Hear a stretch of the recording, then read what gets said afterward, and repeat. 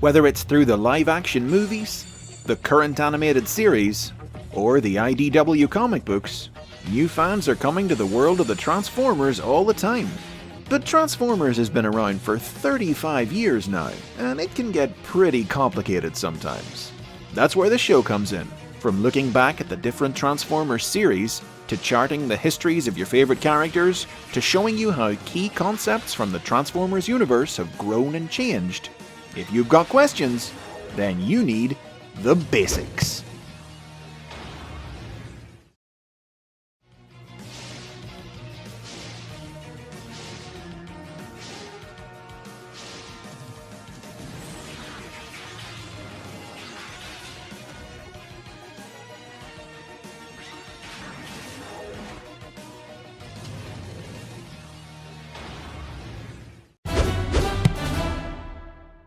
In 1985, the Transformers toy line introduced Triple Changers, robots who could transform into not one, but two different vehicle modes. 1987 kicked things up several notches with the introduction of the first Six Changer, the Decepticon Six Shot, who could transform from robot mode to 5 separate alternate modes. These are the basics on how the Autobots got in on the Six Changing Act in 1988, with the introduction of QUICKSWITCH. The original QUICKSWITCH toy could transform into a jet fighter, a hovercraft, a laser pistol, a drill tank, and a Puma. But according to his profile, QUICKSWITCH's multiple modes were nothing compared to his multiple moods. His demeanor would change uncontrollably from moment to moment, leaving allies and enemies alike unable to predict whether they'd be dealing with a gentle, compassionate bot or a merciless, hate-filled warrior. The commercial for QUICKSWITCH's toy added an extra element to his story not mentioned in his profile. It declared that he was Six Shot's son, and had joined the Autobots to make good where his Decepticon father went bad. However that was supposed to work, the idea was never explored, as outside of that commercial, QUICKSWITCH didn't appear in any American media. He got name-checked in one of the new framing sequences added to reruns of the animated series that year. I promised QUICKSWITCH I'd help him test Cybertron's new security system. But his only actual appearances in media of the time came in publications from the United Kingdom. The UK version of the Marvel comic book featured him in a short 5-page story in which he saved the patrons of McAdam's old oil house from an attack by the metal-eating aliens, the Mechanibals. And he was also the star of the storybook Decepticons Underground from British publisher Ladybird, which saw him tracking down a hidden subterranean Decepticon base on the planet Nebulos. For its release in the Japanese market, QUICKSWITCH's toy was recolored from green and red to shades of blue, and he was reimagined as a new character named Six Knight, who appeared in a handful of episodes from the Japanese exclusive animated series Super God Master Force, with a very different characterization to his Western counterpart. A member of the mysterious order of six-changing ninja transformers known as the Six Clan, the boastful Six Knight was an unaligned transformer who came to Earth to show off his power by offering to help the Decepticons crush humanity. Unimpressed by the Six Changer's arrogance, the Decepticons dared him to challenge the Autobot commander Jinrai to prove his worth. Six Knight was defeated by Jinrai and was stunned to discover that the Autobot was actually a Godmaster, a kind of transformer who was controlled by a human being. Humbled by his defeat at the hands of one of the beings he had believed to be weak and worthless, the repentant Six Knight became an ally to the Autobots, and ultimately sacrificed his life to save Jinrai from the menace of Black Zarak.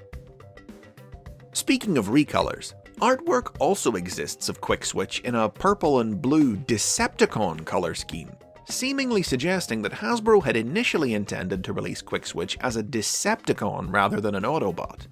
But whatever the original plan had been, decades later, in 2016, the Transformers Collectors Club repurposed this QUICKSWITCH recolor as a new Decepticon Six Changer named Hexadecimal. It was just a year after that, in 2017, after nearly 30 years of being basically ignored, that QUICKSWITCH got his first brand new toy since the original in the Titans Return toy line. Only available as part of the Chaos on Velocitron box set, this new QUICKSWITCH was a retool of the previous year's Titans Return 6-shot figure, and now shared his father's alternate modes of jet, tank, armored car, submarine, and winged wolf. The toy's head was formed by the Titan Master, OPTIMUS, who granted QUICKSWITCH this power of so-called evolutionary mode switch. The release of this new toy saw QUICKSWITCH incorporated into IDW Publishing's comic books early the following year.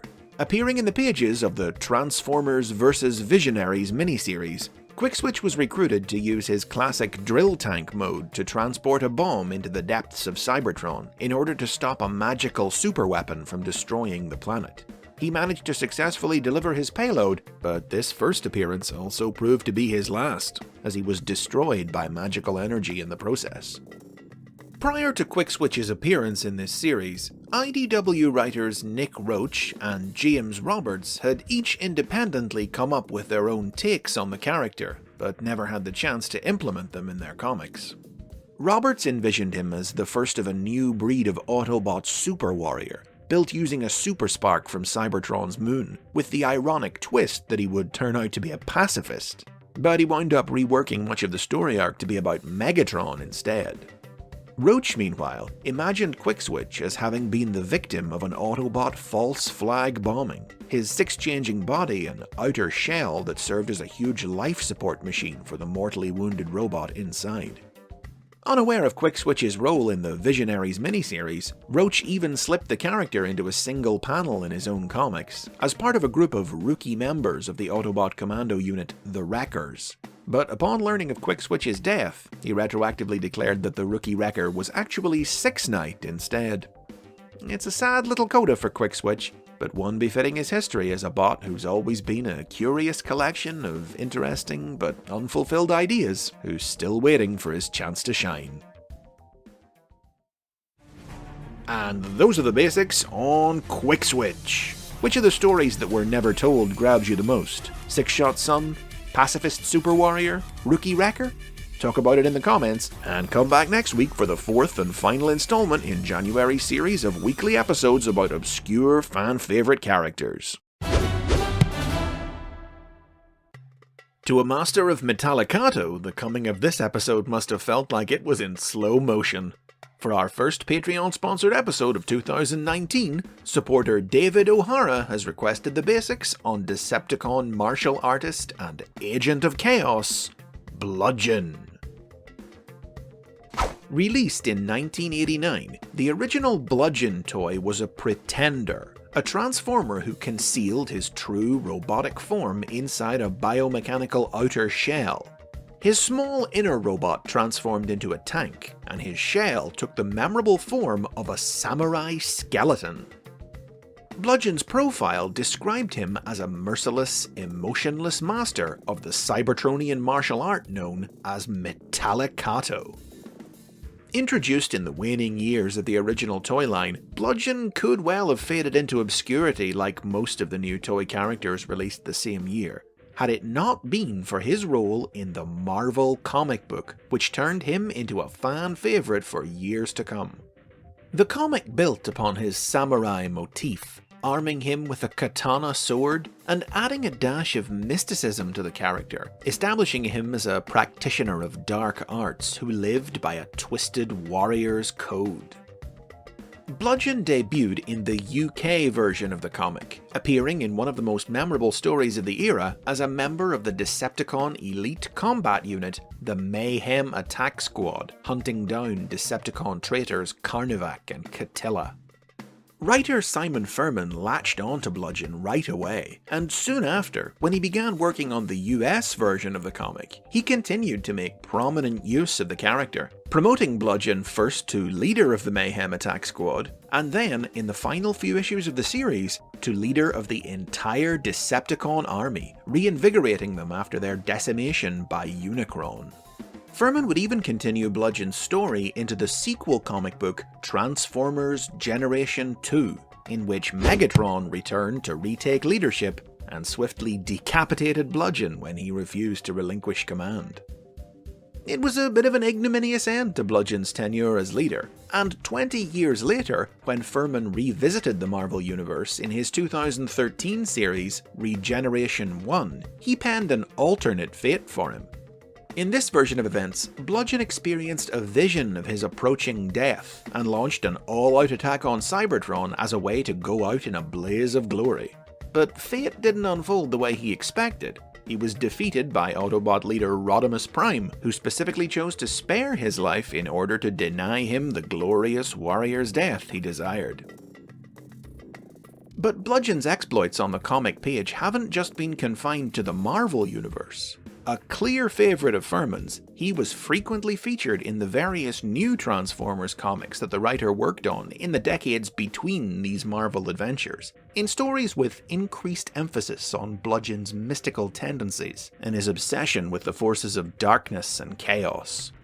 The 2003 Dreamwave Productions comic, War Within: The Dark Ages, followed a pre-Pretender Bludgeon as his studies of the arcane arts and quest for dark power led him to serve the Fallen, evil member of the original 13 Primes. Concurrently, Dreamwave's Transformers Armada comic featured him as one of the dimension-hopping heralds of the ultimate Chaos Bringer, Unicron himself. A few years later, in 2006, Bludgeon was introduced into IDW Publishing's comics as the main villain of the Stormbringer miniseries, in which he resurrected the monstrous Decepticon Thunderwing, the inventor of Pretender technology. Bludgeon sought to use Thunderwing and his tech to destroy other planets, believing the sacrifice would mystically restore life to the dead Cybertron. But in his hubris, he wound up trapping himself inside a malfunctioning Pretender shell. Even after Furman's run on IDW's comics ended, Bludgeon would remain a recurring antagonist for years to come, ever seeking to ravage the universe in the name of restoring Cybertron to glory. He served the mad scientists Geaxus and Shockwave, and even Unicron, and had several confrontations with the Dinobots, who would ultimately be the ones to end his threat for good. But despite Bludgeon's continued prominent role in all these different comics, it took a long time before his popularity translated into a return to toy store shelves. In the 20 years that followed the release of his original toy, the only other figure released by Hasbro bearing the Bludgeon name was in the 2001 Robots in Disguise toy line, a yellow Megatron recolor with no profile or personality to connect him to the original. Years later, this toy would be repurposed by the Transformers Collectors Club to represent a version of Bludgeon from the mirror universe of Shattered Glass, where he was a heroic cowboy rather than an evil samurai. Bludgeon toys based on the original character were proposed for both the Unicron trilogy and Titanium series toy lines, but neither came to pass. The Unicron trilogy design would be used as inspiration for Bludgeon's look in IDW's comics instead. It wouldn't be until 2009 that Bludgeon made his grand return, when the Revenge of the Fallen toy line introduced a new incarnation of the character for the live-action movie universe. Two figures were released. The first was just a recolor of the 2007 Decepticon Wreckage, in a color scheme that evoked the original Bludgeon's inner robot. But the second was a brand new toy, also based on the shelved Unicron trilogy design, that finally fulfilled fans' long-held desires, transforming from a tank into a robot cast in the appearance of his classic skeletal Pretender shell, complete with a pair of samurai swords.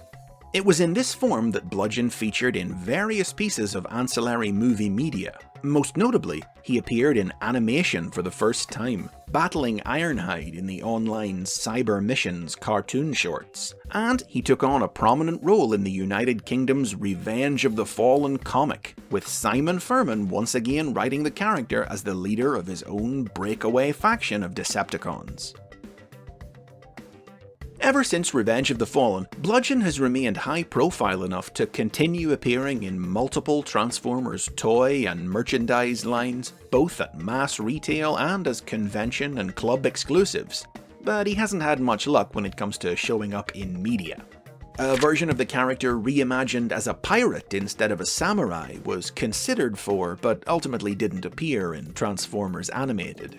More traditional versions of Bludgeon were released as part of the Transformers Prime toy line in 2013, and the new Robots in Disguise toy line in 2017, but neither made it into the accompanying animated series. Though an Autobot recolor of Bludgeon, named Blastwave, did show up in the Robots in Disguise cartoon. Strangely, a Minicon also named Bludgeon was part of the Robots in Disguise toy line as well, and he also managed to make a brief appearance in the cartoon. The most recent Bludgeon figure was released as part of the Power of the Primes toy line in 2018. This tiny Bludgeon was the first since the original to function as a pretender, with a shell that opened to reveal the Prime Master robot, QUICKSWITCH Prime. As a sword-wielding martial artist, Bludgeon's name has always been a rather ill-fitting one, but the Power of the Primes toy gave it new meaning as the shell itself transformed into a Kanabo, a samurai war club that could be wielded by larger figures, which allowed the skeletal Decepticon to live up to his name as a blunt instrument. Though the one true path of Metallicato has yet to lead Bludgeon to our TV screens, nevertheless, he remains the preeminent example of a character from the latter days of Generation 1 who owes the popularity he garnered in the Marvel comic for his continued presence in Transformers today. And those are the basics on Bludgeon. Thanks to David for sponsoring this episode. Share your thoughts on Old Skullface in the comments, and do the like and subscribe thing while you're down there. And if you can, please consider supporting the series on Patreon, where you will have the chance to sponsor episodes of your own, just like this one.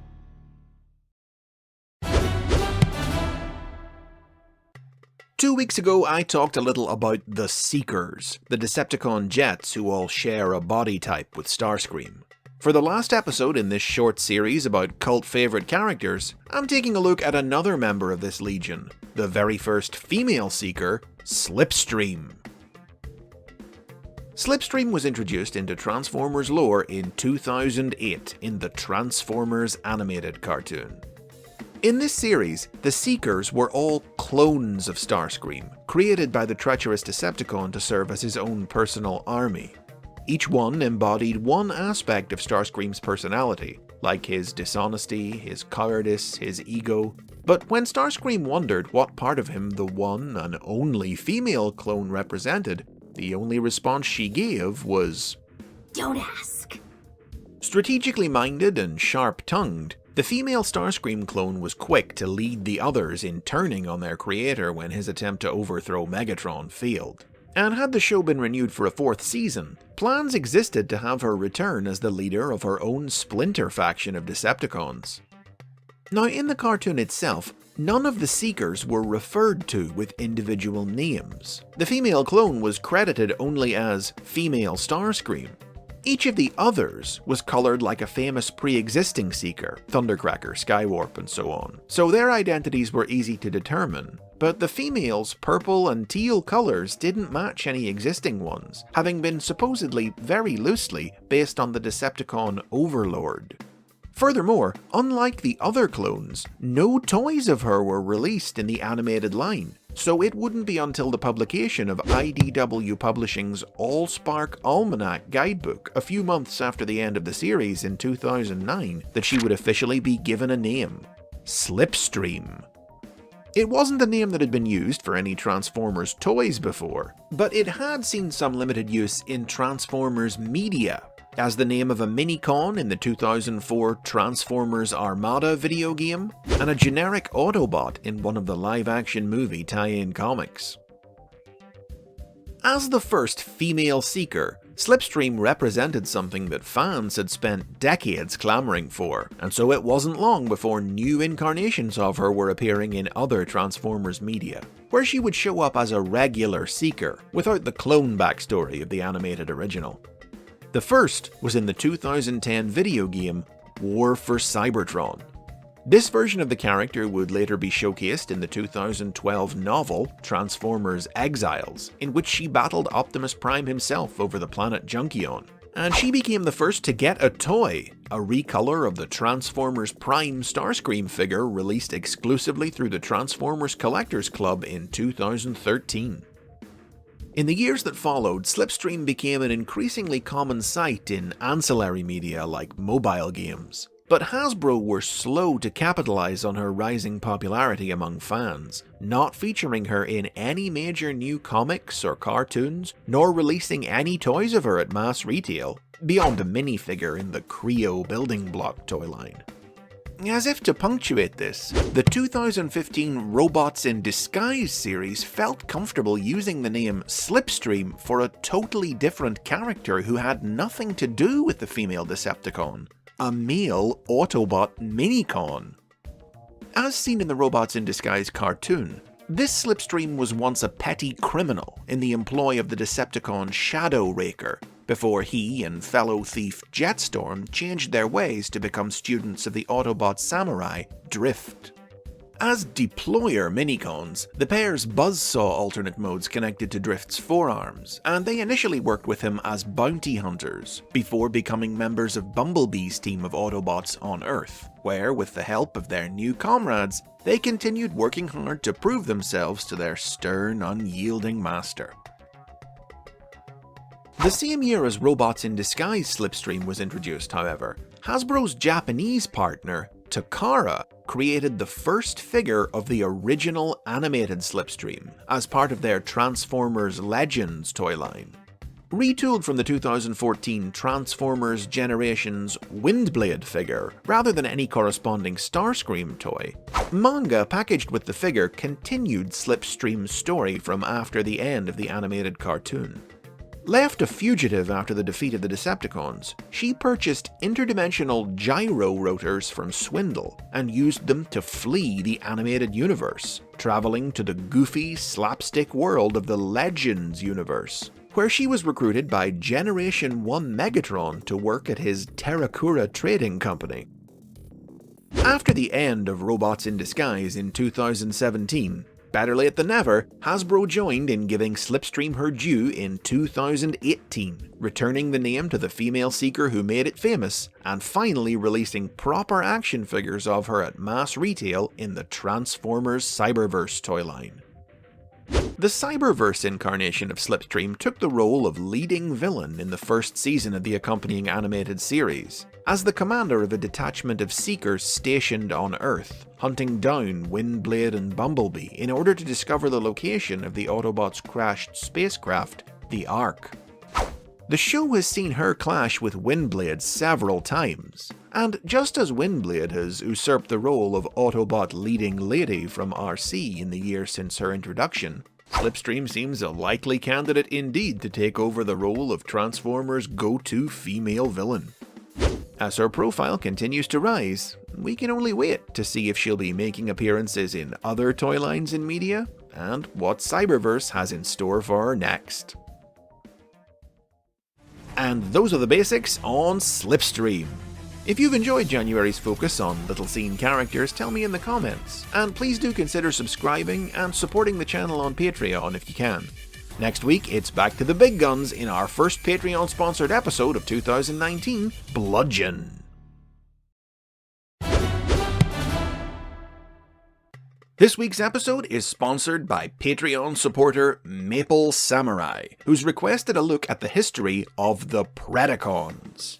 That's a name that's been used to refer to several groups of animal-themed Transformers from throughout the franchise's history. And in this hefty episode, I'm going to run through all of them. But we'll start, as always, with the originals, the Generation 1 Predacons. The robots who would become the Predacons were originally conceived as a team of heroic Autobots named the Anibots, consisting of Simba the Lion, Shriek the Eagle, Clump the Rhino, Pardo the Leopard, and Thump the Buffalo, who combined into a giant dragon beast. They were initially planned to debut in The Transformers the Movie, helping the Dinobots battle Devastator. But as the idea evolved, the characters were pulled from the film and reinvented as Decepticons with a more traditional humanoid combined mode, becoming the Predacons we know today. Released as part of the 1986 product line, the Predacons consist of Razorclaw the Lion, the team's patient leader, the independent, high-spirited eagle Dive Bomb, Headstrong, the arrogantly self-confident rhino who more than lives up to his name, dangerously unhinged tiger Rampage, and Tantrum, a buffalo with extreme anger issues. Together they combine to form Predaking, a hair-trigger fighting machine who's the perfect fusion of the Predacon's savage animal instincts. The team lacked the interchangeability of the other combiners released the same year, but made up for it by being much larger. With no counterpart combiner team on the Autobot side, commercials for the Predacon toys positioned them as the opposite numbers of both the Dinobots and Skylynx. The Generation 1 animated series chose to focus on the latter. With their introduction in the movie having been scrapped, the Predacons instead debuted in the cartoon's third season, sent by the Decepticons' alien allies the Quintessons to prevent the delivery of a vital component to Autobot City on Earth. The team were foiled by Skylynx in the first of several face-offs the characters would have during the season. The cartoon didn't provide an explicit origin for the Predacons, but Japanese media would confirm that they had been created for the Decepticons by the Quintessons. In keeping with this, the Sharkticon Noah, another unrelated Quintesson creation, was actually sold as a Predacon in Japan. After the end of the cartoon, the Predacons continued to appear in the Japanese exclusive sequel series The Headmasters, in which they gained a new rival in the Autobot Trainbot combiner Raiden, and they would later return in 1990's Transformers Zone, which featured an infamous scene of Predaking being gruesomely bisected by Autobot-powered master Die Atlas.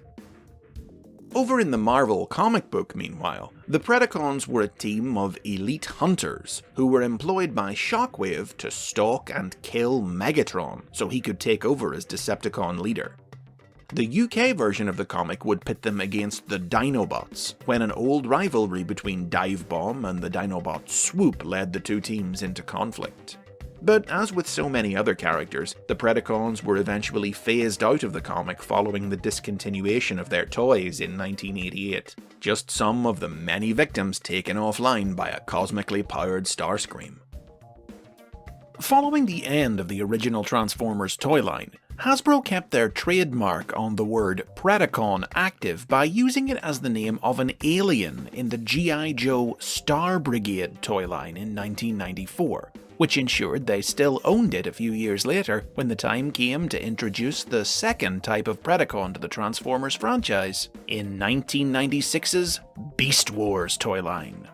Used now as the name of an entire faction complete with its own insignia rather than just a five-man team, the evil Beast Wars Predacons and their enemies, the heroic Maximals, transformed into organic-looking animals. The Predacons mostly took the forms of insects, arachnids, and reptiles, and in the Beast Wars cartoon, transformed to robot mode with an iconic cry of "Terrorize!" The cartoon explained that the Predacons were the descendants of the Decepticon faction from hundreds of years in the future. They came into being following the end of the war, when a technological quantum leap saw the Transformer race evolve from Autobots and Decepticons into Maximals and Predacons, downsizing into smaller, more fuel-efficient bodies which possessed the ability to reconfigure into organic alternate modes as well as mechanical ones. The Autobots' victory in the war ensured that their descendants, the Maximals, ruled Cybertron, while the Predacons were second-class citizens, and though the two races outwardly coexisted peacefully, many Predacons resented this. The Predacon governing body, the Tri-Predacus Council, played by the Maximals' rules, slowly, secretly amassing resources and power until they felt the time was right to rise up against them. But a renegade named Megatron didn't see things the Council's way. He and his followers traveled to prehistoric Earth with a plan to alter history itself to bring about Predacon dominion over Cybertron, only to be pursued by Optimus Primal's Maximals and eventually defeated in the conflict they called the Beast Wars. Other groups of Predacons appeared in the Japanese spin-off series Beast Wars 2nd, Beast Wars Neo, and Car Robots, later known in English as Robots in Disguise, all also pursuing their own objectives. In the 21st century, ancillary media, mostly from the official Transformers convention BotCon, has linked the Beast Wars Predacons to their Generation 1 namesakes with stories that have presented the Generation 1 Predacons as either the original founders of, or the inspiration for, the Beast Wars Predacon faction. This, in turn, inspired the release of a new convention-exclusive figure of Razor Claw in 2009, reimagined as a techno-organic Beast-era Predacon. An unusual instance of the name Predacon could be found in the Transformers Armada line in 2003, when it was used as the name of an individual Decepticon, a fanatical scientist experimenting in combining organics and technology. Years later, the Transformers Collectors Club's Beast Wars Uprising series of stories would reimagine this character as Predatron, an honourable member of the Beast Wars Predacons who wrote the manifesto on which the faction was founded. 2007's Transformers Animated came close to featuring its own take on the Beast Wars Predacons. Had the show been renewed for a 4th season, they would have appeared as a splinter faction of techno-organic Transformers created and led by Black Arachnia. But it wasn't, and the term Predacon was only ever used in the title of the episode that laid the seeds for Black Arachnia's unfulfilled plans, Predacons Rising. The third major kind of Predacon was introduced in Transformers Prime in 2013. These Predacons were essentially the Cybertronian equivalent of dinosaurs, a species of huge reptilian beasts from Cybertron's prehistory that were wiped out by a cataclysmic extinction event. The Prime animated series detailed how Decepticon scientist Shockwave developed a process to clone the creatures back to life from fossilized remains. But the clones he created were lost when they were sent on an energon gathering mission to prehistoric Earth, where they would inspire many of the planet's myths and legends about dragons and other fantastical beasts. In the present day, the Decepticons set out to recover the remains of these clones from Earth so that Shockwave could repeat the process and engineer a new army. But when the first of the new clones developed intelligence and the ability to transform, and dubbed itself the Predaking, Megatron immediately pulled the plug on the whole project, concerned that the prideful Predaking might turn his new subjects against the Decepticons. This proved to be a self-fulfilling prophecy when Predaking, enraged by the abortion of his clone brethren, did indeed turn on Megatron, then helped the Autobots stop a horde of zombie Predacons reanimated by Unicron from destroying Cybertron. Besides Predaking, the only Predacon clones successfully brought to term in the cartoon were Darksteel and Skylynx, but numerous additional Predacons were released as part of the toy line, and others were featured in tie-in comics. The Japanese spin-off toy line and animated series Transformers Go also introduced its own Predacons, designed to look like Oni, Japanese demons, who battled the Autobot Swordbots over the power of the mystical Legend Discs. Now, outwardly, it's fair to say that beyond their animalistic theme, the Prime Predacons have little to do with the others that have shared the name. But some connections do exist. As with Armada Predacon, the aforementioned Beast Wars Uprising repurposed several Prime Predacon characters into members of the Beast Wars Predacon faction. And a story from the United Kingdom's Transformers Prime comic featured a Prime Predacon character based on the Generation 1 Predacon, Tantrum. And what about the Generation 1 Predacons? What's happened with them during the 3 decades that all these other characters have been using their name? Well, though they've always remained fan favourites, there's not a lot to tell. They've had a few pieces of merchandise, but in all that time, the only member of the team who got a new transforming toy at retail was Razor Claw. The team didn't feature in any new cartoons, and they made only scattered appearances in comic books. Dreamwave Productions depicted them as a group of warlords who were banished from Cybertron in ages past, who were later found and reprogrammed by Megatron to serve him, and given the ability to combine in the process. In IDW Publishing's comics, the team were Megatron's most elite tactical assault unit, who were stranded on Earth after the end of the war, and wound up striking a deal with the government of China to defend the country's borders in return for Energon. Later, they were brainwashed into the service of the European dictator Iron Claw, who gave them the power to combine into Predaking. It wasn't until 2018 that the original Predacons would take center stage again with the release of a brand new set of figures in the Power of the Primes toyline. Sold together in a huge boxed set and clocking in at a towering 18 inches in their combined form, the new toys earned Predaking an appearance in Machinima's Power of the Primes tie-in cartoon, voiced by wrestler Samoa Joe, in which he battled first the Dinobot combiner Volcanicus, then the fallen Prime Megatronus for possession of the mystical Enigma of Combination, only to meet a swift end at Megatronus's hands.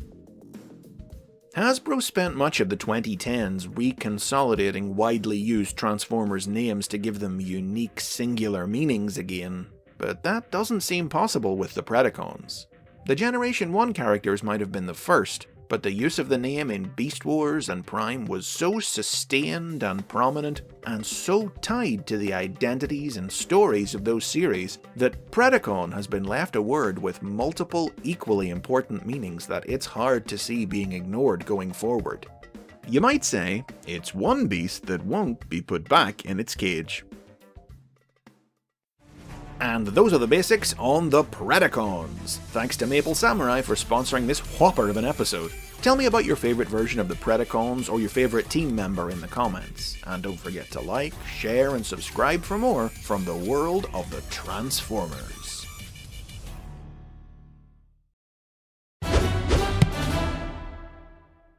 In the late 1990s, American audiences went ape for Beast Wars. But over in Japan, it was a slightly different story.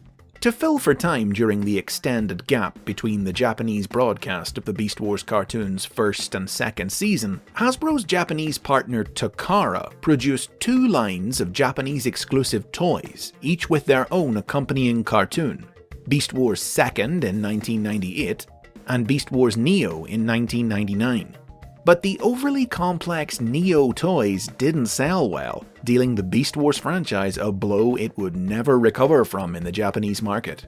After the series limped to the finish line, Takara opted not to import Hasbro's Beast Wars sequel, Beast Machines, but to instead develop a new toy line and cartoon for the year 2000 that pivoted the franchise back toward vehicles, entitled Car Robots.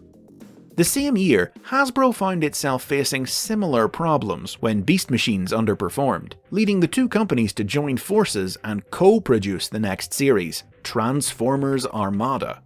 But it wouldn't be ready until 2002, leaving Hasbro with a year-long gap in 2001 that they suddenly needed to fill.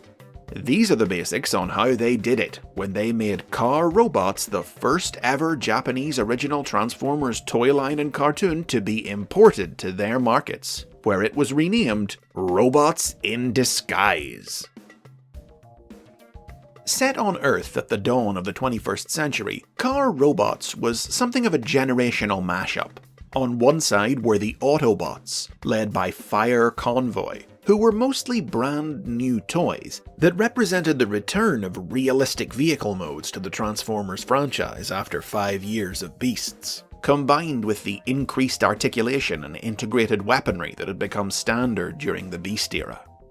On the side of evil were the Predacons, whose leader Gigatron was also a brand new toy with 6 separate modes, but the rest of whom were Beast Wars toys that hadn't been released in Japan before. Other toys in the line were reused from past series like Generation 2, Machine Wars, and even the original Generation 1 toy line itself. Catalogues included with the toys explained that the characters were from the far future, and that similar to Beast Wars, the Autobots had pursued the Predacons back through time to Earth. But this idea didn't really factor into the plot of the animated series, leaving it vague as to whether or not car robots was part of the larger timeline shared by Generation 1 and Beast Wars. Hasbro exploited this lack of explicit continuity ties to reframe their version of the series as the first ever total reboot of the Transformers universe, with Fire Convoy and Gigatron renamed and reinterpreted as new incarnations of Optimus Prime and Megatron themselves for the English release. Hasbro's new name for the series, Robots in Disguise, was derived from the setup of the cartoon, which saw Prime's Autobots hiding in plain sight on Earth by operating undercover as vehicles used by unsuspecting human drivers and passengers. In keeping with the other Japanese exclusive Beast-era shows, and the Japanese dub of Beast Wars itself, the 39-episode series was a light-hearted, goofy adventure comedy that followed the Autobots and their human friend Koji Onishi as they attempted to rescue Koji's scientist father after his abduction by Megatron. The show primarily focused on the antics of the Autobot brothers, rough-and-tumble cowboy X-Brawn, by-the-book Prowl, and Lothario Slacker Sideburn, and Megatron's hapless lieutenant, the poetry-loving shark Skybite, on adventures set all around the globe, which the Autobots could traverse with ease thanks to their subterranean global space bridge, and the coordinating efforts of their holographic computer TIE. But as it continued, new characters joined the fray, like Scourge, evil clone of Optimus Prime with his own dark ambitions, and Optimus's embittered brother Ultra Magnus, with whom he could combine to form Omega Prime. And an ongoing storyline developed centered on Megatron's quest to harness the power of Fortress Maximus, an ancient Autobot battle station buried on Earth, whose location had been discovered by Koji's father. The English dub of the series was produced by Saban Entertainment and aired on Fox Kids, both riding high thanks to the early 2000s boom in anime on kids' TV. The dub was typical of the era, largely faithful to the tone and story of the original, but with a new soundtrack, Japanese text and cultural references removed or altered, and with some characters' personalities rewritten. The Predacon Darkscream, for instance, went from a samurai in Car Robots to a thug in Robots in Disguise, while Midnight Express was changed from a doofy kid into a British fusspot. New references to elements of Transformers lore were inserted into the English scripts. I'm Tai, Tactical Artificial Intelligence System, daughter of the Teletron 1 computer program. Hey, what are we, Viacon drones? They're on me like an Insecticon in a power core. And new robotic POV overlays and CGI scene transitions in the style of the Generation 1 cartoon were added. But what the dub is perhaps best remembered for is the fate that befell it following the September 11th terrorist attacks, which occurred only 3 days after the series premiered. This prompted a scramble to re-edit the series to remove scenes of and references to urban destruction. Sorry, Optimus. That's all right. One wrong blast to that plutonium energy generator, and this whole place could explode. What? Sorry, Optimus. If the plutonium generator inside gets damaged, the leaking zirconium gas could corrode our microcircuitry. What? With the result that some episodes ran out of order, and 3 didn't air in the United States at all. But although the cartoon had a troubled time on television, the toy line was a solid success, to the point that Hasbro even expanded it beyond what Takara had released. Though safety standards prohibited their release of Fortress Maximus, Hasbro bulked up the line with additional recolored toys from multiple past Transformers toy lines, released previously cancelled toys that had been planned for Generation 2 and Beast Machines, and even designed several brand new figures for the series. Ultimately, the Robots in Disguise toy line would significantly outlive the cartoon, with figures released under its banner until 2003, at which point it was overtaken by Transformers Universe as the new way to get recolored toys on shelves. The only comic book presence Robots in Disguise had was a single comic strip from Dreamwave Productions in their 2004 summer special. Readers were offered the chance to vote on whether they wanted a full-length Beast Wars or Robots in Disguise miniseries, and Beast Wars won by a landslide. Not that it mattered, since Dreamwave went out of business before it was published. In terms of legacy, Robots in Disguise is something of the overlooked middle child of Transformers, a mostly forgotten series that, when it is remembered, is usually as transitionary filler between the Beast era and the anime years of the Unicron trilogy. This isn't helped by the fact that, while it has had a complete DVD release in the United Kingdom, it remains the only English-language Transformers TV show without any kind of home video release in North America. A situation that doesn't seem due to change since, as far as anyone knows, the rights to the series have been held by Disney ever since they purchased Saban's library in late 2001. But none of this is to say that the series didn't have an impact. For starters, it revived and popularized the idea of Optimus Prime combining both with his own trailer to form a super mode, and with another Autobot into an even stronger form, concepts that would feature prominently during the Unicron trilogy. Additionally, the Robots in Disguise take on Megatron's evolution into Galvatron, and the supercharging of the Autobot brothers, cemented the idea of recoloring a toy to create a powered-up version of the same character, something that had barely been done before, but which it's hard to imagine a Transformers toy line without today. The series also put the concept of an evil black, grey and teal clone of Optimus Prime on the map, which would become a recurring theme that gave rise to copious toys over the years, known today as Nemesis Prime. A handful of characters from the series have been lucky enough to get new toys over the years, and to make appearances in IDW Publishing's comic books, chief among them the true breakout fan-favourite character of the series, Skybite, of whom there have been multiple new incarnations across several series, and who was even shortlisted for the Transformers Hall of Fame in 2012.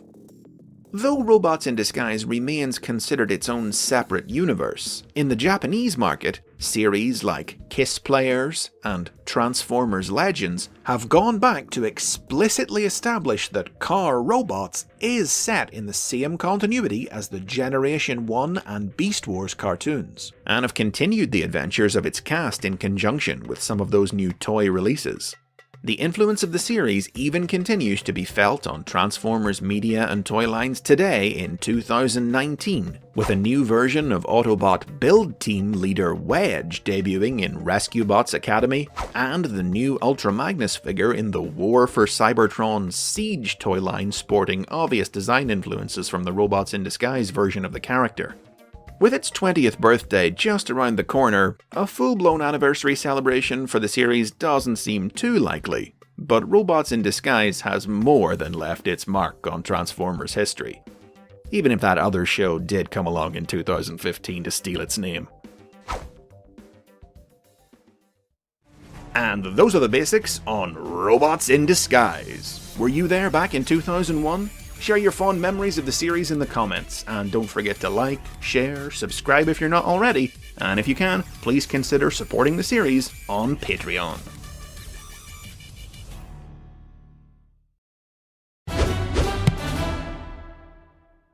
For this week's episode, I'm getting a little bit self-indulgent as I take a look at one of my favourite characters, Sentinel of Cybertron's Golden Age, the Autobots' ultimate weapon. These are the basics on Omega Supreme. The toy that would become Omega Supreme was originally released by the Japanese toy company Toybox as the Super Change Robo Mechabot 1, and was imported by Hasbro to become part of the second year of the Transformers toy line in 1985. Omega transformed rather unconventionally. He basically disassembled into a pile of component parts, which were rebuilt to become a defense base, comprising a tank, a rocket, and a launch gantry surrounded by a track. Omega was the first motorized toy in the Transformers line. The tank could drive around the track, or in robot mode, Omega could be sent marching into action. The profile for Omega Supreme written by Marvel Comics writer Bob Budiansky described him as incredibly powerful, a guardian specifically designed to serve as the Autobots' last line of defense, an enormous responsibility that the grim Omega accepted without question.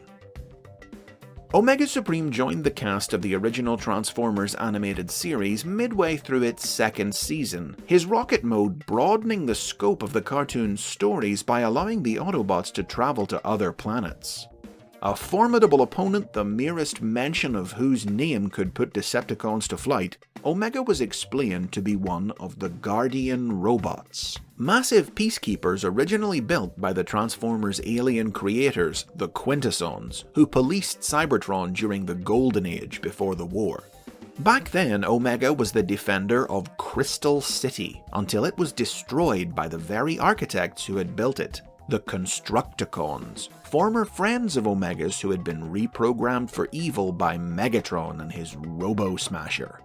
Attempting in vain to save his friends, Omega was affected by the Robo-Smasher himself. Almost all emotion was purged from his mind, leaving him a cold, unfeeling sentinel who desired only revenge on the Constructicons, and who spoke only in short robotic statements.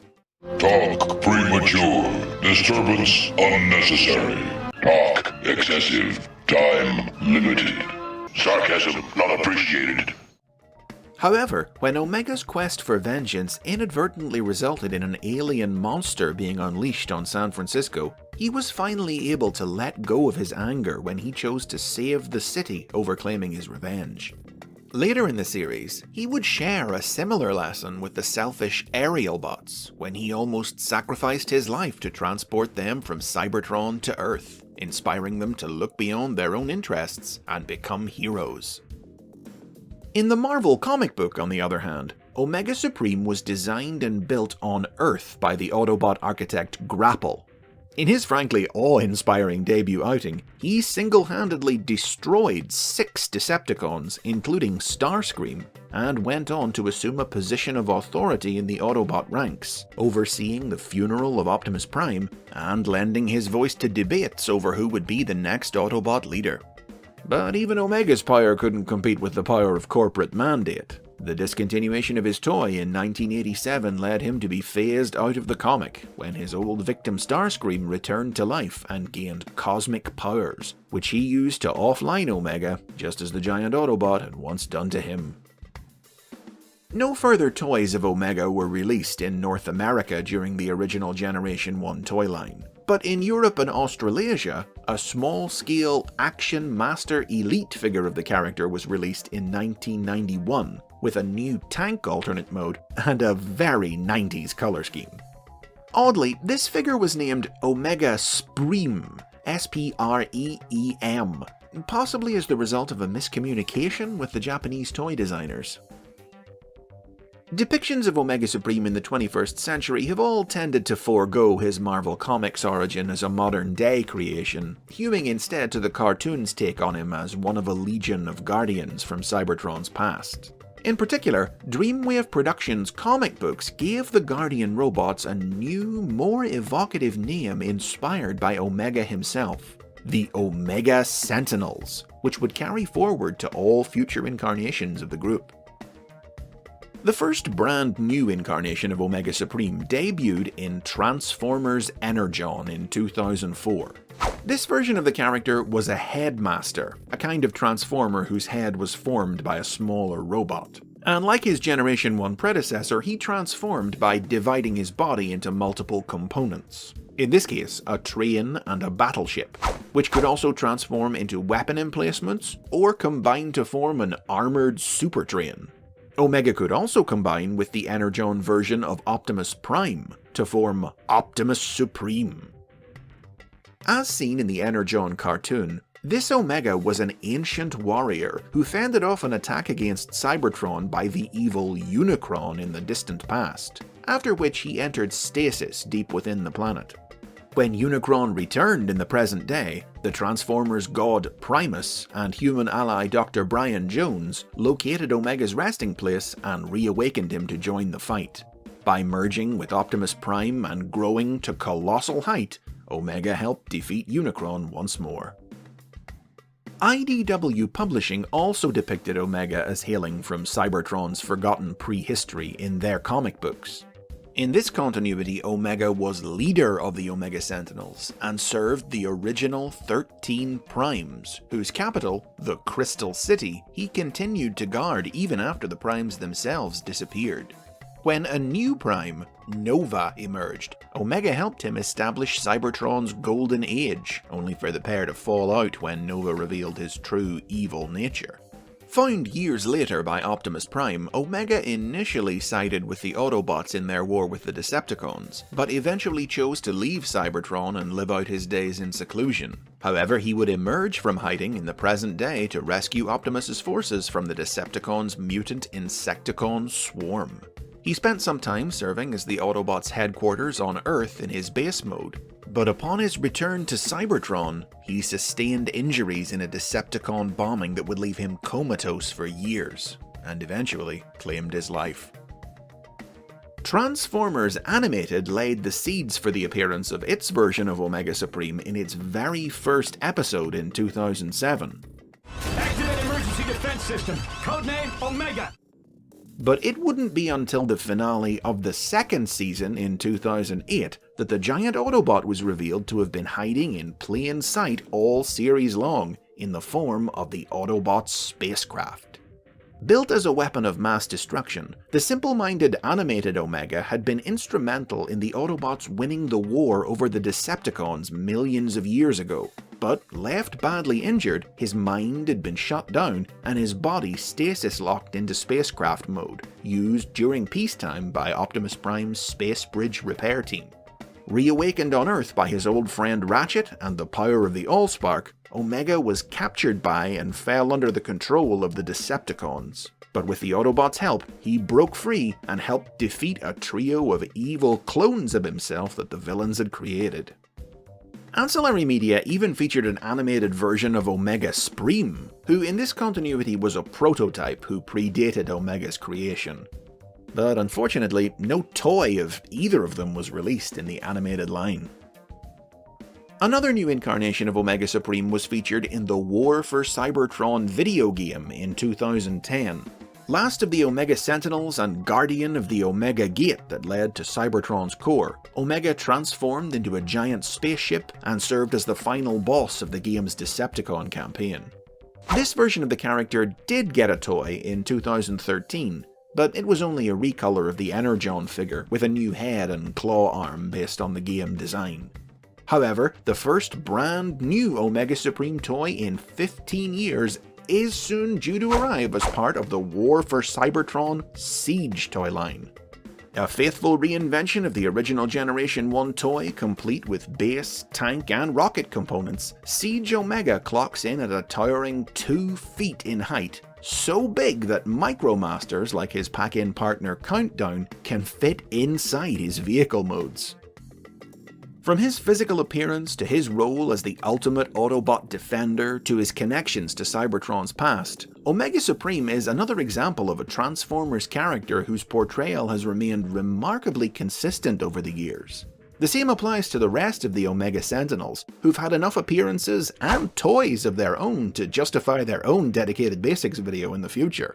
But Omega has also managed to appear just sparingly enough to ensure that he never loses his oomph. It's always an event when he shows up.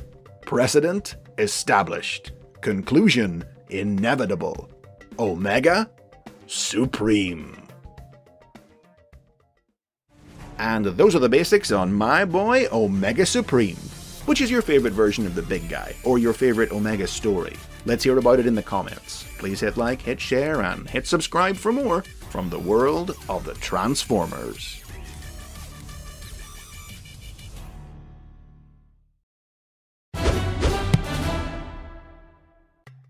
The Transformers have encountered many alien races over the years, and this week we're looking at one of the most significant, those five-faced slime of the nebula, the Quintessons.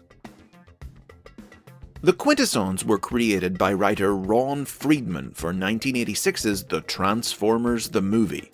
As seen in the film, the aliens lived on the ocean world of Quintessa, capturing and placing on trial anyone unfortunate enough to come to the planet. the sentence was the same whether they were judged guilty or innocent. Death in the jaws of the Quintesson servants, the Sharkticons. This was the fate that nearly befell Autobots Hot Rod and Cup before they were saved by the Dinobots. Now, Friedman's original idea for the Quintessons was simply that they were territorial aliens who prosecuted visitors to their planet for trespassing. In later rewrites of the script, they were reimagined as servants of the monster planet Unicron, who hunted down and killed the survivors of the planets he consumed. But neither of these ideas made it into the finished film, because story consultant Flint Dilley had come up with his own backstory for them, which he implemented when he brought the Quintessons back in the 3rd season of the Transformers animated series. As revealed in the season premiere, 5 Faces of Darkness, the Quintessons were, in fact, the creators of the Cybertronian race. 12 million years ago, they had mass-produced the Transformers as robotic servants, but their creations had risen up in revolt, overthrown their cruel masters, and banished the Quintessons from Cybertron. The Quintessons went on to regularly appear throughout the season as a new enemy for the Transformers, using their intimate knowledge of their renegade creations in various plans to retake Cybertron, often duping the Decepticons into helping them. The trials seen in the movie didn't factor into the cartoon's stories much. Instead, the Quintessons came to be characterized as a deceitful and manipulative race of capitalist entrepreneurs who exploited and meddled in the affairs of many other races for their own gain. There were several types of Quintesson. Most famous were the Judges, the leaders of the race, tentacled, egg-shaped beings who are what a Transformers fan will generally think of when they hear the word Quintesson. The Judges each had 5 rotating faces, the attribute that gave the Quintesson race its name, from quintus, the Latin for 5. The faces have been given a few different names over the years, but were specifically designed to represent different emotional states. Smiling, angry, grimacing, suspicious, and the skull-like face of death, which delivered the fatal verdicts of the Quintesson's twisted trials. Other kinds of Quintesson are likewise referred to by their function in Quintesson society. Tentacled prosecutors, snout-nosed bailiffs, spiked executioners, round-headed scientists, and a variety of other one-off designs. In addition to the Sharkticons, the Quintessons were also served by another breed of transforming mechanoid.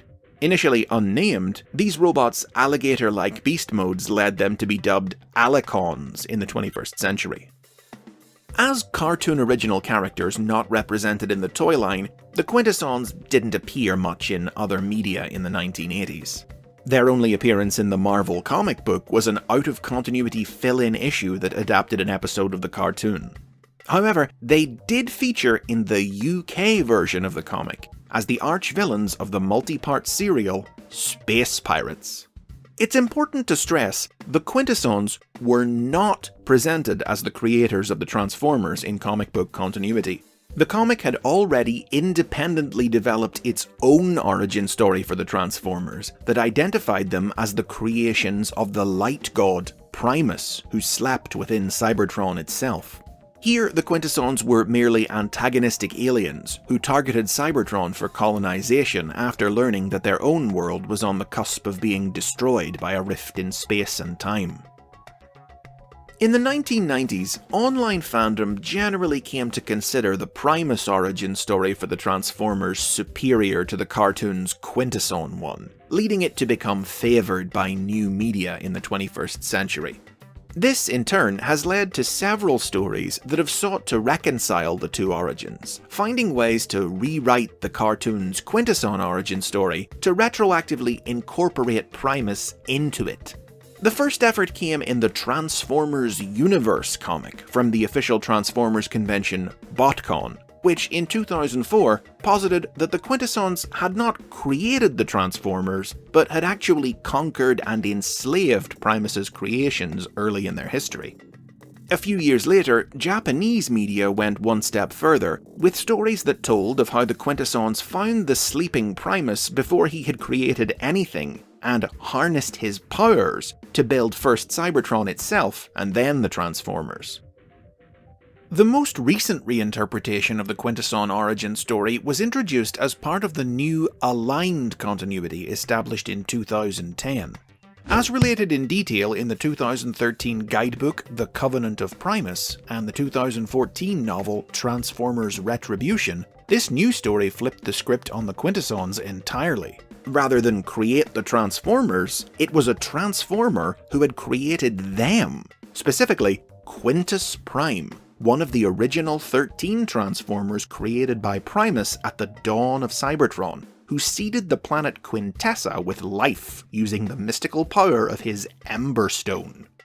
When the Quintessons discovered their creator's homeworld, they convinced its still primitive populace that they were benevolent beings who had come to advance the Cybertronian race. But no sooner had they been welcomed by the naive Cybertronians than they began systematically seizing control of the planet, enslaving the Transformers, and imposing a caste system. They were ultimately overthrown in a rebellion led by Sentinel Prime and forced off the planet. But the Transformers would encounter them again years later on the Cybertronian colony of Aquatron, which they had conquered and used as a staging base for a failed attempt to take back Cybertron. Outside of stories specifically dealing with their connection to the Transformers' origins, the 21st century has seen the Quintessons appear on and off in a variety of media, up to their usual evil tricks. Mobile games, manga, comic books from both Dreamwave Productions and IDW Publishing, and more, all of which have faithfully based them on how they were depicted in the original film and cartoon. But the funny thing is, the biggest, most widely seen, most mainstream stories to feature the Quintessons in the last 20 years have been the ones that threw out their history and totally reinvented them into something new. The first series to do this was 2004's Transformers Energon, which introduced the character known as Alpha Quintesson. While Dreamwave's unfinished Energon comic book depicted this character as more of a traditional evil Quintesson, the Energon cartoon took him in a new, more tragic direction. In it, Alpha Quintesson, or Alpha Q as he was also known, was the ruler of Planet Q until it was destroyed by Unicron. But Alpha Q survived inside Unicron. And when the events of Transformers Armada led to the Planet Eater being knocked offline, Alpha Q emerged to take control of Unicron's dormant body, intending to harness its power to resurrect Planet Q and all the other worlds the monster planet had consumed. Recreating the deceased armies of his world as Terrorcons, he sent them to steal Energon from the Autobots to fuel his plans. And after some initial conflict, the Autobots realized Alpha Q's noble goal and joined forces with him to thwart the Decepticons' efforts to co-opt Unicron's power for their own evil ends. Alpha Q eventually succeeded in his aim, creating his own pocket universe and populating it with the reborn planets. And though he died soon after when Megatron seized control of Unicron, his departed spirit would continue to serve as narrator for the cartoon until its end. In a unique touch, Alpha Quintesson didn't just have 5 faces, but 5 different personalities to go along with them, his mind having fractured due to years of isolation trapped inside Unicron. At first only 3 faces were visible, one cunning, one cowardly, and one angry. And while a calm, rational 4th would reveal itself later in the series, the 5th, Alpha Q's original personality, kept itself hidden inside his armor. Alpha Quintesson has the honor of being the only official Quintesson toy ever released, and to date, Energon remains the only cartoon, other than Generation 1, to feature the Quintessons in any form, outside of the occasional name drop. Pick this baby up on Quintessa. Nice folks, the Quintessons. And then there's the world of the live-action movies. 2014's Age of Extinction seemed to pay homage to the Quintessons with its revelation that a mysterious biomechanical alien race known as the Creators built the Transformers. But that was contradicted by 2017's The Last Night, which more explicitly evoked the Quintessons when it introduced Quintessa, a sort of female Quintus Prime, a self-professed god who claimed to have created the Cybertronian race.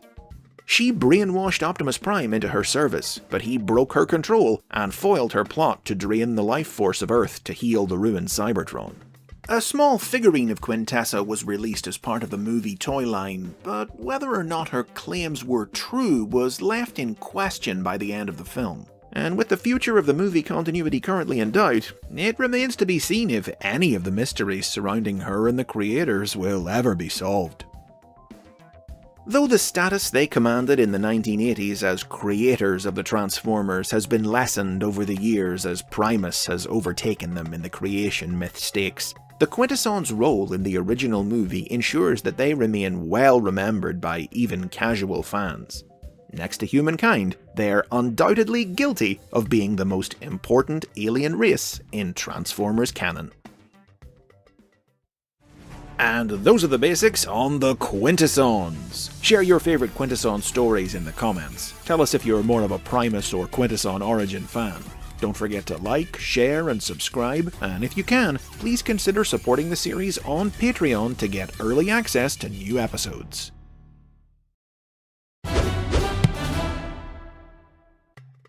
This episode is about a name that's been applied to some very different things throughout Transformers history, but as always, the basics on Starsaber starts at the beginning. The original Starsaber was leader of the Autobots from the Japanese exclusive series Transformers Victory. Released in 1989, his toy consisted of the small robot Saber, who transformed into a fighter jet, and the weapons platform the V-Star, with which Saber combined to become Starsaber. Starsaber was a brain master, a kind of transformer who could transfer their consciousness into a smaller robot body. This small figure, known as the Brain of Courage, rode in Saber's cockpit in vehicle mode and fitted inside his chest in robot mode, sliding up to form his robot face. Starsaber could also combine with his fellow Autobot Victory Leo to become Victory Saber. As seen in the Victory cartoon, Starsaber was the Autobot Supreme Commander of the year 2025, and leader of the Galactic Defense Force formed by the Autobots and their various alien allies.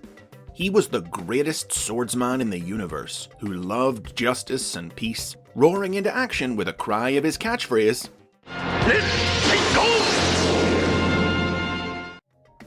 The series followed Starsaber as he and the Autobots defended the Earth against the forces of his old rival Decepticon commander Deathsaurus, who sought the planet's energy to reactivate his planet-destroying fortress, which Starsaber had trapped in the dark nebula years beforehand.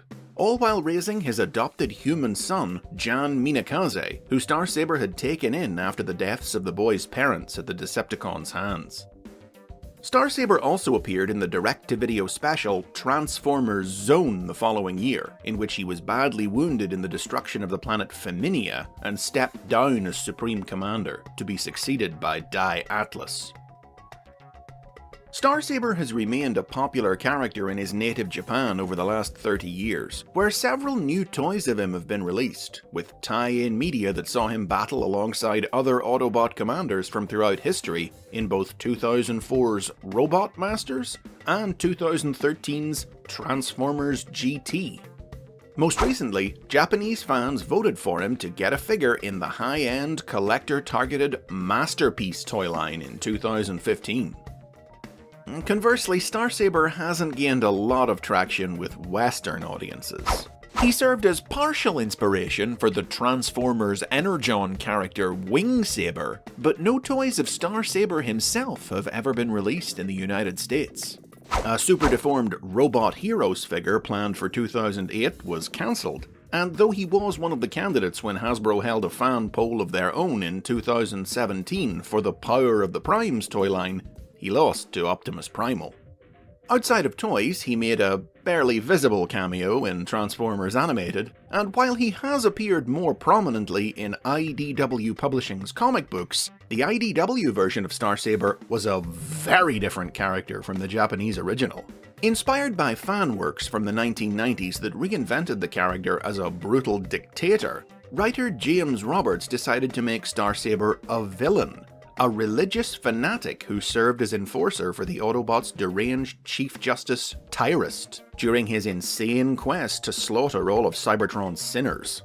Initially defeated in combat by Cyclonus, Starsaber would later return for a rematch, but Cyclonus made short work of him. Different as his IDW incarnation was, the comics do seem to have increased Starsaber's profile in the Western world. Since his IDW debut, he's been featured in several mobile games, and an action figure based on his IDW design is in the works from Flame Toys. But still, Western audiences are more likely to recognize the name Starsaber as that of an actual sword rather than an Autobot.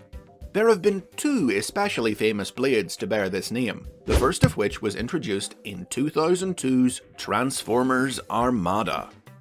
The Armada Starsaber was the combined form of the three members of the Air Defense Minicon team, Runway, Jetstorm, and Sonar, and could be wielded by the other figures in the Armada toy line. In the Armada cartoon, the Starsaber was one of a trio of powerful Minicon weapons created by the monster planet Unicron, which when united would reawaken him from hibernation. The hunt for the three Starsaber Minicons formed the backbone of the cartoon's first story arc, which culminated in the young Autobot Hotshot acquiring the sword. But thanks to the manipulations of Unicron's servant Sideways, it soon fell into Decepticon hands, where it went on to be alternately wielded by Megatron and Starscream. The Decepticons combined the three weapons to create the devastating Hydra cannon, until Sideways stole them and used them to revive his master. The Air Defense Team toys were also recolored to create the Air Assault Team, who together formed the Darksaber. Now, in Japanese markets, and hence in the cartoon since it was produced in Japan, the Darksaber was a separate weapon that existed alongside the Starsaber, wielded by Nemesis Prime. But in Hasbro's markets, the Darksaber and the Starsaber were considered to be the same weapon, which simply changed colour when in the hands of an evil wielder. This effect was seen in the Armada comic book, in which the ability to combine into the Starsaber was forced upon the Air Defense Team via surgical alteration performed by Megatron, who used the weapon to slay the Galvatron of another dimension. Kid-sized electronic roleplay toys of both the Starsaber and the Darksaber were also available in the Armada toy line, and the Nemesis Prime figure released in the Power of the Primes line in 2018 came with its own Darksaber accessory. But the power of the Armada Starsaber paled in comparison to the second sword to bear the name, which was introduced in stories from the Transformers Collectors Club in 2009. This blade was the personal weapon of Prima, the first Transformer from the ancient days of Cybertron, mighty enough to extinguish stars. To keep it out of the hands of Prima's evil brother Megatronus, the sword was shattered into 5 pieces, which were scattered across different dimensions by Nexus Prime. Nexus embarked on a quest to recover the pieces in 2009, but then didn't reappear until 2015, having successfully gathered the pieces in between stories. Using the reassembled Starsaber, Nexus saved the multiverse from an evil mirror universe version of Ultra Magnus. Now, this significant gap in the club's story was because Hasbro themselves wanted to tell their own unique version of Nexus Prime and the Starsaber's story in their new aligned continuity, and they didn't want any overlap. In Hasbro's version of the tale, told mostly in the 2012 novel Transformers Exiles, it was explained that the sword was one of several artifacts of power forged by Solus Prime, and that the Autobot matrix of leadership had once rested upon its hilt. Legend claimed that, as in the club stories, the Starsaber had been broken into 5 pieces and scattered across the universe by Nexus Prime.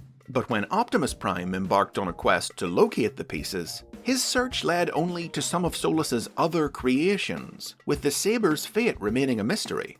But it wasn't a mystery for long. The same year, the Transformers Prime animated series revealed that, in truth, the Saber had been secreted on Earth by Alpha Trion to await the day that Optimus Prime would need it. After Prime recovered the sword, Megatron forged his own Dark Star Saber from Dark Energon to counter its powers.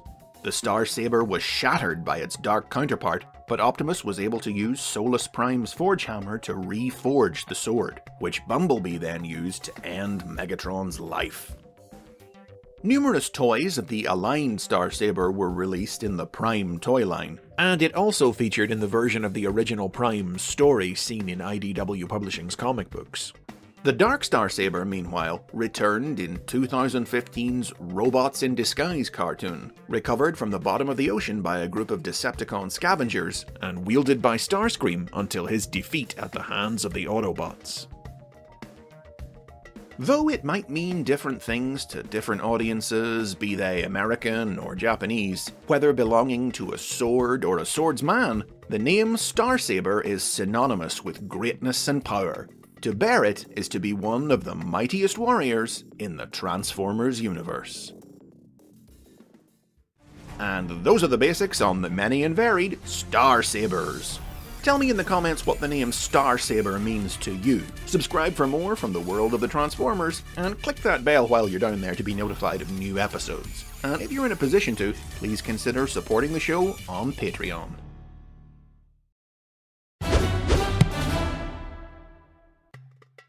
This week, another frequently requested character gets the basics treatment. One of the most powerful and dangerous Decepticons around. The ultimate evolution of Megatron. Forged in the fires of Unicron, these are the basics on Galvatron. The character of Galvatron was developed for 1986's The Transformers the Movie.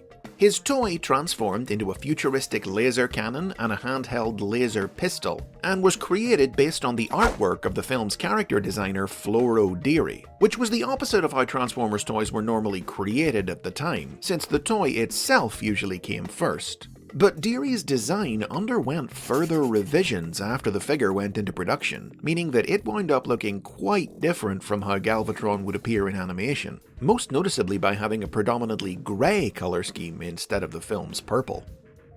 Early promotional material for the toys and film hid Galvatron's true identity, presenting him as merely Megatron's new city commander. It wasn't until audiences saw the movie that they discovered Galvatron was, in fact, Megatron himself. Badly wounded after his final battle with Optimus Prime in the year 2005, the Decepticon leader was set adrift in space by the treacherous Starscream, where he was found by the monster planet Unicron. Requiring a servant to acquire for him the Autobot matrix of leadership, Unicron reformatted Megatron into Galvatron. But Galvatron refused to be Unicron's slave and tried to use the Matrix against his new master. Unable to wield the Matrix's power, Galvatron wound up being defeated by one who could, the new Autobot leader Optimus Prime, who ended the film by hurling Galvatron into the depths of space. The subsequent third season of the Transformers animated series revealed that Galvatron went on to crash land in a pit of plasma on the planet Thrull, which affected his mind, driving him maniacally insane. It was in this unhinged state that he returned to lead the Decepticons against Rodimus and the Autobots for the remainder of the series. But his instability sometimes made him as much of a threat to his own troops as to their enemies, leading to a showcase episode in which they attempted to commit him to psychiatric care, with predictably disastrous results. For his debut in the movie, Galvatron's voice was provided by Leonard Nimoy. We'll rip open Ultra Magnus and every other Autobot until the Matrix has been destroyed. But for the series, regular Megatron actor Frank Welker took up the role. Crush the earth and its puny humanity! Crush anyone, anything that dares to oppose us! Following the end of the cartoon, Galvatron continued to appear in the Japanese exclusive sequel series 1987's The Headmasters, in which he attempted his craziest plan yet, fusing his body with the Earth itself in order to transform himself into a Unicron-like being. He was stopped by the Autobot Headmasters, who crushed him under an iceberg. And that was the end for Galvatron, until the 1991 series Return of Convoy, when his remains were recovered by the alien Dark Nova, and he was rebuilt into Megatron once more. Galvatron was also a major character in the Marvel comic published in the United Kingdom, which, like the toy, based his appearance on Floro Deary's early design, complete with grey colour scheme. The comic presented Galvatron as a time traveller who came back from the future era seen in the movie to menace the Transformers of the then present day of the 1980s. Physically invincible, but with a tenuous grip on sanity thanks to his abuses of time travel, Galvatron spent over 100 issues plotting to ensure his dominance in the future. He repeatedly faced off against Ultra Magnus in some of the most iconic clashes of the series, but the pair never got to have a final battle. Instead, Galvatron met his ultimate end when the time stream caught up to him, and he was torn to shreds by a rift in the fabric of time. Galvatron grew to become a favourite of UK writer Simon Furman, and a year after the character's demise, Furman decided to introduce a new version of him in the pages of the American comic book. This Galvatron, who later came to be known as Galvatron 2 to distinguish him from the character who had appeared in the UK stories, hailed from a post-apocalyptic alternate future where the Decepticons ruled Earth. He was brought to the present against his will by Unicron to serve as his herald, but just as rebellious and as insane as ever, Galvatron turned on his master and set out to conquer present-day Earth. He was defeated and sent to an icy grave by Fortress Maximus, but he would return in the 2013 sequel comic Regeneration 1, providing Furman the opportunity to write the final Galvatron Ultra Magnus showdown that the UK comic had lacked, even if it wasn't the same Galvatron. The 21st century would also see Galvatron 2 make some scattered appearances in Japanese media, which presented him as having travelled across time and space into the universe of the original cartoon. The first new character to bear the name Galvatron was the Predacon leader of the 1998 Japanese exclusive series Beast Wars 2nd. However, just like the Beast Wars version of Megatron, he was a distinct character separate from the Generation 1 original who shared his name. And this episode is long enough already, so like Megatron, I'll talk about him in his own video someday. The first series to revisit the original idea of Galvatron as an evolved version of Megatron was 2001's Robots in Disguise, in which an infusion of mysterious energy from an underground pyramid upgraded this series' version of Megatron with vampiric energy-draining powers. Rather than a brand new toy, as in Generation 1, this Galvatron was simply a recolor of Megatron, beginning a practice that would continue for the next several years. All three installments of the Unicron trilogy also featured their own recolored Galvatron. In each series, Megatron would become Galvatron, then apparently die at the end of the series, return to life as Megatron at the start of the next series, and then be upgraded into Galvatron again. In 2002's Transformers Armada, a Minicon Power Boost transformed him. In 2004's Transformers Energon, which directly homaged the design of Generation 1 Galvatron, it was immersion in Super Energon. And in 2005's Transformers Cybertron, it was the energy of the Cyber Planet key of Gigantian, the giant planet. Now, where Generation 1 had drawn a pretty clear dividing line between Megatron and Galvatron, these new Galvatrons were just treated as being Megatron with new colours. There was no accompanying change in form or voice or personality. The next Megatron to undergo the evolution into Galvatron was the live-action movie incarnation of the character, as seen in 2014's Age of Extinction.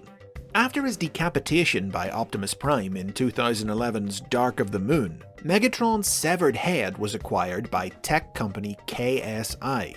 Unaware that Megatron's brain still functioned, KSI were clueless as he secretly took control of their initiative to create man-made Transformers and constructed a new body for himself into which he transferred his consciousness. Reborn as Galvatron with an atypical truck alternate mode, and with Frank Welker returning to reprise the role, he was now a soulless revenant without a spark. You have no soul! That is why I have no fear. But when he returned in 2017's The Last Night, just like the Unicron trilogy, he was back to being Megatron again with no explanation. This emergent tendency to treat Galvatron as a sort of temporary powered-up form for Megatron, who inevitably defaults back to his original identity, is likely an outgrowth of Hasbro's steadily increasing efforts to maintain a consistent core cast of recognizable characters across the different Transformers series. Simply put, they don't want to replace Megatron. Witness the Megatron of Transformers Prime, who was evolved into a new, more powerful form by Unicron, but whose name didn't change. The original Galvatron remains a fan-favourite character who's continued to make intermittent appearances in 21st century media, and toys and merchandise of him have continued to be released, including a reissue of his original toy in animation-accurate purple. But there have been noticeably fewer figures made in his image than you might expect for a character of his historical significance. Recent years have seen Hasbro introduce Galvatronus, a combiner who looks like Galvatron, but isn't, in both the Combiner Wars and Robots in Disguise toy lines. Though for his release in Japan, Combiner Wars Galvatronus was recolored in original toy grey to become a new version of Galvatron 2. Simon Furman found a simple solution to the problem of Galvatron when he introduced the character into IDW Publishing's Transformers comic book universe in 2007. In order to include one of his favourite characters without having to take Megatron off the table or rely on complicated concepts like time travel, he simply reinvented Galvatron as a totally separate character, entirely unconnected to Megatron or Unicron. A recurring antagonist for over a decade of IDW's comics, this Galvatron was a puritanical barbarian from Cybertron's prehistory, the twin brother of RC and a former servant of the original 13 Primes. Galvatron left Cybertron as part of a crew led by Nova Prime in search of new worlds to conquer, who disappeared into the undead alternate dimension known as the Dead Universe. Coveting this realm's dark power, Galvatron turned on Nova and took the power for his own, but in doing so fell under the influence of the Dead Universe itself, and was almost duped into destroying Cybertron until he was stopped by the Autobots. Free of the Dead Universe, Galvatron later took command of the leaderless Decepticons, and launched a new campaign to conquer Earth, but he was ultimately defeated and executed by a regretful Optimus Prime. The idea of Galvatron as a separate individual from Megatron was also used in the Aligned continuity. The 2013 guidebook, The Covenant of Primus, mentioned Galvatron as the leader of a cult of chaos on ancient Cybertron. There's every chance that this approach might continue. Today, in 2019, Megatron is one of the most recognizable, marketable faces of the Transformers franchise, so it doesn't seem very likely that Hasbro will ever again risk phasing him out by transforming him into Galvatron in anything more than a very temporary capacity. Only the future will tell. But what do you think about this situation, Galvatron? Well, all I can say is... And those are the basics on Galvatron. Let me know your favorite version of him in the comments. Are you Team Grey or Team Purple? If you aren't already, please subscribe for more from the world of the Transformers, and if you can, please consider supporting the series on Patreon.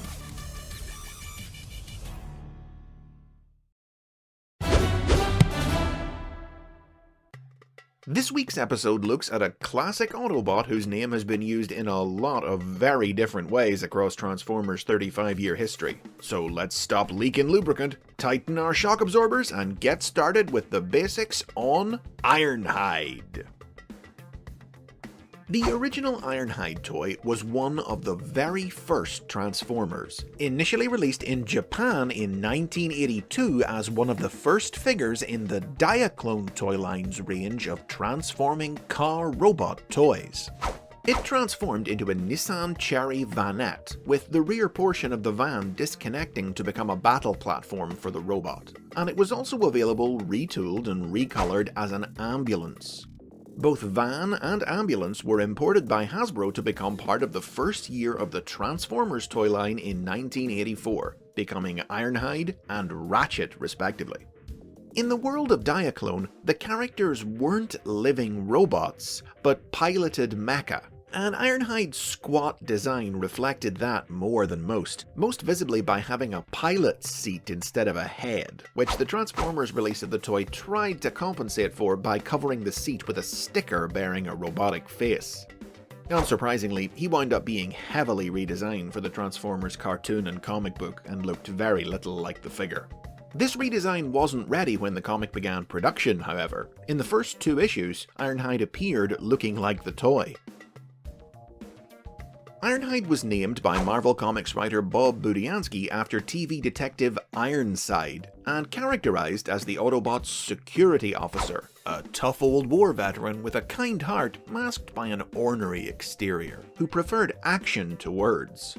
Writing this profile was about all Budiansky ever did with Ironhide, though. The character never got to do much in the comic book, but stories exclusive to the United Kingdom's version of the series did give him a greater share of the action. It was a different story in the Transformers animated series. Ironhide was one of the show's most prominent characters, appearing in more episodes than any other Autobot except for Optimus Prime and Bumblebee. Though that probably had something to do with the fact that his voice was provided by the same actor who played Optimus, Peter Cullen, who gave Ironhide a southern cowboy drawl. Well, I'm prepared to knock those Decepticons all the way back to Cybertron. Always ready for a fight or to lend a hand with one of the seemingly endless array of gadgets built into his body, most famously his water gun that fired a variety of liquids like molten lead, glue, and liquid nitrogen. Ironhide even occasionally took charge of the Autobots when Optimus Prime was indisposed, once leading a mission to Cybertron that reunited him with his girlfriend Chromia. In his own dedicated Spotlight episode, a string of errors in judgment convinced Ironhide he was getting too old and losing his edge, leading him to retire from active duty, until with the help of the Autobots' human friend Carly, he returned to action to save his comrades from the paralyzing Immobilizer. Now, unfortunately for Ironhide, prominence afforded him no protection when his toy was discontinued in 1986, leading him to be killed off in both the comic, taken offline by injuries sustained battling a Decepticon-controlled copy of Optimus Prime, and in the Transformers the movie, in which Megatron executed him during a Decepticon attack on an Autobot shuttle. But Ironhide wasn't gone for good. In 1990, his original toy was re-released as part of the classic range of reissues available in Europe and Australasia. This inspired his return in the UK comic, in which he was brought back online and served as part of the Autobots' new Earth Force unit. Ironhide would next appear in 1995, in the final year of the Generation 2 toy line, though it was in unrecognizable form, as a GoBot pickup truck and a Power Master Humvee. Though the profiles printed on these toys' packaging made it clear that they were new forms for the classic character, the toys obviously hadn't been designed with that intent. Really, they were an early example of a practice that would only become more common with time. That of Hasbro reusing an existing name in order to keep their trademark on it active. This would be the limbo that the name Ironhide would fall into over the next decade, reused by many subsequent Transformers series more or less at random on characters with an array of forms and personalities, tied together only by the loose linking theme established by Generation 2 that they were mostly types of off-road vehicle. First, though, there was 1997's Beast Wars Ironhide, a maximal elephant who combined with teammates Prowl and Silverbolt to form the giant Magnaboss. In the 21st century, stories from both IDW Publishing and the Transformers Collectors Club would retroactively declare that this too was the original Ironhide with another new body. 2001 brought Robots in Disguise Ironhide, a recolor of the Generation 2 GoBot. This Ironhide was the strongman of the Autobot ninja team, the Spy Changers. The animated series gave him a southern accent to evoke the original, and shone the spotlight on him in an episode that saw him grappling with the possibility that his friend and fellow Spy Changer Mirage had betrayed the team. In 2003, Transformers Armada introduced a female Ironhide, Minicon partner of the Decepticon Terrorsaur. The most prominent Ironhide introduced during these wilderness years was the one featured in 2004's Transformers Energon, an overeager young Autobot rookie who lacked in discipline and who idolized Optimus Prime and Hotshot. He could combine with his fellow Autobots into larger forms, usually partnering with Jetfire. This Ironhide was the lead character of the Energon cartoon, a brash young hero whose impetuousness often led him to blunder into trouble, but who grew and matured through his partnership with surly human Kicker Jones and his complicated rivalry with the Decepticon Scorponok. He was less of a hot-blooded anime type in the Energon comic, which upped his intelligence by characterizing him as a weapons engineer. Things took a turn in 2007 with the debut of the live-action movie incarnation of Ironhide. This heavily armed version of the character was somewhat closer to the original, the experienced old soldier always ready for action, though with his black GMC Topkick pickup truck alternate mode and mid-Atlantic accent, he didn't look or sound anything like his classic namesake. Serving as Optimus Prime's weapons specialist, Ironhide was a prominent character throughout the first 3 films and much of their ancillary media, with many toys to his name, as he worked with William Lennox and the forces of Nest to defend the Earth against the Decepticons, until his death at the hands of Sentinel Prime and his Cosmic Rust Cannon in 2011's Dark of the Moon. Movie stardom propelled Ironhide back to the A-list of Transformers characters. Basically, thanks to the film, his name ceased to be one that could continue to be used at random, leading Hasbro to re-establish consistency by finally reviving the original Ironhide design, kicking off with Transformers Animated in 2008. With both a southern accent and a body design shared with Ratchet like the Generation 1 original, Animated Ironhide was a younger version of the classic character, who got his name from his ability to transmute his body into indestructible armor. Though little more than a background character in the series, had Animated been renewed for a 4th season, plans existed to have him join the main cast, with a redesign that combined elements of the G1 and live-action movie characters. Though this didn't come to pass, several subsequent toy lines would go on to feature new Ironhide figures with similar hybridized designs, most prominently Transformers Prime, alongside many other new toys based directly on the original character with no movie influence, leaving the random uses of the name from the in-between years all but forgotten. Ironhide's resurgence hasn't translated to any new appearances on television since Animated, but he was featured in the War for Cybertron video game and its various tie-ins and sequels, and was regularly a main character across IDW Publishing's 13-year run of Transformers comic books, even starring in his own dedicated 4-issue miniseries in 2010. From hunting the Machination on Earth, to fighting with his fellow Autobots while in exile on Cybertron, even death couldn't stop IDW's Ironhide. Though killed in action when a mission led by Hot Rod went wrong, he was restored to life by Alpha Trion to help exterminate the Decepticons' mutant Insecticon swarm. At the end of the war, Ironhide was granted a vision of a peaceful future by Vector Sigma, and dedicated himself to helping it become a reality, thwarting attempted Decepticon uprisings, and later taking his security officer origins to their logical conclusion by becoming the head of Cybertron's new police force.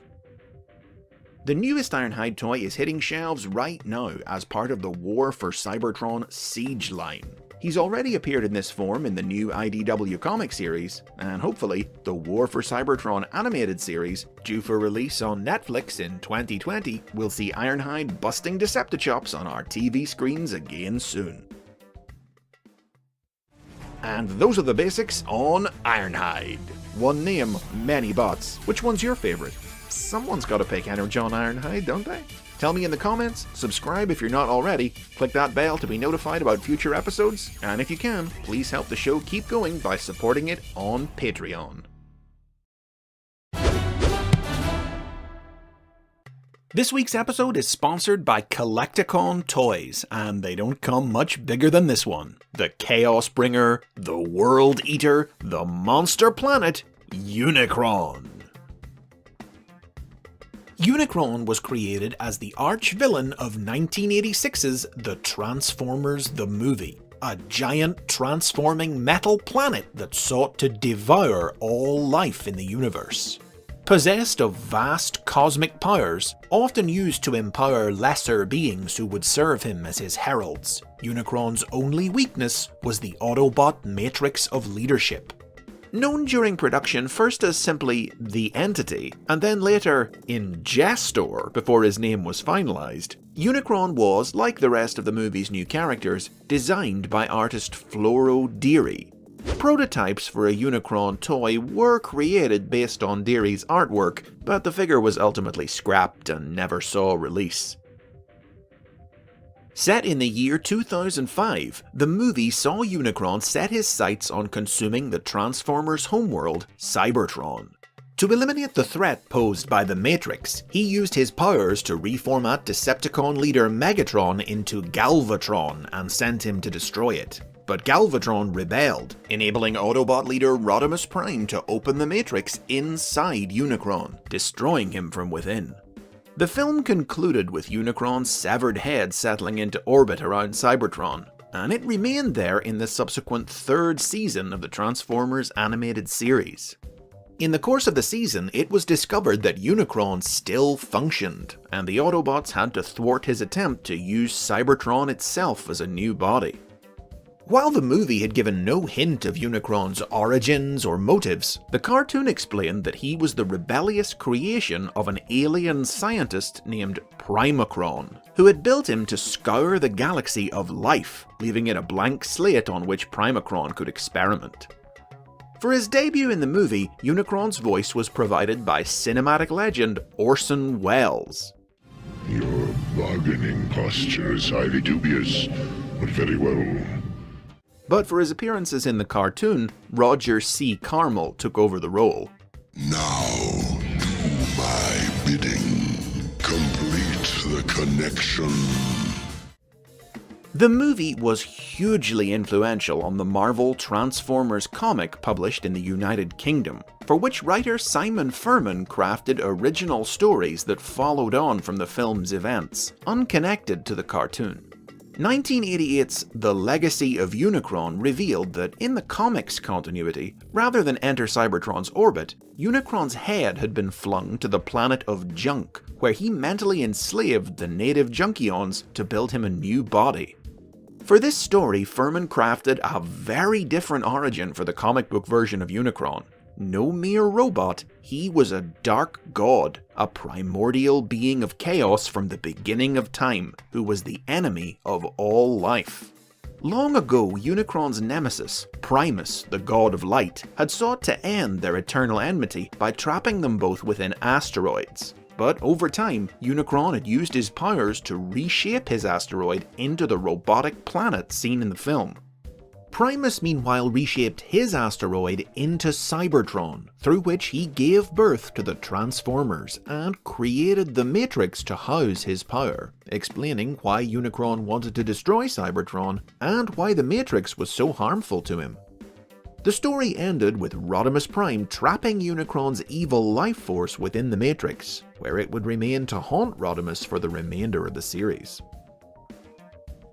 Soon after, Furman took over writing the American comic book, and immediately introduced Unicron and Primus into its pages, retelling the origin from the UK comic and creating a brand new climactic Unicron storyline for the series. Set in the then-present day of 1990 rather than the future seen in the movie, the saga culminated in Optimus Prime using the Matrix to destroy the Chaos Bringer. Fans quickly came to consider the comic book's cosmic origin for Unicron superior to the cartoons, and it would become the template that the vast majority of depictions of Unicron would be based on for several decades. Unicron enjoyed a few cameos in the 1990s animated series Beast Wars, most famously when the alien Vok briefly adopted his form. But his first true return to television took place in the Japanese-exclusive Beast Wars cartoons. 1998's Beast Wars II introduced a mysterious energy known as Anglemois, found on post-apocalyptic Earth by Predacon commander Galvatron. 1999's Beast Wars Neo revealed that this energy was, in fact, the destroyed Unicron's disembodied life force. Reunited by his servants the Blentrons, Unicron's life force possessed Galvatron and launched an attack on Cybertron, almost turning the planet itself into his new body, until he was purged by Big Convoy and his Matrix Buster. A new Unicron toy was designed for the Beast Wars Neo toy line, but just as in Generation 1, it was never released, never getting past the prototype stage.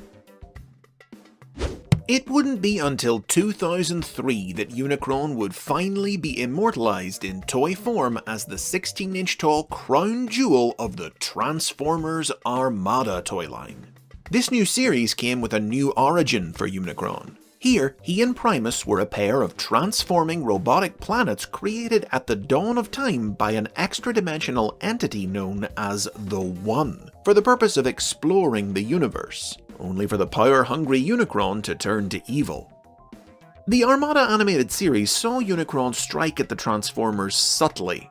In the distant past, he disguised himself as Cybertron's moon, and secretly created from his own body the Minicons, tiny power-enhancing robots who the Transformers went to war to possess, allowing the hibernating Unicron to psychically feed on the hatred and aggression of their conflict. In the final arc of the series, subtitled The Unicron Battles, Unicron was awakened to destroy Cybertron by his servant Sideways, but was defeated when the Minicons turned on him and the Autobots and Decepticons laid down their arms, thereby depriving Unicron of the hatred that powered him. Unicron's appearance in Armada marked the beginning of a major resurgence for the character, who went on to be involved in almost every major piece of Transformers media for the next several years. Multiple toy lines, cartoons, comic books, and more. Most prominently, Armada's two direct sequels, 2004's Transformers Energon and 2005's Transformers Cybertron, the three series together collectively known as the Unicron Trilogy. Energon revolved around the Autobots' struggle to prevent the Decepticons from repairing Unicron's deactivated body, represented by a re-release of his Armada toy with a new black color scheme. Megatron sought to use the Chaos Bringer as a weapon, but the repaired Unicron wound up possessing the Decepticon leader, until he was destroyed following a titanic battle with a Primus-empowered Optimus Prime. This led into Cybertron, in which the destruction of Unicron resulted in the formation of a colossal black hole that threatened to consume the universe. Unicron himself did not appear in the Cybertron cartoon, the remains of his body having been forged into a powerful armor by Megatron. But a new, smaller Unicron toy with an alien tank alternate mode was released in the Cybertron toy line. It was featured in the tie-in comic published by the Transformers Collectors Club, created when Unicron's servant Soundwave recovered his master's spark from within the black hole and implanted it within the planet Yist, which Unicron corrupted and fed upon to generate a new body for himself. It was during the Unicron Trilogy years that the 2004 guidebook, Transformers The Ultimate Guide, dramatically changed the way that fans thought of Unicron.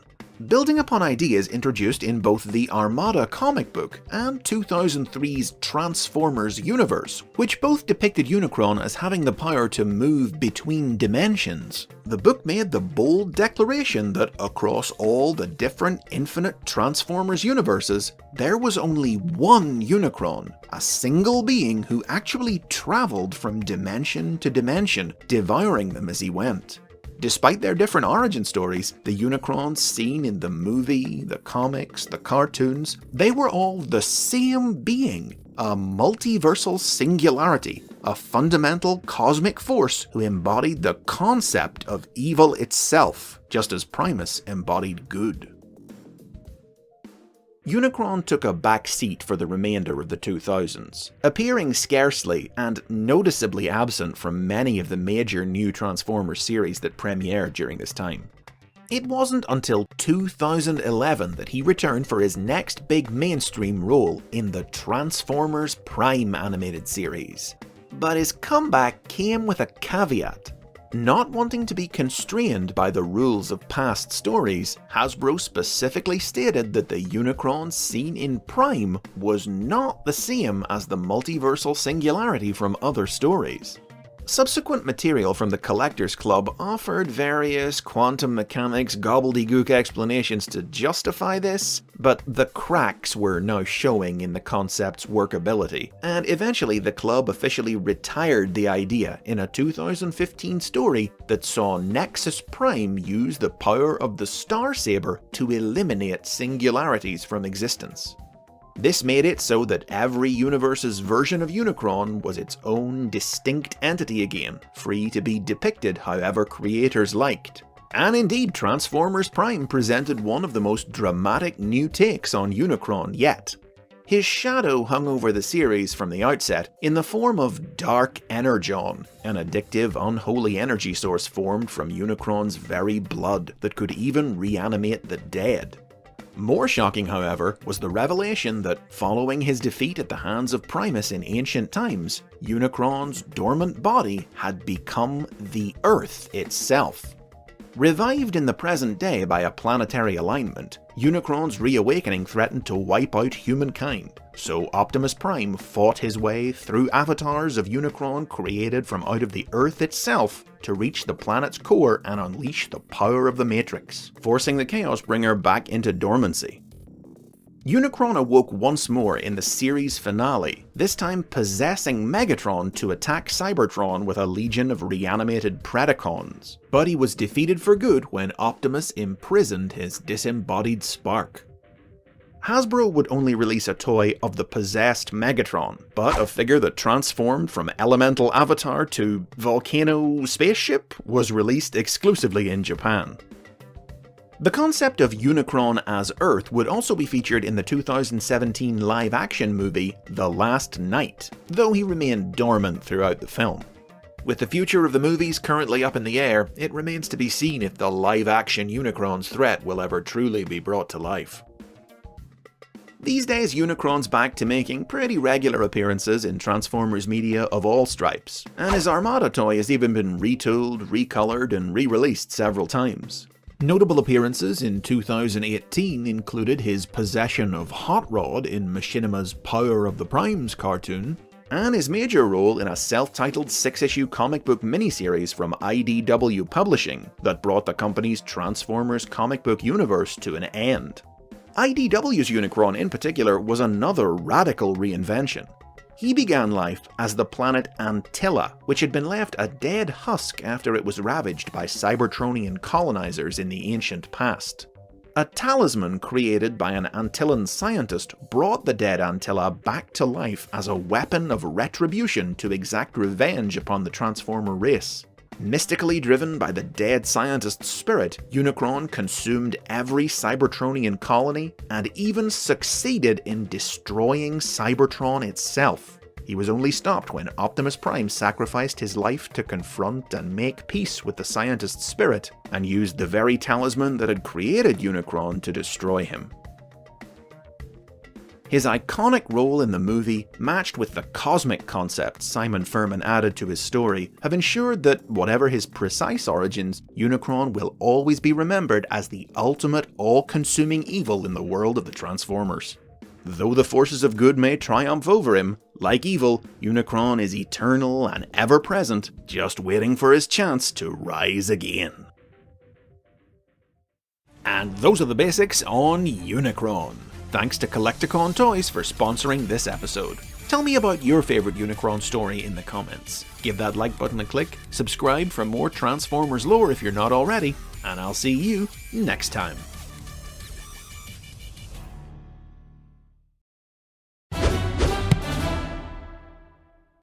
This week's episode is sponsored by Patreon supporter Jared Blankenship. Jared asked for the basics on Tarn, leader of the Decepticon Justice Division. But that would have been a pretty short episode, so today we're going to look at the whole team. The Decepticon Justice Division, or DJD, was created by writer James Roberts and artist Alex Milne for the IDW publishing comic book More Than Meets the Eye. They're a team of sadistic murderers whose job it is to root out and kill traitors and transgressors among the Decepticon ranks, with several of the group even having torture devices either for alternate modes or built into their bodies for this purpose. The DJD consists of 5 members who use as code names the names of the first 5 Cybertronian cities that fell to the Decepticons during the war. If a member dies, their replacement takes up their codename. The team have a personal spacecraft named the Peaceful Tyranny and are based on the planet Mesatine, home to a mutated strain of the superfuel Nucleon, which they use to boost their strength to obscene levels. The team's lineup consists of Helix, real name Crucible.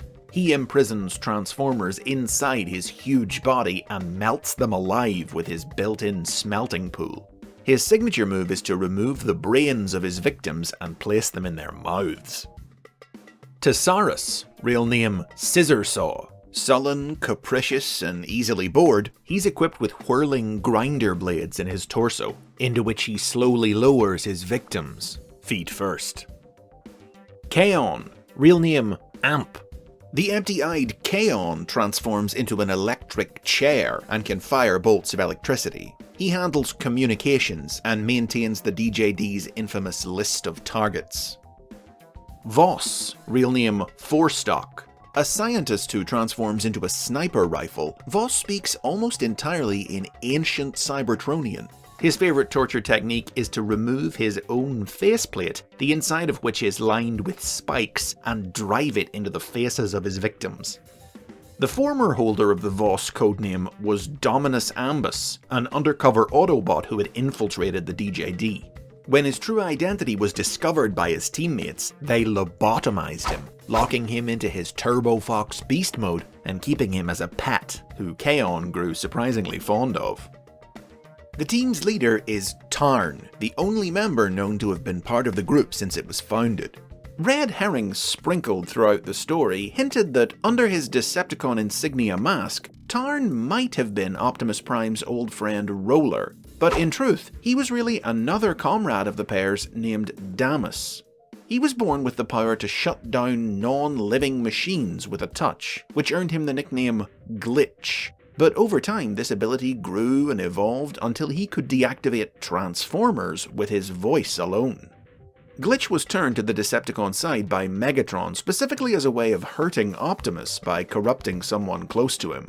Becoming an obsessively devoted follower of Megatron's, he was rebuilt with a tank alternate mode armed with a double version of Megatron's famous fusion cannon. Tarn's mask hides facial injuries sustained in a battle with Grimlock. He conceals his monstrous nature behind a soft-spoken air of culture and sophistication. He collects the writings of Megatron and knows them all by heart, and he loves classical music, most famously a piece titled The Empyrean Suite, which he played to hide the screams of prisoners he executed while serving as warden at Grindcore Prison. He runs his team like a bureaucrat with paperwork and performance reviews, but he has an obsessive, addictive personality, and he's even hooked on the act of transforming itself. He regularly burns out his transforming cog, and has to harvest replacements from his victims. The team would later be joined by the Minicon Nickel, last survivor of the colony world of Prion, which was raised by the organic alien militia, the Black Bloc Consortia. Eager for revenge against organic life, she found the Decepticon Manifesto appealing and joined up with the DJD as their medic and maintenance engineer. The Decepticon Justice Division debuted in 2012 in a story that followed the group as they hunted down a deserter named Fulcrum and battled him and the group of misfit Decepticon scavengers he'd hooked up with. Fortunately for the heinously outmatched scavengers, the DJD pulled out of the fight to pursue a much higher priority target, Overlord. The group's pursuit of Overlord led them to an encounter with the crew of the starship Lost Light, and the startling discovery that Megatron himself had abandoned the Decepticon cause and joined the Lost Light crew as an Autobot. His faith shaken by his idol's change of heart, Tarn almost committed suicide, only to instead conclude that the Decepticon cause was bigger and more important than Megatron himself. Declaring Megatron the DJD's next target, Tarn recruited the aid of Decepticon General Deathsaurus and his troops, and proceeded to lure the crew of the Lost Light into a confrontation. Megatron attempted to surrender in exchange for the DJD sparing his crewmates. The disgusted Tarn refused, and vowed that he would never let such compassion influence his actions, demonstrating his new, even more vicious resolve by personally killing Kaon as punishment for the affection he had developed for the team's lobotomized pet. Realizing that Tarn had been consumed by his obsession with Megatron, Nickel and Deathsaurus abandoned him. Left to face Megatron alone, the remaining 4 DJD members proved helpless before his antimatter powers, as he killed them one by one, ensuring that Tarn died knowing that his life's obsession had meant nothing in the end. That was the definitive end of the DJD, though Nickel would later fall in with their old targets the Scavengers and join them in helping the Lost Light crew save the universe. The DJD's appearances in Transformers media outside of IDW's comics have been mostly limited to tiny mentions and cameos, like those seen in the Creo Building Block manga. However, they were showcased in the Transformers Legends mobile game in 2015, and most recently in 2018, a fully licensed, highly posable, non-transforming action figure of Tarn was released by Flame Toys. The DJD are decidedly not kid-friendly characters, so them showing up in future Transformers cartoons or toy lines seems unlikely without some serious toning down, but in the world of the Transformers, stranger things have happened. And those are the basics on the Decepticon Justice Division. Thanks to Jared for sponsoring this episode. Tell me which member of the team you'd most like to see get a toy down in the comments. Hit those like and subscribe buttons while you're down there, and if you're in a position to, please consider supporting the channel on Patreon.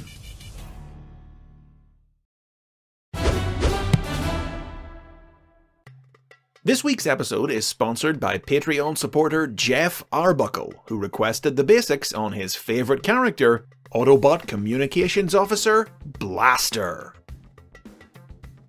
The toy that would become Blaster was originally released in 1984 as part of the Japanese toy line Microchange.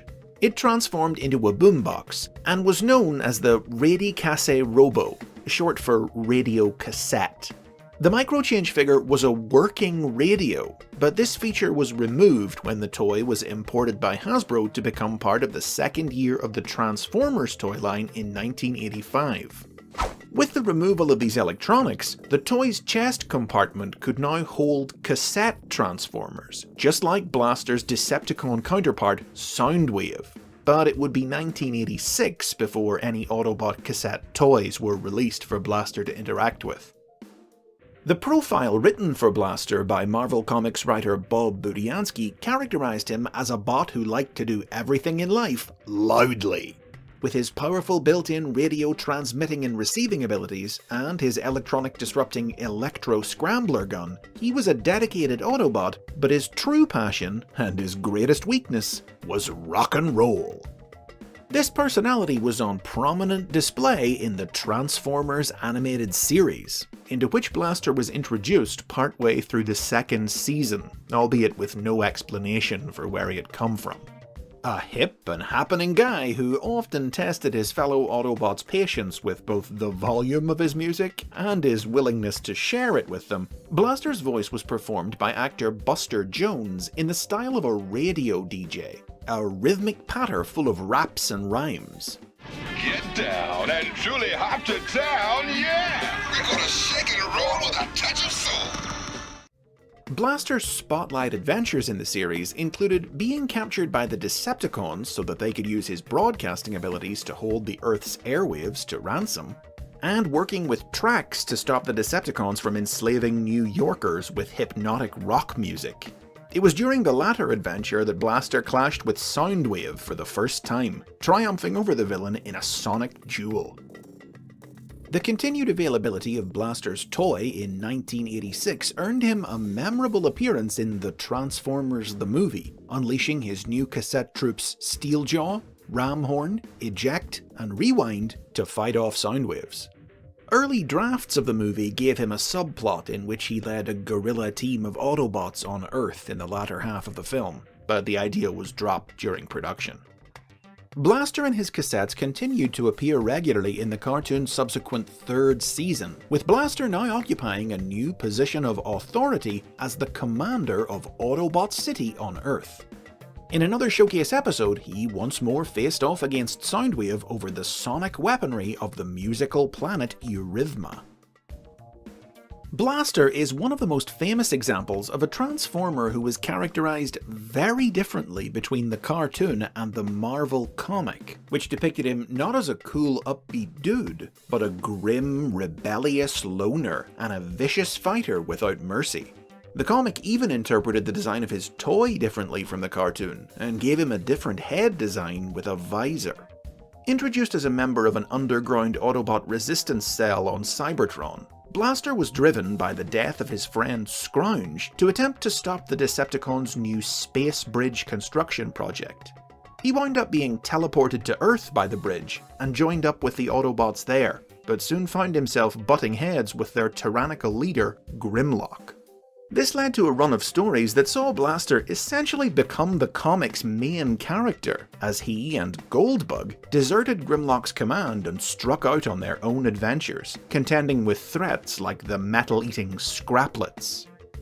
Blaster would eventually settle his beef with Grimlock in a one-on-one duel, but the discontinuation of his toy in 1987 would see him killed off soon after. Just one of the many victims taken offline in a massacre carried out by a cosmically empowered Starscream. In Japan, however, they weren't quite ready to say goodbye to Blaster just yet. For the 1987 toy line in the Japanese market, Blaster's toy was recolored, retooled to be able to hold 2 cassettes instead of just 1, and re-released under the new name Twincast. The story of this upgrade was told in the Japanese exclusive animated series, The Headmasters, in which Blaster perished in a final face-off with Soundwave, only for Autobot Headmaster leader Fortress Maximus to use the advanced technology of the planet Master to bring him back to life as Twincast. Twincast was a regular supporting character throughout the series, which repositioned him as an even more direct opposite to Soundwave by recasting him in the role of the Autobots' intelligence officer, who used his cassettes to spy on the Decepticons just like Soundwave famously did. In 1990, a new non-transforming Action Master figure of Blaster was released. This precipitated his return to life in the pages of the comic, but he lost his grim characterization in the process. In the United Kingdom's version of the comic, the more jovial Action Master Blaster served as host of the comic's letters page for its final year. Depictions of Blaster in the 21st century have often tried to combine his different designs and characterizations from the cartoon and comic into one. But such stories are few and far between, since, sad to say, poor old Blaster really hasn't received much attention in modern media.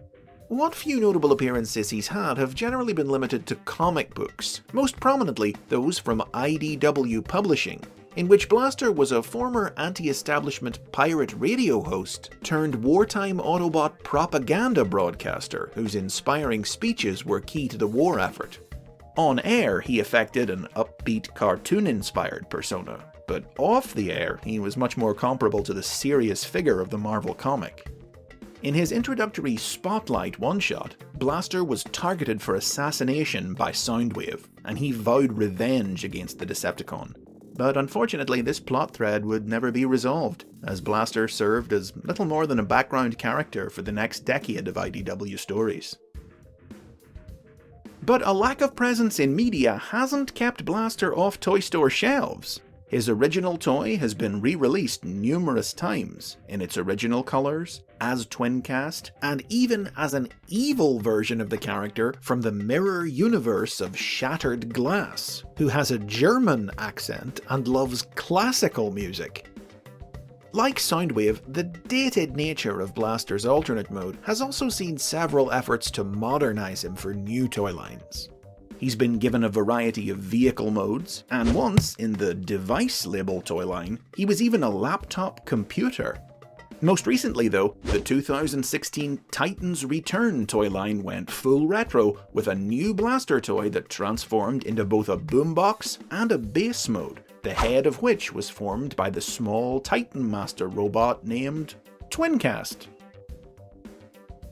While he may not have had the biggest role to play in the decade since Generation 1, Blaster's prominent showings in both the original cartoon and comic, however different they were, plus his rivalry with an iconic character like Soundwave, and the long-standing popularity of the classic cassette gimmick that they both share, have ensured him a well-remembered place in Transformers history that likely means Blaster will be blasting at us for years to come.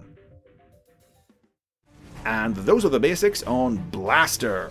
Thanks to Jeff for sponsoring this episode. Which characterization do you prefer? Let's hear it in the comments. Subscribe to The Basics for more Transformers lore if you're not already, and check out Patreon to support the series and for the chance to sponsor an episode of your own.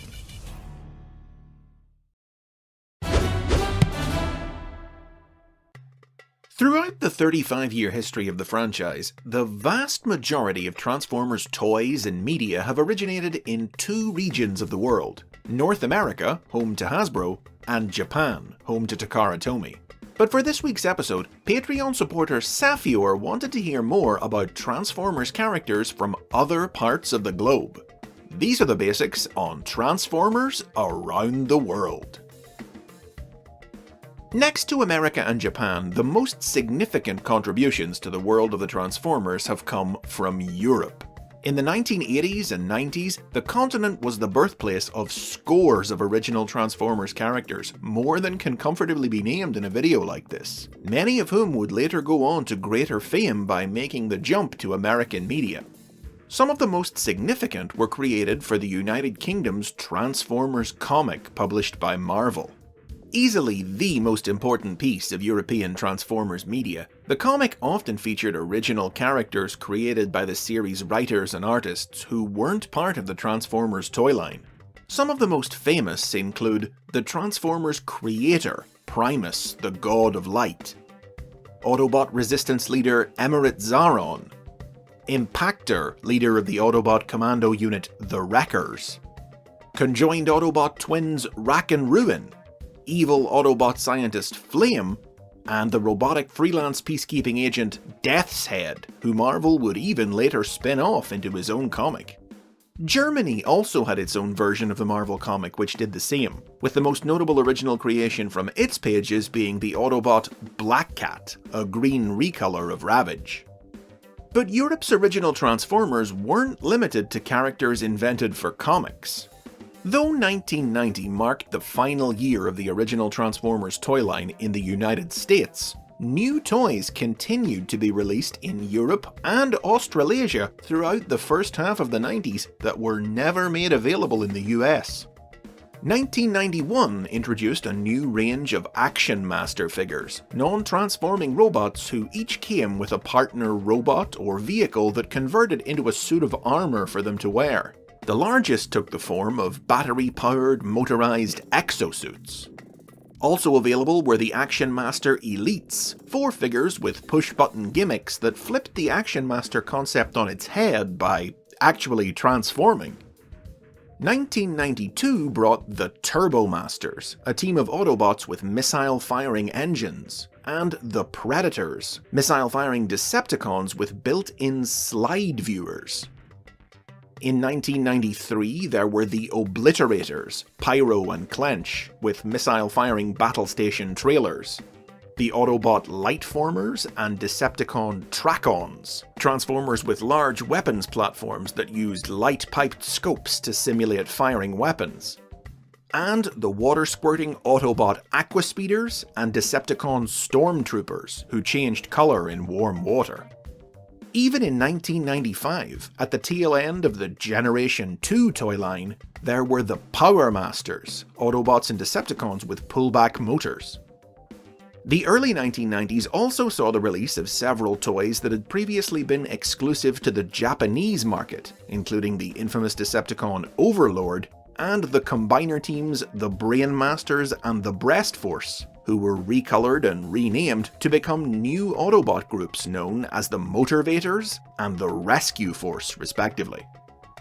Today, several of Europe's original characters have risen to stand shoulder to shoulder with the American and Japanese casts, thanks in large part to the efforts of European creators and fans who have gone on to work on American media, and who have introduced the characters to new audiences by including them in their stories.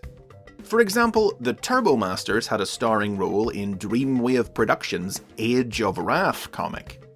IDW Publishing's Last Stand of the Wreckers brought Impactor and Overlord back into the spotlight, and made instant fan favourites out of Pyro, Turbomaster Rotorstorm, and Lightformer Iron Fist.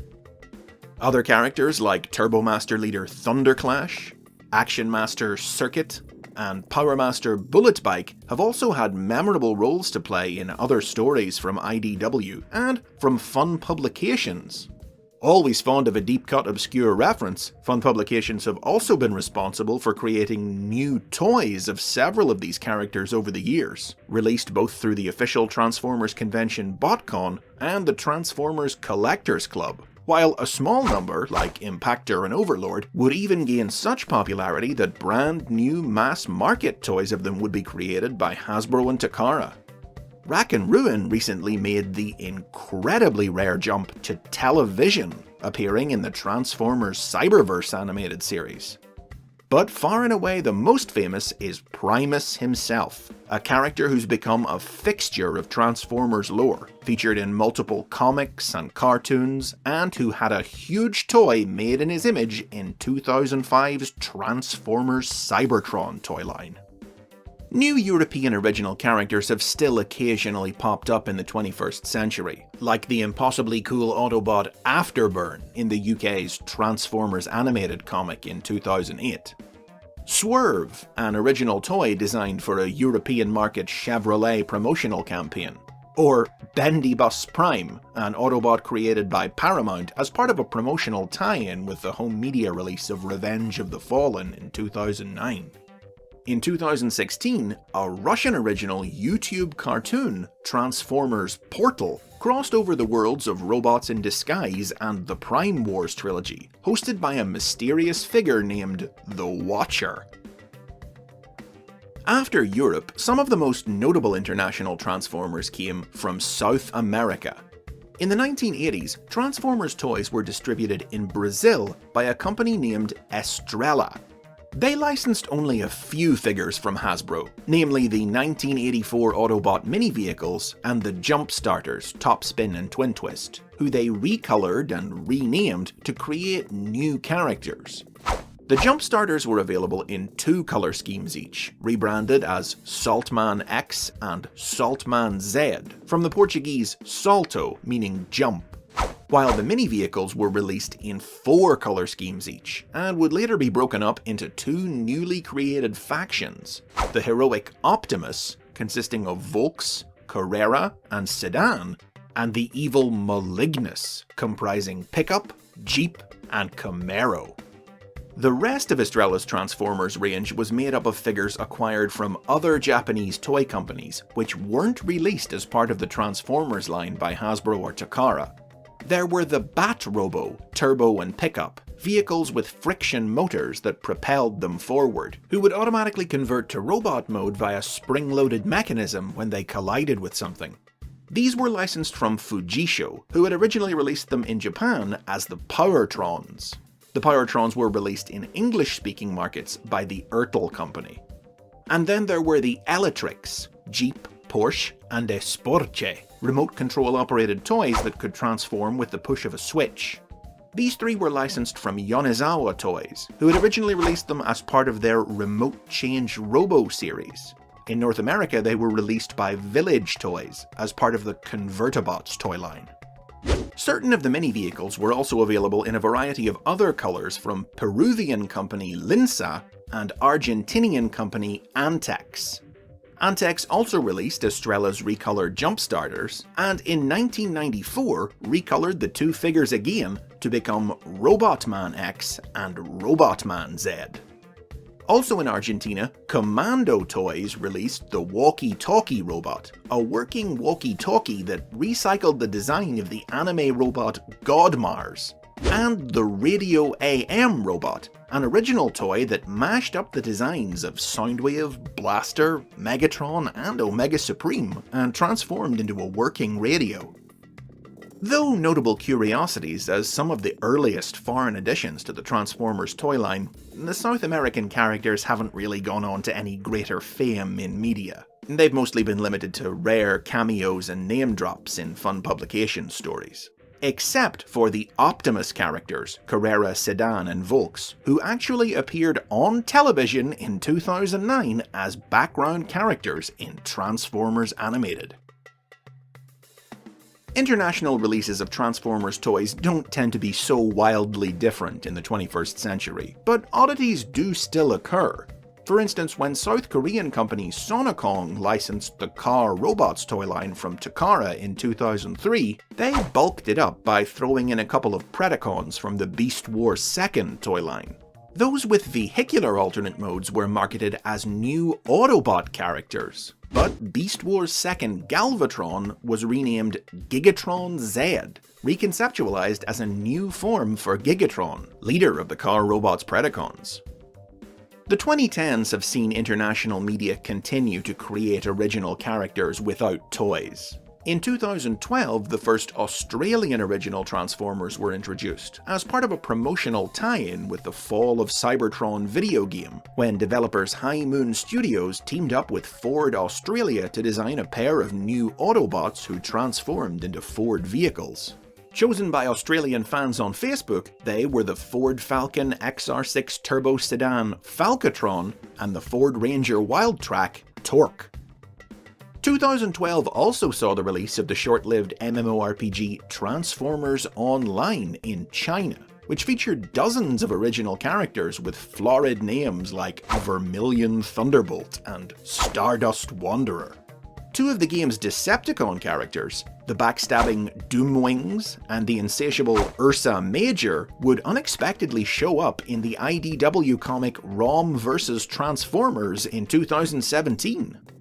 Later this year, the first ever Chinese original Transformers animated series will be released, Transformers Ne Zha, which will combine the Transformers story with the Chinese legend of Prince Ne Zha.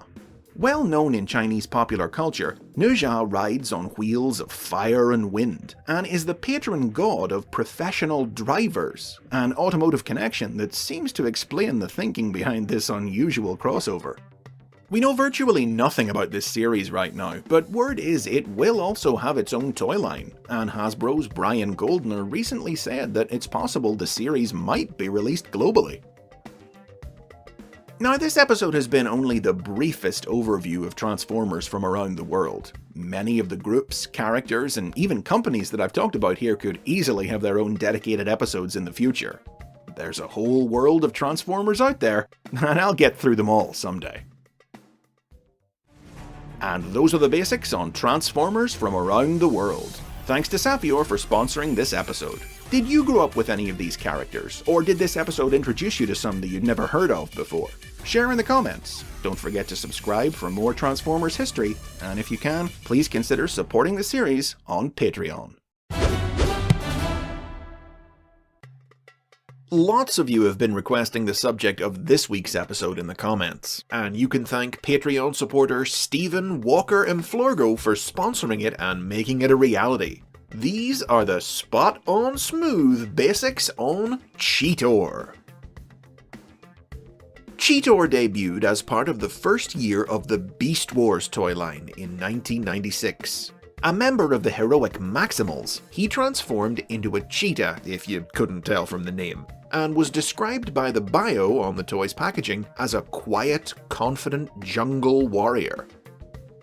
This early characterization, however, was thrown out by the Beast Wars animated series, which reinvented Cheetor as the archetypical overeager young kid. Impulsive, cocky, and determined to prove himself to his often exasperated commander Optimus Primal, as he and his fellow Maximals battled their enemies, the evil Predacons, on prehistoric Earth. Cheetor's impetuous nature was the subject of several of the earliest episodes of the series, as his desire to prove that he wasn't just a kid led him to blunder his way into trouble over and over, whether it was winding up a prisoner in the webs of Tarantulas or trapped in the Predacon base. But despite these humbling lessons, Cheetor's enthusiastic attitude could never be kept down for long, expressed most famously in catchphrases like Jumping gyros. and Ultra gear. delivered by voice actor Ian James Corlett. In the show's second season, exposure to a quantum surge of alien energy upgraded Cheetor into the form of his new 1998 Transmetal action figure, which added flight jets to his beast mode. Later, he would develop a crush on the Predacon Black Arachnia, which would only cause conflict and complications when Black Arachnia joined the Maximals in the show's third season. This season saw Cheetor change once more, when, after rushing into action like always, he found himself caught in a Predacon experiment with alien technology, and was further mutated into his monstrous new 1999 Transmetal 2 toy form. But the transformation wasn't just physical. After conquering the feral impulses of his new beast mode, Cheetor came away from the experience with a new, more mature personality, having gone from light-hearted kid to cooler, edgier teenager. The story of Cheetor's maturation continued into the sequel series Beast Machines, in which he and the other Maximals returned to Cybertron to liberate it from the clutches of Megatron.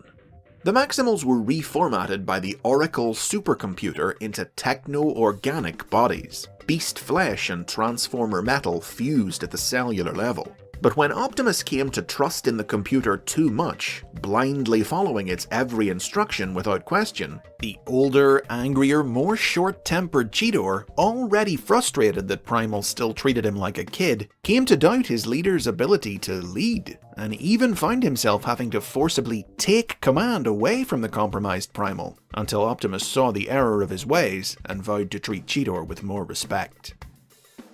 Cheetor was something of the figurehead of the Beast Machines toy line. His face adorned the packaging of every toy in the first year of the line, in place of the usual individualized artwork that Transformers toys normally had. And he received both a regular-sized figure and a huge Supreme-size one. Sadly, an infamously terrible toy, but one that remains one of the largest Transformers figures ever made. A third figure, the stealth-armored Night-Slash Cheetor, was released later in the line, but Cheetor never adopted this form in the animated series. Instead, the Beast Machines cartoon concluded with Optimus sacrificing his life to free Cybertron and passing on his connection to the Oracle to Cheetor, leaving him to lead the Maximals in this new age of peace. The tale of this new age was told in stories from BotCon, the official Transformers convention, published in conjunction with 2003's Transformers Universe toy line, which included a recolor of Cheetor's Night-Slash toy. BotCon stories followed Cheetor as he used his link to the Oracle to help thwart the schemes of Predacon gangster Cryotech, and later joined in the cross-dimensional war against Unicron.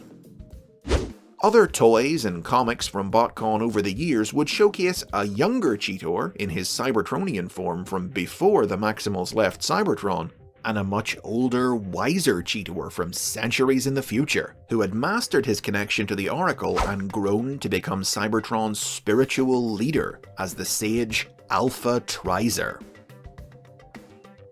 Cheetor was the first Beast Wars character to be reimagined for inclusion in a different Transformers series when, in 2002, he was one of the first releases in Playschool's line of Transformers GoBots preschool toys. The next year, a Transformers Armada incarnation of Cheetor was introduced, a recolor of the Beast Wars Transmetal toy, who was characterized as a smug, arrogant, thrill-seeking super spy, partnered with the withdrawn Minicon scientist Cliffjumper. The Armada comic book told how Cheetor and several other recolored Beast Wars characters from the Armada line were abducted and enslaved by Unicron, transformed into his 4 horsemen, with Cheetor becoming Pestilence. Now, before Armada came on the scene, there had initially been plans to feature the original Cheetor in a Beast Machine sequel titled Trans-Tech. A new design was created for the character with a vehicle mode, and a toy even made it to the prototype stage, but the series would ultimately be scrapped in favour of Armada.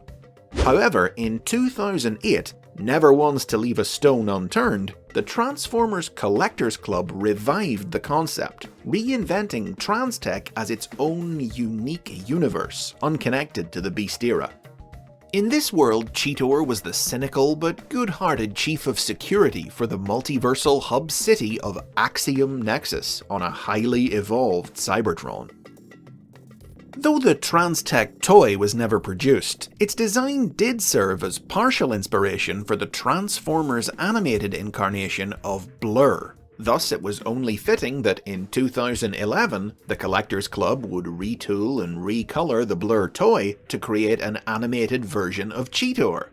Something of a mashup of the original and the Trans-Tech characters, animated Cheetor was an impulsive young rookie cop who worked with grizzled partner Sideswipe to stop the Stunticons from breaking Megatron out of jail. Other notable versions of Cheetor have appeared in the Transformers Legends gag manga, in which he was an irresponsible young salaryman who loved to drink and party all night.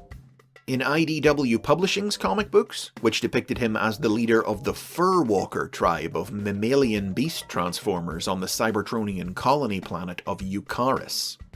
And in the Collectors Club's Beast Wars Uprising, a dystopian world in which Cheetor was the leader of a rebellion against the oppressive Autobots and Decepticons.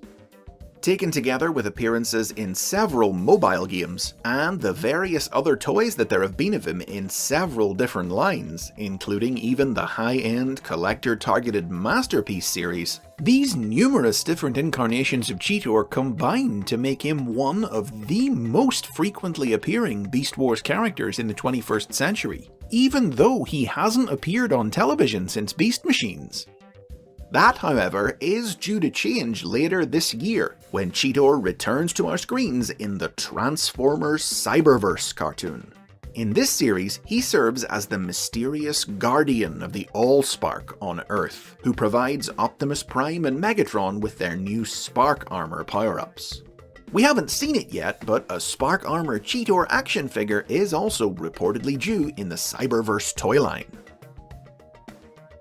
Standing alongside classic characters like Bumblebee, Hot Rod, and Hotshot as one of the great representatives of the Transformers trope of kid-friendly young bots who mature into leadership, we've seen Cheetor grow from impetuous cub to serious commander to spiritual sentinel over the last nearly 25 years.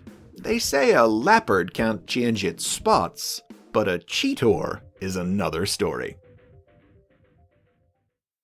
And those are the basics on Cheetor. Thanks to Steven for sponsoring this episode. Which is your favourite version of Cheetor? Share your thoughts in the comments. Don't forget to like and subscribe, and if you're in a position to, please consider supporting the basics on Patreon.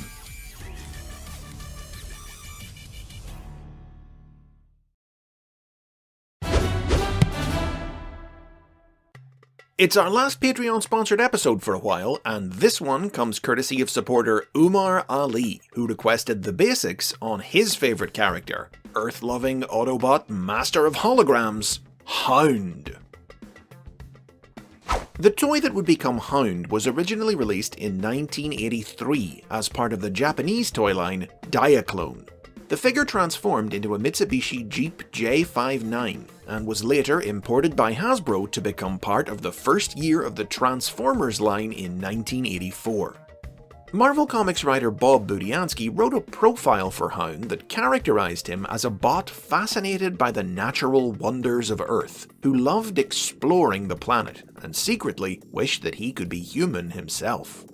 The profile described how Hound possessed powerful scanning and tracking abilities that he employed in his function as Autobot Scout, and a gun that projected three-dimensional holograms. Hound was the lead Autobot character of the Transformers cartoon's pilot miniseries, his fascination with Earth leading him to form a friendship with human Spike Witwicky as the pair taught each other about their respective planets. The miniseries saw Hound suffer the fury of Laserbeak, engage Rumble in an underwater battle, and dupe Ravage as part of a plan to lure the Decepticons into a hologrammatic trap. Immediately after the pilot, however, the cartoon's new story editors decided to shift the role of Spike's Autobot friend from Hound to the Autobot's own little brother character, Bumblebee. And though Hound would continue to appear quite regularly in the show's first 2 seasons, he never really got to take the spotlight again the way he had in the miniseries. His most notable adventure saw him team up with Spike and Skyfire to foil a Decepticon plot to steal oil. Otherwise, Hound's most memorable moments in the cartoon all tended to involve his holograms. Budiansky had actually intended for Hound to use this ability primarily just to generate maps, extending only to simple illusions at best. But the cartoon depicted Hound as being able to create huge, complex, lifelike images that he used in many ways, from terrifying the Decepticons with a projection of a giant Autobot, to tricking the villains into thinking that the Autobots themselves had been destroyed, on 2 separate occasions. Amazing what you can do with a little hologram. In contrast to the large role the cartoon had initially given him, Hound never really got to do anything significant in the Marvel comic. Even his appearances in stories exclusive to the United Kingdom's version of the comic were mostly just recreations of notable moments from the cartoon, like battling Rumble and chasing Ravage. With the discontinuation of his toy in 1986, Hound was quietly phased out of the cartoon, putting in some final cameos in The Transformers the Movie and the Japanese exclusive sequel series The Headmasters. While in the comic, he was taken offline by injuries sustained battling a Decepticon-controlled copy of Optimus Prime, then brought back to life just long enough to be killed again by a cosmically powered Starscream. There were initially plans to revive Hound for the Generation 2 toy line in 1995. 2 separate figures were designed, a green SUV in homage to his original form, and a much more uncharacteristic white payloader named Sergeant Hound. But both figures wound up being cancelled and never saw release. While Hound did appear as a supporting player in the Generation 2 comic book, the failure of these toys to materialize meant that it would be nearly another decade before he returned to toy store shelves, as one of the early entries in 2004's Transformers Alternators line, now with a fully licensed Jeep Wrangler alternate mode. In the 15 years since, Hound's been a pretty reliable part of Transformers toy lines. Standout figures have included those from 2008's Transformers Universe, which was packed together with Ravage in homage to their sharing the screen in the original cartoon pilot, and 2016's Combiner Wars, as one of a team of Autobots who could merge with Skylynx to form the Combiner Sky Rain. Hound has typically never strayed very far from his classic look as an off-road vehicle with a military green paint job and distinctive white star decal. But in 2015, the official Transformers convention, BotCon, did pay homage to one of the unreleased Generation 2 figures with an exclusive new version of Sergeant Hound. Sadly though, Hound's reasonably regular presence in toy lines hasn't been reflected in Transformers media in the 21st century, with mostly just a string of bit parts and cameos to his name.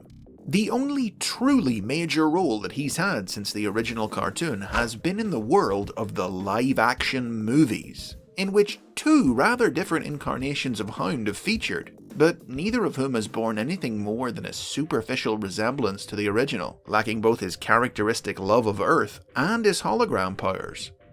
The first was a technical specialist who transformed into a Humvee, introduced in, of all places, the 2007 video game for the PlayStation Portable. This game's story was an expanded version of the first film, which inserted Hound into the movie's events. While the other Autobots were busy with their on-screen adventure, players controlled Hound through his own side story with his buddy Trailbreaker, investigating the Arctic cavern where Megatron had once been frozen, discovering an army of Decepticon drones, and ultimately sacrificing his life to transmit a virus that took the drones offline. The second, far more famous live-action incarnation of Hound debuted years later in the 2014 film Age of Extinction. A pot-bellied, bushy-bearded, cigar-chomping old commando voiced by actor John Goodman, this boisterous, heavily armed hound never met a problem he couldn't solve by shooting it in the face, whether it was an army of Decepticons, You're all gonna die! a fellow Autobot he was having an argument with, Cut the crap before I drop a grenade down your throat. or an alien that looked at him funny. You're just too disturbing to live. Oh! You're dead. Transforming into a green military vehicle was really the only point of commonality between this trigger-happy Autobot and the original Hound. In Age of Extinction, he was an Oshkosh Defense FM-TV, while in the 2017 sequel, The Last Night, he had adopted the form of a Mercedes Unimog, with numerous figures of both forms available in the film's various tie-in toy lines.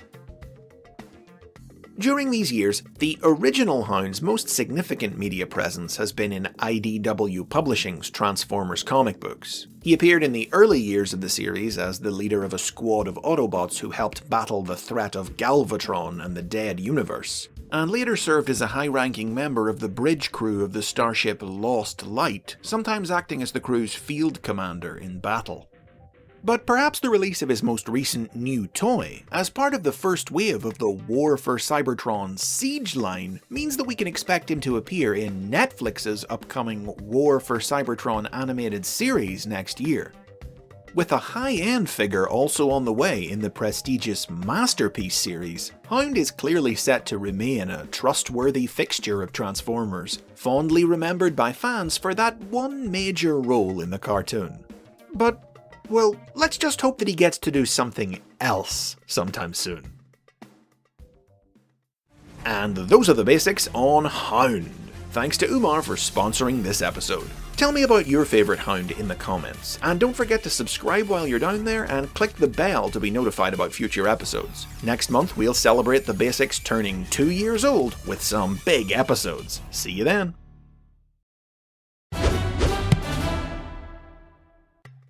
After the original Transformers toy line's massively successful first year in America, Hasbro's Japanese partner Takara decided that they wanted a piece of the action. They imported the toys to Japan, and even dubbed the animated series for a Japanese broadcast. But before long, they were creating new toys, characters, cartoons, and comics of their own, steadily expanding the world of the Transformers for the Japanese market until it took on a separate life of its own. These are the basics on the history of Generation 1 in Japan. When aired in Japan, the Transformers cartoon was broken up into 2 separate series. In 1985, the first 2 seasons were aired under the title Fight Super Robot Lifeform Transformers, while in 1986 the 3rd season was rebranded Fight Super Robot Lifeform Transformers 2010. The original American version of the season was set in 2006, but the Japanese dub changed it to 2010, hence the new title. The cartoon was supplemented by full-colour spreads published in Kodansha's monthly TV magazine, which provided kids with more information about the characters and their world. In particular, since the Transformers the movie wasn't released in Japan before 2010 began the way it was in America, and wouldn't be available there until it came out on home video in 1989, it fell to the magazine to provide the essential information on what had happened in the time gap between series. These spreads were the most consistent element of Japanese Transformers marketing, published every month until 1992. A handful of original clip shows were assembled for the Japanese broadcast of the series, but the first major piece of Japanese original Transformers animation was released in 1986. This year, Takara chose to market the new Combiner Team toys, the Aerialbots, Stunticons, Protectobots, and Combaticons, and a few other figures from the 1986 product line under the dedicated subheader of Scramble City. To promote the toys, a brand new Japanese-exclusive episode entitled Scramble City Mobilization was released direct-to-video in April of that year. Taking place in the time gap between the second season and the movie, the story centered on the Autobots' efforts to construct a mobile battle fortress, Metroplex, aka the Scramble City of the title, introducing the giant Autobot and several other characters like Ultra Magnus, Trypticon, and the new 1986 cassettes months in advance of their debuts in America. The same month, a tie-in manga also began publication in TV Magazine, which would continue to run in parallel with the cartoon for the next few years, telling new stories interspersed between its episodes. 1987 was the year in which the Japanese and American handling of the Transformers began to more noticeably diverge. This year, the American cartoon came to an end with the 3-part miniseries The Rebirth. But Takara wanted to keep Transformers cartoons on the air, and so opted not to import The Rebirth, instead producing a brand new 35-episode series entitled The Headmasters. This series continued from where Season 3 had left off, ignoring the events of The Rebirth and taking the story in a different direction, marking the point at which the American and Japanese cartoons firmly branched off into two separate continuities. Set in the year 2011, the Headmasters introduced the 1987 toy range, chief among them the titular Headmasters, small robots from a Cybertronian colony on the planet Master, who transformed into heads that connected to and controlled full-size Transformer bodies called Transtectors. The series was full of momentous events. Optimus Prime died once more, Cybertron was destroyed, prompting Rodimus Prime to depart on a quest for a new home, leaving command of the Autobots in the hands of Headmaster leader Fortress Maximus. Ultra Magnus was killed by the Decepticon ninja Sixshot, and Galvatron also perished, with cunning Decepticon headmaster Scorponok taking his place as leader. Further emphasizing the growing divide between Hasbro and Takara's handling of the franchise, the Japanese toy line for this year contained several additional figures not released by Hasbro, including the Autobot combiner team The Trainbots, and Blaster and Soundwave's upgraded forms Twincast and Sound Blaster, who were all regular supporting cast members in the cartoon, plus the original Target Master characters Ricochet and Artfire, who featured in the manga.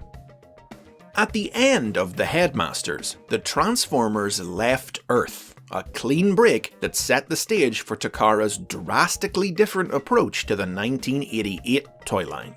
While most of the figures released in Japan this year were the same as those released by Hasbro, many were given new colour schemes and brand new names and identities, completely reinvented into new characters who starred in this year's new Japanese original animated series, Super God Master Force.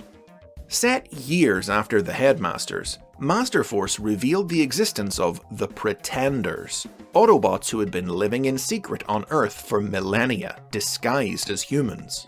When the Decepticons returned, now led by the energy being Devil Zed, who sought to create the ultimate life form by fusing human beings and Transformers together, the Pretenders recruited human allies of their own and granted them the power of the Master Force, so they could connect to Transtectors and become Transformers themselves in order to defend their world. For instance, the toy known in Hasbro markets as the Autobot Headmaster Nightbeat was reinvented by Takara to become French schoolgirl Minerva, the first female Transformer toy, while the new Power Master version of Optimus Prime was reimagined as Jinrai, a Japanese trucker who controlled a Transtector that merely looked like the revered Autobot leader. Original Japanese toys for this year's line included Pretender leader Metal Hawk, God Bomber, who could merge with Jinrai into God Jinrai, and Jinrai's Decepticon arch-rival Overlord, Devil Zed's second in command, controlled by the husband and wife team of Giga and Mega. Master Force was followed in 1989 by Transformers Victory. This series was set in 2025 and told the story of the newest Autobot Supreme Commander, Starsaber, as he and his troops defended Earth against the forces of Decepticon Emperor Deathsaurus, who sought to pillage the energy of the planet to reactivate his deadly battle fortress. By this point, Takara's handling of Transformers had diverged almost completely from Hasbro's. The 89 toy line was made up almost entirely of either Japanese original figures or significantly altered American ones. In addition to the two leaders, there was Victory Leo, with whom Starsaber combined to form Victory Saber, and high-profile combiner teams like the Autobot Brain Masters and the Decepticon Breast Force. As with past cartoons, manga for both Master Force and Victory were published in TV Magazine, but unlike the preceding comics, they were not part of the cartoon's continuity, instead consisting of alternate tellings of the series' storylines. Victory was the final full-length Generation 1 television cartoon and manga. Transformers was now on the wane. 1990 was the final year of the original toy line in the United States. But the brand still had a little life left in it in Japan, allowing it to continue there for a few further years, albeit in a diminished state. The 1990 toy line revolved around the tiny Micromasters, released by Hasbro the previous year, with the addition of the Takara original Powered Masters, 3 new motorized Autobots who transformed into Micromaster bases, and Metro Titan, a Decepticon recolor of Metroplex. Picking up where the Victory cartoon had left off, the storyline for this year, entitled Transformers Zone, involved the Decepticons' new leader, the supernatural creature Violin Jiger, seeking to obtain the universe-remaking power of the mysterious Zodiac. A one-shot Zone manga was released in April, followed in July by a single direct-to-video episode, both of which told the same story of the Powered Master's first battle with Violin Jiger's Demon Generals, 9 of the mightiest Decepticons from past series, and ended with Powered Master Die Atlas succeeding Starsaber as Autobot leader. This was to be the very last Japanese original Generation 1 episode. With no further cartoons or comics in the works, it fell to the color spreads in TV Magazine to tell the rest of the Zone storyline, a function that they would continue to serve for the next 2 years. The 1991 toy line was made up mostly of the remaining Micromasters that had been released by Hasbro in 1990. Takara Original Toys this year consisted of a new team of 6 Micromasters who could combine into 6-liner, and the Battle Stars, 3 large figures that transformed into Micromaster bases: Sky Gary, Grandus, and the centerpiece of the line, Star Convoy, the resurrected Optimus Prime, hence the title of the series, Return of Convoy, Convoy being Optimus Prime's name in Japan. The Autobots had restored Prime to life in this new form through the power of the Zodiac in response to a new attack against Earth by the alien Dark Nova. Dark Nova countered this by resurrecting Prime's old enemy Megatron as Super Megatron, who Star Convoy battled in another one-shot manga, with TV Magazine spreads again telling the rest of the story. Finally, in 1992, there was Operation Combination, a small series centered on various new Combiner characters as they defended the Earth against the forces of the Decepticon High Regent Scrash. New toys included 4 new Micromaster Combiners in the style of 6-liner, the Turbomasters and Predators, who were also available in Europe the same year, and classic Combiner teams the Protectobots and the Combaticons were recolored to create new Combiners Guard City and Battle Gaia. The story of Operation Combination, still set even after all these years within the continuity of the original cartoon, was told entirely through TV Magazine spreads, and its conclusion in October marked the quiet end of the original Transformers franchise in Japan. In the early days of the internet and online fandom, the world of Japanese-exclusive Transformers toys and cartoons was a mysterious thing about which a lot wasn't properly understood. The Headmasters, Master Force, and Victory cartoons were all dubbed into English by Hong Kong-based studio Omni Productions and broadcast in Southeast Asia circa 1990. And bootleg VHS recordings of these versions of the cartoons would be the first, and for years only, opportunity English-speaking fans had to experience the series. Despite the dub's infamously terrible quality, inspiring fandom in-jokes and memes that persist to this day. What's happened to the Headmasters? Can't they fight without Chrome Dome? Fortress Maximus has come himself. Okay, then I shall get Fortress Maximus to fight me! But thanks to the growth of the internet and eventually official subtitled DVD releases of the series in the 21st century, knowledge of the Japanese side of the world of the Transformers has only spread, and today we find characters who were once obscure unknowns from the other side of the world sharing the screen, the printed page, and the toy store shelf with Optimus Prime and Bumblebee. But the story of the Japanese Generation 1 universe didn't end in 1992. Unlike in America, where the original animated series was just one of many versions of the Generation 1 story, in Japan, the cartoon and its expanded timeline have always been regarded as the main Transformers story, and hence it's been revisited and added to constantly. When the Transformers Generation 2 toy line launched in Japan in 1995, it was treated as a direct continuation of the cartoon universe. The same was true of Beast Wars and its Japanese original spin-offs 1998's Beast Wars 2nd and 1999's Beast Wars Neo, set tens of thousands of years in the future, and 2000's Car Robots, featuring characters from this era who travelled back in time to the present day. Similarly, virtually every new Generation 1 themed toy line released in Japan in the 21st century has been part of the cartoon universe. Usually written by fans turned professionals, the often ambitious stories crafted to accompany these series tend to make extensive use of continuity minutiae, slotting into available gaps all throughout the timeline.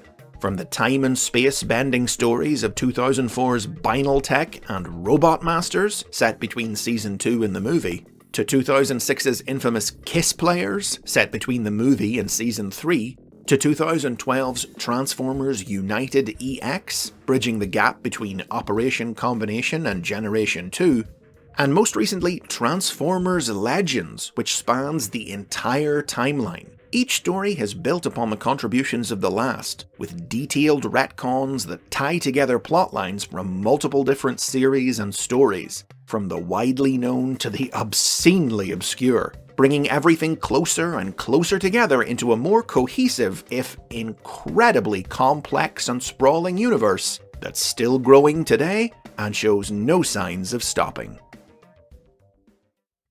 And those are the basics on Generation 1 in Japan.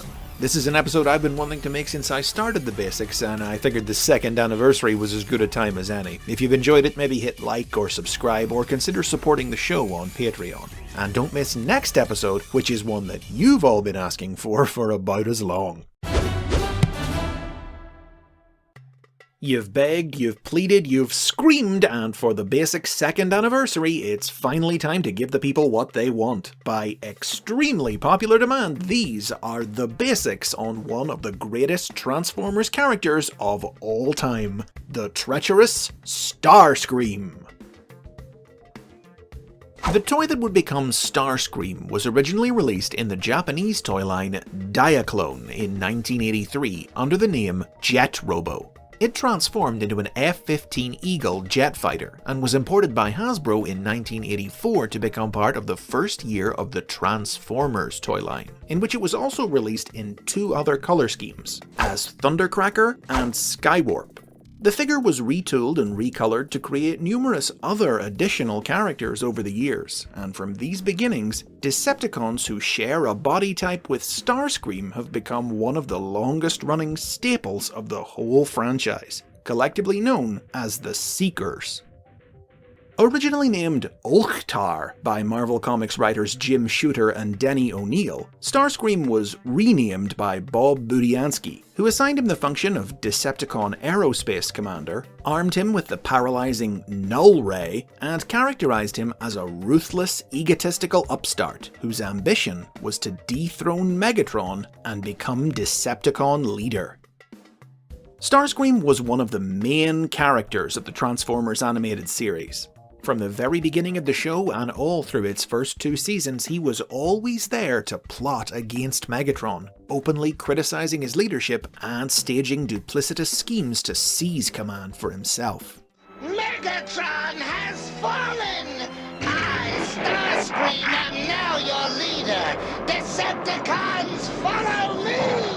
But though he talked a big game, he was a coward at heart, and when his plots would inevitably meet with failure, he'd resort to whimpering, groveling, and begging for mercy, ensuring that Megatron never actually got rid of him for long.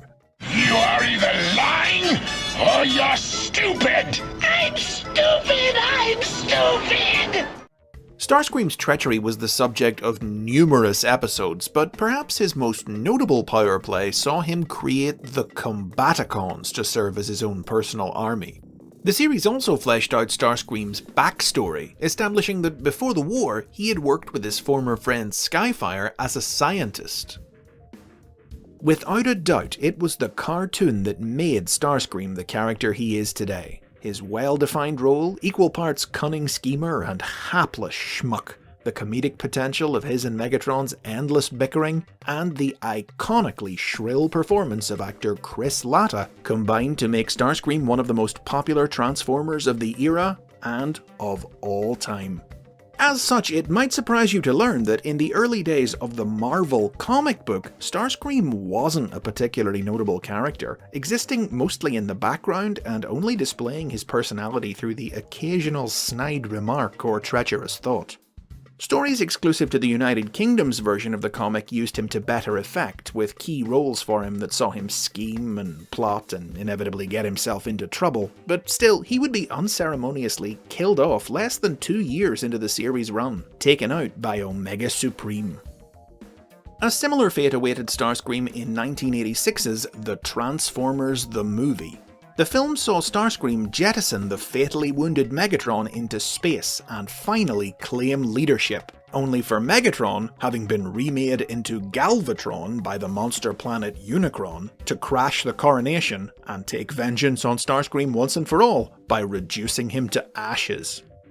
But because Starscream's toy was still being sold in 1986, he got to return in 2 episodes of the subsequent 3rd season of the cartoon as a ghost, possessing various Decepticons and conspiring with Unicron to regain his body.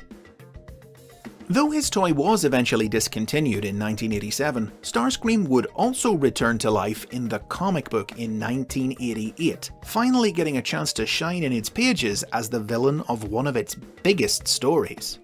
After being repaired and reactivated, Starscream seized the vast cosmic power of the ancient Cybertronian database, the Underbase, and embarked on a massacre, slaughtering scores of Transformers who tried to stand against him.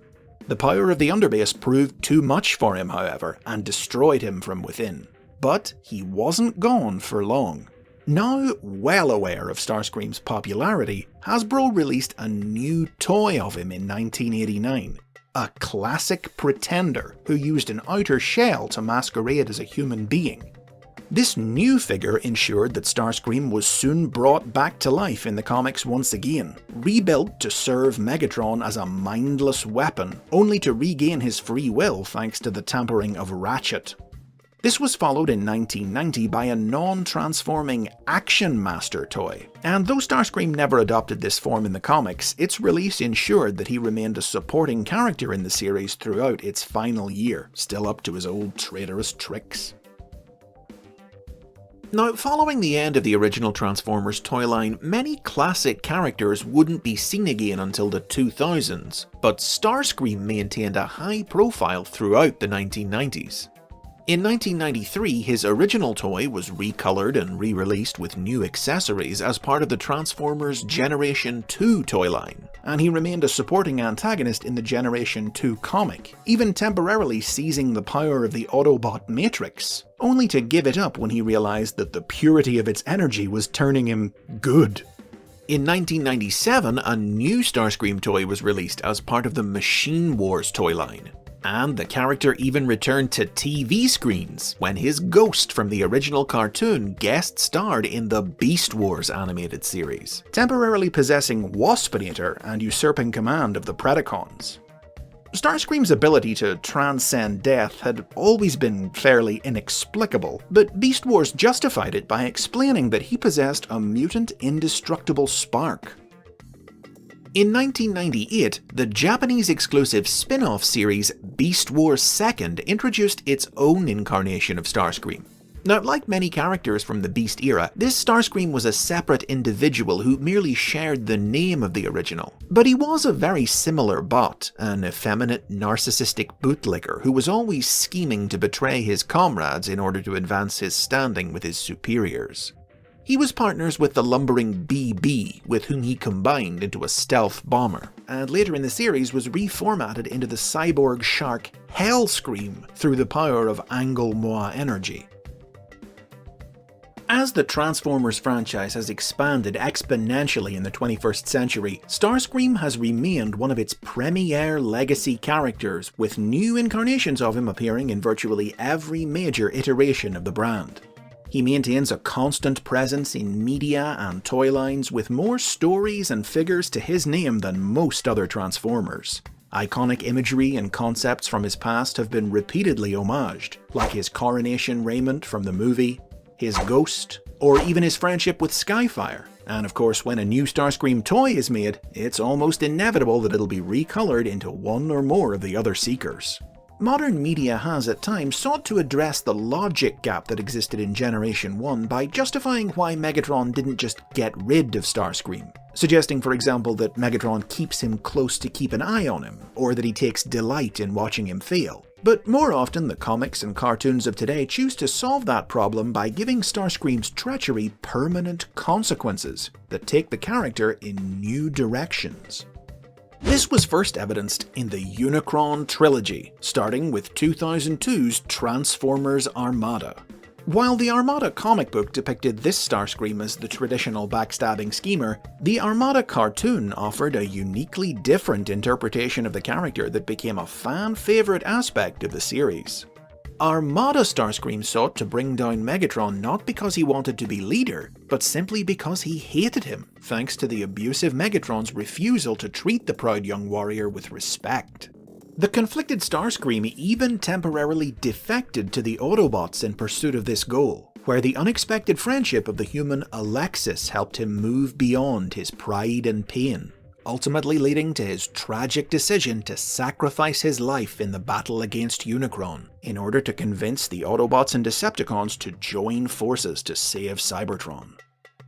In the 2004 sequel series, Transformers Energon, Starscream was resurrected through the power of Energon, but he was left incomplete, lacking any memories of his former life, and in an homage to Generation 1, ghosting between physical and immaterial states. He was fully restored by the time of the trilogy's final chapter, 2005's Transformers Cybertron, in which he finally ascended to his classic role of the traitor plotting behind Megatron's back. This series would see Starscream break away from Megatron's command and strike out on his own, acting as a third column in the Autobots and Decepticons' struggle to acquire the Cyber Planet Keys, the power of which Starscream used to siphon off the energy of the Transformers god Primus and transform himself into a giant. Starscream's appearance in this series was based on a design created for the 2002 Dreamwave Productions comic book The War Within. 2007 saw the debut of the live-action movie incarnation of Starscream, with a hulking robot mode necessary to incorporate the mass of his new F-22 Raptor alternate mode. Though the films kept his antagonistic relationship with Megatron, they chose not to showcase his duplicitousness, portraying him simply as Megatron's sycophantic underling. Tie-in comic books and video games would provide fans with a more classically treacherous take on the movie character, until he met his end at the hands of Sam Witwicky and a well-placed explosive in 2011's Dark of the Moon. The Starscream of 2007's Transformers Animated was traitorous right from the start. In the first episode of this series, he planted an explosive on Megatron that caused him to crash land on Earth, a crime for which Megatron promptly executed Starscream as soon as he was repaired. But in another callback to the Generation 1 character's ability to survive beyond death, Starscream's sparkless body was reanimated by a sliver of the life-giving Allspark. With this new lease on life, Starscream made another play for leadership, creating a personal army of clones of himself to back him up, each one embodying one aspect of his personality. He's a coward, he's an egomaniac, he's a suck-up, he's a liar! I am not! But the gambit ended in failure and saw him reduced to a severed head, a state in which he remained until the series finale, whereupon his Allspark shard was extracted and he died once more. The Starscream seen in 2010's Transformers Prime cartoon served as Decepticon leader on Earth in Megatron's absence, giving him a good reason to want to hold on to his position of power when Megatron returned to resume command. After making several failed attempts on Megatron's life and narrowly avoiding execution for it, Starscream decided to abandon the Decepticons and go it alone. But this proved to be a bad choice. The second season followed Starscream along a string of failed schemes, and at the end of it all, he was finally forced to accept that his ambitions were misguided. Humbled and repentant, he came slinking back to Megatron and was allowed to rejoin the Decepticons. Just happy to have his old job back, Starscream never tried to betray his leader again. Though he did have to spend the show's third season plotting against his new rival for the position of second in command, Shockwave. This Starscream would return in the 2015 sequel series Robots in Disguise, hunting a group of runaway Minicons to Earth in order to harness their power, until he was defeated by the Autobots. Starscream was naturally a key player from the very beginning of IDW Publishing's Transformers comic books, his various attempts at seizing power inevitably ending in disaster both for himself and for the Decepticons as a whole. But starting in 2012, the character was taken in a very different direction when, after the end of the war, Starscream entered the political arena, and through his usual deceit and manipulation, not to mention killing his opponent Metalhawk, successfully got himself elected ruler of Cybertron. However, his new position proved not to be as glamorous as he'd hoped. Frequently changing body designs to match up with new toys released in the Transformers Generations line, Starscream found himself constantly at odds with Windblade, who was determined to curb his devious attempts to cement his power. It was thanks to her moral influence, along with the ghost of Bumblebee acting as his conscience, that Starscream, genuinely wanting to be a good leader and a better bot, came to realize that he couldn't be the ruler Cybertron deserved. Hoping to break the endless cycle of lies and abuse that his life had become, he stood down, allowing Windblade to take over as the planet's leader, and soon after, willingly chose to give up his life to help Optimus Prime save the Cybertronian race from Unicron.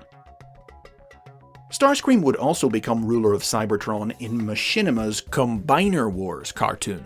But in it, his seeming benevolence was just a plot to acquire the Enigma of Combination and transform himself into the ultimate combiner.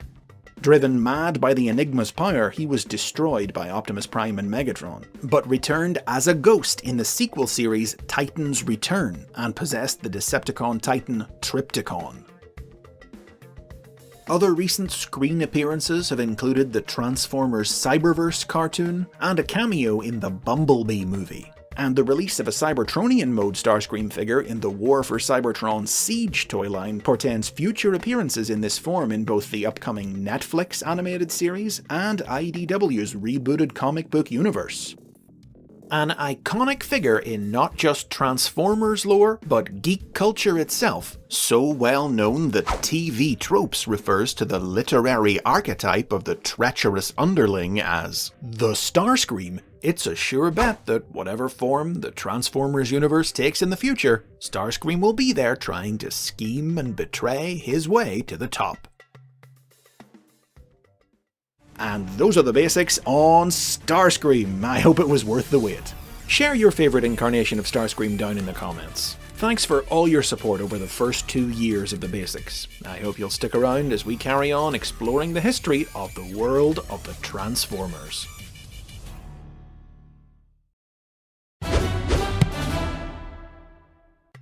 To round out the Basics 2nd anniversary month, I thought I'd get a little personal again and take a look at some old favourites of mine who are in the news again at the minute. This week, it's the Basics on those marine menaces, the Seacons.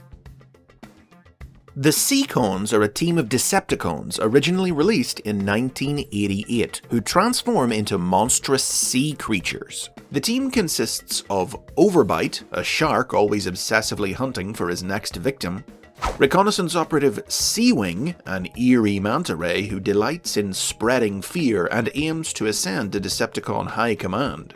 The Repellent Scalor, a coelacanth who leaves a trail of grease and a horrible stench wherever he goes.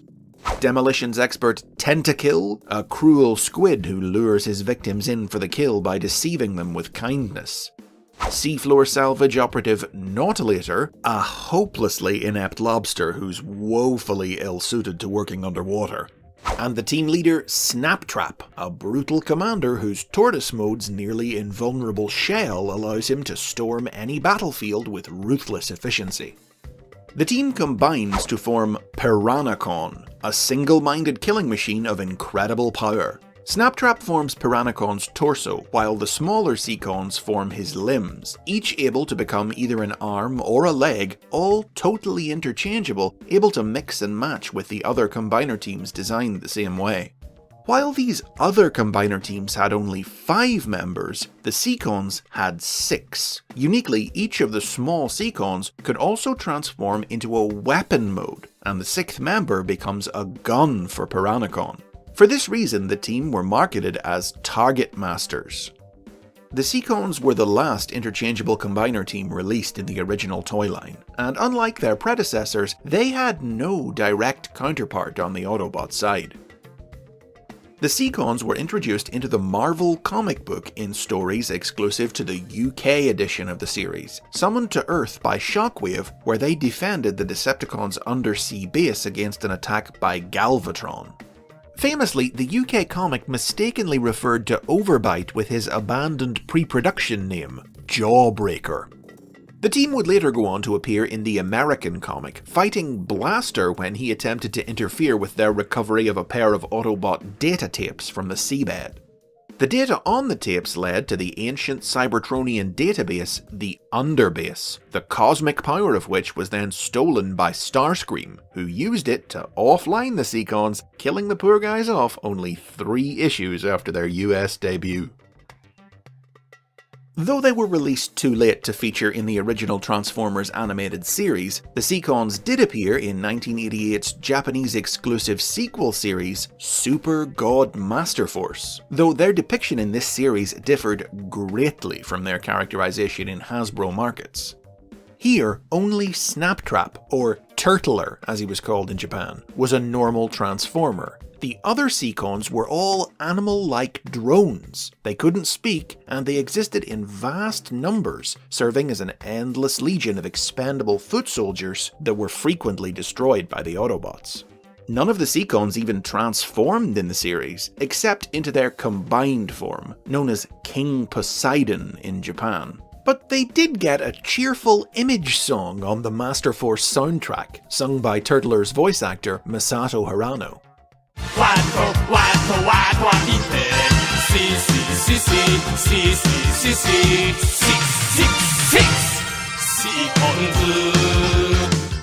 King Poseidon would later return in 1990's Transformers Zone, one of 9 demon generals gathered from throughout Decepticon history. 10 years after their original release, in 1998, the Seacon toys were recolored in white, green, and gold and re-released as part of the Japanese series Beast Wars 2nd. This series reimagined them as a new group of characters distinct from the originals, the Space Pirate Seacons, a gang of rogues who roamed the spaceways in their flying galleon in search of riches. Nautilator's toy wasn't part of this version of the team, leaving only 5 members. Snaptrap was recolored to become Half Shell, a noble captain who genuinely cared for his loyal crew. Scalor became the elderly Sealagon, prone to dozing off. Overbite became Sea Phantom, always first into a fight. Seawing became Terrormander, the easygoing junior member of the crew. And Tentakill was now the vain and short-tempered Scylla, the crew's only female member, named after the sea monster from Greek mythology. Together, the team combined into God Neptune. As seen in the Beast Wars 2nd animated series, the Seacons frequently clashed with Lyo Convoy's Maximals on post-apocalyptic Earth, after arriving on the planet to harvest its Angle-Moi energy. Several episodes focused on a comedic love triangle involving Maximal Bison Bighorn's infatuation with Scylla, who loathed him and only had eyes for Bighorn's teammate, fellow squid Scuba. The Seacon toys were planned for another re-release in 2004's Transformers Energon toy line, with a new purple, orange, blue, and black colour scheme, as new characters named the Piranacons, who combined into Piranha King, but the set was cancelled. Instead, it wound up being released 4 years later as an exclusive from the Transformers Collectors Club, with the characters now reimagined as the Seacons from the Marvel comic, who had taken on these new colours after being brought back online following their deaths at Starscream's hands. This release led to the Seacons appearing in several pieces of club-exclusive media, continuing the story of the Marvel Universe. First, while serving as moles for Megatron, the team brought down Bludgeon's renegade faction of Decepticons from within. Later, they were hurled through time to prehistoric Earth in a story that mashed up the original team and the Beast Wars space pirates into one. Nautilator and Tentakill were destroyed once more after their bodies were overloaded by Earth's excessive energon radiation, prompting the surviving Seacons to adopt protective armor to avoid sharing their fate, changing their colors to match their Beast Wars counterparts in the process. They replaced their lost teammates with Scylla, who was created from a reprogrammed Autobot protoform, and who merged with them to create their new combined form, God Neptune. Sadly, outside the club, the Seacons haven't seen a lot of action in the 21st century. They've made a few fleeting appearances in assorted mobile games and comic books. Perhaps most notably, a version of the team appeared in the UK's Transformers Prime comic, in which they crash-landed on Earth, killing Snaptrap and leaving the incomplete Piranacon a mindless monster attacking human ships who had to be stopped by the Autobots. Now, while all the other classic Combiner teams got brand new toys as part of the Prime Wars trilogy of toy lines between 2015 and 2018, for a while it looked like the best the Seacons were going to manage was a set of combining minifigures from the Creo building block line. Until just a few months ago, when it was finally announced that updated modern Seacon toys are finally heading our way as part of the Transformers Generations Selects toy line. We've only seen a few prototypes so far, so it'll likely be a while before the whole team is released, but while we're waiting, let's hear that song again! C C C C C C C C 666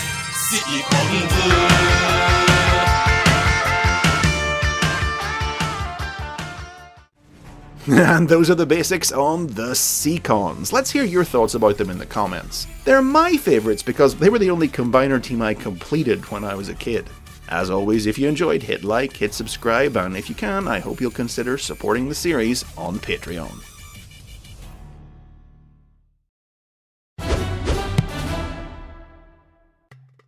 This week's episode looks at another one of those names that's been used by some very different Transformers characters over the brand's history. Get ready to have your burning curiosity satisfied as we fire up the basics on Inferno. The toy that would become the original Inferno was first released in 1983 as part of the Japanese toy line Diaclone. The figure transformed into a Mitsubishi Fuso fire engine, and in 1984 it was also available retooled into a truck crane. Both fire engine and crane were imported by Hasbro and released as part of the second year of the Transformers toy line in 1985, as the Autobots Inferno and Grapple respectively. A profile for Inferno was written by Marvel Comics writer Bob Budiansky, which characterized him as a bot who was so eager for action that he would often abandon his job as a search and rescue operative to join his teammates battling the Decepticons instead. Inferno joined the cast of the original Transformers animated series partway through its second season. No explanation was offered for where he had come from, but he spent the season fighting both fires and Decepticons with his characteristic enthusiasm. Several episodes paired Inferno with fellow firefighter Red Alert, including their spotlight adventure, Auto Berserk, crafting a memorable double act who were good friends despite the arguments caused by the clash of Inferno's gung-ho attitude with Red's cautious, paranoid personality. Inferno would also briefly return to Cybertron to reunite with his girlfriend, Firestar. But sadly, Inferno's toy was only on sale for 1 year, and with its discontinuation in 1986, he was phased out of the series, with a planned one-line appearance in The Transformers the Movie being cut during production. Inferno couldn't be phased out of the Marvel comic, however, because he wasn't in it to begin with. For unknown reasons, when the new 1985 Autobots were added to the comic, Inferno wasn't among them. However, the fact that he didn't appear in the series did mean that the United Kingdom's version of the comic was free to use him in its exclusive stories. There, he teamed with Smokescreen to face the threat of Unicron, worked alongside the Autobot commando team the Wreckers on Earth to douse the flames of the alien Firebug, and served as part of the Wreckers' successor unit, the Survivors. In 1990, a new Inferno toy was released as part of the non-transforming Action Master range of figures. The release of this toy led to Inferno finally appearing in the American comic, first showing up in a story set in a post-apocalyptic future where he was part of an Autobot resistance on a Decepticon-controlled Earth. The same year, his original toy was re-released as part of the classic range of reissues available in Europe and Australasia, which ensured that he continued to appear in the UK comic, joining the Autobots' new Earth Force team.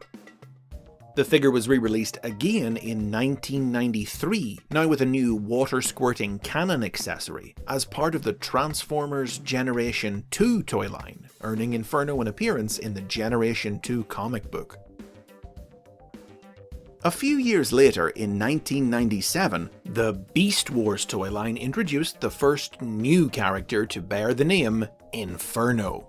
Like many Beast Wars characters who reused the names of classic bots, this Inferno was a completely separate individual from the original, and he couldn't have been more different. Rather than a heroic Autobot fire engine, Beast Wars Inferno was an evil Predacon fire ant. As seen in the Beast Wars cartoon, when Inferno emerged from his stasis pod on prehistoric Earth, the powerful instincts of his beast mode somehow overrode his logic circuits, leaving him a crazed soldier with a real ant's fanatical loyalty to his queen, in this case, Predacon leader Megatron. Yes, my queen. I wish she wouldn't call me that.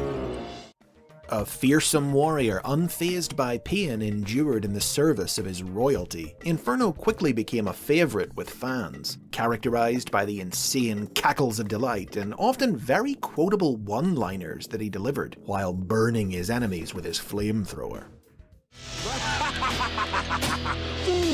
Pain is my friend. Allow me to introduce you to it. You're no match for me.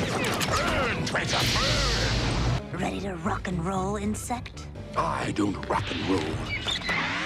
I burn.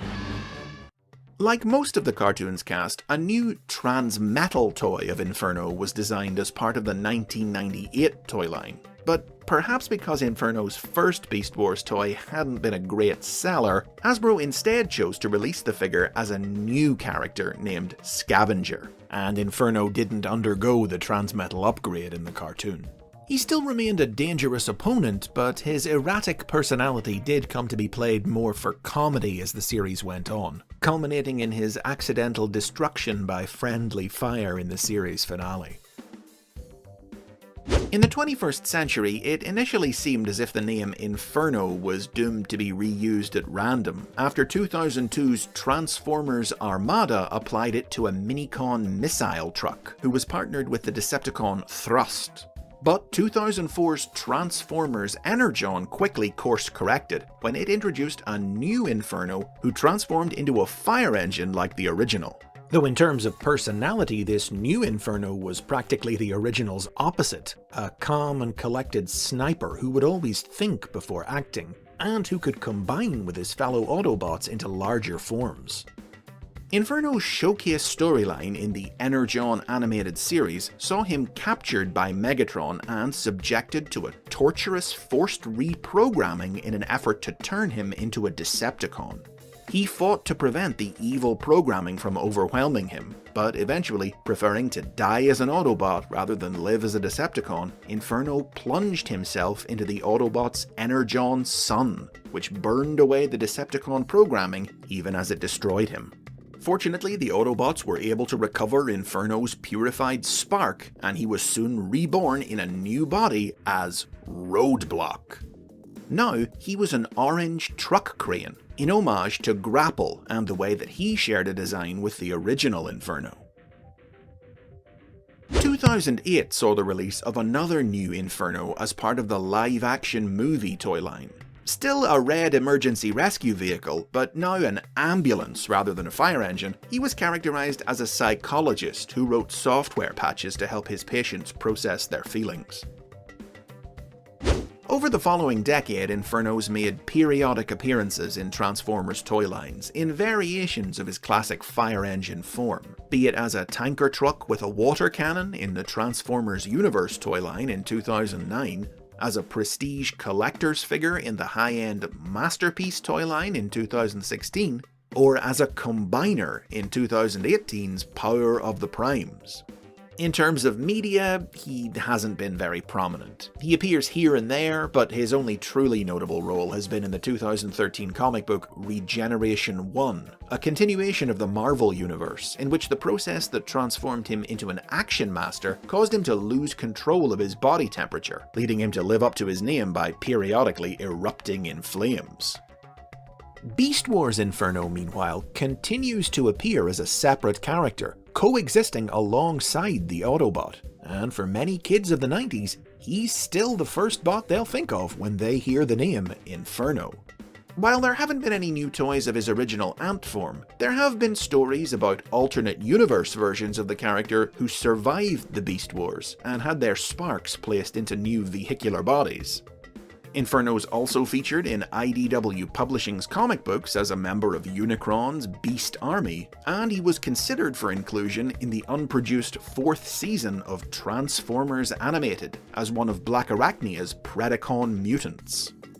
Ancillary animated media also featured a version of the Autobot Inferno, a female incarnation visually based on the movie character but with the personality of the original. But because the Predacon was introduced first, the Autobot was given a new name, Flashpoint.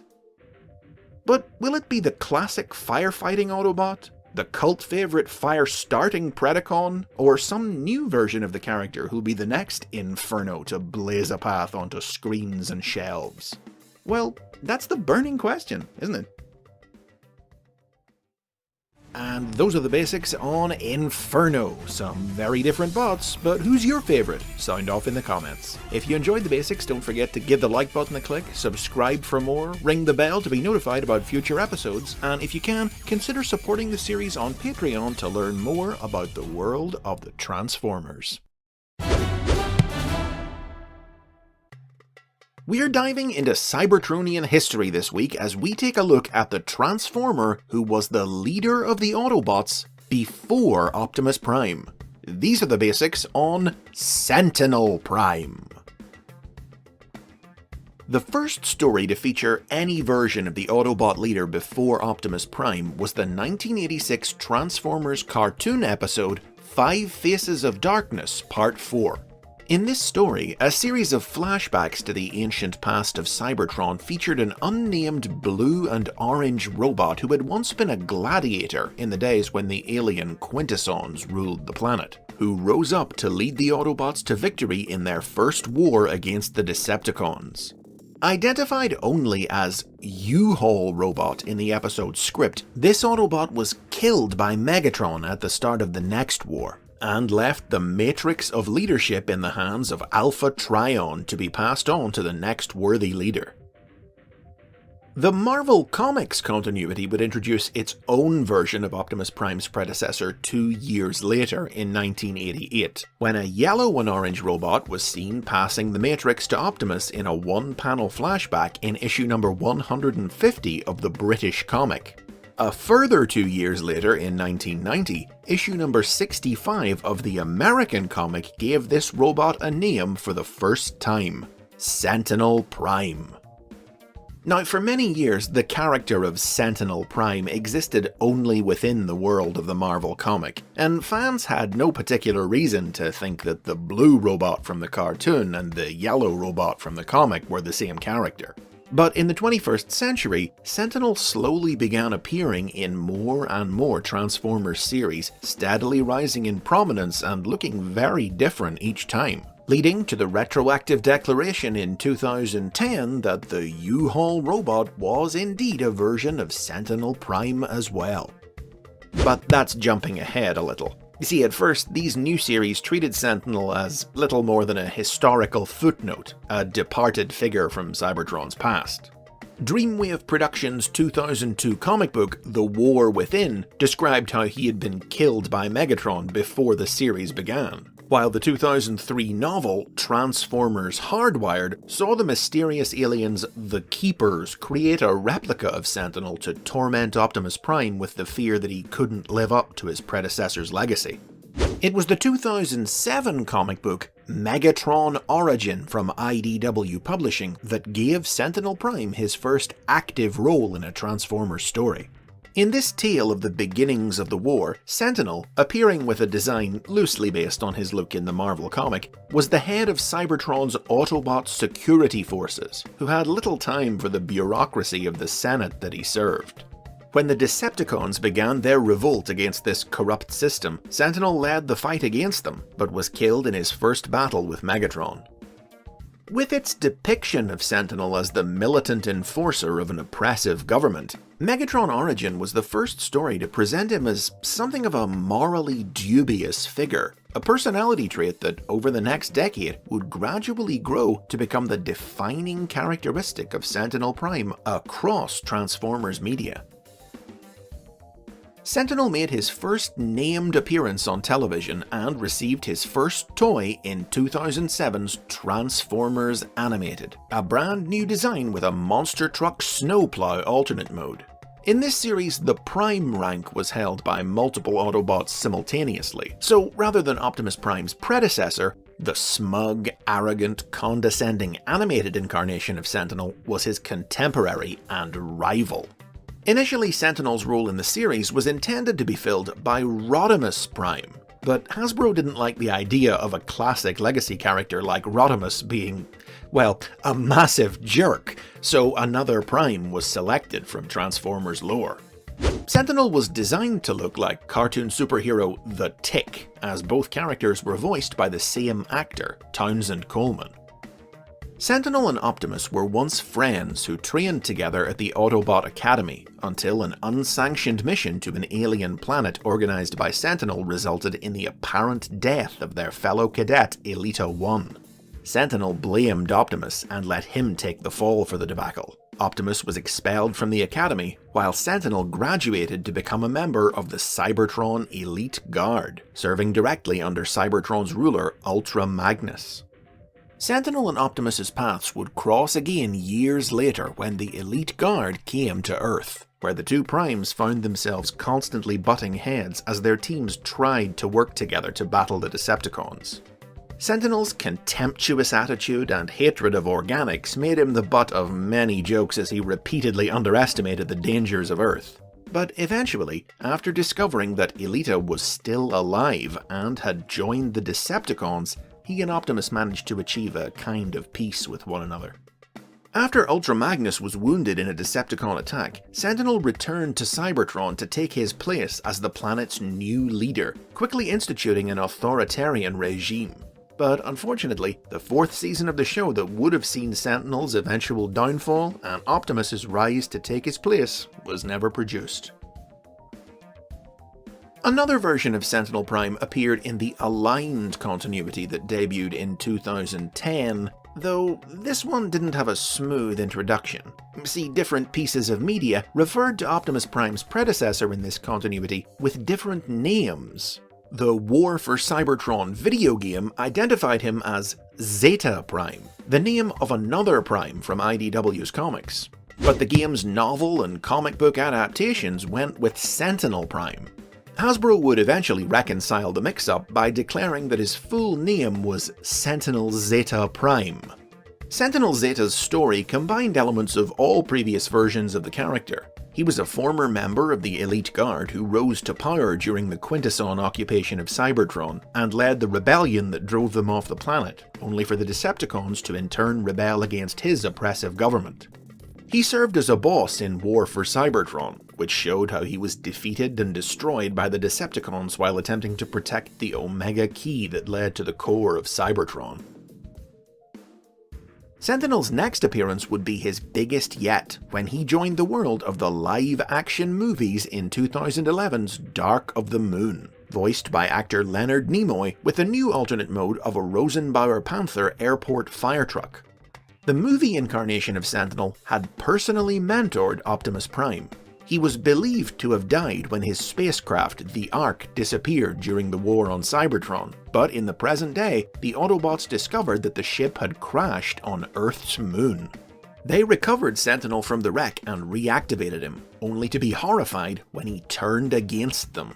It turned out that long ago, he had struck a deal with Megatron to use space bridge technology to conquer Earth and harvest its resources to repair the devastated Cybertron. The pair soon put their evil plan into action, but Megatron came to think that he was in danger of being usurped as leader by the imperious Sentinel, and so decided to betray the betrayer and helped Optimus Prime destroy him. Sentinel's appearance on the silver screen was naturally accompanied by the release of numerous toys, but there wasn't a toy of the original Generation 1 incarnation of Sentinel Prime until 2016's Titans Return.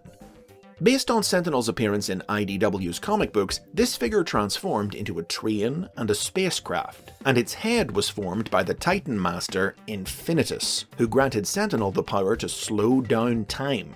To tie in with the release of this toy, IDW brought Sentinel back to life in their comics, revealing that he had survived his apparent demise in Megatron Origin thanks to his Titan Master abilities. With the character's role in Transformers canon having been redefined in the 10 years since he had last appeared in the comics, particularly by Dark of the Moon, Sentinel was turned into an unambiguous villain, an ideologue disgusted by the changed face of modern Cybertron. He attempted to use an army of Titans to wipe the planet clean so he could return it to the simpler days of his time, but was stopped by the Autobots. From a minor historical figure to a blockbuster movie villain, Sentinel Prime has come a long way and changed a lot. His next appearance is slated to be in IDW's new rebooted comic book universe. We don't yet know if he's going to carry on being a villain, but we can be pretty sure about the fate that awaits him. Because if history has taught us anything, it's that Sentinel must fall if Optimus is to become Prime. And those are the basics on Sentinel Prime. He's taken many forms. Let's hear which you like best in the comments. Make sure to hit those like and subscribe buttons while you're down there, and if you can, I hope you'll help the basics keep going by supporting the series on Patreon.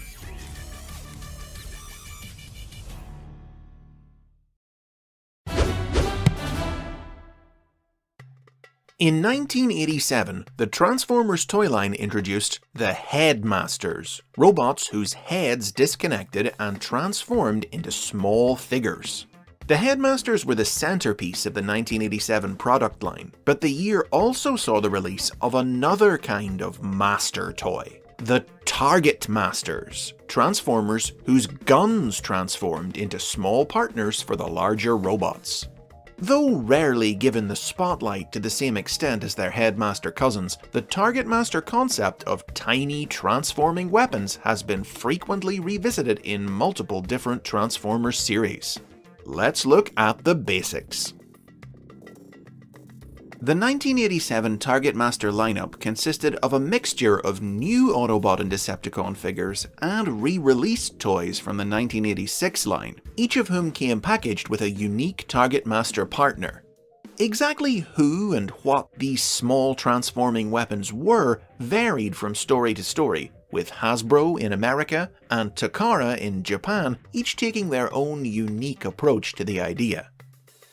In Hasbro's markets, the Target Master partners were aliens from the planet Nebulos, who partnered with the Transformers via the same binary bonding technology that created the Headmasters.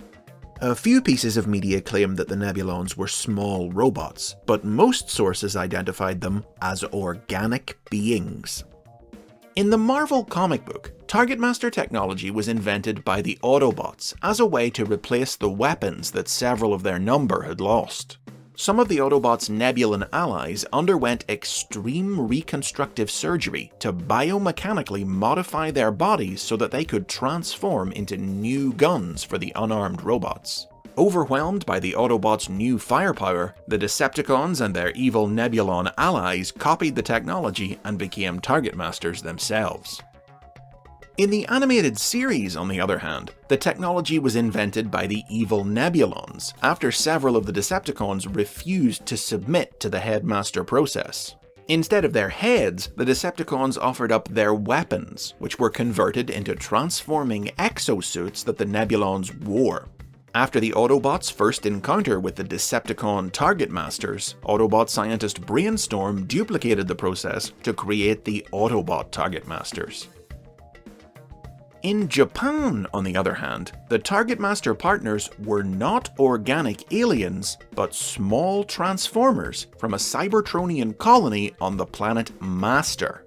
This alternate version of the Target Masters appeared in the Japanese exclusive animated series Transformers: The Headmasters, which saw a group of refugees from Master caught in a plasma energy explosion alongside two squads of Autobots and Decepticons. The explosion mutated the small Master robots and fused them to the larger Transformers' bodies. Though the toys were unchanged, the Japanese cartoon showed the Target Master's guns not simply being held in their partner's hands, but actually connecting to their arms at the wrist, with a cry of "Target on!"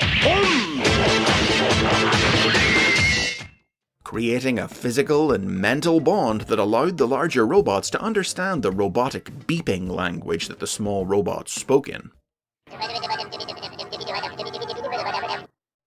The Japanese Target Master range didn't include the reissued toys from 1986 that Hasbro had released. Instead, it featured two Japanese-exclusive Target Master Autobots, Ricochet and Artfire, recolored versions of Autobots Jazz and Inferno, who didn't appear in the cartoon, but did show up in the Headmaster's manga.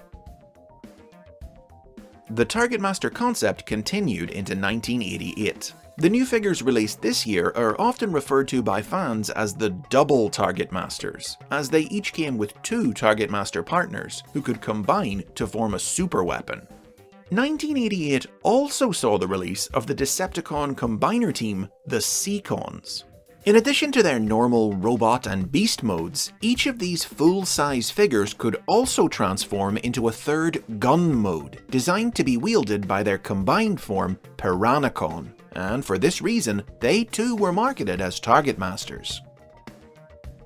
No further Target Masters were released in the original Transformers toy line, and it would be many years before the name would be used in a toy line again. But the concept of robots transforming into handheld weaponry would continue for years regardless. In 1990, the Action Master range of figures came packaged with small animal robots and drones who turned into guns.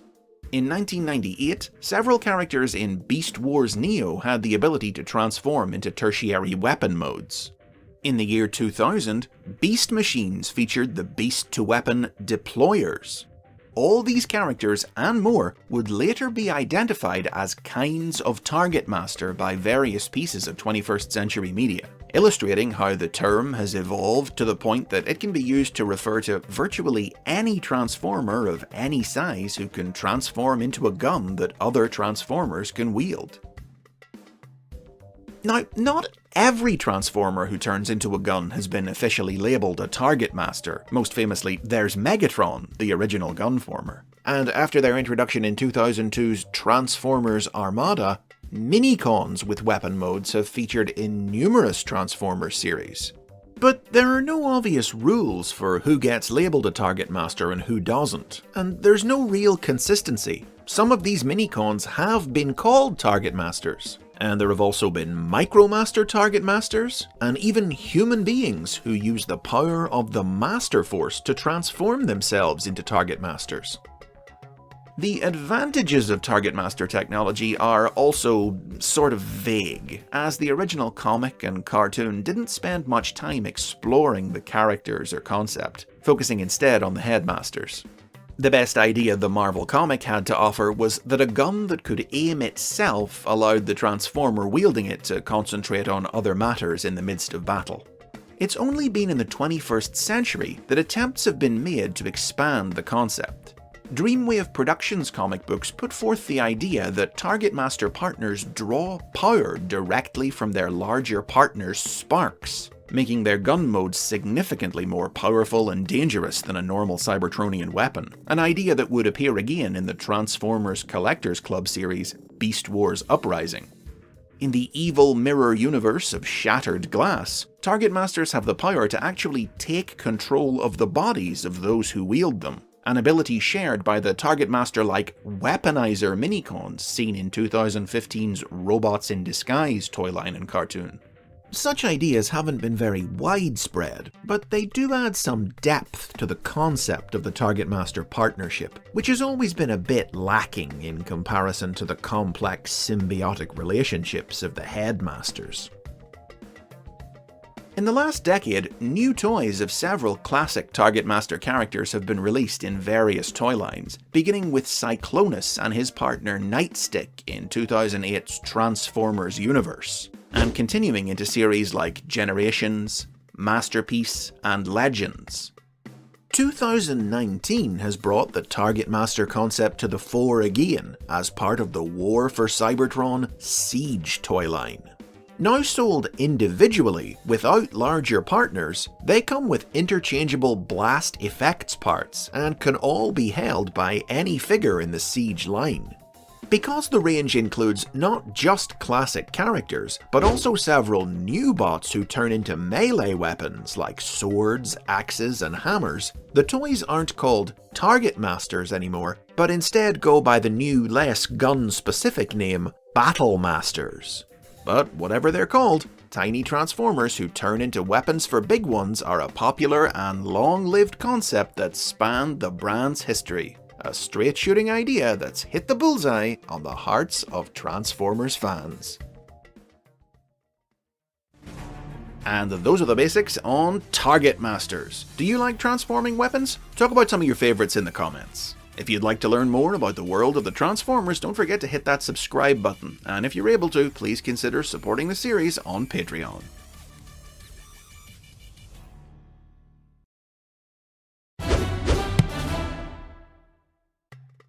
This week we're taking a look at the basics on the leader of the female Autobots and Optimus Prime's one and only, the first, the best, Elita 1. Elita 1 was an original character created for the Transformers animated series, who appeared in 2 episodes of the show's second season in 1985.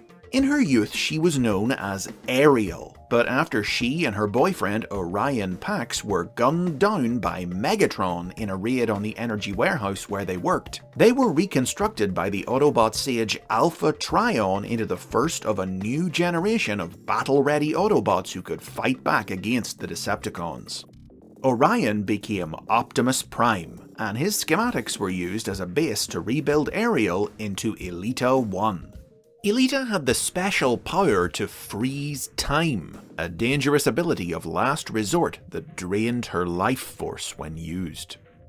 After millions of years of war, Elita apparently died in a Decepticon attack just before Optimus and his Autobots left Cybertron. But in reality, she survived and went underground, forming a guerrilla cell of female Autobots to fight the Decepticons on Cybertron in Optimus's absence.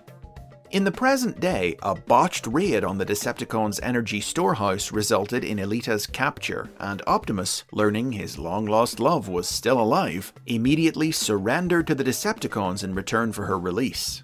Elita used her time-freezing power to rescue Optimus, leaving herself on the brink of death, but Optimus took her to Alpha Trion, who supervised the Autobot leader in performing a transfusion of his own energy that saved Elita's life. Though the two were happy to be reunited, they soon had to part once more, with Optimus returning to Earth while Elita remained to continue the fight on Cybertron.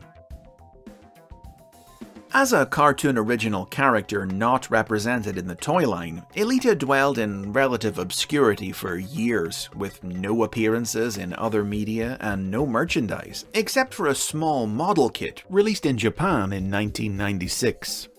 She almost got to make a return to the spotlight in Dreamwave Productions comic books in 2004, in which she would have been an agent of the alien Quintessons. But just as she made her appearance, the comic was cancelled after the company went out of business. It would be 2007 before she finally got a chance to shine once more, when she appeared in the exclusive comic book available at that year's official Transformers convention, BotCon.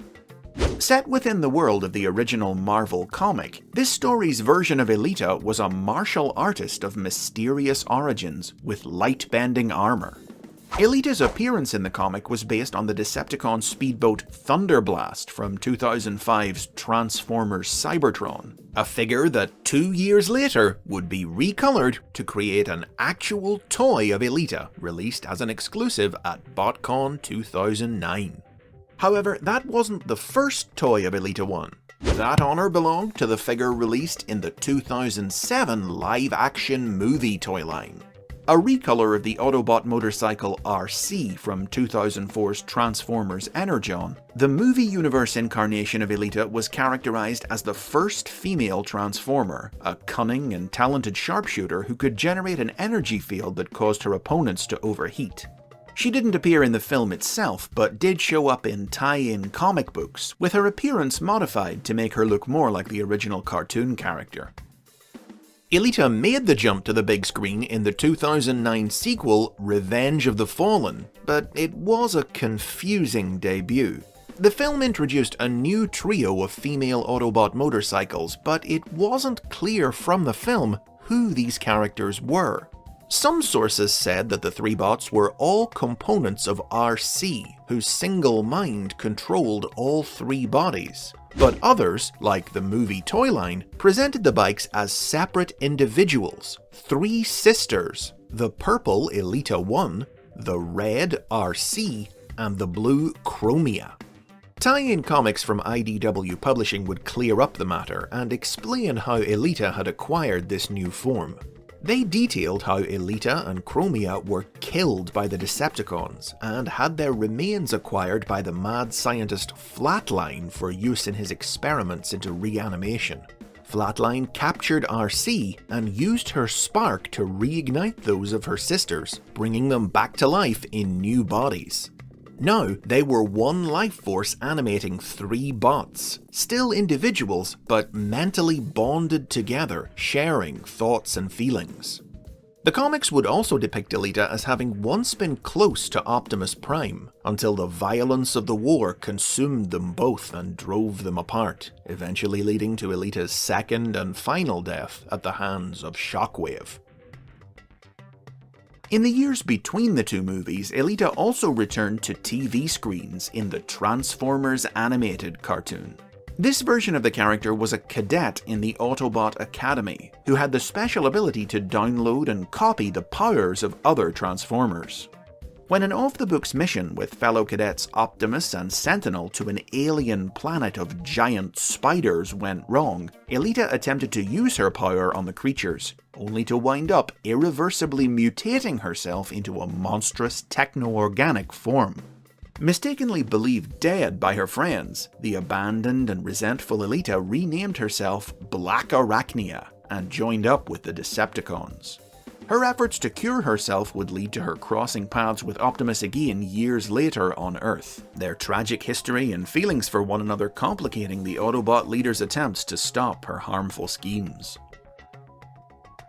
Elita would continue to have some small roles in more niche media over the next few years, before eventually returning to the forefront in a big way in the pages of IDW Publishing's comic books in 2015. IDW's version of Elita 1 was a fearsome and militant warrior who valued truth and honesty above all else, and who had no connection to Optimus Prime. She served as the captain, or first one, of the Titan Carcer, a huge city spaceship transformer who acted as a living prison for the evil Prime, Liege Maximo. When a fleet of zombie titans attacked Cybertron, Elita refused to allow Carcer to transform to fight them for fear it would allow Liege Maximo to escape. And when Windblade attempted to disobey her and activate Carcer, Elita even went so far as to kill her titan to prevent it by destroying his brain. Furious over the debacle, Elita demanded free elections for Cybertron so that she could make a play for leadership of the planet, but Windblade wound up defeating her at the polls. Soon after, when the planet-eating Unicron attacked Cybertron, Elita sacrificed her life to buy the populace time to evacuate, going out in a blaze of glory by piloting the flaming remains of Carcer on a crash course straight into Unicron's face. Elita 1 hit toy store shelves again in 2018 as part of the Power of the Primes toy line. Now sporting a jet alternate mode, this Elita was a combiner who could link up with any 4 compatible figures from the series to form the giant Elita Infinite. Combine her with her fellow female Autobots, and she becomes the mighty Orthia. Slowly but surely, Elita 1 has gone from a once obscure and overlooked character to one who now enjoys regular appearances in Transformers media. Regular enough that there have been 4 different official ways to spell her name. Currently, she appears in the pre-war setting of IDW's new, rebooted comic book universe, as leader of the Ascenticon Guard, the armed forces of the political movement led by Megatron that's destined to become the Decepticons. What this means for Elita's future in this new universe, we'll just have to keep reading to find out. And those are the basics on Elita 1. When did you first encounter her, and what Elita story is your favourite? Sound off in the comments, give the like button a click, and make sure to subscribe to learn more about the world of the Transformers.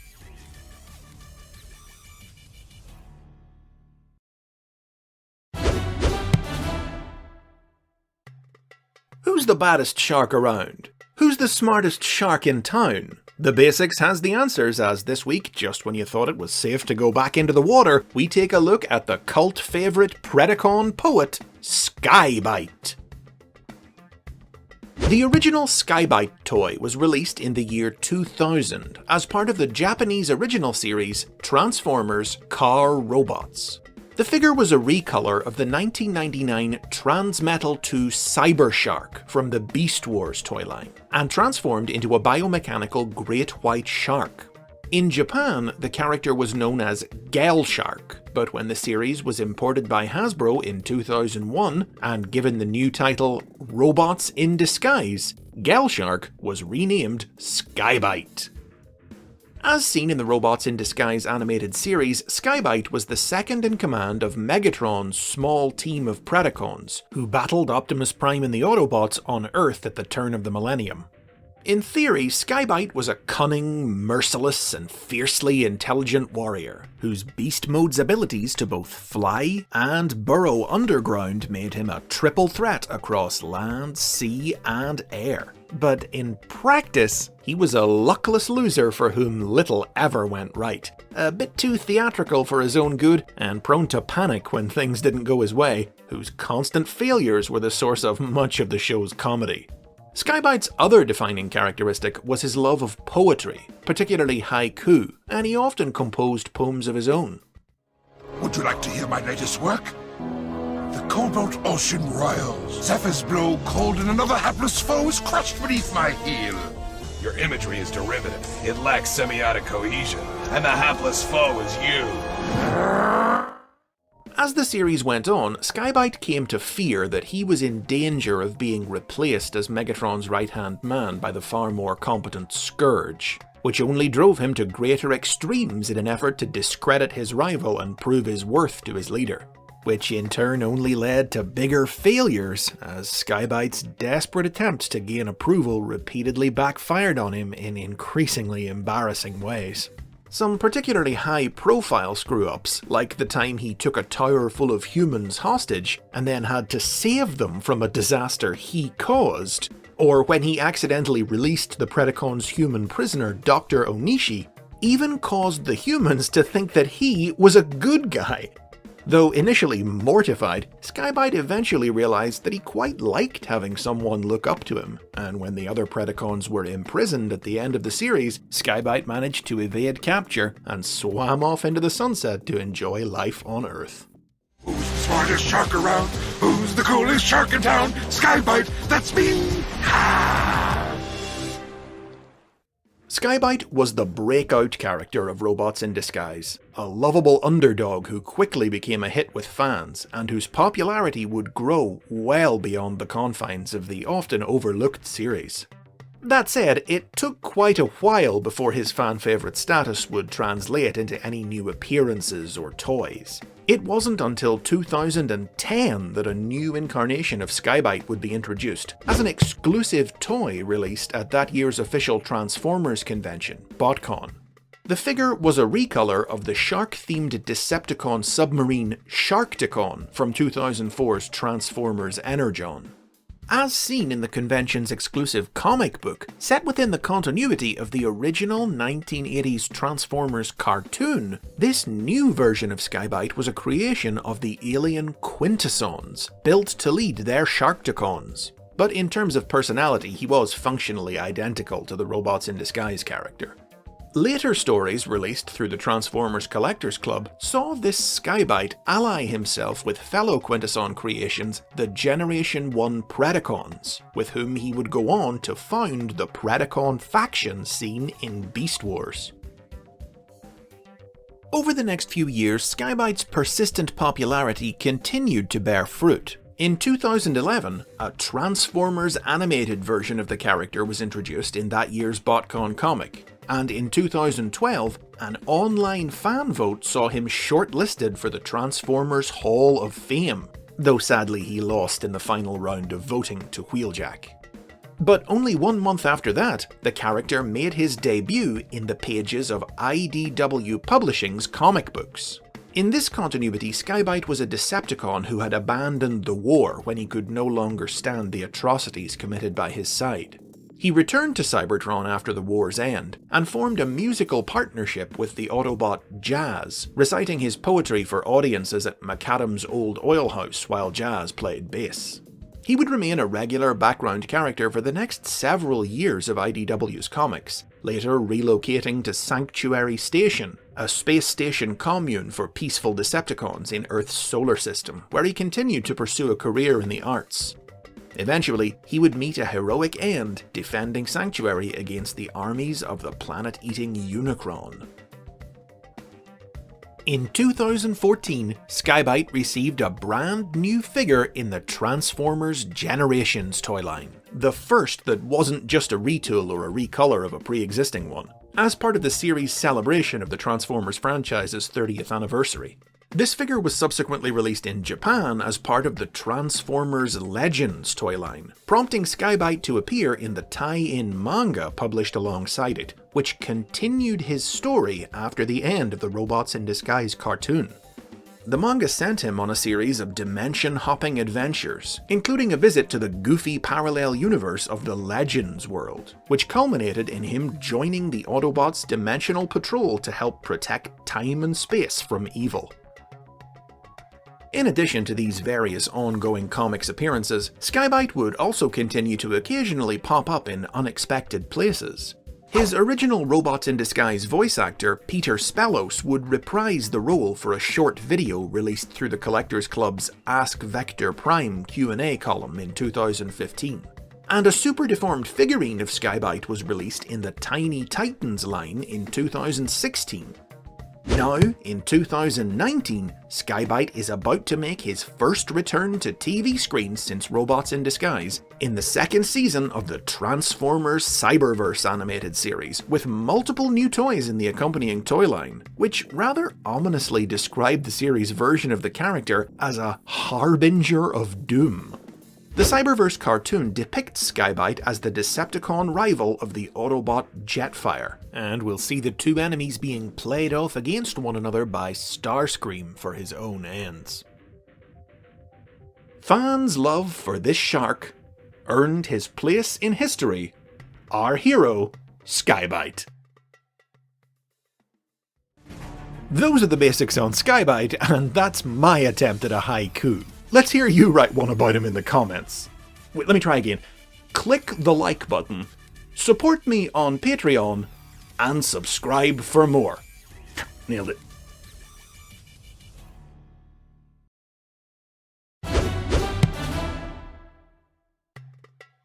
After the conclusion of Transformers Cybertron in 2006, which brought to a close the Unicron trilogy of series that had been running for the last 4 years, 2007 saw Hasbro take the Transformers franchise in two bold new directions: a blockbuster live-action movie and a new stylized animated series that marked the return of Transformers animation to North America for the first time since Beast Machines had ended 7 years beforehand. This is the story of how that cartoon was created. These are the basics on Transformers Animated. Development on the series that would become Transformers Animated began at Hasbro in late 2004, at which point it was known by the working title of Transformers Hero. In early 2005, Hasbro partnered with Cartoon Network Studios to co-develop the series into a cartoon, creating a story and character designs that the accompanying toy line would then be based upon. Early story ideas conceived by executive producer Sam Register were expounded upon by writer Ford Gilmore to lay down the basic premise of the series. The Autobots were cast as the heroes of a near-future version of Detroit, Michigan, aided by their human friend Sari Sumdak and her robotics magnate father, Isaac. In December 2005, writer Marty Eisenberg, well known to Transformers fans for his work on Beast Machines, was brought on board to serve as the story editor for the cartoon. He revised Gilmore's work, keeping the premise but overhauling the characters' personalities. In particular, he reinvented the series' version of Optimus Prime into a youthful underdog, still struggling to prove himself as a leader. Eisenberg also came up with the idea to set the show after the Great Autobot Decepticon War, reimagining the Decepticons as a defeated and exiled army out for revenge, much larger and more powerful than Optimus's inexperienced team of civilian Autobots. The story of Animated was also influenced by the concurrently produced live-action movie. The life-giving Cybertronian relic featured in the film, the Allspark, was incorporated into the show, and Unicron trilogy characters Hotshot and Red Alert, who were initially intended to be part of the main cast, were replaced with Bumblebee and Ratchet, who were also appearing in the movie. In terms of art style, right from the beginning the emphasis for Animated was on stylization, creating a Transformers series that looked like no other had before it. Early on, as styles were experimented with, it naturally looked very different from what we'd come to recognise as the finished product. But some concepts prototyped in this early phase, including a pair of combining hot and cold themed Autobot jet twins, would survive and be adapted into the finished series. The distinctive finalized look of the series was created by Derek J. Wyatt, who was hired on as the show's art director and lead character designer in 2006. Fresh off the hit Cartoon Network show Teen Titans, Wyatt was a lifelong Transformers fan, but chose to design the show's major brand new Autobot character, Bulkhead, first. As no previous incarnations of Bulkhead existed, Wyatt reasoned that he could push his design choices as far as he wanted, unhindered by nostalgia, and he used Bulkhead to define the style that the rest of the series would follow. With this style in place, animation duties for the series were divided between Japanese studios Mook Animation, The Answer Studio, and Studio 4 Degrees Celsius, under the supervision of producer and director Matt Youngberg. Unsurprisingly, as with any big departure from the norm, Transformers fans had a vocal and polarizing reaction to the first reveal of the show's art style in summer 2007. But all but the most strident naysayers quickly had their tunes changed when the series' movie-length premiere debuted in December.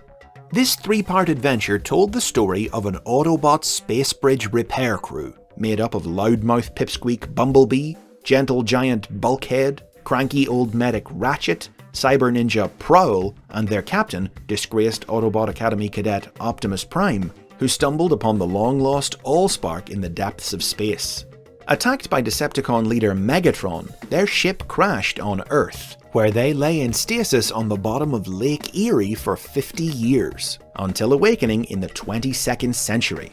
They quickly befriended Sari Sumdak, who was chosen by the Allspark to wield a powerful key that could channel its energy, which she used to help the Autobots defend Detroit against Starscream.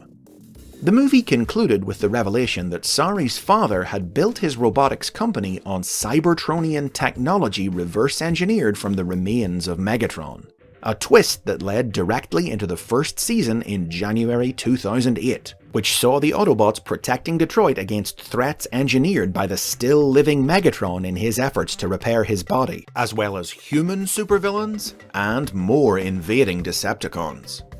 In the season finale, Megatron used Sari's key to complete his restoration, and once more battled Optimus Prime for possession of the Allspark, culminating in the relic's destruction. This in turn led straight into the second season, which aired right after the first in April 2008, as shards of the destroyed Allspark rained down on Detroit, bringing machines to life as new Transformers. The season also saw Optimus's arrogant rival Sentinel Prime arrive on Earth to become a new thorn in the Autobots' side, while Megatron schemed to build a space bridge with which to invade Cybertron, only to be foiled by the giant Autobot Omega Supreme. The first animated toys arrived on shelves as the second season began. Derek Wyatt had worked closely with Hasbro and Takara designers Eric Siebenaler and Alex Kubalski to develop the character designs in such a way that their stylized, cartoonish appearances could, against all odds, be faithfully translated into transforming toys. Abandoning the line-wide gimmicks that had defined the last few years of Transformers toy lines, each animated figure came with its own unique action features and weapons. In keeping with the differences between the two factions in the cartoon, the civilian Autobots came mostly with tools and melee weapons, while the Decepticons, built for battle, were heavily armed with guns and blasters. There was no shortage of ancillary media and merchandise either. Animated shorts, story and activity books, a video game for the Nintendo DS, and comic books, including a mini-series from IDW Publishing titled The Arrival, written by Eisenberg and set between episodes of the first season, and a short-lived series released in the United Kingdom by Titan Magazines. This all served to tide fans over until the third and final season of the cartoon arrived in March 2009. A little on the darker side to fit in with Cartoon Network's retooled programming lineup, the season centered on Megatron's efforts to seize the power of Omega Supreme, and shocked audiences with the bombshell that Sari wasn't human at all, but a techno-organic Cybertronian of mysterious origins. Plans for a 4th season of Animated did exist, further influenced by the success of the live-action film, which would have seen movie characters Ironhide and Jazz replace Bulkhead and Prowl on Optimus's team, to help battle the new triple-changing Megatron, who had transported the Decepticon city of Kaon from Cybertron to Earth, to harvest new techno-organic energon that had begun growing on the planet. But ultimately, a combination of factors, not least of all Hasbro's new plans to launch their own TV network in partnership with the Discovery Channel, led to the curtain being drawn on Animated after Season 3. The season's conclusion in May 2009 saw Optimus defeating Megatron and being hailed a hero, making it a reasonably fitting end for the series. But it did mean that the mystery of Sari went unsolved, and numerous toys were left unreleased, including some that never made it out of the prototype stage, with several prominent characters never getting any kind of figure at all. The end of Animated came as a blow to many. From that first divisive announcement, its dramatic plots, lovable characters, and the way it mixed original ideas with inspiration drawn from every corner of Transformers history, including the return of classic Transformers actors like Susan Blue, Corey Burton, and John Moshita to the roles they had made famous, had seen it quickly grow into one of the most beloved Transformers series of all time. And that love kept it alive for some time after the cartoon ended. Between 2009 and 2015, the world of the show was expanded upon by IDW's series of Allspark Almanac guidebooks. Several of the toys that Hasbro had failed to release would see the light of day in the Japanese market after the series was released there, where it was supplemented by new live-action segments starring the Autoboto family and a manga adaptation titled Transformers Animated: The Cool. And further new stories and toys were also released via the official Transformers convention BotCon, the Transformers Collectors Club, and the Japanese Transformers Legends series. In the years since its conclusion, several of Animated's original characters and concepts have gone on to feature in other Transformers toy lines and series. Perhaps most famously, Bulkhead would appear in the very next Transformers cartoon, Transformers Prime, while bounty hunter Lockdown showed up as the arch-villain of the 2014 live-action movie Age of Extinction. Lockdown currently appears in the Cyberverse cartoon, with new versions of other fan-favourite animated bots, fanatically loyal Decepticon Lugnut and the female Starscream clone Slipstream. Even Animated's decision to recast Ratchet in the role of a grouchy old-timer would prove influential, becoming the standard depiction of the character for several years in both Transformers Prime and the IDW comic More Than Meets the Eye. Sadly, despite frequent calls from fans, there's no sign of an official continuation of the series in any form to wrap up its story. However, in 2019, UK convention TF Nation reunited the original cast to perform a reading of the outline for the proposed 4th season premiere, proving that even 10 years later, love for Transformers Animated from not just fans, but from the people who created and worked on it is still as strong as ever. And those are the basics on Transformers Animated. Share your memories of the show in the comments. Tell me about your favourite characters or your favourite stories. Don't forget to like and subscribe for more from the world of the Transformers, and if you can, please consider supporting the basics on Patreon.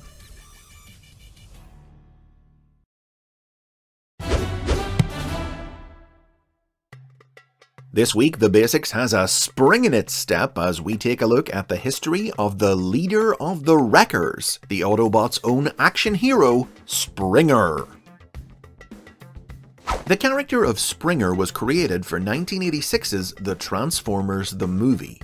He was a triple changer, a kind of transformer able to assume 2 different alternate modes, in his case a futuristic car and helicopter. Springer's toy was designed based on the artwork of the movie's character designer Floro Dery, which was the opposite of how Transformers toys were normally created, with the toy itself usually coming first. However, Dery's design for Springer would undergo further revisions after the toy went into production, meaning that the toy wound up looking somewhat different from Springer's finished appearance in animation. Springer was characterized as a courageous and optimistic Autobot with the powerful build, charm, and dry, cool, bantering wit of an action movie hero, likened by the film's script to Indiana Jones. His name was derived from his ability to leap vast distances using a pogo stick-like springing mechanism in his legs. But this power saw only very, very limited use in media, and he didn't use it at all during his debut in the movie. Springer's showcase scene in the film, also used in the commercial for his toy, put his triple-changing and sword-fighting abilities on display as he battled the Junkion leader Wreck-Gar. But his best remembered contribution to the movie was a sardonic one-liner delivered during the Battle of Autobot City that would go on to become an iconic quote. I got better things to do tonight than die.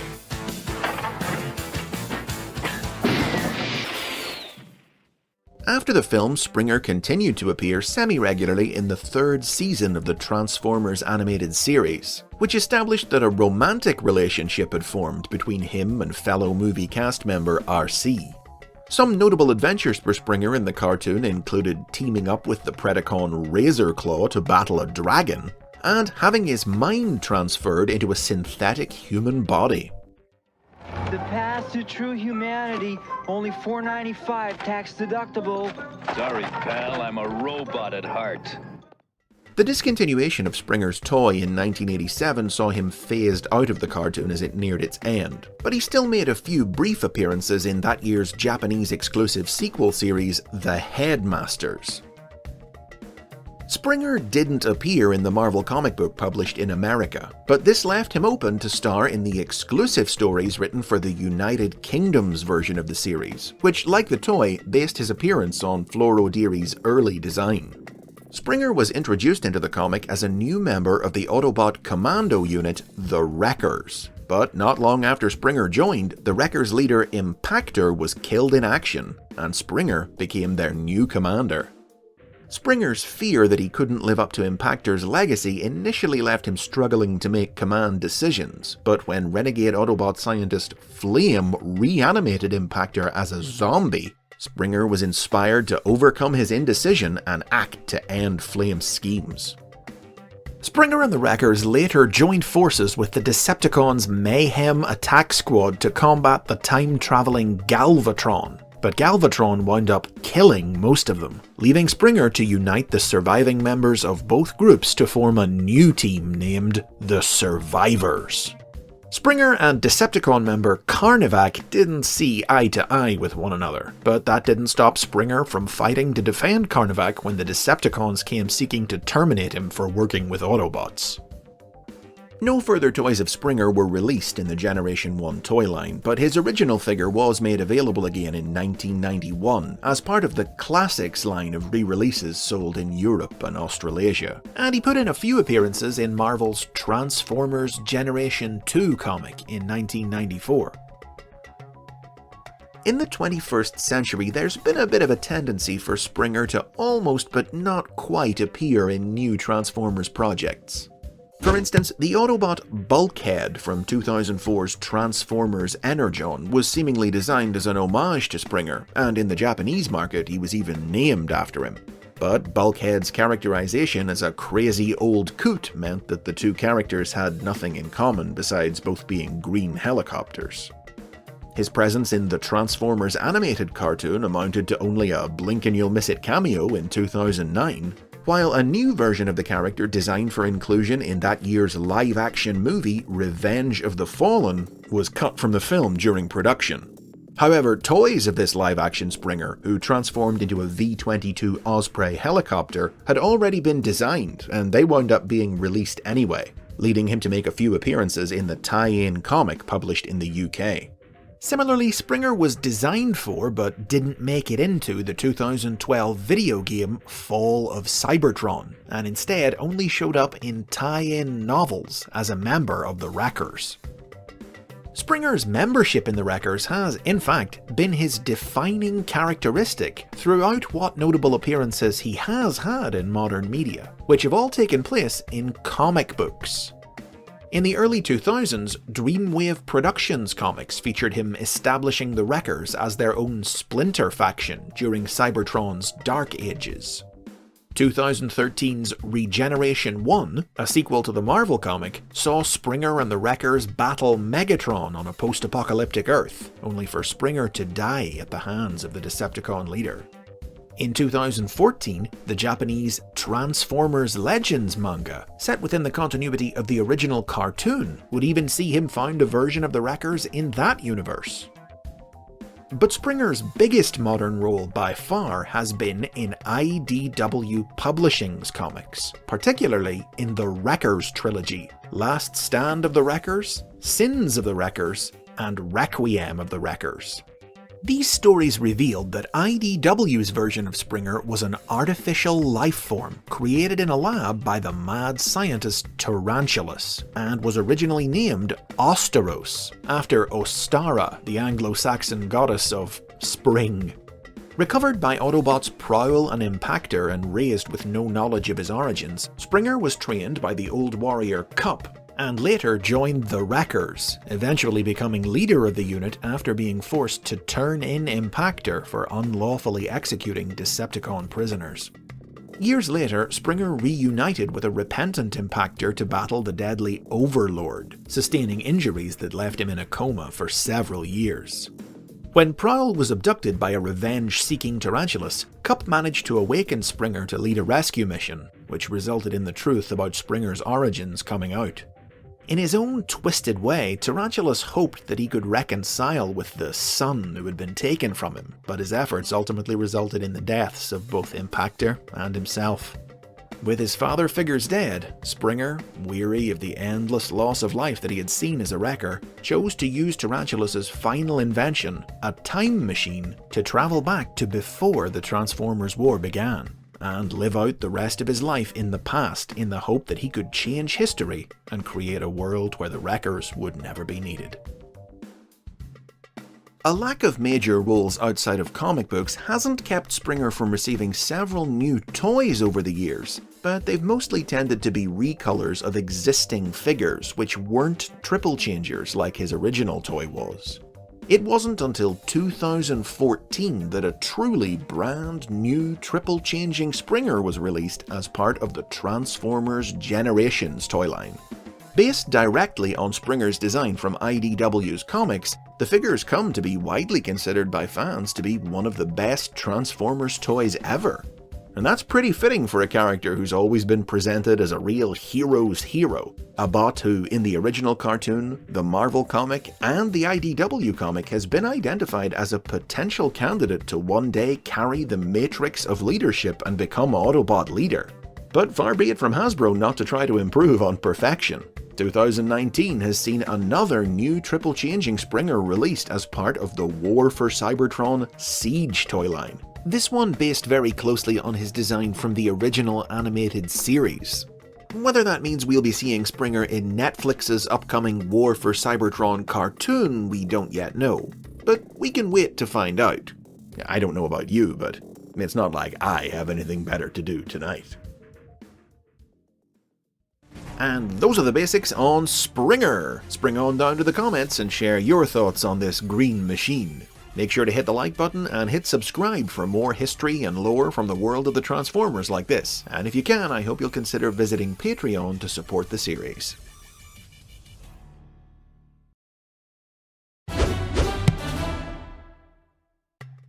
In 1985, the Transformers toy line introduced triple changers, Transformers who could convert between 3 modes, robot and 2 different vehicle forms.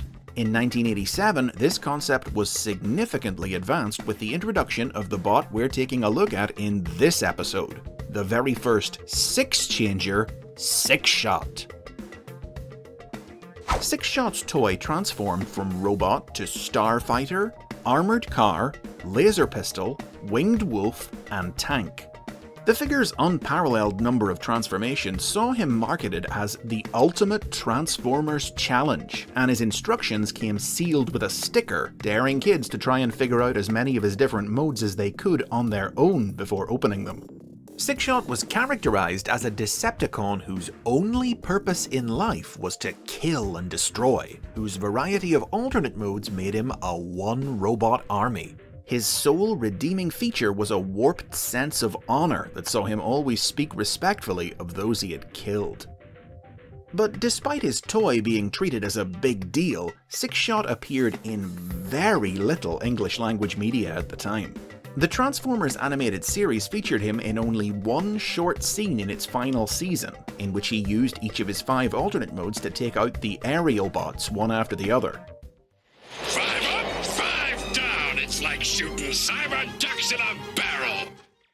And his comic book appearances were the briefest of the brief. A single panel cameo in the Marvel comic, and a couple of scenes in the obscure and short-lived Transformers in 3D from Blackthorn Publishing.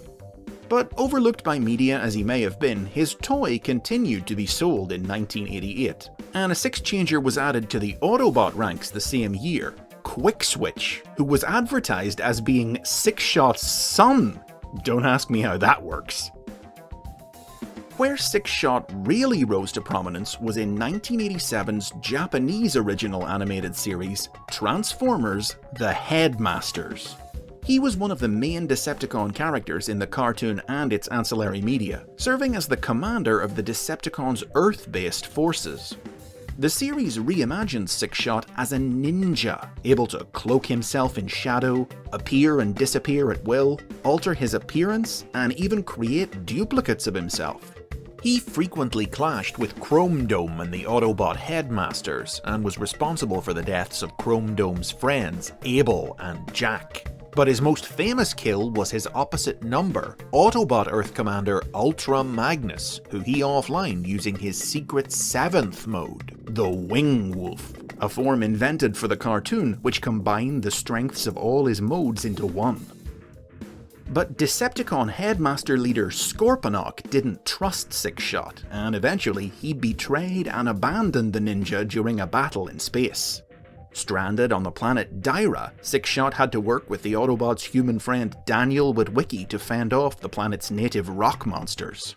Spurned by the Decepticons and touched by the boy's kindness, Sixshot chose to help the Autobots in the final battle to stop Scorponok from destroying the Earth.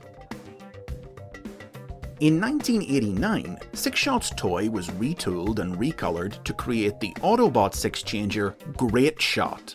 Available only in the Japanese market, he had a rhino mode instead of a wolf.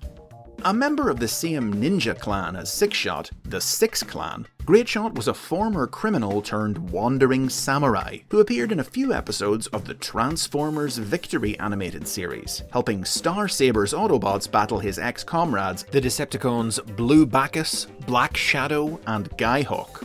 It doesn't seem like it was intentional, but this criminal past, added to the fact that both characters were voiced by actor Michihiro Ikemizu, led fans to speculate that Greatshot might actually be Sixshot himself, reformed with a new identity. Either way, that was the last that would be heard of Sixshot for over a decade. His name wouldn't be used in a Transformers series again until 2004's Transformers Energon. But as was common with bots of this time who shared the names of classic characters, Energon Sixshot had no connection to the original. The name didn't even seem particularly relevant to him, as he had only 3 modes: Robot, Tank, and Satellite. As seen in the Energon animated series, this Sixshot was an engineer and the younger brother of the Decepticon Shock Blast. While in prison on Cybertron, he learned that Shock Blast had died in battle, and he soon busted out of jail and joined up with Galvatron's Decepticons to seek revenge on the Autobots for his brother's demise. He proved to be an insubordinate little weasel whose pursuit of vengeance caused him to repeatedly disobey orders and foul up Galvatron's schemes, which earned him several punishment beatings.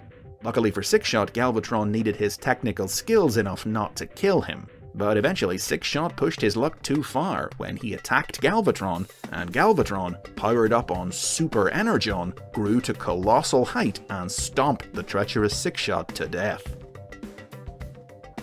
The original Six-Shot, meanwhile, spent the early 2000s once again making small cameo appearances in comic books. Dreamwave Productions did have a bigger role planned for him in their comics, but the company went out of business right after his appearance was teased.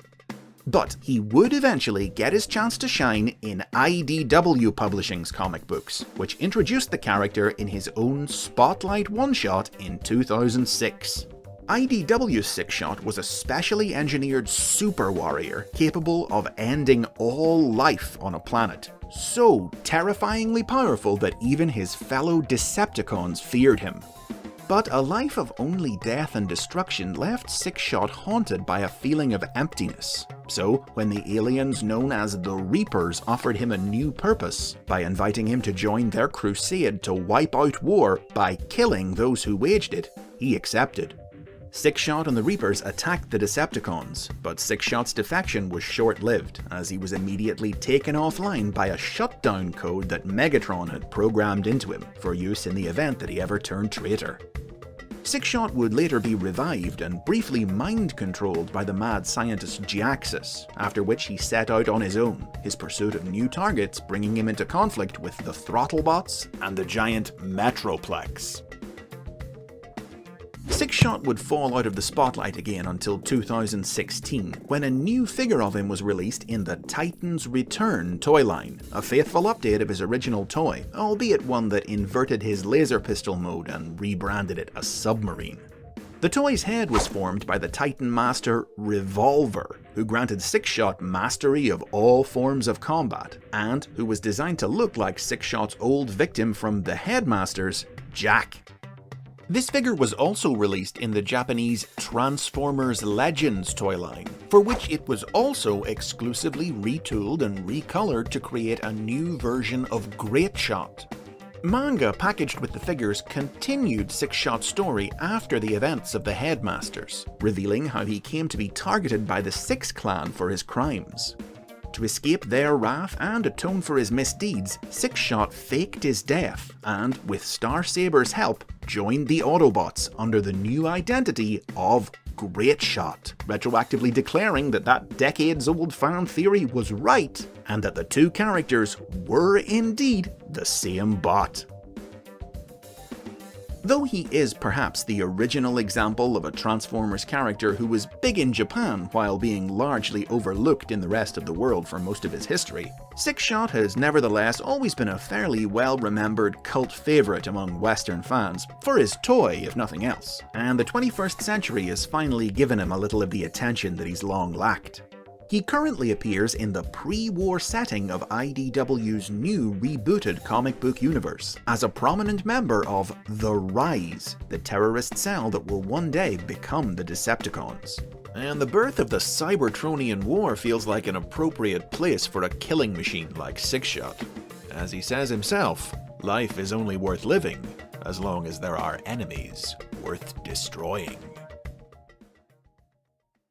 And those are the basics on Six-Shot. Tell me what you think of him in the comments. Which of his 6 modes is your favourite? Everybody's got one, mine's the armoured car. Make sure to like and subscribe for more history and lore from the world of the Transformers, and if you're in a position to, check out Patreon to support the series and get early access to new episodes.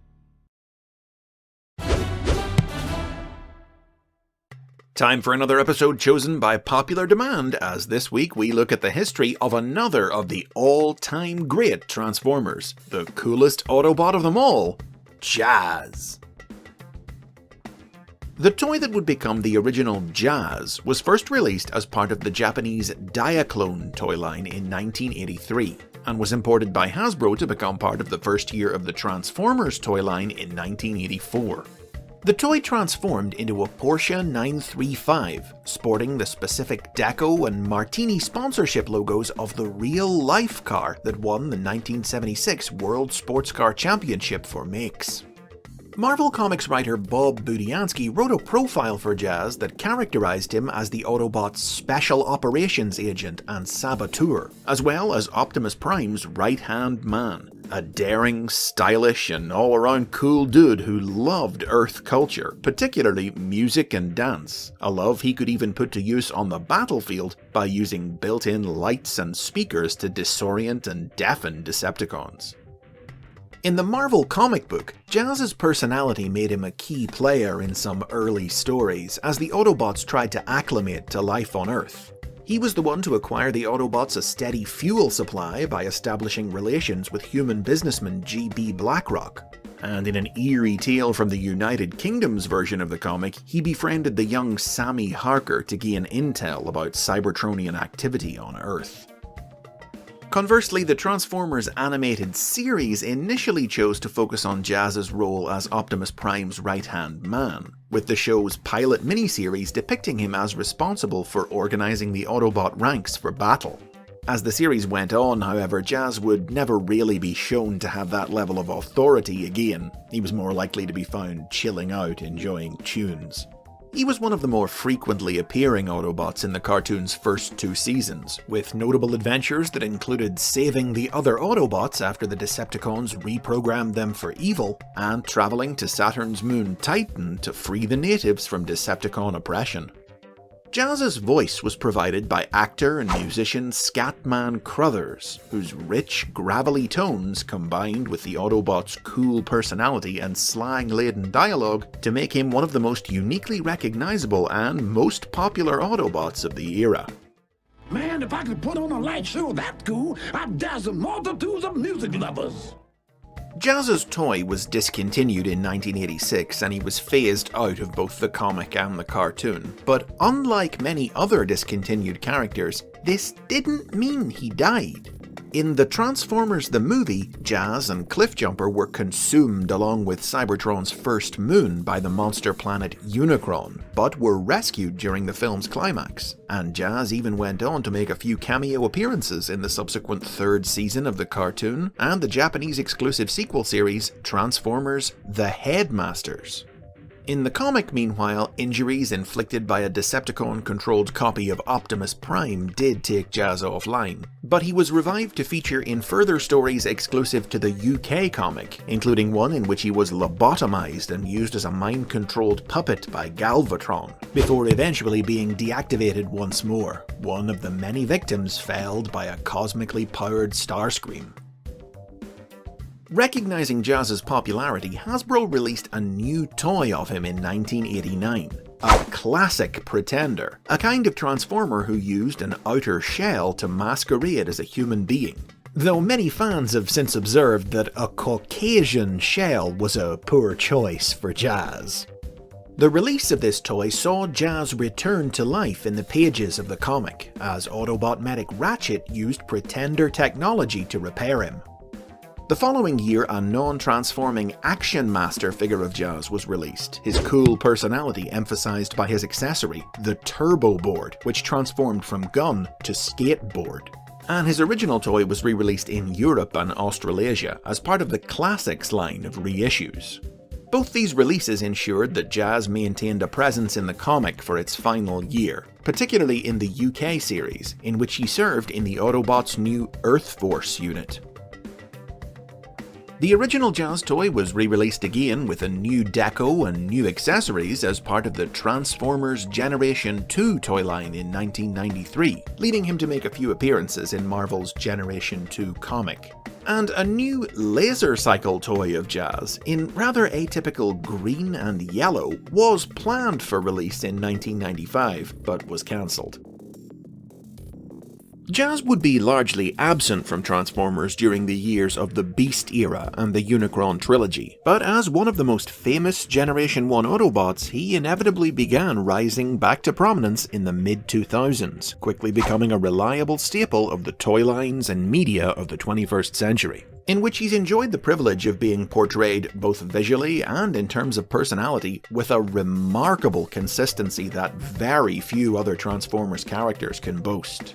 Though certain details naturally change from series to series, he remains the same stylish, swinging, Earth-loving culture junkie that he's been since 1984, with even the same basic physical shape and design cues. Though sadly, Porsche's refusal to allow Hasbro to use their trademark has meant no toys of him have ever been able to fully recreate his classic alternate mode.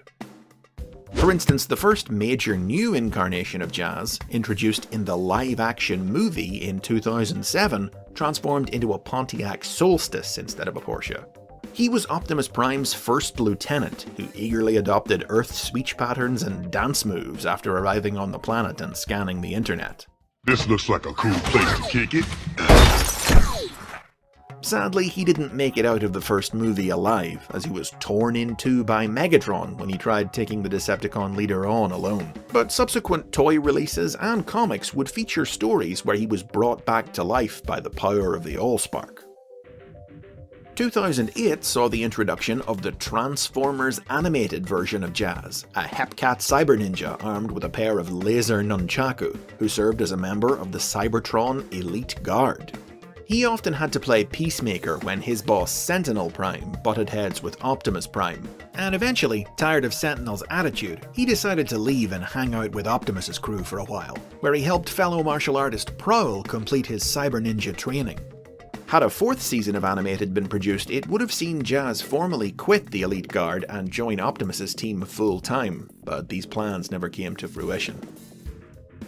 The Aligned Continuities incarnation of Jazz first hit screens in 2010's War for Cybertron video game, with the game's tie-in novel, Transformers Exodus, establishing that he was Orion Pax's best friend in the days before the war broke out, before Orion became Optimus Prime. The 2012 sequel, Fall of Cybertron, allowed players to control Jazz for a level that paired him with Cliffjumper to investigate Decepticon activity in the Sea of Rust, with a toy based on Jazz's appearance in the game being concurrently released in the Transformers Generations toy line. This Jazz would reappear in 2015's Robots in Disguise toy line and cartoon, first coming to Earth to investigate the crash of the prison ship Alcamore and help Bumblebee's team round up escaped Decepticon Ped, then returning for the series finale to join in defending the planet against a Decepticon invasion. Outside of movies, TV, and games, Jazz's most sizable role has been in the world of IDW Publishing's comic books. In IDW stories, Jazz was one of the first Autobots active on Earth in the modern day, and temporarily served as Autobot leader when Optimus Prime was injured. But his most defining act came when he was forced to shoot and kill a human police officer to prevent the man from killing Bumblebee with a Cybertronian gun. The ramifications of this act would haunt Jazz for years, and made the Autobots' future attempts to work with humanity a challenge. Though his efforts repeatedly landed him in the crosshairs of G.I. Joe, Jazz dedicated himself to proving that humans and Transformers could coexist peacefully, even when it meant going against Optimus Prime, as was the case when Jazz went rogue to round up all the remaining illegal Cybertronian weapons on Earth. With the recent announcement of a Jazz figure for the Transformers Cyberverse toy line indicating we'll be seeing him in the Cyberverse cartoon somewhere down the line, it's clear that Jazz will continue to bring his classic unchanging looks and style to the Transformers universe for a long time to come. After all, to quote the bot himself, if it's not done with style, it's not worth doing. And those are the basics on Jazz. As always, head down to the comments section and let me know which version of the character you groove on. Hit the like and subscribe buttons while you're down there, click the bell to be notified about future episodes, or visit Patreon to get early access to new videos before everyone else.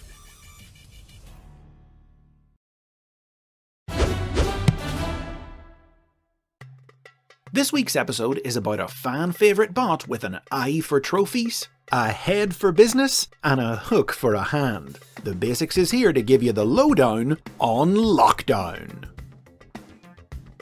Lockdown was introduced into the Transformers universe in 2008 in Transformers Animated. Neither Autobot nor Decepticon, he was a bounty hunter who worked for the highest bidder, and who took weapons and body parts as trophies from every bot he captured, integrating many of them directly into his own body to upgrade his abilities, leading to his mismatched asymmetrical appearance. Early designs for the character really lent into this concept, depicting him as a kind of Frankenstein's monster, but his final design streamlined his look to better reflect his sinister, all-business personality. Conceptually, Lockdown was inspired by the Marvel Comics character Death's Head, a robotic bounty hunter who had prominently guest-starred in the United Kingdom's Transformers comic back in the 1980s. Though closely associated with Transformers, Death's Head was owned by Marvel rather than by Hasbro, and Lockdown was created so that Hasbro could have a Death's Head-style character of their own. As seen in the animated cartoon, Lockdown was once an Autobot who had studied under Cyber Ninja Master Yoketron, but after bringing shame to Yoketron's dojo, he was banished and became a bounty hunter. For his first job, he stole the Cyber Ninja Dojo's cache of protoforms for the Decepticons, and killed his old teacher in the process. Later in the war, while working another job for the Decepticons, Lockdown clashed with the Autobot medic Ratchet and stole his EMP generator as a trophy. But when Lockdown came to Earth in the present day to collect a bounty on Optimus Prime, Ratchet settled the score and reclaimed his lost weapon. Lockdown continued to work jobs on Earth, which brought him into contact with another of Yoketron's old students, the Autobot ninja, Prowl. Lockdown attempted to win Prowl over to his side by offering him a set of power-enhancing upgrades of his own. But when Prowl discovered that Lockdown was the one who had killed his teacher, he turned on the bounty hunter and defeated him using the very upgrades he had given him. Lockdown's action figure in the animated toy line reflected his fondness for upgrades. It came with Ratchet's EMP generator, which transformed into an engine for his muscle car alternate mode, and which could be removed and attached to the animated Ratchet toy. The figure was also available in transparent plastic to reflect a stealth camouflage upgrade, and retooled and recolored with a new chainsaw hand accessory that Lockdown used in the show.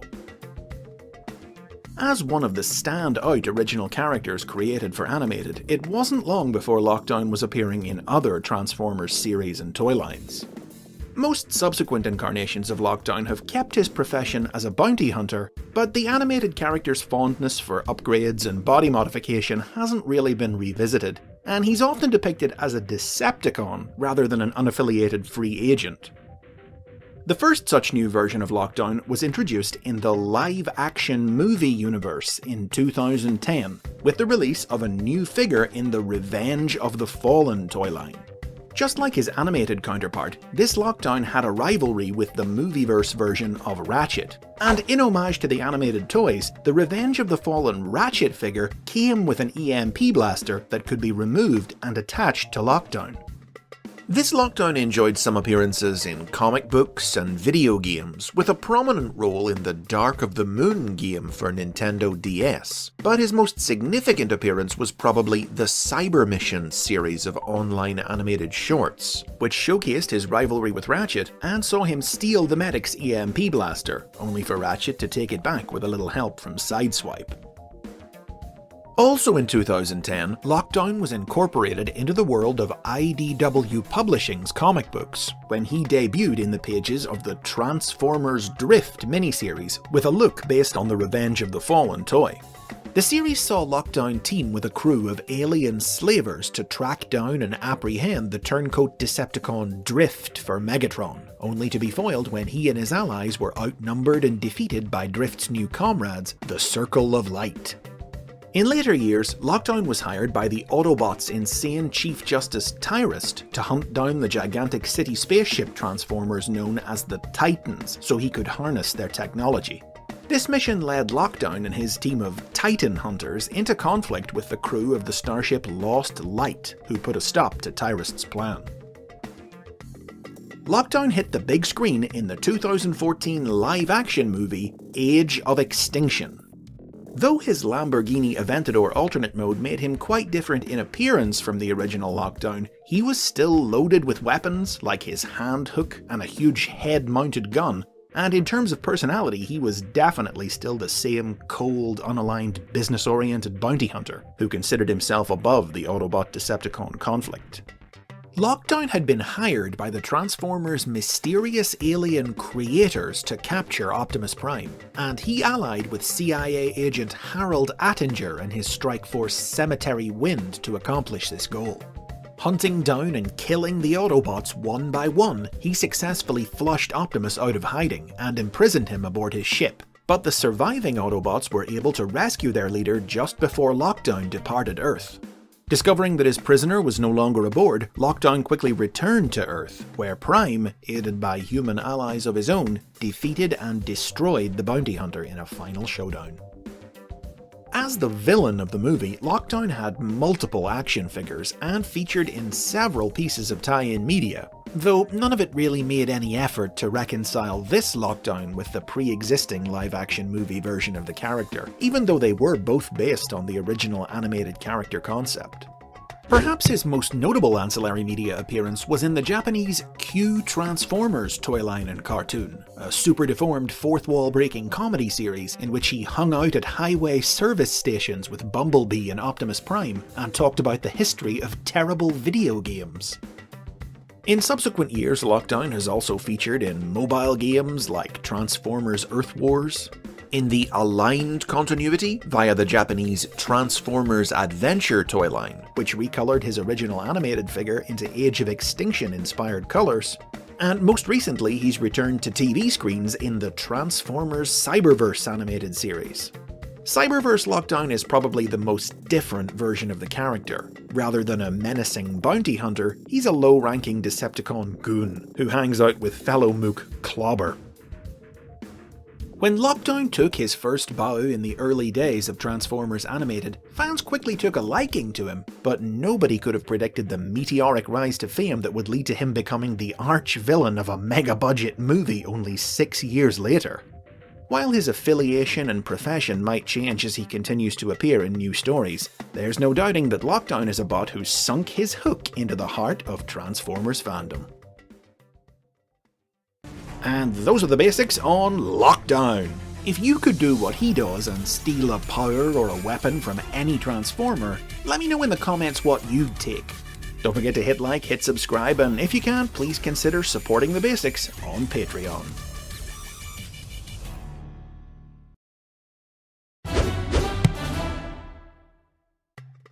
It's time for a new run of Patreon-sponsored episodes, and to kick things off, supporter Christopher Farris wanted to hear about the role human beings have had to play in the Transformers War. Humans have been an intrinsic part of Transformers stories since the very beginning of the franchise, typically serving as point-of-view characters for the audience of kids at home to identify with. As the Autobots have fought to defend Earth and humanity against the Decepticons, humans have in turn befriended the Autobots, teaching them about Earth, helping to keep them hidden from other humans, and in a few rare cases, even romancing them. But there have also been human villains, who seek to destroy the Transformers or exploit them for their own gain, with some even allying themselves with the Decepticons. The very first recurring human characters in the Transformers franchise were the Witwicky family, who featured in both the Marvel comic and the animated series as the Autobots' original human allies. The Witwickies have a long and detailed history that I'll cover in a basics episode of their own in the future, but their differing portrayals in the comic and the cartoon were illustrative of the different ways the two series handled humans in general. In the Marvel comic, young Buster Witwicky discovered the wounded Bumblebee during a battle between the Autobots and Decepticons at a drive-in movie theater, and brought the little Autobot to his family's auto shop, where his father, mechanic Sparkplug Witwicky, repaired him. Fearing for his son's safety, Sparkplug tried to keep Buster from associating with the Autobots, but Buster would find himself repeatedly pulled into their war, once even becoming host to the energy of the Matrix. This fear and mistrust was how humanity at large reacted to the Autobots in the comic. The Autobots generally tried to keep their operations on Earth covert, associating with only select human allies, meaning that other humans who encountered the Autobots usually didn't understand at first that there was even a difference between them and the Decepticons. Comic writer Bob Budiansky considered human-transformer interaction his favourite aspect of the series, reasoning that there was no point in having robots come to Earth and turn into human vehicles if they weren't going to interact with humans. Budiansky included a prominent human character in virtually every issue he wrote, some of the most notable of whom included Buster's girlfriend, Jessie, and his best friend, O, the Autobots' industrialist ally GB Blackrock, circuit-scrambling, robot-hating supervillain Circuit Breaker, Walter Barnett, head of the government's anti-robot task force, and unfortunate comic book writer Donny Finkelberg. British writer Simon Furman wasn't so reliant on human characters for his stories, but he still created several of his own, including Professor Morris, pilot of the mechanoid Centurion, reporter Joy Meadows, and the superhero team the Neo Knights. Conversely, in the cartoon and its various sequel series, the Autobots were popular public figures who worked in open cooperation with humankind, eventually helping them expand into space as part of a galactic alliance for peace. Here, the Witwickies, Sparkplug and his son Spike, were trusted friends of the Autobots, who they met when Optimus Prime saved their lives during a Decepticon attack on the oil rig on which they were working. Sparkplug often helped repair damaged Autobots, while Spike became close friends with Bumblebee and even enjoyed a few spotlight adventures of his own, like the time his mind was transferred into the Frankenstein-like body of Autobot X, before growing up to become Earth's ambassador to the universe.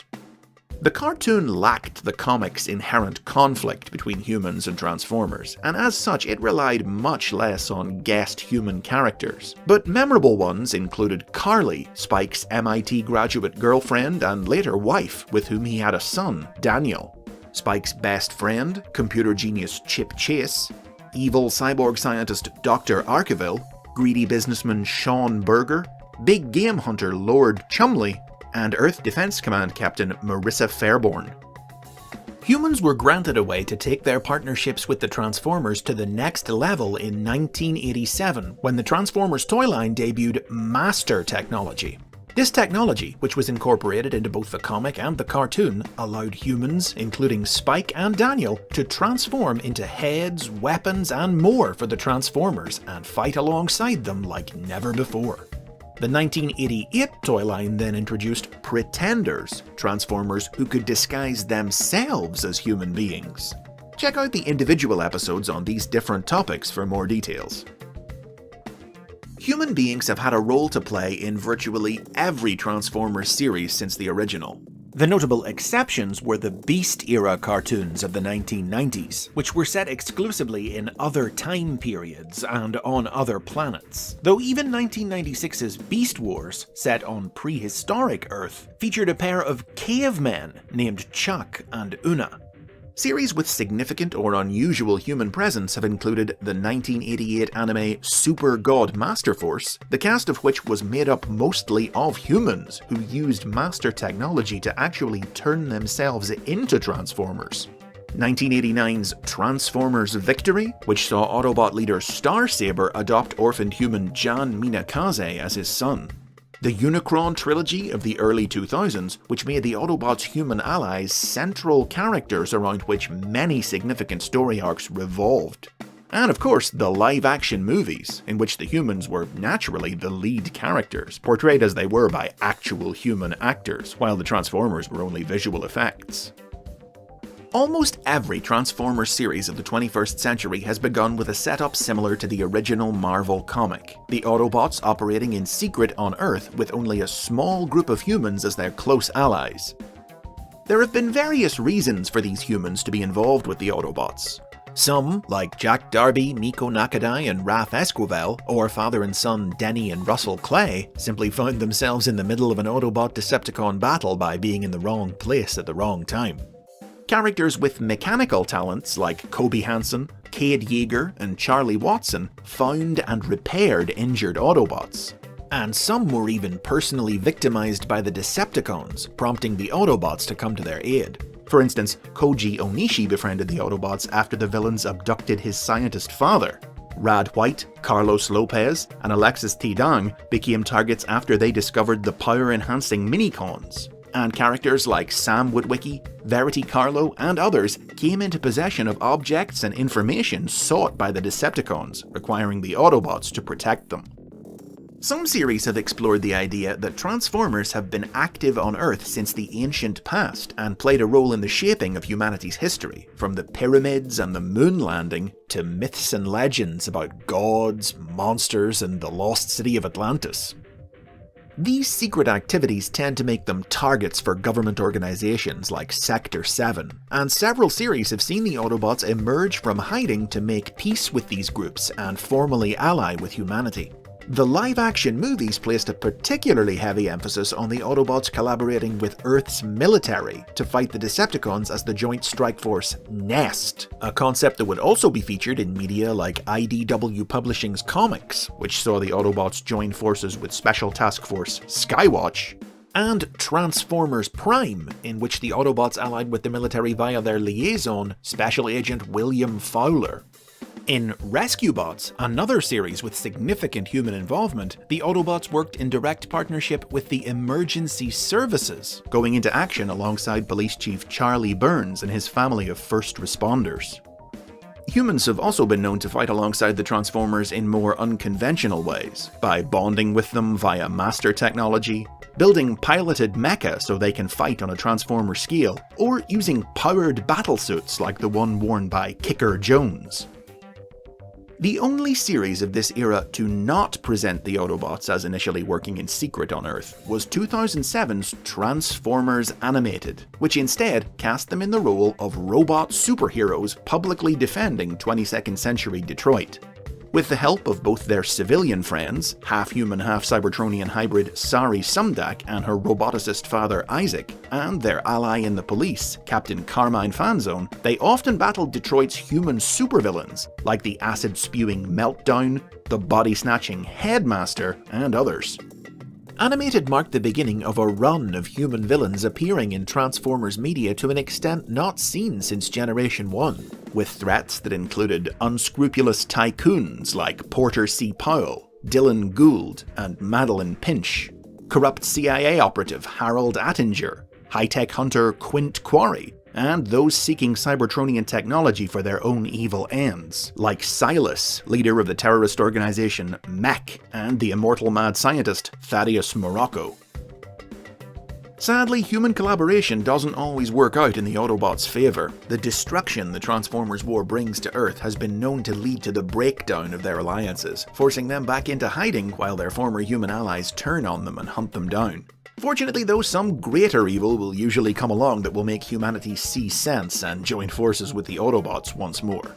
And of course, all this is without mentioning the various crossovers that there have been with properties like G.I. Joe, Mask, Star Trek, and more, which almost always begin with a misunderstanding that pits human and Transformer against one another before they team up to fight the real enemy.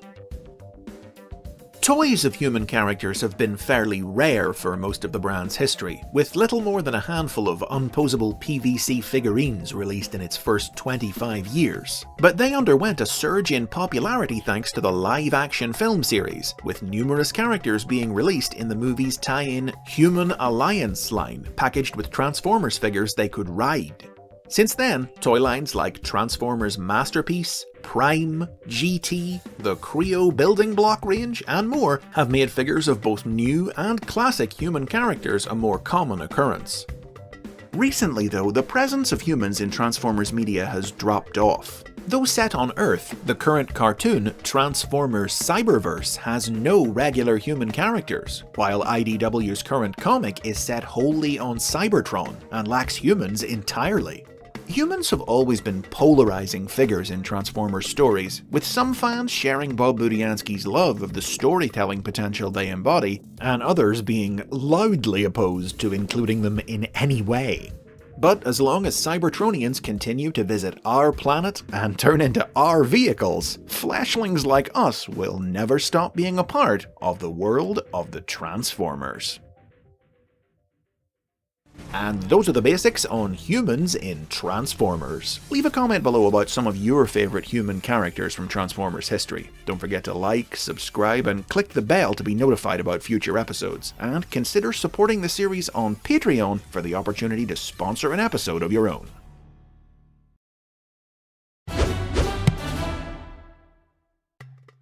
For this week's episode, Patreon sponsor Jack Bowman requested a look at one of the great Decepticon leaders of years past. There'll be no mercy dispensed in the basics on Lord Straxus. Straxus was an original character created by writer Bob Budiansky and artist Don Perlin for the original Transformers comic book published by Marvel. Introduced in a two-part story in issues 17 and 18 of the comic in 1986, Straxus was the leader of the Decepticons on Cybertron, who had risen to power while Megatron was stranded on Earth. Ruling from his fortress Darkmount, he was a cruel and brutal tyrant who was armed with a signature pickaxe weapon and transformed into a flying cannon. When the Decepticons on Earth re-established contact with Cybertron, Straxus began construction of a space bridge that would link the two planets. An Autobot resistance unit interfered, leading to a battle between Straxus and the Autobot Blaster, which ended when Blaster destabilized the bridge and kicked Straxus through it, destroying him. Now, as far as Budiansky was concerned, that was the end for Straxus. But the following year, British writer Simon Furman brought the character back to star in new stories exclusive to the United Kingdom's version of the comic. Furman revealed that while Straxus's body had been destroyed, his head had survived and was being kept alive by a life support system. To replace the body he had lost, the treacherous Straxus attempted to transfer his mind into Megatron's body and take it for his own, but Megatron resisted the process and destroyed Straxus's head in revenge.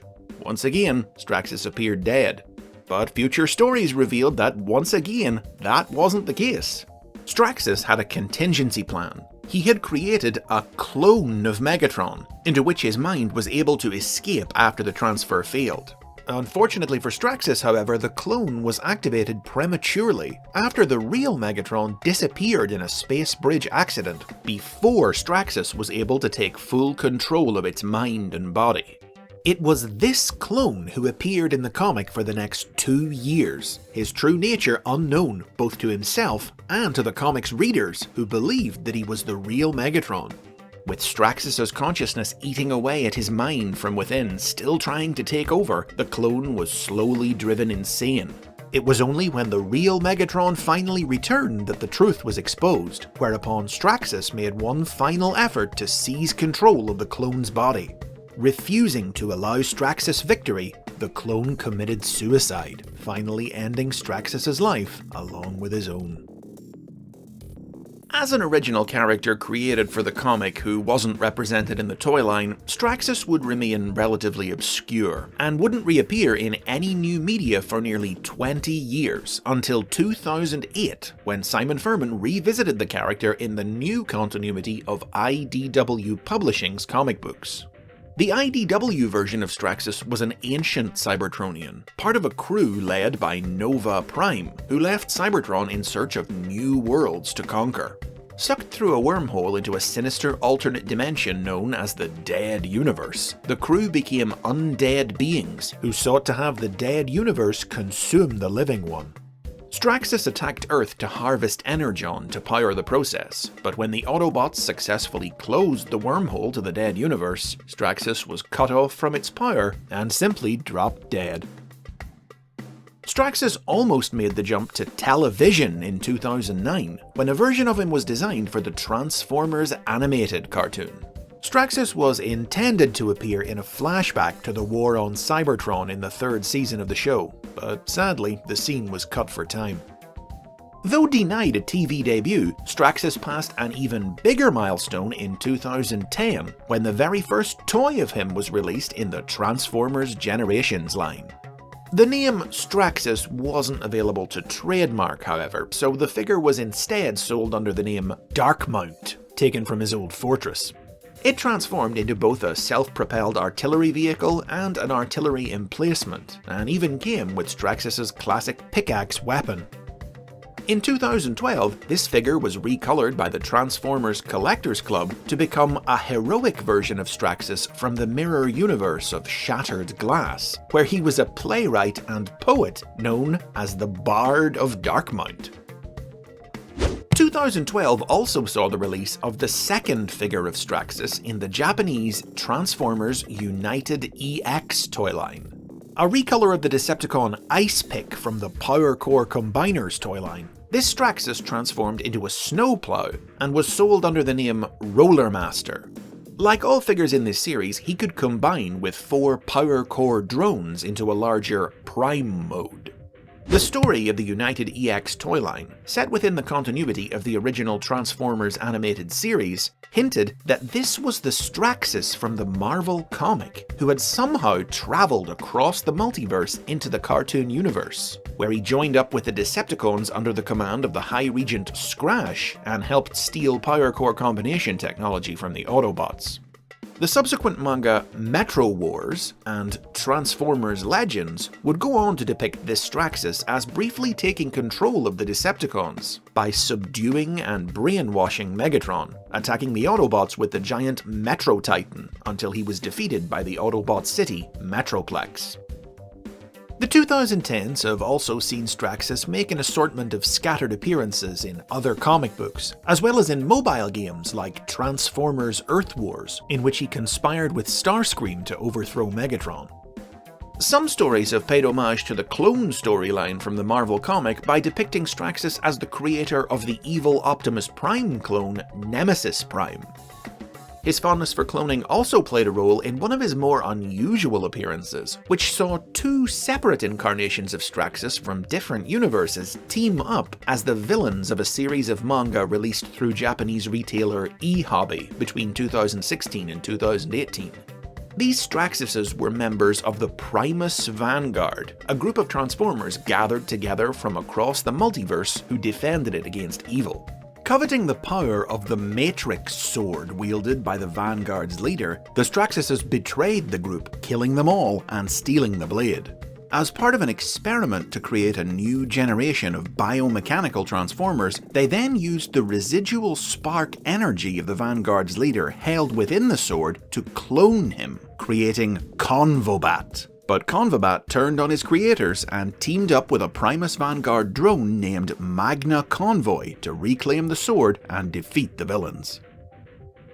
As one of the most notable characters created for the Marvel comic, Straxus has always been a bit of a cult favourite among older fans who grew up with the series. Even today, he's still definitely a lesser known bot, but the new level of fame he's been taken to by toys and media appearances in the 2010s are continued proof that just about any character from Transformers history can have their turn in the spotlight. And those are the basics on Straxus. Are you a fan of his from way back, or is this maybe the first time you're hearing of him? Whichever it is, tell me what you think of him in the comments. There are more Patreon-sponsored episodes coming up soon, so in the meantime, don't forget to like and subscribe so you don't miss those and more from the world of the Transformers.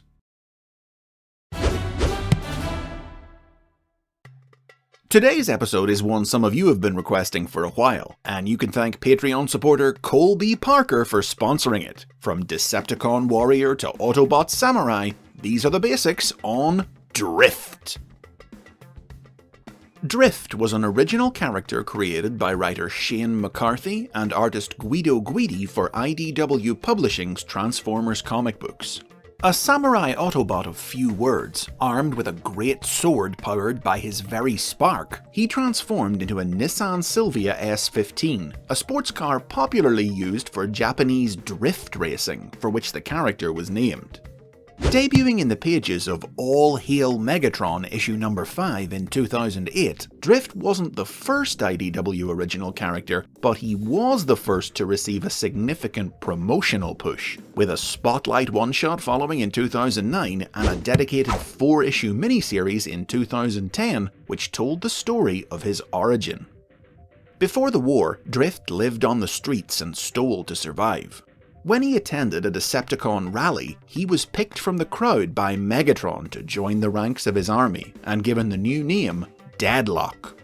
During the war, Deadlock earned a reputation as a vicious but insubordinate warrior. When he challenged his commander's orders once too often, he was marked for execution and went on the run. His escape took him to the planet Theophany, where he encountered the long-lost sect of reclusive neutral Cybertronians known as the Circle of Light. Retaking his birth name, Drift stayed with the Circle for a time and trained in the way of the sword, ultimately renouncing his Decepticon allegiance as he became convinced that the Cybertronian race had lost sight of the reason it was at war. After Circle member Wing died helping Drift thwart Decepticon bounty hunter Lockdown's efforts to bring him in, Drift took up his fallen friend's sword and set out to make a difference in the war. Initially working alone, he eventually overcame his loner tendencies and joined the Autobots. An action figure of Drift quickly entered production and was released in 2010 as part of the Transformers Generations line, a notable example of a comics original character making the jump to toy form. But Drift initially proved to be a very divisive character among fans. Many considered the hype surrounding him to be excessive and artificial, and compared his Japanese-influenced design and personality to stereotypical fan characters. In time though, Drift would go on to find greater acceptance when he joined the cast of IDW's More Than Meets the Eye comic book, which reinvented him with a new optimistic and spiritual personality, as Drift became born again after a near-death experience. Inspired by a vision to join Rodimus on his quest to find the legendary Knights of Cybertron, Drift developed a friendly rivalry with staunchly atheist crewmate Ratchet. But when an error in judgment by Rodimus resulted in the deaths of several crew members, rather than risk the quest being derailed, Drift volunteered to take the blame and allowed himself to be exiled from the ship. When Ratchet discovered the truth, he went after him, and the pair starred together in a second Drift miniseries, Empire of Stone, in which they stopped the Decepticon plot to take control of an alien stone army. Eventually rejoining Rodimus's crew, Drift and Ratchet would go on to realize their true feelings for one another and became a couple, remaining together until Ratchet's peaceful death many years later.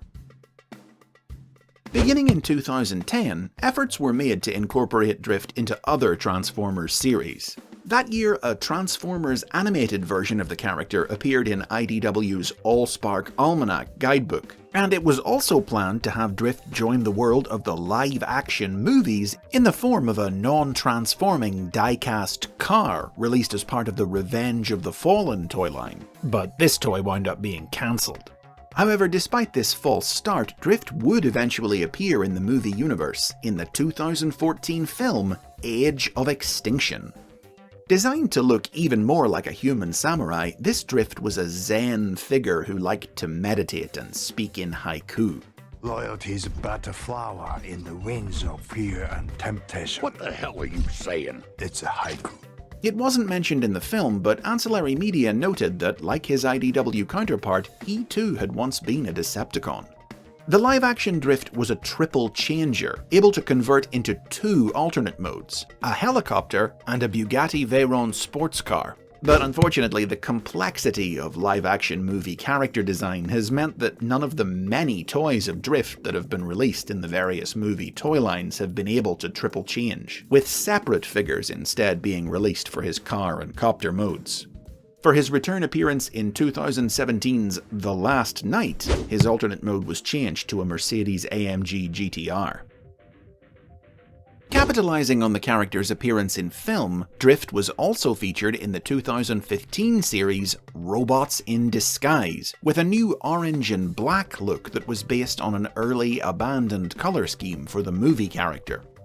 As seen in the Robots in Disguise animated series, this version of Drift had also once been a Decepticon named Deadlock, who studied under Master Thief Shadow Raker. When he eventually abandoned his evil mentor, he took with him two of Shadow Raker's other followers, the Minicons Slipstream and Jetstorm, to whom he became a stern, uncompromising master who taught them the way of the samurai. Working as bounty hunters, the trio came to Earth to collect the price that Cybertron's corrupt High Council had placed on Bumblebee's head. But Drift changed his mind about the job after Bumblebee saved him from rival bounty hunter Fracture. Taken to task by the Autobots' human friend Russell Clay for the harsh way he treated his Minicon students, Drift elected to remain on Earth as part of Bumblebee's unit to learn more about teamwork. Whether traveling the globe apprehending Decepticon criminals, or helping to expose the High Council's corruption, Drift's stern demeanor was gradually softened by his new allies, allowing the genuine care that he had for his pupils to slowly reveal itself. In addition to the numerous toys there have been of both the movie and the robots in disguise versions of the character, the original Drift has also continued to appear in a variety of other toy lines and media, including comics, mobile games, and more. His original toy was recolored by the Transformers Collectors Club for their Shattered Glass series, as a mirror universe version of Drift, who was an evil, wisecracking mercenary in the vein of Marvel Comics' Deadpool. While the Japanese Transformers Legends toy line recolored the figure in Deadlock colors, representing a version of the character from the world of Transformers Cloud, who hasn't yet found his way to the side of good. Most recently, Drift has appeared in the Transformers Cyberverse cartoon, shown abandoning his life as Deadlock and defecting to the Autobots with the help of Bumblebee. Initially, Drift's appearance in the cartoon was based on an unofficial piece of art by Guido Guidi, which was itself based on the Generation 1 triple changer Springer, in a nod to the triple changing live-action Drift. However, a second design inspired more by the original Drift would later be introduced, serving as the basis for figures of both Deadlock and Drift that were released in the Cyberverse toy line. From controversial comic book beginnings to movie and TV stardom, there are few Transformers characters who've enjoyed a journey to fame quite like Drift's. His appearance and personality have varied, but the core concept behind the character, an honorable Autobot samurai seeking to leave the darkness of life as a Decepticon behind, has proven strong and unchanging enough to earn Drift recognition as one of the last decade's most notable rising stars in the world of the Transformers. And those are the basics on Drift. Head down to the comments and tell me about your favourite take on him. If you've enjoyed this video, give the like button a click and subscribe for more Transformers history and lore. If you can, please consider supporting the series on Patreon to get early access to new episodes.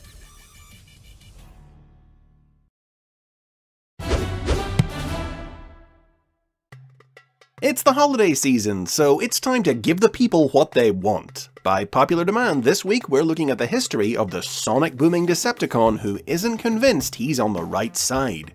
Thundercracker!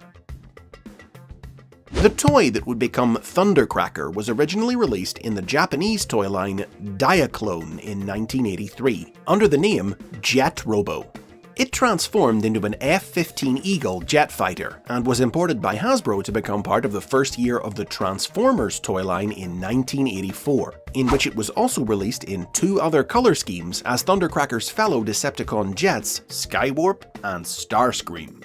Thundercracker was one of the very earliest Transformers characters for whom a profile was written, as part of the original treatment for the franchise assembled by Marvel Comics writers Jim Shooter and Denny O'Neil. He was characterized as being contemptuous of any creature that couldn't fly, but also as a Decepticon who wasn't fully convinced of the rightness of their cause, who only stuck with them out of a desperate need for a sense of purpose in life.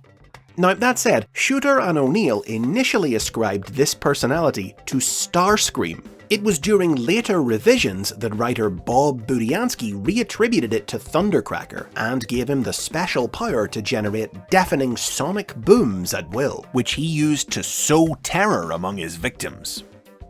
Unfortunately, the intriguing idea of a doubting Decepticon wasn't explored in any classic Transformers media.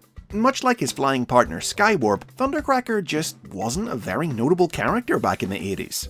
Both the Marvel comic and the animated series treated him as little more than a generic Decepticon goon, just sorta there. Always around, but rarely doing anything significant. He never even once used his sonic booms in battle in the whole cartoon. The closest anything came to exploring his wavering loyalties was when he got into a short-lived argument with Starscream in the episode Fire on the Mountain, and contemplated letting the Autobots Skyfire wreck Megatron's newest weapon so that he could pin the blame on his fellow Decepticon. After 2 years in this limited role, Thundercracker's toy was discontinued in 1986, which led to him being killed off in both the comic, in which he was scrapped by Omega Supreme, and in the Transformers the movie, in which he was injured in battle, jettisoned into space, and had his remains recreated by the monster planet Unicron into the fearsome tracker Scourge. He would later return to life in the comic, but it was a brief resurrection, as he was quickly killed once more by a cosmically powered Starscream. One further toy of Thundercracker was released in the original toy line, a non-transforming Action Master figure, which came with a jet that converted into a suit of armor Thundercracker could wear. Available only in Europe and Australasia in 1991, the figure was unsurprisingly a recolor of the Action Master Starscream toy. But infamously, rather than Thundercracker's traditional blue, it was, for some reason, decked out in a gaudy mixture of pink, purple, and green. Thundercracker would be even more unrecognizable when he was next seen in 1997's Machine Wars toy line, which rendered him as a small green Dassault Rafale jet. The first new incarnation of Thundercracker was also the first to revive the original's classic blue color scheme.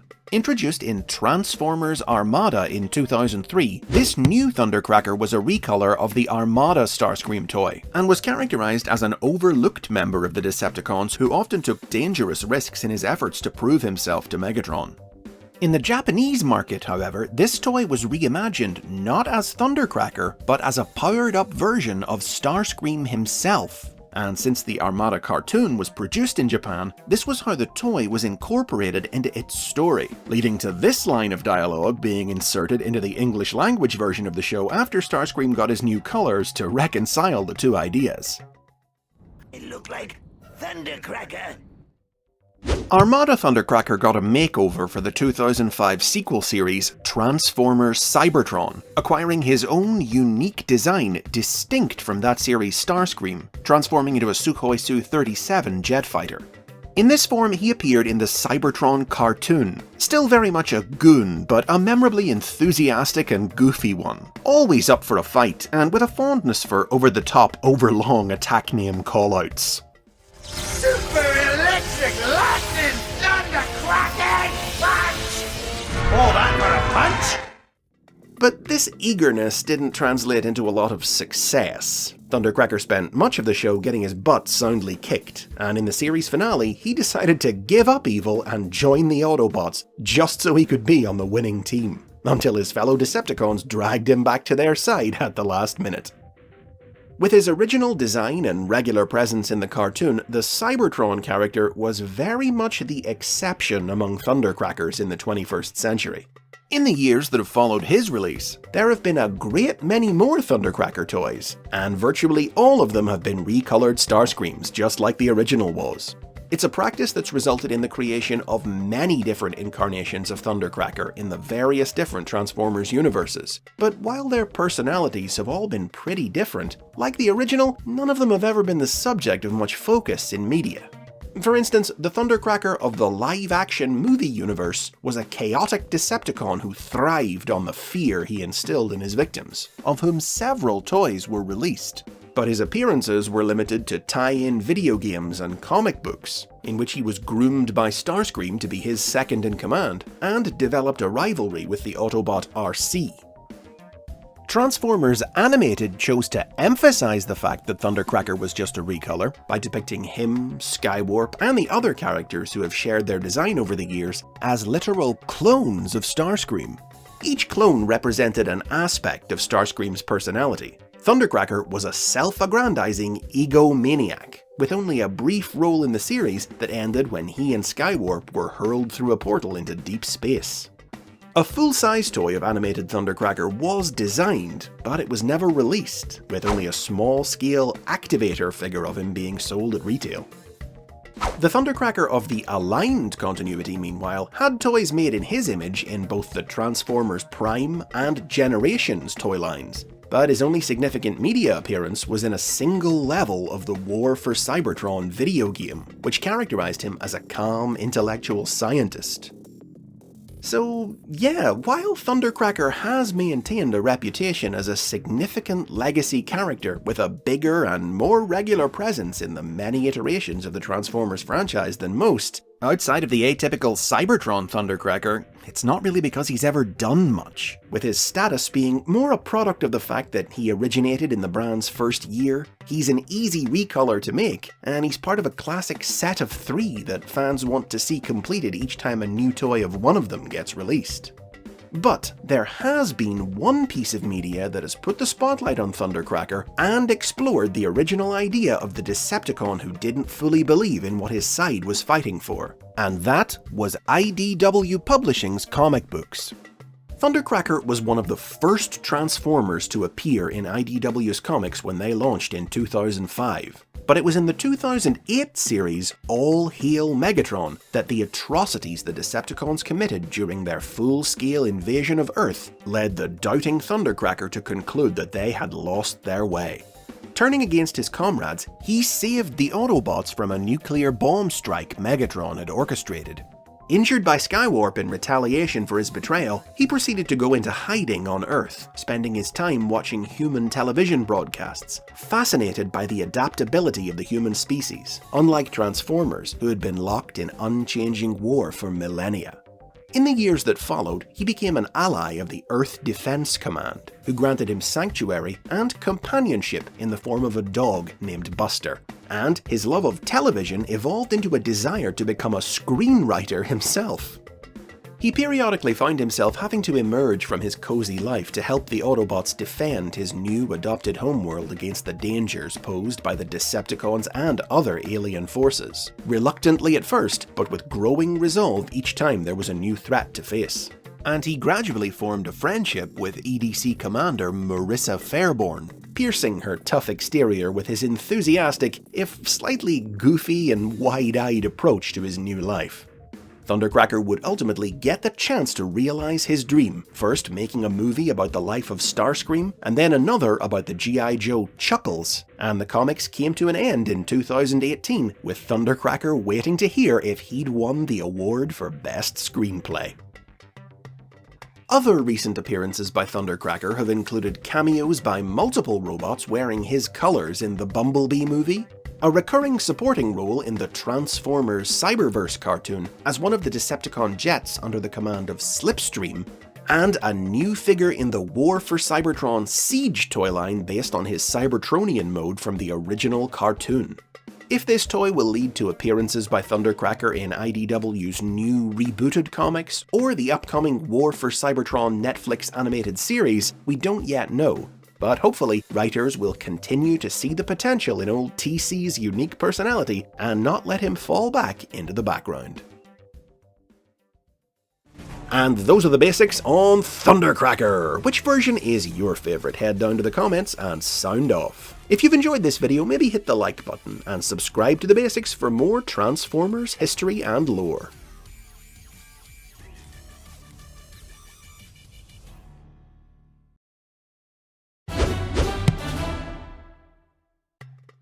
Time to continue the season of giving by taking a look at another popular request from the comments. For this week's episode, we're getting down to the basics on the Reckless Autobot Street Fighter, Sideswipe. The story of the original Sideswipe toy is a slightly confusing one that begins with the Japanese toy line, Diaclone. The Diaclone line included two different figures that transformed into Lamborghini Countach sports cars. 1982's Super Tuning Countach, distinguished by its rear-mounted supercharger air intakes, and 1983's New Countach, which lacked them. Both toys were imported by Hasbro to become part of the first year of the Transformers toy line in 1984, with the initial plan being to release the Super Tuning figure in red and the new figure in yellow. With this understanding, Marvel Comics writer Bob Budiansky crafted profiles for the two figures, deciding that they would be twin brothers, and naming the red one Sideswipe and the yellow Sunstreaker. For Sideswipe's profile, Budiansky invented various gadgets based on the features of the Super Tuning toy. A jetpack, shoulder-mounted flares, and the ability to convert his arms into pile drivers. However, after Budiansky had completed the profiles, Hasbro decided to swap the colors and identities of the toys around, and for the finalized toy line, released the Super Tuning figure in yellow as Sunstreaker and the new figure in red as Sideswipe. The profiles were swapped without alteration, meaning that Sideswipe was now described as possessing gadgets that had been based on the features of his brother's toy. Now, this complicated story of the character's origin is probably the most interesting thing there is to say about Sideswipe's role in the original Transformers series. Budiansky's profile characterized him as a rash young Autobot warrior who loved not just fighting, but fighting dirty, willing to use any underhanded tactic to come out a winner on both the battlefield and in life in general. But in terms of media, whether it was the Marvel comic or the cartoon, he was never a prominent character. He had his moments, notably lending Optimus Prime his jetpack, or alongside Sunstreaker, engaging in a mid-air jet judo battle with the Decepticon jets. But all in all, he was a pretty generic Autobot, keen to fight, quick with a quip, but not much else. Sideswipe's toy was discontinued in 1986, following which he was quietly phased out of the cartoon after its second season, making a few final cameos in the Japanese-exclusive sequel series The Headmasters the following year. While in the comic, he was among the Autobots taken offline by a Decepticon-controlled copy of Optimus Prime. In stories exclusive to the United Kingdom's version of the comic, he had a different fate, falling victim to the out-of-control Dinobots. No further toys of Sideswipe were released in the United States during the original toy line, but in 1991, a brand new figure, a non-transforming Action Master, was released exclusively in Europe and Australasia, and his original toy was made available again as part of the Classics line of reissues in the same markets. The original toy was reissued again in 1993 as part of the Transformers Generation 2 toy line, with new accessories and a snazzy-looking inverted black and red colour scheme, in which form Sideswipe appeared in Marvel's Generation 2 comic book. At the tail end of Generation 2 in 1995, a GoBot figure of Sideswipe was also released, now a Lamborghini Diablo in uncharacteristic blue and yellow. Sideswipe's name fell into a bit of a limbo in the early 2000s as Hasbro began reusing it more or less at random in order to keep their trademark on it active, applying it to characters with little to no relation to the original. First, there was the Sideswipe from 2001's Robots in Disguise, a small green Camaro Autobot. Next, in 2003, there was the Sideswipe from Transformers Armada, a dorky, inexperienced young Autobot eager to prove himself to his superiors. As seen in the Armada cartoon, Sideswipe arrived on Earth in hopes of working with his idol, Autobot sniper Blur, who had once saved him from a sticky situation back on Cybertron. But Blur had no time for the klutzy, clingy bot, and instead pawned him off on his teammate Hotshot, a situation about which neither was very happy until Hotshot had to rescue Sideswipe from the Decepticons, after which Sideswipe became Hotshot's biggest fan. Sideswipe hit the big screen in the 2009 live-action movie Revenge of the Fallen. This sleek, agile version of the character was an eager warrior like the original, but was very different in appearance, with a silver Corvette Stingray alternate mode and a pair of arm-mounted swords. Numerous action figures of this Sideswipe were released in the various movie toy lines, and he appeared in several pieces of tie-in media, but his most memorable showings were undoubtedly in the films themselves, bisecting the Decepticons sideways with his blades, and fighting the Dreads alongside Ironhide in the 2011 sequel, Dark of the Moon. Now, the introduction of these different Sideswipes didn't mean that the original was forgotten. Despite his minimal story roles, his stylish alternate mode, the Countach, one of the most iconic supercars of the 1980s, in that signature Autobot red paint job, and his and Sunstreaker's status as some of the earliest sibling characters in Transformers lore, have proven memorable enough in their own right to earn Sideswipe a surprisingly high degree of popularity. Multiple new toys of him have been released in various toy lines in the 21st century, including several which have paid homage to his cult favourite Generation 2 colours. And he's appeared in plenty of media. Dreamwave Productions head Pat Lee considered Sideswipe to be his favourite Transformer, and the character saw a fair bit of action in Dreamwave's comics. And he was even a player character in the Transformers Devastation video game, for which original actor Michael Bell even reprised the role. I don't break rules, I bend them. A lot. But it was in IDW Publishing's comic books that Sideswipe's character was really explored for the first time. Having always been looked down on by the perfectionist Sunstreaker, IDW's Sideswipe was obsessed with proving himself to his brother, and to that end took on the forces of Nova Prime when they attacked the Earth. The fight helped Sideswipe let his obsession go, as he realized that he had already proved his worth to the only bot that mattered: himself. A few years later, when the war came to an end, Sideswipe served as a peacekeeper on Cybertron. But peacetime never sat well with a fighter like him, and he happily returned to Earth to help defend it against the new threat posed by Galvatron. During this time, he formed a friendship with RC, based on their mutual love of and talent for violence. Sadly, Sideswipe was fatally wounded in an attack on the Autobot's spacecraft, but RC and Sunstreaker were able to use a telepathic projector to give him one final dream of a peaceful, united Cybertron, allowing Sideswipe to die happy, knowing that everything he had spent his life fighting for had been worth it. When a new generation of Cybertronian life subsequently emerged from the planet, RC named one of the protoforms Sideswipe in her friend's honor. In the 2010s, Hasbro began reconsolidating the various depictions of Transformers characters to be more consistent across different media, and Sideswipe was no exception, with new incarnations of the character harkening back to the original. For instance, the Sideswipe of Transformers Animated, available exclusively at the official Transformers convention BotCon in 2010, was imagined as an older version of the character in Generation 2 colours, who had grown out of his reckless tendencies and become a jaded old cop. The same year, Sideswipe also featured in the War for Cybertron video game, a former racer whose recklessness had cost him his career, who had joined the Autobots for a shot at redemption. Tie-in novels depicted this Sideswipe as the pilot of the Autobot spacecraft, the Ark, and an action figure of him was released in the Transformers Generations toy line in 2013. The most notable of these new Sideswipes was the one featured in 2015's Robots in Disguise.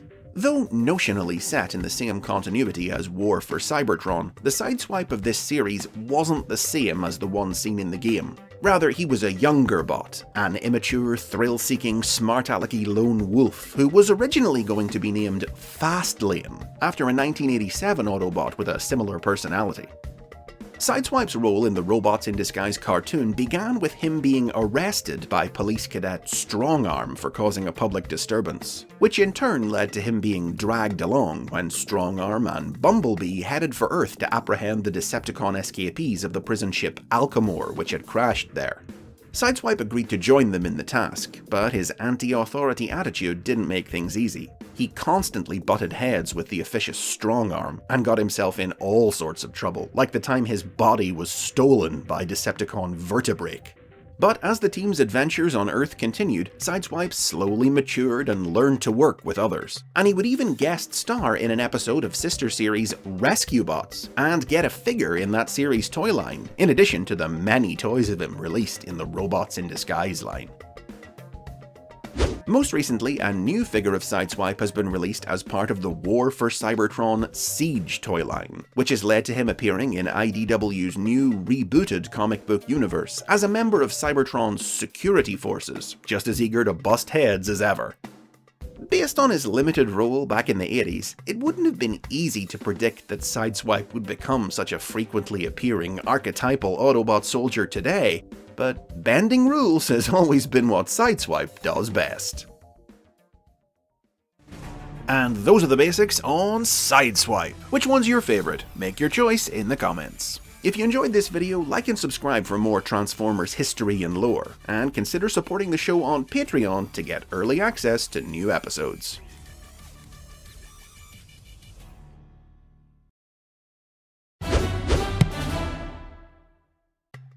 It's been too long since we looked at a Beast Wars character, so for the final basics of 2019, we're diving into the history of one of the best loved bots from that series, Waspinator.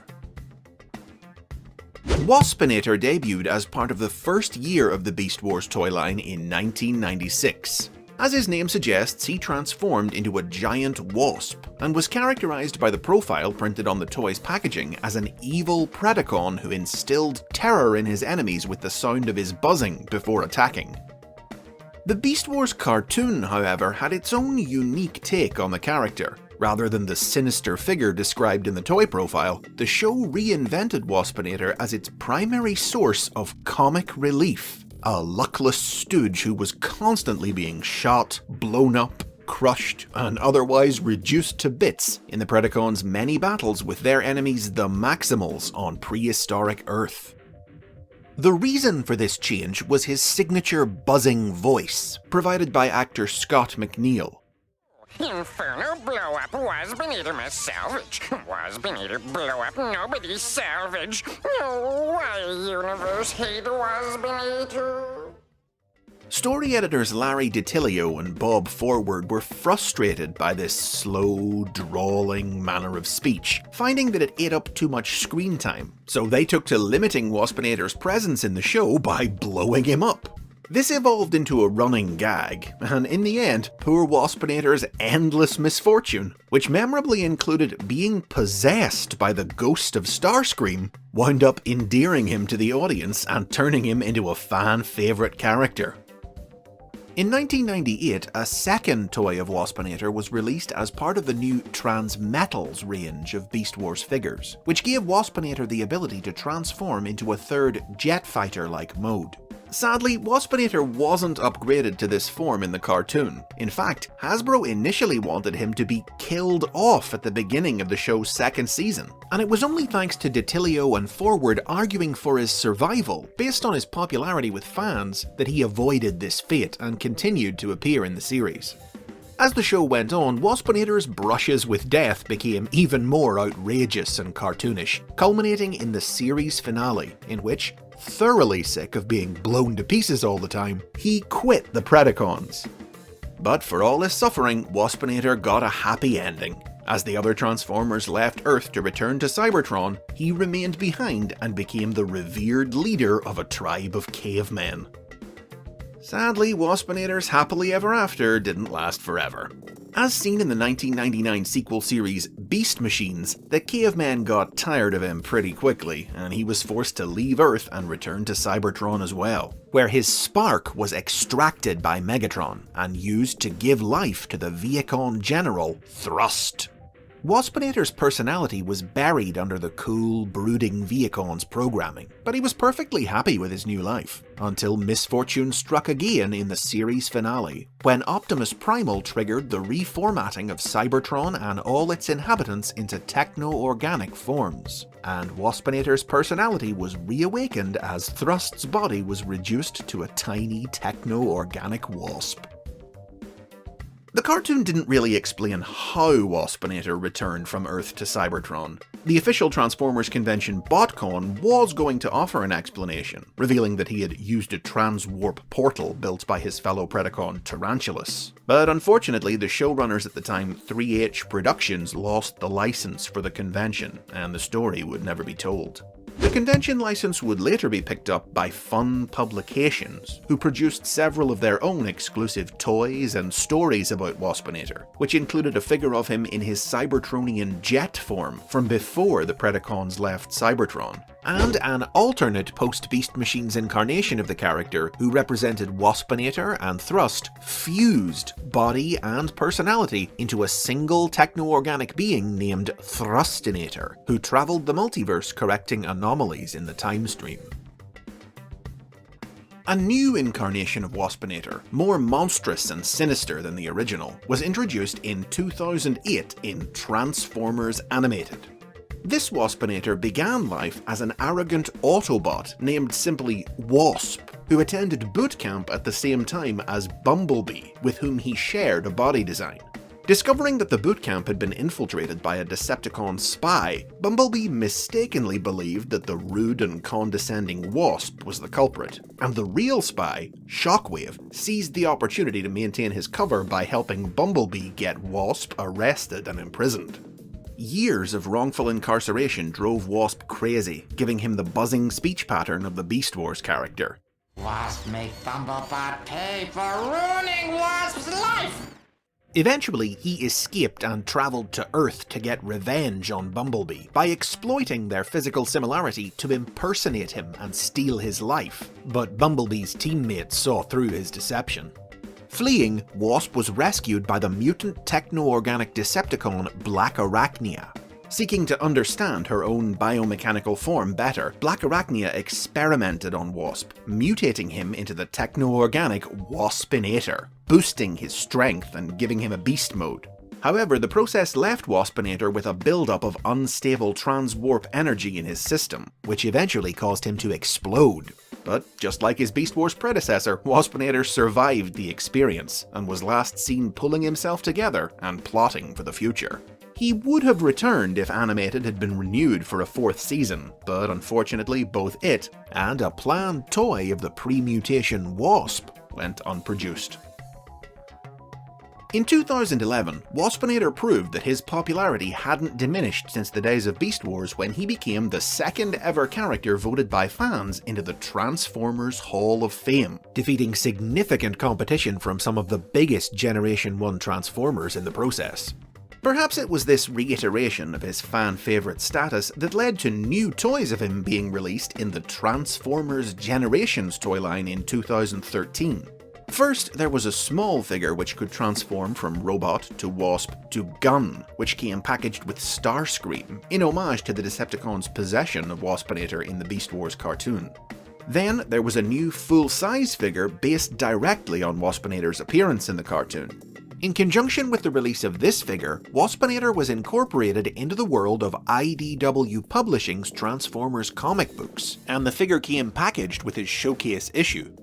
IDW's Waspinator was a Decepticon, who served as part of a unit tasked with hunting down the giant Transformers known as Titans. A freak teleportation event inadvertently led to Waspinator's Stinger weapon becoming enmeshed with the systems of a Titan, allowing him to control it. This led to him being recruited by Shockwave, who sought to use the Titan in his own schemes. After handing over his Stinger to his new master, Waspinator realized that Shockwave was going to kill him now that his usefulness was at an end, and so he escaped and helped the Autobots put an end to Shockwave's plans. Though, being Waspinator, he of course got stabbed in the process. The reformed Waspinator would remain a minor supporting character in IDW's comics for the next several years, but bad luck eventually found him again when the alien magic users, the Darkling Lords, attempted a takeover of Cybertron, and Waspinator was temporarily transformed by their leader Virulina's magic into a biomechanical steed for her, based on Fun Publications' Thrustinator toy. Waspinator has also made various other appearances throughout Transformers canon, including various video games, comic books, and manga, including the comical Transformers Legends, which depicted him as a massive Transformers nerd who knew everything about the history of the franchise. He hasn't had many other toys, but he did serve as inspiration for the character of Buzzerbot from Playschool's 2002 Transformers GoBots line. For a guy with such bad luck, he's had quite a positive impact on Transformers history. Waspinator might think the universe hates him, but as far as Transformers fans are concerned,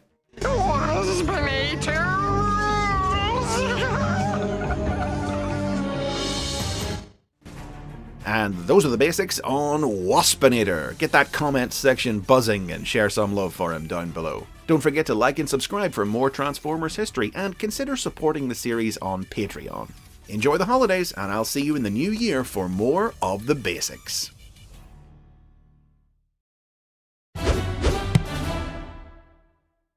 It's a new year, and that means it's time for Obscure Characters Month, a weekly quickfire look at cult favourite Transformers who haven't had a lot of time in the spotlight. We're kicking off with 3-in-1 Decepticon Shutterbug, Reflector. The toy that would become Reflector was first released in 1983 as part of the Japanese toy line Microchange. It was made up of 3 robots who didn't have individual alternate modes but instead combined to form a camera.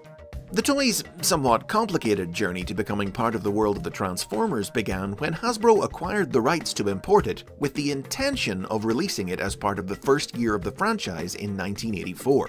Accordingly, a profile was written for Reflector which characterized him as the Decepticons' reconnaissance expert, a self-impressed bot with the power to generate blinding flashes of light, who loved to observe anything and everything, including his own comrades, whose mistakes he recorded to use as blackmail material. Notably, the profile described Reflector as a single being, rather than 3 separate individual robots. However, for unknown reasons, Hasbro's plans changed and the release of Reflector's toy was cancelled. We don't really know the timeline of this decision. Reflector wasn't part of the cast of the Marvel comic book, outside of an error that saw him appear in a pile of defeated Decepticons for a single panel in the 4th issue. But the Transformers animated series was already far enough into production when the toy was cancelled that it was too late to remove Reflector from the show. As such, he was featured in the cartoon's pilot miniseries, helping Thundercracker observe a human vehicle, and appeared regularly throughout the first season, putting his observational abilities to use acquiring intelligence for the Decepticons. In accordance with his profile, the cartoon depicted Reflector as one mind controlling 3 bodies, who all spoke in unison with the same voice. That was the last bit of info I needed. Stealing the antimatter formula is gonna be a piece of oil cake. Rather than give the 3 robots unique designs like the toys had, the cartoon based them all on the figure that formed the central piece of the camera. Episode scripts revealed that the cartoon's idea for Reflector was that he was really a single robot who could split into 3, generating 2 duplicates of himself, identical save for the absence of a camera lens on their chests. However, every scripted scene that would have shown Reflector splitting from 1 robot into 3 was deleted from the show, and he usually just appeared as 3 robots all the time. But a scene of the 3 recombining into 1, each colliding with another and disappearing in a flash of light, did remain in the episode Divide and Conquer. The cartoon was also fond of recycling his design for generic extra Decepticons. In the 21st century, stories from the Transformers Collectors Club would retroactively identify these extra robots as followers of Reflector, known as the Photons. The cancellation of his toy meant that Reflector was quickly phased out of the series once its 2nd season began, but he would still occasionally pop up in Decepticon crowd scenes. Though unavailable in Hasbro markets, Reflector's toy was sold in Japan as part of the Japanese release of the Transformers toy line in 1985, and the character was featured in tie-in media and merchandise there. Finally, in 1986, Hasbro decided to reverse their original decision and release the toy, but only as a mail-away exclusive sold via catalogs packaged with other toys. Though Reflector's profile remained unchanged, this release gave the individual robots names for the first time. Spyglass, the blue left-hand component of the camera, Viewfinder, the central robot, and Spectro, the red right-hand component. The toy continued to be available through 1988, but Reflector appeared in no further classic media, with a small rubber figurine based on his cartoon appearance, released as part of Hasbro's Decoy promotion in 1987, being the only further exposure that the character would have. Now, it's logical to think that Reflector's short-lived role in the cartoon and the restricted availability of his toy would lead him to be forgotten by history. But the truth is, just appearing in the cartoon's iconic pilot miniseries was all it took to ensure he'd be remembered by fans. And as a cult favourite, he's made intermittent appearances in new Transformers media in the 21st century. Dreamwave Productions comic books were the first to revive the character in 2003, depicting him as a minion of Shockwaves who monitored all of Cybertron via a massive surveillance network. Dreamwave were the first to truly depict the 3 robots as individuals, basing their appearance on their toys and giving them their own profiles and personalities. Viewfinder was the egotistical, blackmail-loving leader of the trio, Spyglass his enthusiastic follower obsessed with observing everything, and Spectro a simple-minded bot who hated responsibility, quick to take credit for success and to pass the buck for failure. When the trio appeared in IDW Publishing's comic books a few years later in 2008, they were based on their cartoon design and were depicted as individuals who shared a mental link. Perhaps speaking to their obscure status, the 3 all died in their debut issue when they crash-landed on the planet LV-117. Viewfinder was killed on impact, and Spectro and Spyglass met their ends soon after in an explosion caused by the Autobot Wheelie. However, a continuity error arose when all 3 turned up alive just a few months later, participating in the Decepticons' invasion of Earth. Later stories would correct this error by having the trio steal a time-traveling spaceship, which resulted in them being sent back in time to die on LV-117.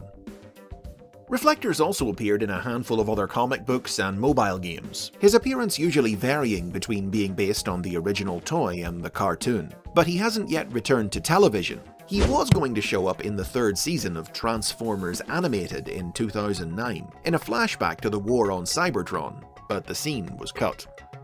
Perhaps unsurprisingly, new toys of Reflector haven't been especially prolific either. The first wasn't released until 2013 as part of the Transformers Generations toy line. A tiny figure that came packaged with the Insecticon Scrapnel, it transformed from a robot based on Viewfinder to a camera to a gun for his larger partner. In 2016, the official Transformers convention BotCon created their own new version of Reflector, a set of 3 identical figures based on his cartoon appearance, retooled and recolored from the Combiner Wars Shockwave toy, who each transformed into a spaceship. They weren't designed to combine, but you could sorta fake it. Most recently, and most prominently, a new Reflector toy based on his cartoon design has been released in 2019's War for Cybertron Siege toy line. Due to the trademark on his name having become unattainable, the toy was marketed under the new name Refractor, and was sold as a single figure that transformed into an artillery hovercraft. But if you bought 3 of them, you could combine them to form a camera. In this form, as a singular being, Refractor has been appearing in the pre-war setting of IDW's new rebooted comic book universe as a member of the Insecticon Guard, the military arm of the political party that will one day become the Decepticons. But a special 3-pack of the Siege figure was also released through Hasbro's online store, recolored and equipped with new accessories based on the original Generation 1 toys, and rebranded as the Refractor Reconnaissance Team, Blackmail Specialist Viewfinder, Reconnaissance Expert Spyglass, and Propaganda Master Spectro. It's just another example of the way that Reflector's depiction keeps shifting back and forth, from toy-based to cartoon-based, from 3 individuals to a single being. But whatever form he takes, he remains a character who's always been strange and obscure right from the start, but one who will also never be forgotten. And those are the basics on Reflector. Bit of an involved history for a guy who's done so little. Leave a comment below if he's one of your favourites, and hit the like and subscribe buttons while you're down there so you don't miss the rest of this month's episodes about obscure fan favourites.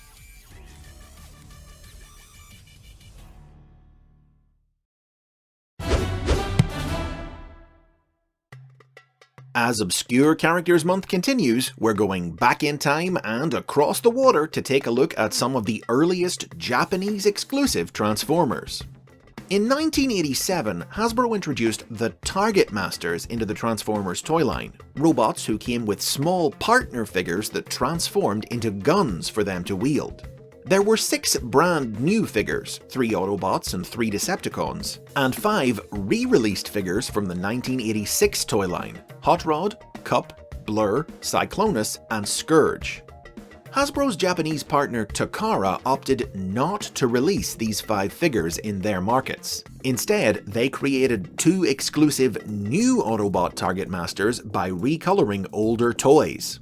Artfire, a patient sniper whose tendency to put the safety of others first sometimes led to him disobeying orders, a recolor of the 1985 Autobot fire engine Inferno. And Stepper, the Autobot's best marksman with a quick temper and a strong sense of justice, a recolor of the 1984 Autobot Porsche Jazz. The 2 were paired with the Target Master partners that, in Hasbro markets, belonged to Cyclonus and Scourge, but with their names switched. Artfire came with Scourge's partner Fracas, now renamed Nightstick, while Stepper came with Cyclonus's partner Nightstick, now renamed Nebulon, a little naming quirk that resulted from Fracas being referred to only as the Nebulon in the bio printed on Scourge's packaging. Owing to the small size of the toy's hands, Stepper couldn't hold Nebulon in his fist like the other Target Masters. Instead, he came with a special bracket that plugged into his back and allowed Nebulon to mount on his shoulder. Stepper and Artfire were not featured alongside the other Target Masters when they appeared in the Japanese exclusive animated series, The Headmasters. But the pair did appear in the tie-in Headmasters manga, helping Chrome Dome to fight fires set by the Decepticon Target Masters. But a question remained. In the cartoon, the Target Masters were created when small robots from a Cybertronian colony on the planet Master were fused to larger Transformers in a plasma energy explosion. As Stepper and Artfire weren't involved in that explosion, how did they become Target Masters? We wouldn't get an answer until 2004, when Takara reissued Stepper's toy. This version of the figure came with all of Jazz's accessories, which the original release had lacked, and was retooled so that Nebulon could fit in its hand, and it included a new, expanded profile that revealed Stepper's origin. It turned out that Stepper had been badly damaged in an unspecified incident and had been saved when Nebulon volunteered to bond with him, becoming his symbiotic life support system. The same year, in sync with Takara, Hasbro released the Stepper toy in their markets for the first time, as part of their commemorative series of reissues. For this release, Nebulon's name was changed back to Nightstick, and Stepper was given an English market name for the first time, Ricochet. Now, this wasn't a brand new name. Ricochet had previously been used all the way back in 1988 as the name of one of the Target Master partners of the Autobot QUICKMIX, and in the 2000s Hasbro was in the habit of reusing names on totally different and unrelated characters, and as such, a third Ricochet would be introduced in 2005, an egotistical Autobot master of espionage released exclusively at the official Transformers convention, BotCon. But from 2006 onwards, the name would become permanently associated with the hot-tempered Target Master, as more and more new toys of the character were released, both by Hasbro in Transformers Alternators, Robot Heroes and Power of the Primes, and by Takara in Transformers United and Adventure, each one usually a recolor of their respective series' Jazz figure. But despite having a fair few toys, Ricochet has never been given much of anything to do in Transformers media. He appeared for exactly one panel each in both Dreamwave Productions and IDW Publishing's comic books. Dreamwave depicted him as a clone of Jazz created by Shockwave, while IDW featured him as one of many guards at the Autobot prison Garrus 9. Even in his native Japan, his only significant appearance has been in a short one-shot manga promoting the release of his United toy, in which he led a team in procuring an antidote for a nanovirus that had infected the Autobots. He did make his first ever television appearance in 2017, but it was only as a barely visible cameo in an episode of the Robots in Disguise cartoon. Surprisingly, Ricochet's biggest role has been in the mirror universe of Shattered Glass, told via stories released through BotCon and the Transformers Collectors Club. In this twisted universe where Autobots are evil and Decepticons are good, two different mirror versions of the character existed, one named Ricochet and another named Stepper. Ricochet was a retool and recolor of the Transformers Cybertron Crosswise toy, released exclusively at BotCon 2008, alongside his twin brother, Jazz. The brothers were created by Optimus Prime to serve as his bodyguards, a prized position that the wild and dangerous Ricochet sought to keep by any means, making him quick to betray or kill anyone who he thought was in danger of taking it from him. Always seeking to make himself look good in Prime's eyes, Ricochet was responsible for developing Target Master technology, and used his new firepower to defeat and capture Megatron. Unfortunately for Ricochet, Optimus Prime was furious to learn that he had dared to make a move against the Decepticon leader without his permission, and he had Ricochet tortured for his impudence. Stepper was a recolor of the United figure, released exclusively at BotCon 2015.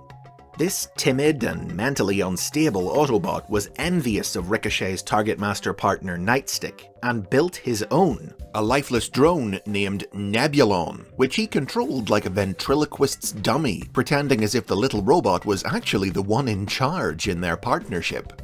Stepper later found himself transported across the multiverse to the city of Axiom Nexus on a Cybertron that was home to many lost dimensional travelers.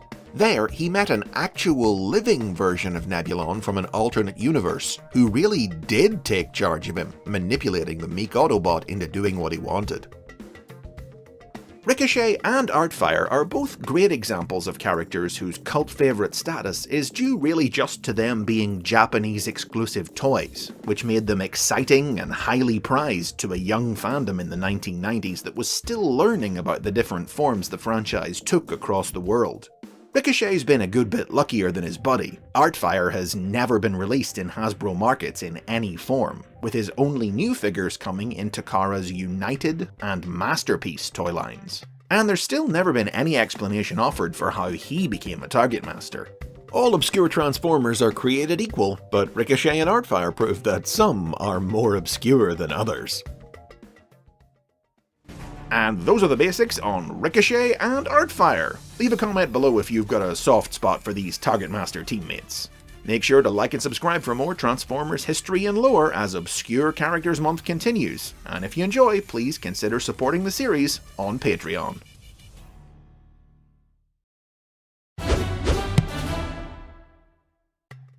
Back in the 1980s, American popular culture was going crazy for ninjas, and Transformers wasn't above trying to tap into the fad with the bot we're going to take a look at in this week's installment of Obscure Characters Month. These are the basics on Nightbird. Nightbird was an original character created for the Transformers animated series, a mute female ninja robot who appeared in the 1985 episode Enter the Nightbird, likely titled after the film that kick-started the ninja craze, 1981's Enter the Ninja. Nightbird was built by human scientist Dr. Fujiyama as a showcase for how advanced robotics technology had become. Though constructed with limited power to ensure she was harmless, Nightbird was stolen by the Decepticons and rewired and reprogrammed by the Insecticon Bombshell, powering her up to become a true deadly ninja warrior. At Megatron's command, Nightbird infiltrated Autobot headquarters and stole a computer chip containing information on all the world's energy sources. The Autobots pursued her, but her ninja skills and weaponry made her a formidable opponent, and the heroes only managed to claim victory when Starscream, jealous of the praise that Megatron was heaping on Nightbird and afraid that she would take his place in the Decepticon hierarchy, shot her in the back with his null ray, shutting her down and allowing the Autobots to return her to Fujiyama. The episode concluded with Nightbird being placed in storage after supposedly being deprogrammed, but the angry glare that crossed her features as the scene faded out suggested otherwise. Now, ninjas are a dime a dozen in Transformers these days, but Nightbird was the first. Not just that, but she was also the first ever female robot of any kind to appear in Transformers canon, which made her a memorable cult favourite in the early days of online fandom in the 1990s. To those who were around at the time, she's famous for her role in what you might call one of the fandom's earliest ship wars. Arguments used to run pretty hot over whether a few lines of suggestive dialogue from Megatron extolling Nightbird's virtues meant that the Decepticon leader had a more than professional interest in the ninja. Terrific! She's everything I've always wanted! It's likely that being so frequently discussed by fans back in the day is what led to Nightbird briefly sneaking her way into some comic books in the early 2000s. First, in 2001, Transformers The Wreckers, produced for the official convention BotCon that year, depicted a near-future scenario in which Fujiyama had built an entire army of Nightbirds, decked out in the colours of the Teenage Mutant Ninja Turtles, which once again went rogue and were only destroyed through the heroic sacrifice of Daniel Witwicky and Wheelie. Then, in 2004, Nightbird cameoed in Dreamwave Productions comics as a fictional character who was the star of her own movie, named, what else, Enter the Nightbird. After that, Nightbird wouldn't be heard from again until the 2010s. This decade saw the release of the very first piece of Nightbird merchandise, a minifigure from the Creo building block toy line, available exclusively at BotCon 2015. This was quickly followed later the same year by the first true, full-size Nightbird toy, branded as a member of the Decepticons and released as part of the Japanese Transformers Legends toy line. Nightbird wasn't a transforming robot in the original cartoon, but as a recolor and retool of the Transformers Generations RC figure, this toy did transform into a Cybertronian car. The tie-in Legends manga continued Nightbird's story after the events of the cartoon, explaining that after escaping Fujiyama's storage, she had acquired the ability to transform by studying with the mysterious clan of ninja transformers, the Six Clan. Later, when Megatron relocated to the goofy, cartoonish parallel universe of the Legends world and became head of its Terrakura company, he took Nightbird with him and used the company's resources to mass-produce copies of the ninja, selling them to the public as robot maids. History repeated itself and the mass-produced Nightbirds went out of control, but Megatron had programmed them with a clumsiness function that made them more adorable than dangerous, and kept them from doing any real damage. The original Nightbird could still be a threat when she needed to be though. When renegade Six Clan member Sixshot arrived in the Legends world, Nightbird attacked him for his betrayal of the clan, stabbing him and leaving him to die.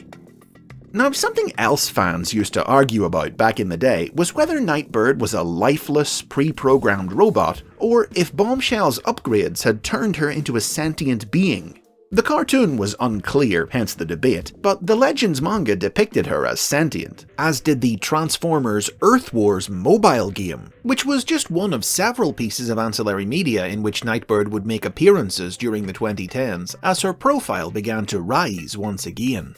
Likely her most notable impact on media this decade, though, was when she served as the loose inspiration for the design of the triple-changing female Decepticon Shatter from the live-action Bumblebee movie. Most recently, in 2019, a second transforming Nightbird figure was released as part of the War for Cybertron Siege toy line, retooled and recolored from the Siege Chromia figure. The toy represents a new incarnation of Nightbird who isn't a human-built robot like the original, but rather a true transformer from Cybertron, and Nightbird even appeared in this form in the Transformers trading card game. This idea had also been previously expressed in IDW Publishing's comic books. Nightbird didn't appear in those stories, but she was name-checked as a city speaker from the Cybertronian colony world of Caminus. Like most cult favourites, it's tough to predict where Nightbird will appear next, but as a ninja, she's used to waiting in the shadows, biding her time until the moment comes for the Nightbird to make her entrance once more. And those are the basics on Nightbird. Do you remember the old fan debates, or is this ninja ancient history to you? Leave a comment below. If you enjoyed this video, hit like and hit subscribe for more Transformers history and lore, and don't miss next week's final installment of Obscure Characters Month 2020.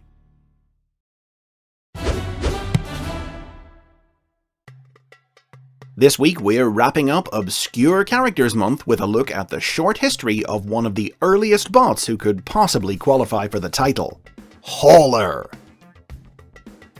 Hauler was an Autobot truck crane who appeared in the very first episode of the Transformers animated series in 1984. Featured in only one scene helping to hoist the damaged Hound up from the bottom of a cliff, Hauler never spoke, never transformed, and was never seen in the series again.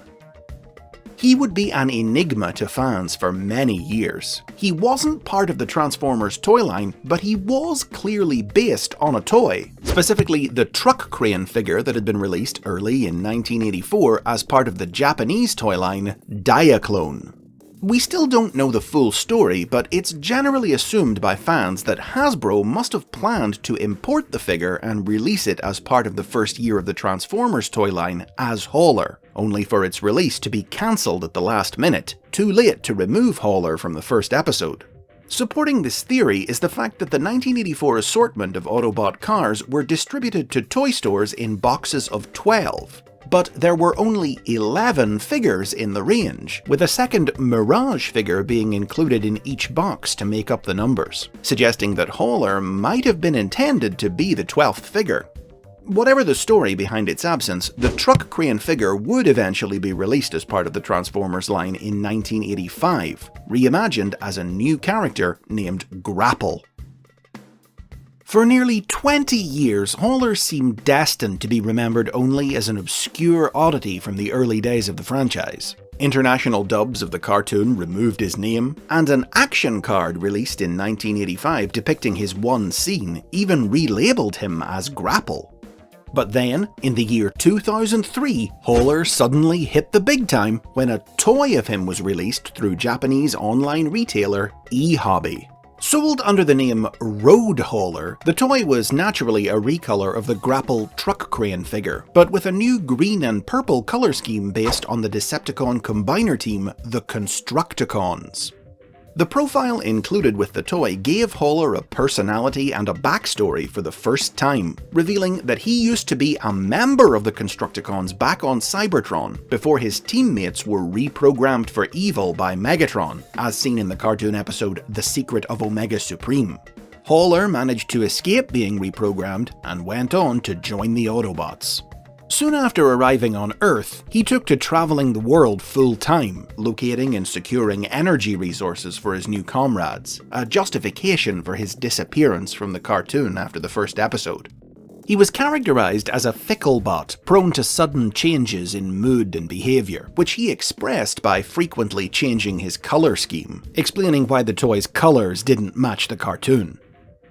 The decision to make Hauler a former Constructicon was seemingly influenced by the subpar animation of the cartoon episode 5 Faces of Darkness Part 4, which, in a series of flashbacks to the era before the war, included a shot of a Constructicon-coloured version of Grapple's vehicle mode, and a scene of the Constructicons that featured 8 members instead of the regular 6, making Hauler one of these 2 additional bots. Now, to digress for a little bit, since this is a short episode and it's a good opportunity to throw him in, if you were wondering, yes, an identity would later be created for the 8th and final Constructicon as well. 2012's Transformers United EX toy line would name this mystery bot Gravedigger. Gravedigger was a preliminary name for the Constructicon leader Scrapper, which first became known to fans when it was used by mistake for one line of the 1985 adventure gamebook Dinobots Strike Back. Compounding the error, artist William Schmidt drew Constructicon dump truck Long Haul instead of Scrapper in the illustration for the scene, which inspired fans to have a bit of fun and think of Gravedigger as being his own distinct character instead of just a mistake. This idea was made official by United EX, which included a toy of Gravedigger, sold under the name Buildmaster, and explained that he was the younger brother of the team's demolitions expert Bone Crusher, who was often left out of the group's activities due to an unstable temper that made him unsuited to construction work. Anyway, getting back to Hauler, in the years since eHobby turned him into a distinct character with a real place in the Transformers universe, he's enjoyed a handful of intermittent cameo appearances in both Japanese manga and media from the Transformers Collectors Club. There have been new Grapple toys, but so far, sadly, none of them have been recolored to create any new versions of Hauler. Most recently, Hauler's status as a character from the first season of the original cartoon, however minor, led to him being included on the 2019 ballot for the Transformers Hall of Fame, though it shouldn't come as much of a surprise that he didn't win. But Hauler's got his own special brand of fame that nobody can take away from him. He'll always be remembered as one of the first obscure characters in Transformers history. And those are the basics on Hauler, and Gravedigger too for good measure. I hope you've enjoyed this year's Obscure Characters Month. If so, maybe give the like button a click or subscribe for more Transformers lore. It's back to the big subjects next month, and you can support the series on Patreon to get early access to those new episodes. In the 1970s, conflict in the Middle East precipitated a shortage of petroleum in the Western world, triggering a period of skyrocketing prices, recession, and a stagnant economy that lasted much of the decade, known as the energy crisis. The world was still in the process of rebounding from the experience in the early 1980s, and it was into this era that the Transformers franchise was born. Informed and inspired by the events of the past decade, both the original Marvel comic book and especially the animated series centered the Autobots and Decepticons' struggle around their own energy crisis. Both sides battling for the resources of Earth, in need of energy above all else if they were to claim victory in their eternal war. Using Earth's resources, they created what today is known as the primary fuel source of all Transformers: Energon. Energon has a complex history. In the decades since its introduction, many different series have expanded on the concept, building on one another to redefine its place in the Transformers universe as we understand it today. It's gone from being simply a kind of fuel to being absolutely ubiquitous in Cybertronian culture. It powers Transformers' bodies, their machines, their weapons, it flows through their veins. For a race of robots, it's food, drink, fuel, blood, and medicine all in one, valued more than anything else to the point that they even use it as currency, even though it has a tendency to explode if mishandled. Energon is the creation of Primus, the cosmic being who is god and creator of the Transformer race. It is pure energy given physical form, and in its most rarefied state, it's the basic molecular building block of both the living metal of Cybertronian bodies and the sparks that give them life. Energon occurs naturally in various raw states, liquid, gas, and solid, most commonly as crystals. Bursting with unchecked power, raw energon is unstable and easily detonated, and has to be processed into a form safe for Transformers to use. Processed energon typically takes a liquid form, which Transformers either inject directly into their systems or consume as a beverage. Energon is stored in containers known as energon cubes. The events of the war usually result in Cybertron's supply of natural energon being drained, forcing the Transformers to search for deposits on other planets, or to create synthetic energon by converting other sources of energy. The story of Energon began with the first episode of the Transformers cartoon in 1984, which introduced energon cubes as a kind of fuel cell used by the Decepticons to collect and convert energy stolen from the resources of Earth into a concentrated form. After a while, the show began using Energon as the name for this concentrated liquid energy itself. In this series, the search for energy was specifically the reason the Transformers left Cybertron, and the Decepticons' quest to plunder Earth's resources and convert them into energon was the focus of many stories in the show's first 2 seasons. Early episodes depicted the filled cubes as iridescent, compressed stacks, but this would later be changed to single cubes that glowed a purplish pink, which became the standard color of energon for much of Transformers' history.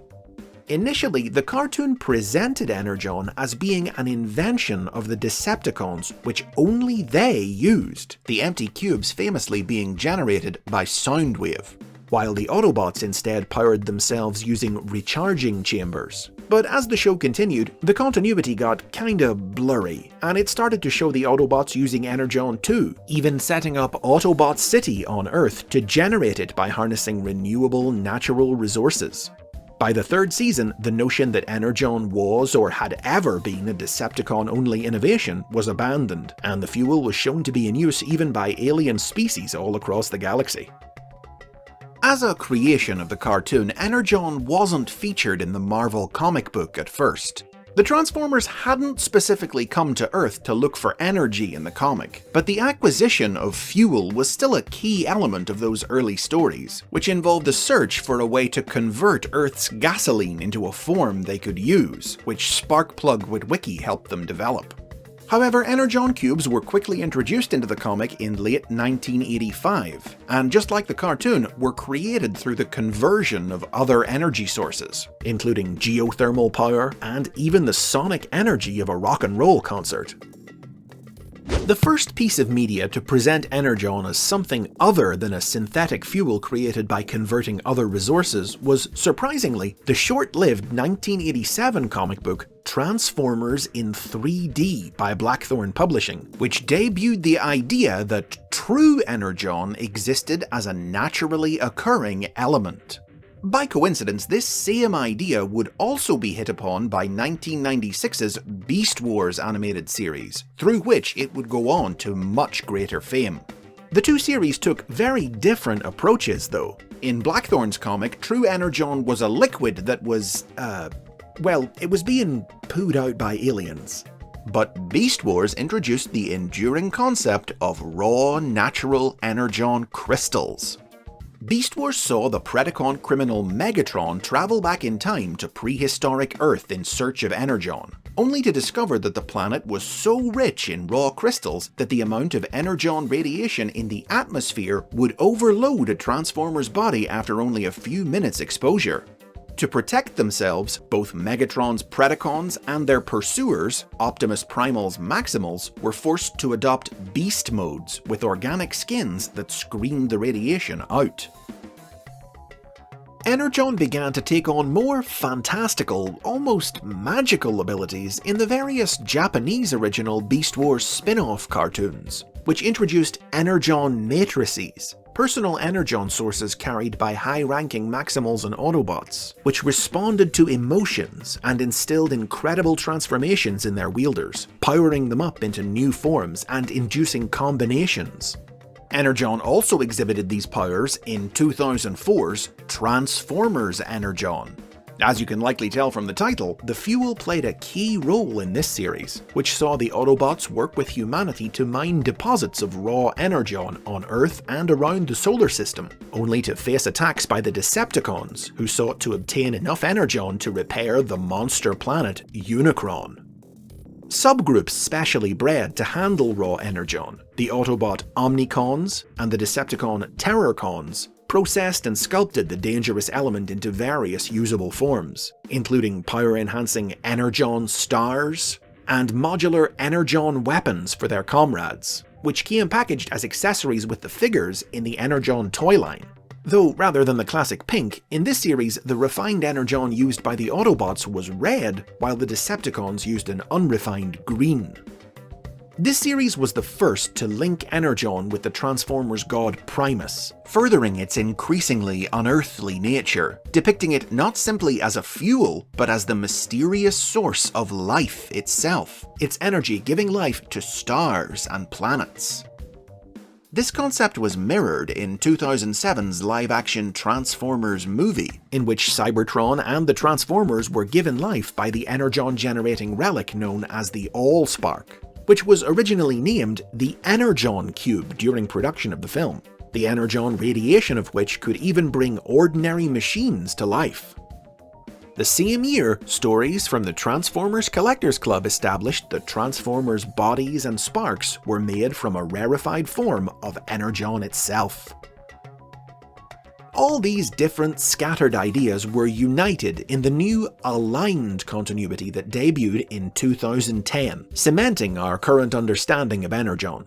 Beginning with the War for Cybertron video game, this continuity popularized the depiction of Energon as glowing blue, which would go on to become the standard color used for the fuel in all subsequent TV series to date.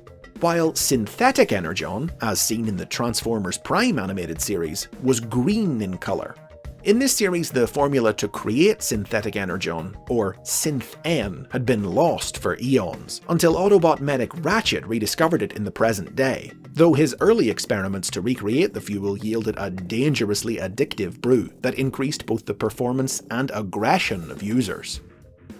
The aligned continuity also introduced Energon's evil counterpart, Dark Energon. Just as Energon springs forth from Primus, Dark Energon is the so-called blood of his evil brother Unicron, the Lord of Chaos. Though a powerful fuel that boosts the strength of any Transformer who uses it, like Unicron, Dark Energon is poisonous and corruptive, and it has the ability to reanimate dead Cybertronians as feral zombies. Other notable variations of Energon that have been featured in Transformers stories over the years have included Toxic Energon, or Tox-N, a poisonous green offshoot refined into a biological weapon by the Decepticons, Red Energon, or Hyperjon, which grants super speed to its user, and various super enhanced versions that are capable of boosting the strength and abilities of users, like Super Energon and Ore 13. The latter of these was one of a series of Energon-derived ores featured in IDW Publishing's comic books, grown on other planets by the Decepticon scientist Shockwave as part of an effort to develop an alternate fuel source. While Ore 13 grew on Earth, the 12 ores on other worlds inexplicably developed unique powers over space, time, and matter, which granted users abilities like teleportation, time travel, mind control, and more.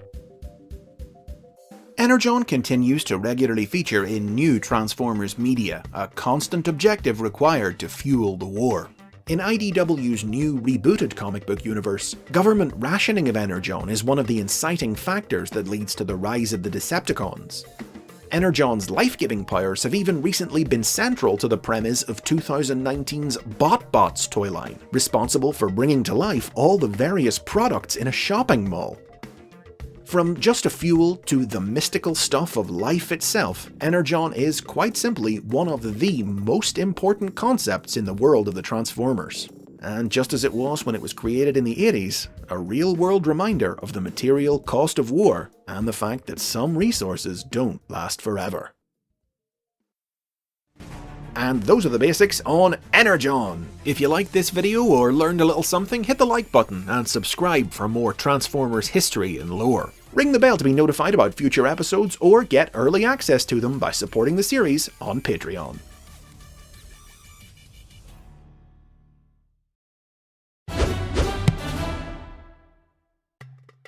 With a certain blue streak speeding by on his way to cinemas this month, I thought it was about time we took a look at the Transformers' own fastest thing alive. The super speedy Autobot who talks almost as quickly as he runs. These are the basics on Blur. The character of Blur was created for 1986's The Transformers the Movie. Like most of the film's new cast members, Blur was created for animation first by character designer Floro Deary, whose artwork was then used as the basis for the toy, which was the opposite of how Transformers characters were typically created at the time, as the toy normally came first. However, animation studio Toei would further modify Deary's design after production on the toy began, resulting in the figure looking somewhat different to Blur's finalized appearance in animation. With a sleek hover car as an alternate mode, Blur was characterized as a highly strung Autobot data courier who both moved and talked at super speed. He was voiced in the film and the subsequent third season of the animated series by actor John Moschita Jr., who at the time held the record as the world's fastest talker. We've got Decepticons at the gates, Decepticons in the air, Decepticons inside the walls, Decepticons. If we beat them off the walls and they're still in the air, if we shoot them out of the air, then they're still at the gates. So where does that leave us? Nowhere, that's where. Blur appeared fairly regularly in the series, his nervous, high-speed rambling often testing the patience of his comrades, with a prominent spotlight adventure alongside Wheelie that saw the pair attempt to transport a new transforming cog for Autobot City from Cybertron to Earth. Blur's toy was re-released in 1987 as a Target Master, a kind of Transformer who came with a partner minifigure that could transform into a gun for them to wield. Blur's partner was the excitable, impulsive Haywire, a teenage alien from the planet Nebulos. The story of how Blur became a Target Master was told in the animated series finale, The Rebirth, in which he and a team of other Autobots were blasted across the universe to Nebulos, and joined forces with a team of local rebels. However, Blur's Target Master figure wasn't released in Japan, and The Rebirth wasn't aired there. Instead, a Japanese original sequel series was produced, Transformers: The Headmasters, which quickly phased Blur out, sending him off on a quest with Cup and Optimus Prime to search for a new planet the Transformers could call home after Cybertron was destroyed. Blur also featured in the Transformers comic published in the United Kingdom by Marvel, which, like the toy, based his appearance on Floro Deary's earlier design. The comic depicted Blur as a time traveler who came back from the future era seen in the movie to help thwart the efforts of Decepticon leader Galvatron to conquer the past. It wasn't until the later release of his Target Master figure that Blur joined the cast of the American comic book, in which his young, present-day self appeared as part of an Autobot crew who relocated to Nebulos in an effort to escape the war. Evil Nebulan politician Lord Zarak initially turned his people against the Autobots by tricking them into thinking Blur was attacking them, but the Autobots eventually proved their goodwill and joined forces with the Nebulans as Headmasters and Target Masters. Though Blur's toy was discontinued in 1988 and no further toys of him were released in the original series, he still made occasional appearances in the comic until its final issue in 1991. Though the UK comic did kill off his future self, who was decapitated by Galvatron. Blur's been a fairly regular presence in new Transformers series in the 21st century. The first new incarnation of the character debuted in 2002's Transformers Armada. Though, like many Transformers of this period who reused the names of classic bots, Armada Blur had no real connection to the original. He was a no-nonsense Autobot sniper who could convert to a flight mode by power linking with his Minicon partner Incinerator. His cold, all-business attitude and lack of regard for the Minicons initially rubbed his teammates the wrong way, but he soon softened up with a little help from Hotshot. Not that he stopped being a serious guy. When the young Sideswipe arrived on Earth hoping to work with Blur, Blur couldn't deal with his dorky hero worship, and he pawned him off on Hotshot. The Armada Blur toy was retooled and recolored for 2005's Transformers Cybertron, with a new head and color scheme based on the classic character. This toy received two very different characterizations in different areas of the world. In Hasbro markets, Cybertron Blur was a retired racing champion turned grumpy old racing coach from the speed-obsessed colony planet Velocitron. But in Japan, and hence in the Cybertron cartoon, because it was produced in Japan, he was an energetic young civilian Autobot hiding out on Earth. These and other modern cartoons have chosen not to replicate the original Blur's fast-talking gimmick, with one exception: Transformers Animated, which in 2008 reimagined Blur as a motor-mouthed undercover agent of the Cybertron Elite Guard and brought John Moschetta back to reprise the role. More to the point, the name's Blur. I'm an Autobot intelligence agent sent to this planet by the Elite Guard to keep an eye on Optimus Prime and his crew, as well as monitor Decepticon activity. And you, my friend, have just blown a decacycle of covert surveillance. Got that so far? While stationed on Earth to keep tabs on Optimus Prime's unit, Blur fell under the control of an Allspark-powered remote held by pirate TV host Master Disaster, and was forced to participate in illegal street races until Bumblebee took the crook down. Later, he joined forces with Prime's team to stop the Decepticons from opening a space bridge to Cybertron. In the course of the battle, Blur fell through the bridge and was set adrift in space. But he used his speed powers to literally run across the galaxy back to Cybertron to warn the Elite Guard of the Decepticons' plot. Unfortunately, he didn't know that his superior officer Longarm Prime was really the Decepticon spy Shockwave in disguise, who crushed him to apparent death to keep his warning from getting out. However, stories from the official Transformers convention BotCon would later reveal that Blur's spark had survived the experience, and he was eventually recovered and repaired. 2008 also saw Blur's introduction into the world of IDW Publishing's Transformers comic books. IDW's Blur was a champion racer, an egotistical glory hound who had let fame go to his head, only to lose it all when the start of the war resulted in the races being cancelled, leading him to join the Autobots to find new purpose in life.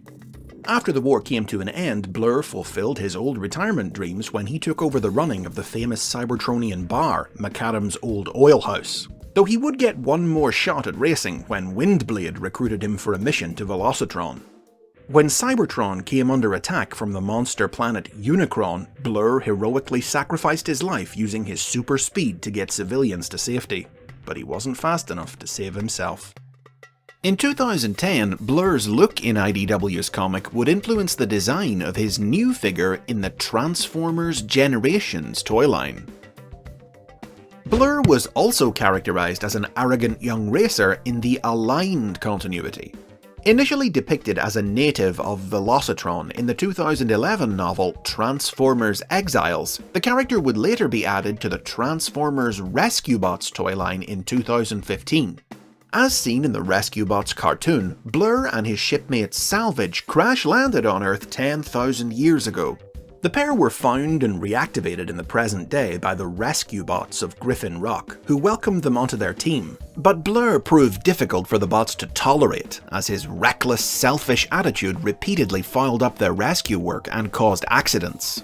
Resenting their attitude, Blur stole the Rescue Bot's ship and took off. But his conscience soon got the better of him, and he returned to help the bots save Griffin Rock from a crashing satellite and rededicated himself to being a rescue operative.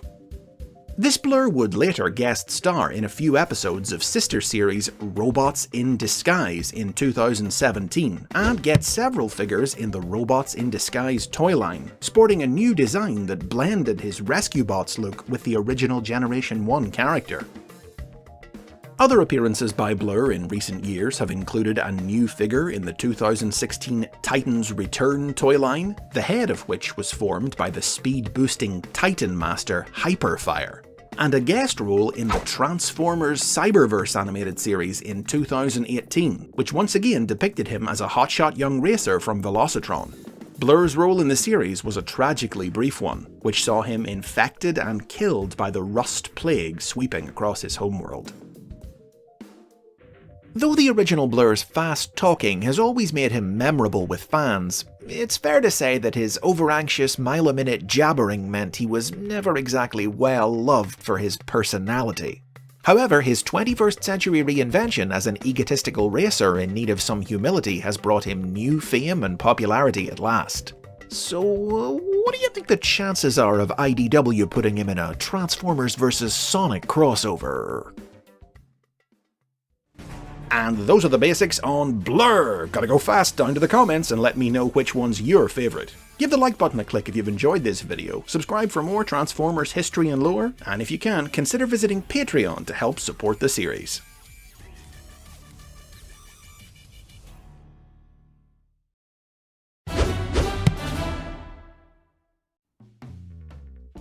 Hey, you're watching Transformers The Basics, and this one goes out to all the lovers out there. In celebration of Valentine's Day, these are the basics on the history of Transformer romance.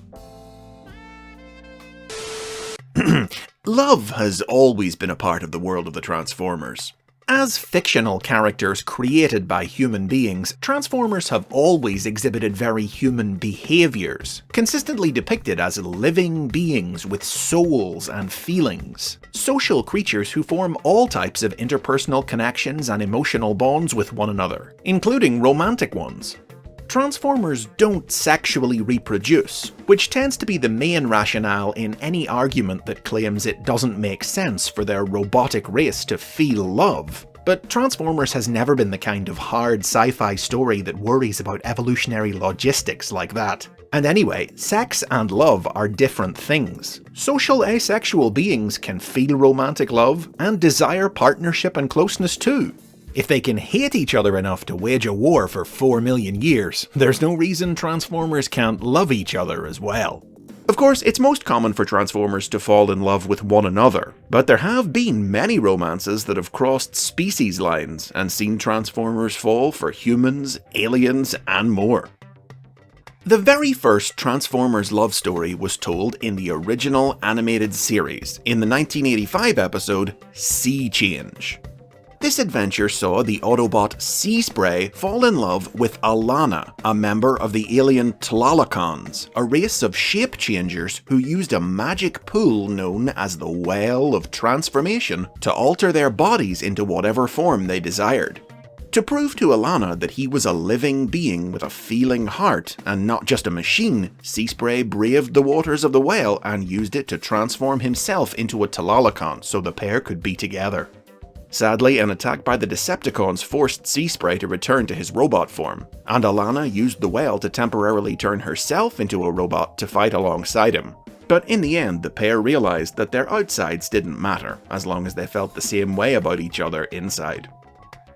Just a few episodes later, the cartoon would introduce the first female Autobots, and in the process established the first actual Transformer couples: Powerglide and Moonracer, Chromia and Ironhide, Firestar and Inferno, and of course, Optimus Prime and Elita 1, whose relationship began in their younger days, when they were known as Orion Pax and Ariel. Other famous romances seen in the series included The Girl Who Loved Powerglide, in which heiress Astoria Carlton Ritz became smitten with Powerglide after he rescued her from the Decepticons, and the many loves of the female Autobot RC.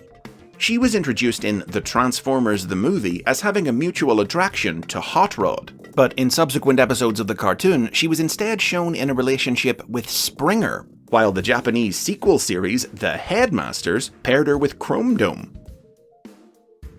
Since its cartoon debut, robot romance has been a common sight in Transformers media. 1989's Transformers Victory manga introduced the first Decepticon couple, Deathsaurus and his wife Esmeralda.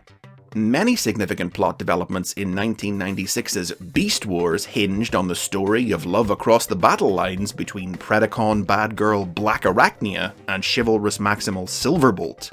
Beast Wars also featured a romance between Maximal's Tigatron and Airraiser, and sequel series Beast Machines paired up Rat Trap and Botanica. Japanese spin-off Beast Wars 2nd based several episodes around a comedic love triangle that involved Maximal Bison Bighorn having an unrequited crush on the Seacon Scylla, who only had eyes for Bighorn's teammate Scuba.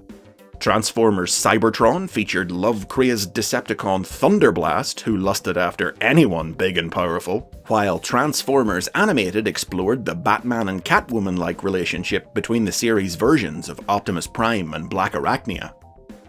Human and Transformer romance is a bit rarer, but even the original Marvel comic book featured a few instances of it, such as when Skids almost ran away from the war to spend his life with cowgirl Charlene, or when the Dinobot Sludge became infatuated with reporter Joy Meadows. Modern examples have featured in 2006's Kiss Players, which depicted a young Marissa Fairborn as having a crush on Optimus Prime, and 2014's Transformers vs. G.I. Joe, which saw Autobot Brawn and G.I. Joe CoverGirl fall in love, get married, and even use biotechnology to conceive a child. Transformers have even been known to mistakenly get the hots for ordinary machines. Robots in Disguise Sideburn in particular was famous for the way the sleek lines of a little red sports car could set his engine revving. Now, that's just a short list. There are many more examples too numerous to name, and more still that exist only in implication and subtext. But these are just the male and female couples. As a children's franchise that's had to abide by certain rules for much of its life, same-gender attraction among Transformers has been historically rare. In fact, the first same-gender couple actually occurred by accident. Unaware that Airraiser and Tigatron were going to become romantically linked in the series, the Japanese dub of Beast Wars changed Airraiser's gender from female to male. Initially, the dub reworked the early flirtations between the characters into something completely different, reimagining Tigatron as a samurai and Airraiser as his ward. But when the pair got indisputably romantic, the show couldn't work around it anymore and just had to roll with it. Certain characters, such as Starscream from Beast Wars 2nd, Arcadis from Beast Wars Neo, and Knockout from Transformers Prime, have all been written as stereotypically gay-coded men, vain and campy and regularly played for comedy. But the only such character to actually display genuine same-gender romantic interest in another was the Decepticon Mirage from Transformers Energon, who was in love with his leader, Galvatron.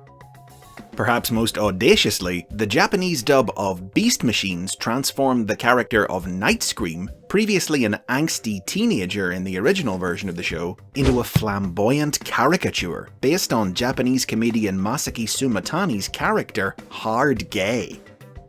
Thankfully, gay representation in Transformers was eventually elevated above this level by IDW Publishing's comic books, which, in 2012, introduced the first intentionally gay couple in Transformers history in Chrome Dome and Rewind.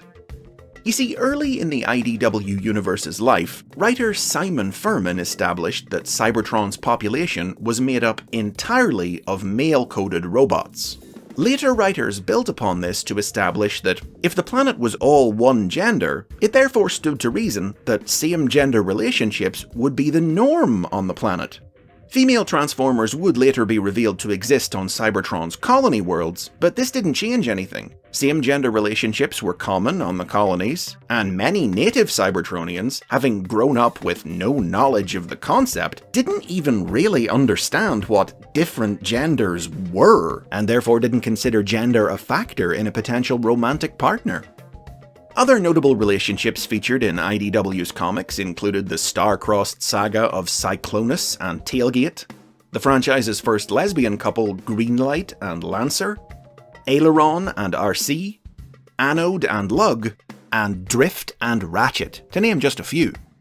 The comics also revisited relationships from past series, like Tigatron and Airraiser, and even afforded Knockout the chance to be depicted as openly gay and in a relationship with his assistant from the cartoon, Breakdown. Following the strides IDW made, the Transformers Collectors Club introduced a few same-gender couples in their stories, such as Predacon's Bazooka and Crazy Bolt, and the Shattered Glass incarnations of Windblade and Strongarm. For much of the brand's lifespan, Transformers' physical expressions of love have typically been limited to embracing and hand-holding. Historically, kissing between Transformers has tended to be only implied rather than shown.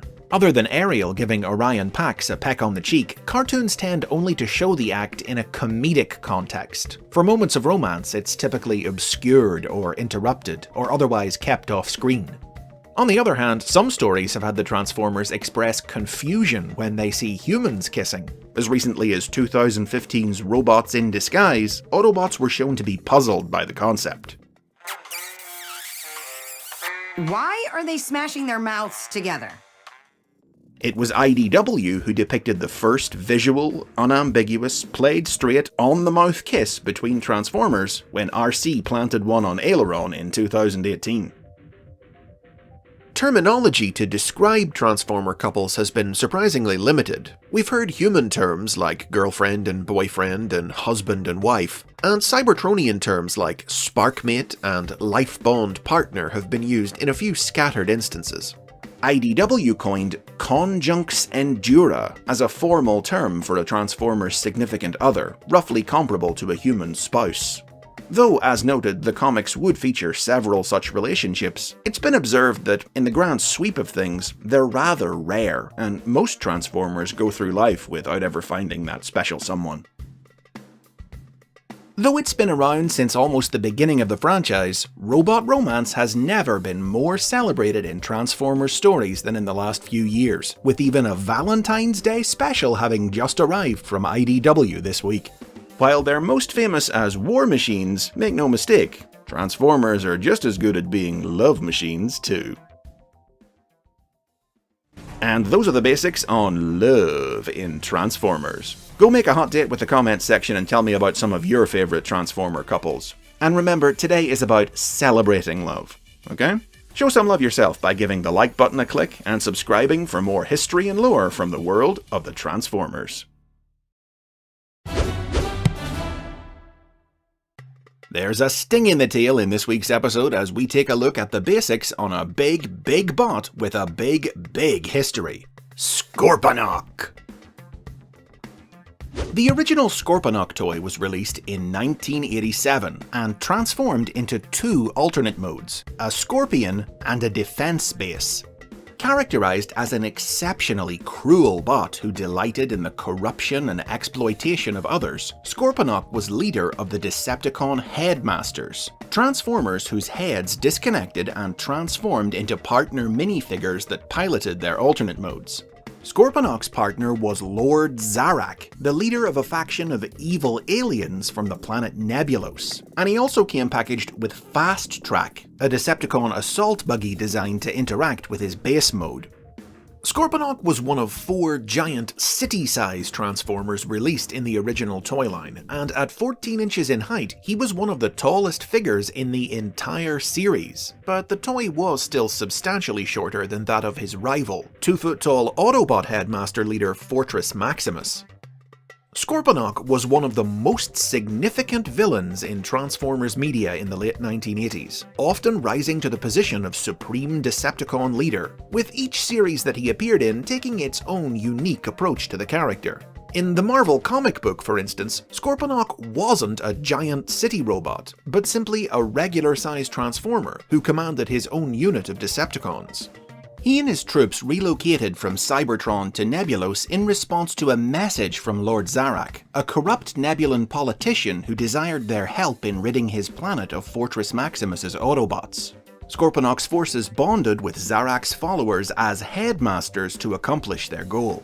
The mental fusion between Scorponok and Zarak was one of the most complete among headmasters, with Scorponok's cruel lust for battle and conquest influencing Zarak's mind, just as Zarak's human emotions influenced his.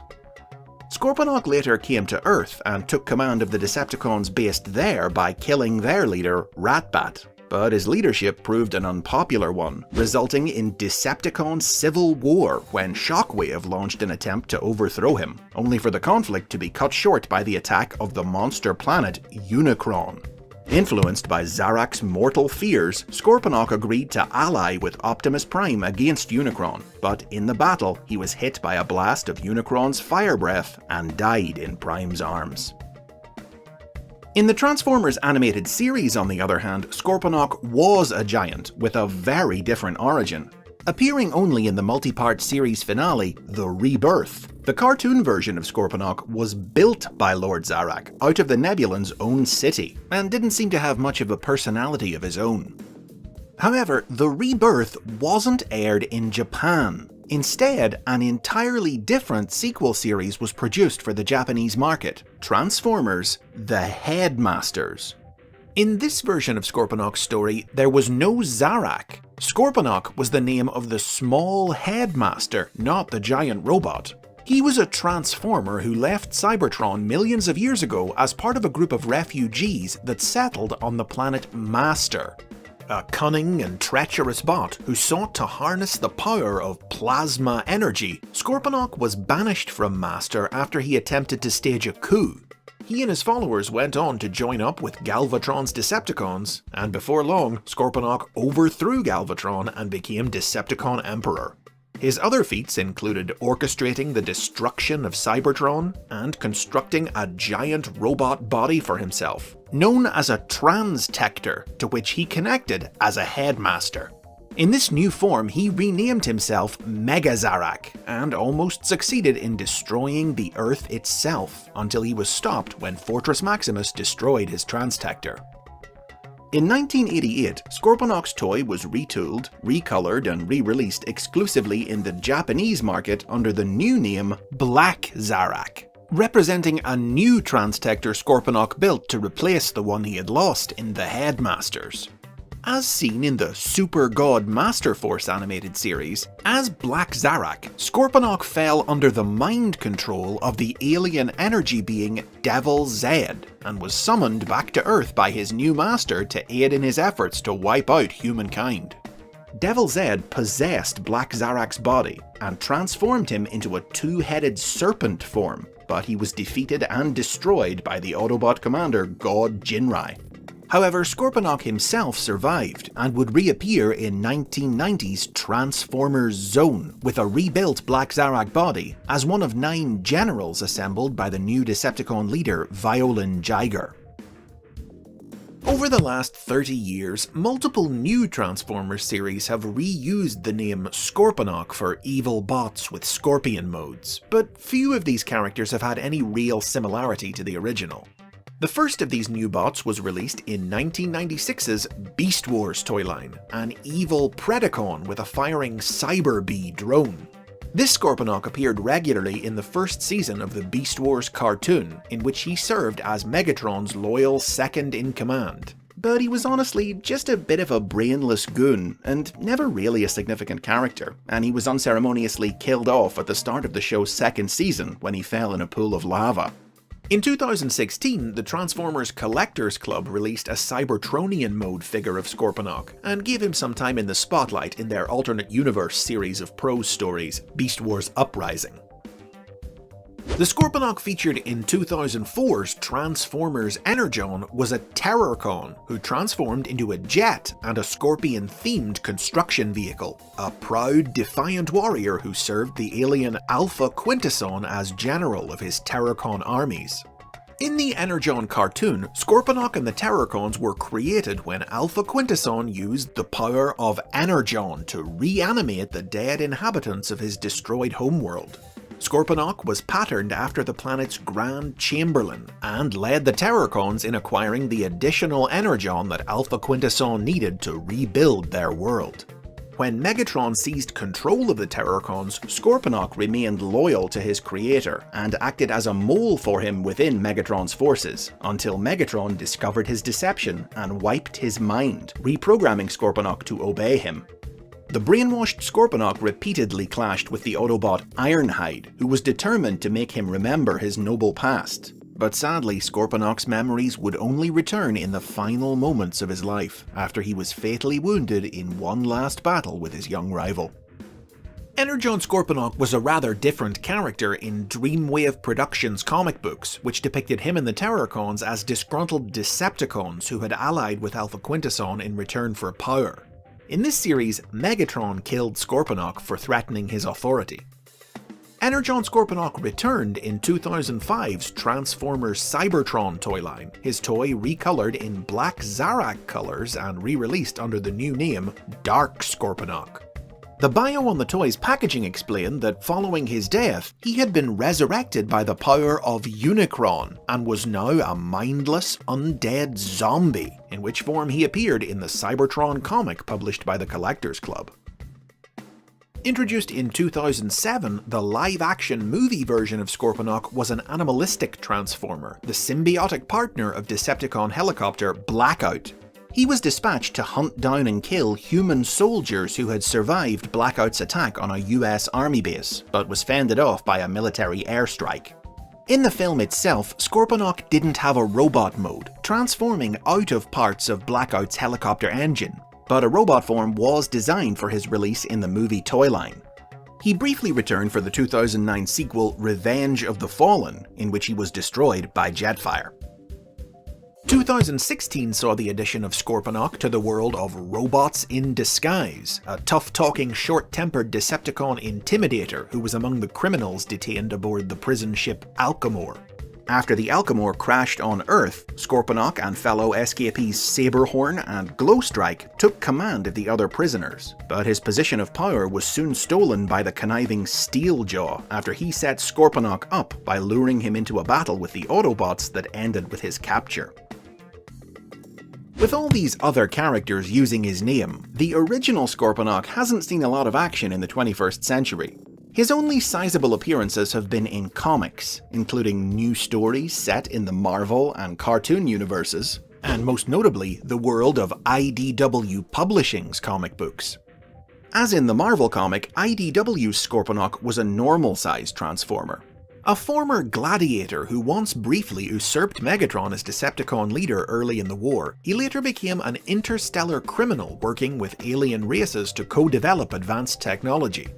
Injured by Ultra Magnus, Scorponok fled to Earth, where he went into partnership with human businessman Abraham Dante and built a secret organization named the Machination to fund his efforts to develop Headmaster technology. Once perfected, Scorponok and Dante used the process to become Headmaster partners, but their plans to use the tech for world conquest were stopped by the Dinobots. Scorponok later joined up with the ancient Transformer Adaptus and used his resources in a bizarre scheme to create organic Decepticons to replenish the faction's depleted ranks. This plot was foiled by the misfit Decepticons the Scavengers, and Adaptus then killed Scorponok for his disloyalty. New toys of the original Scorponok have also been limited. The most notable was an exclusive released at the official convention BotCon in 2014, a recolor of the Energon figure retooled to incorporate a new headmaster partner, Lord Zarak's son, Olin, who had inherited his departed father's bond with Scorponok. Besides this, it's just been non-transforming figures and side merchandise, plus a Titan Master, just a head with no body, released in the Titan's Return toy line in 2016. However, a huge brand new Titan-class Scorponok figure is coming in 2020 as part of the War for Cybertron Earthrise toy line. Finally standing the same height as Fortress Maximus, this Scorponok is a double headmaster. A Titan Master based on Lord Zarak forms the head of a robot based on Scorponok's appearance in the Headmasters cartoon, which in turn forms the head of Scorponok himself, with even a new version of Fast Track also available to buy separately. Whether the release of this figure will mean that Scorponok will once again rise to prominence in new media, we'll have to wait to find out. But for now, at least he's risen up enough that he can look Fortress Maximus in the eye at last. And those are the basics on Scorponok. One beast mode, many bots. Tell me about your favorite in the comments. Like and subscribe for more. Remember to click the bell to be notified about future episodes and get early access to them by supporting the series on Patreon.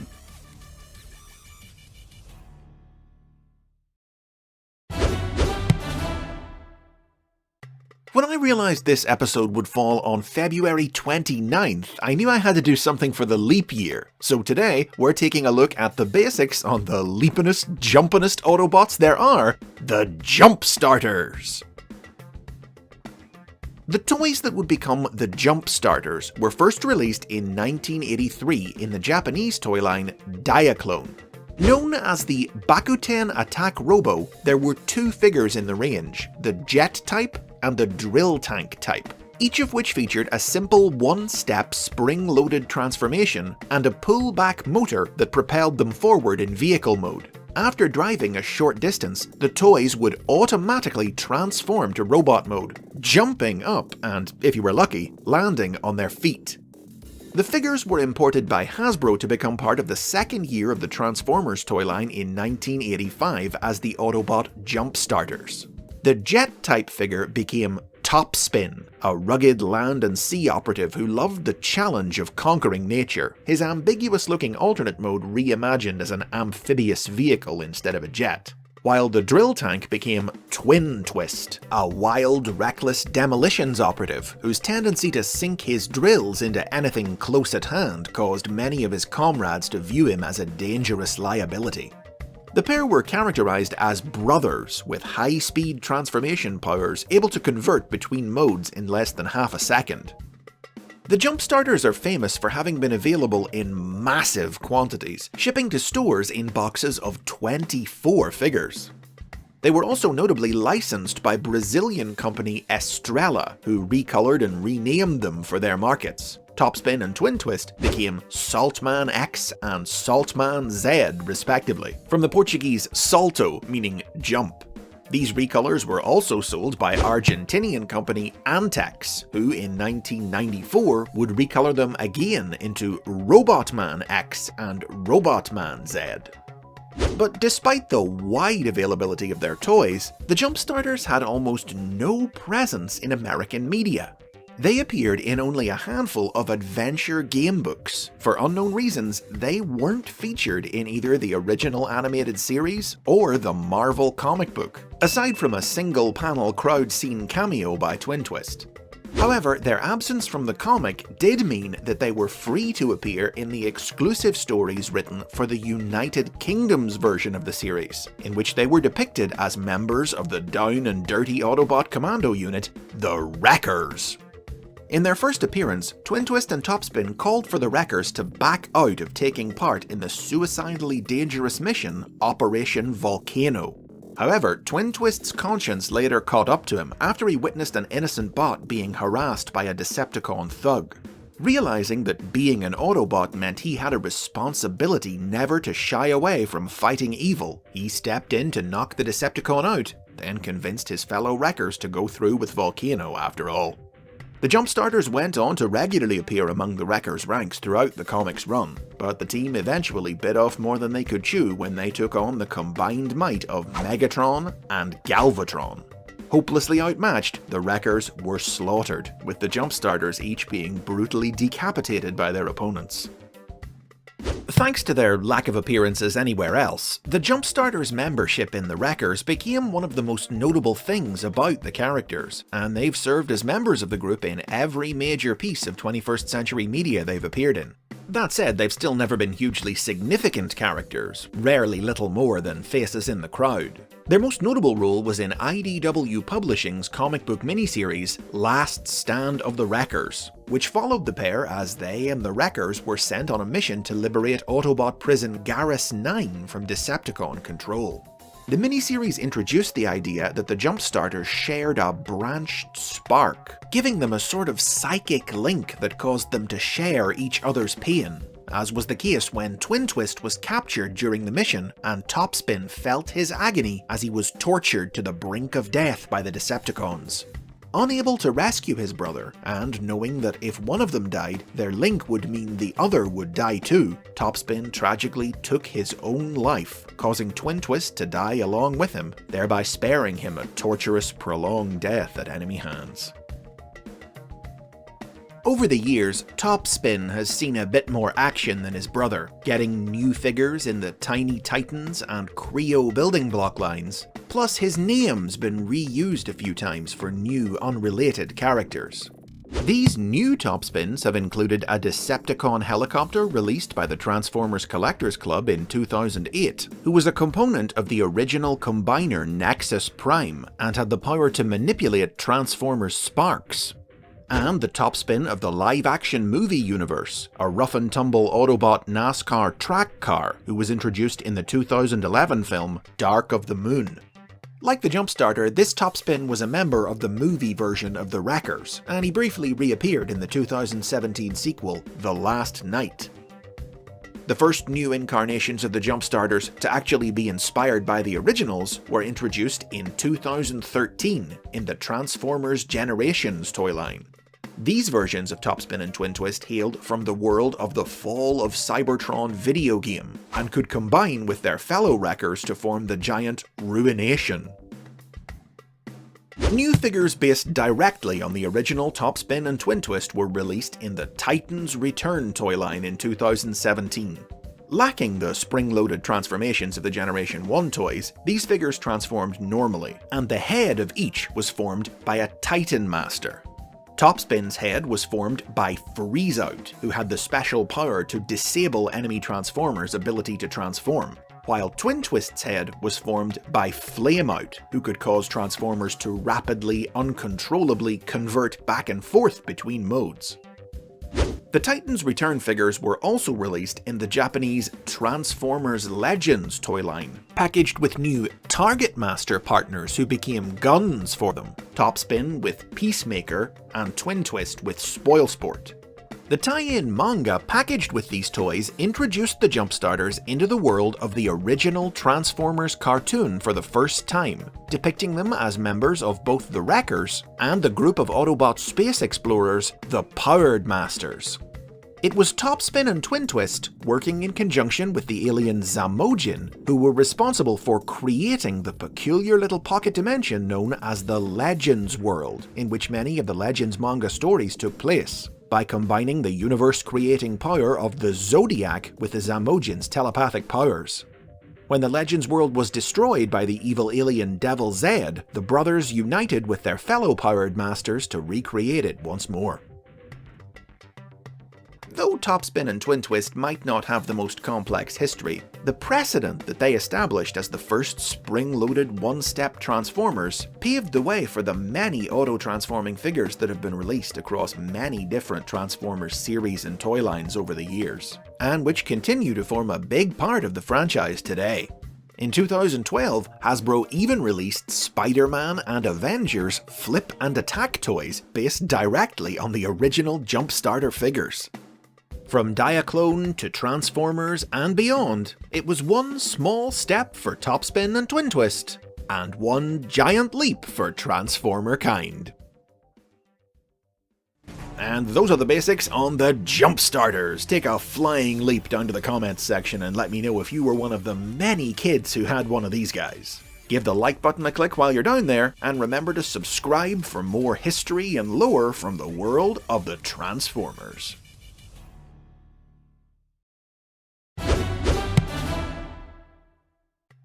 When Megatron has a new weapon of war that he needs built, or a powerful enemy he needs torn down, there's one team he calls on who can do both. These are the basics on the Constructicons.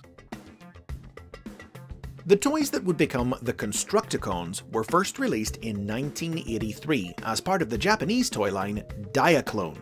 Collectively known as the Construction Robo, the team was made up of 6 figures that each transformed from robot to construction vehicle, and which combined together to form a giant robot.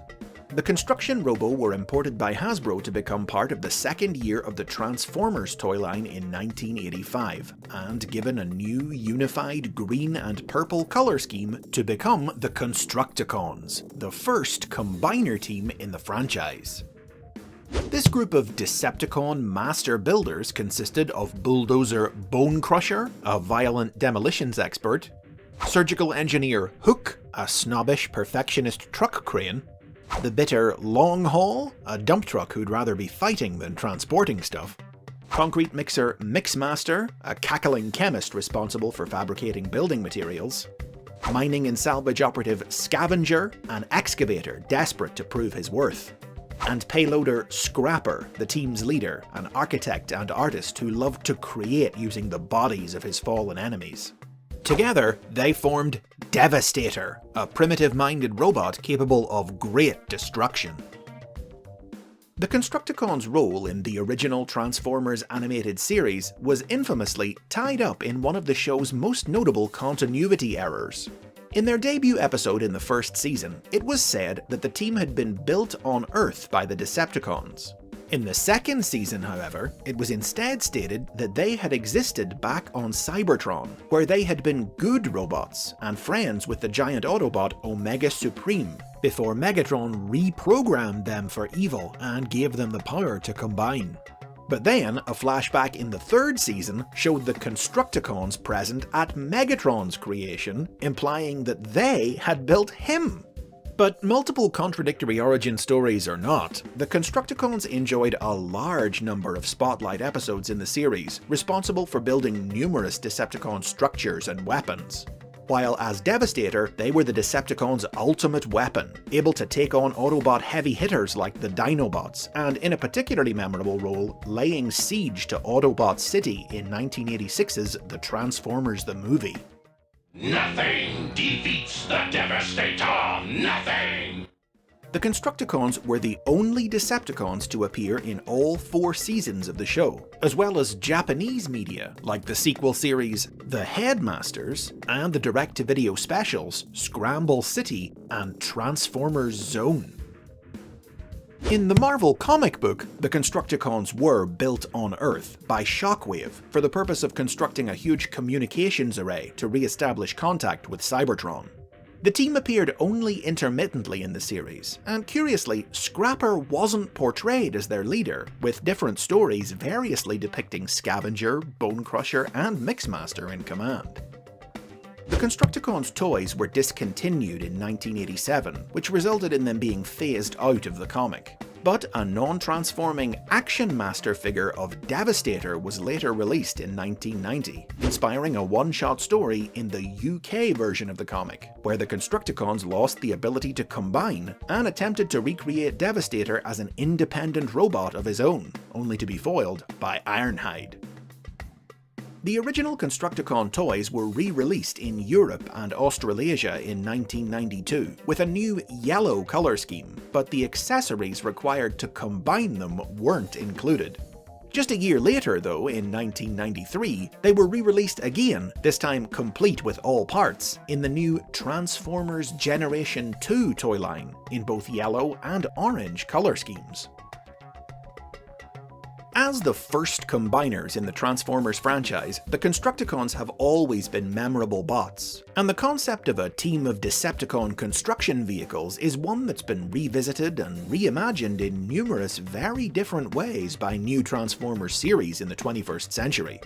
The first series to do so was 2004's Transformers Energon, which featured the Construction Team, Excavator Steamhammer, Truck Cranes Duststorm and Wideload, and Payloaders Sledge and Bone Crusher, who combined to form Constructicon Maximus.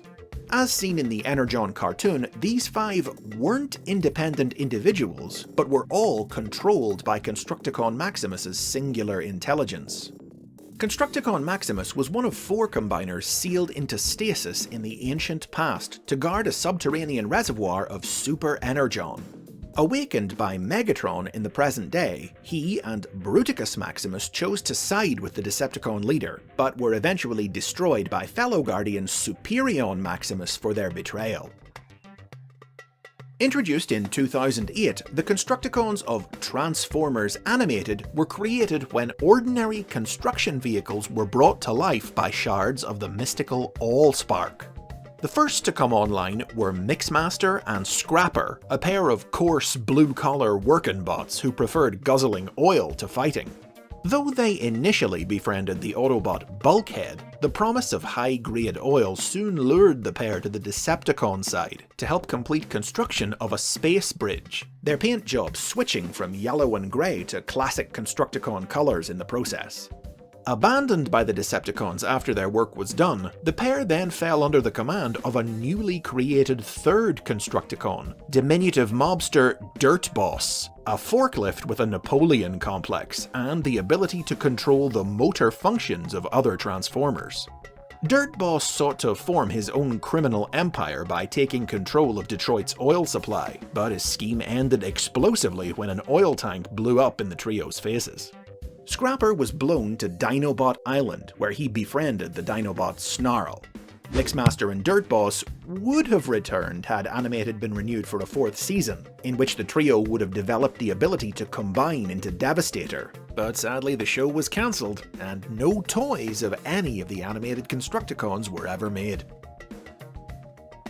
The live-action movie version of the Constructicons, introduced in 2009's Revenge of the Fallen, were a legion of mass-produced robots who shared a variety of different body types and alternate modes between them. Explained by Ancillary Media to have originally been created by the Allspark to serve the dynasty of Primes, only to be turned to evil by the treacherous Prime, the Fallen, their ranks included a mixture of reimagined versions of the original Constructicons and brand new characters with inhuman robot modes, like the huge but dim-witted mining excavator Demolisher, rage-filled bulldozer Rampage, truss crane Hightower, articulated hauler Overload, and various others. Any group of compatible Constructicons could combine to form Devastator, a bestial bot equipped with a vortex grinder in his mouth that sucked in and destroyed his enemies. The film itself showed 9 of them merging into the monster, who almost tore down the Great Pyramid of Giza before being stopped by a railgun fired by the US Navy. Multiple different toys of both select individual Constructicons and Devastator himself have been released in the various movie tie-in toy lines, with different figures depicting the Combiner as being formed from 6, 7, or most recently in the Studio Series toy line, 8 components.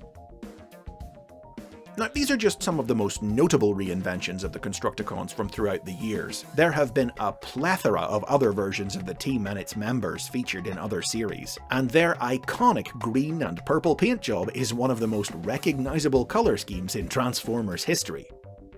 The original Constructicons themselves, meanwhile, continue to regularly feature in new Generation 1 themed media.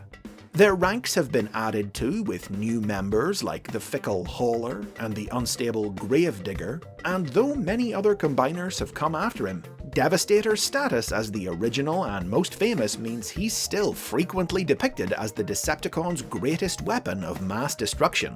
From Dreamwave Productions and IDW Publishing's comic books to the Transformers Devastation video game, his appearance on the battlefield, towering over rooftops like a giant Cybertronian kaiju, is an immediate signifier that a Decepticon offensive has escalated to a terrifying new level.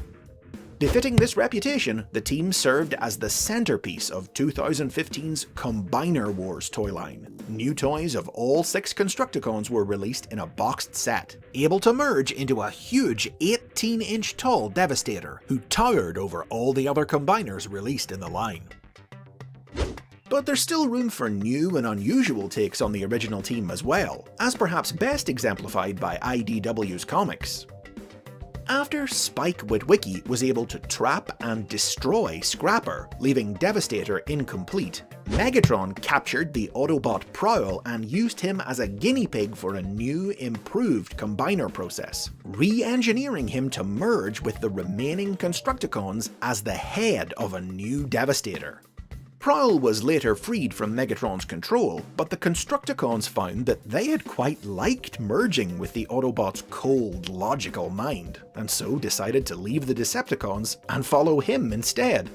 But having the power of Devastator at his fingertips made Prowl a dangerous, unpredictable force, and ultimately required the other Autobots to take him down. Devastator was subsequently rebuilt into a more traditional configuration by Starscream, who was able to make the Combiner loyal to him by forcing the Constructicons to merge with his faithful follower, ex-Autobot payloader, Scoop.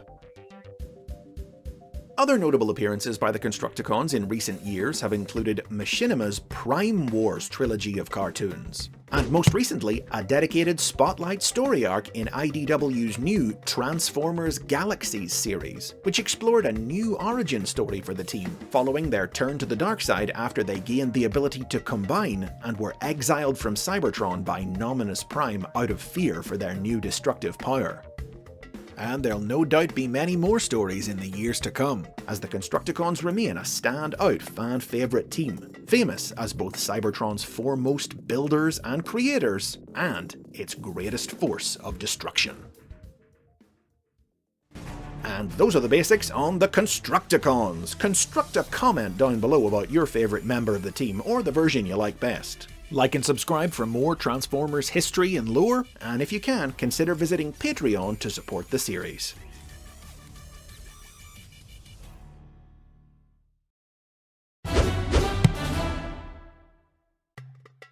Deep in the heart of the Transformers' homeworld, Cybertron is an object of great power, the mother computer that maintains the functions of the planet itself.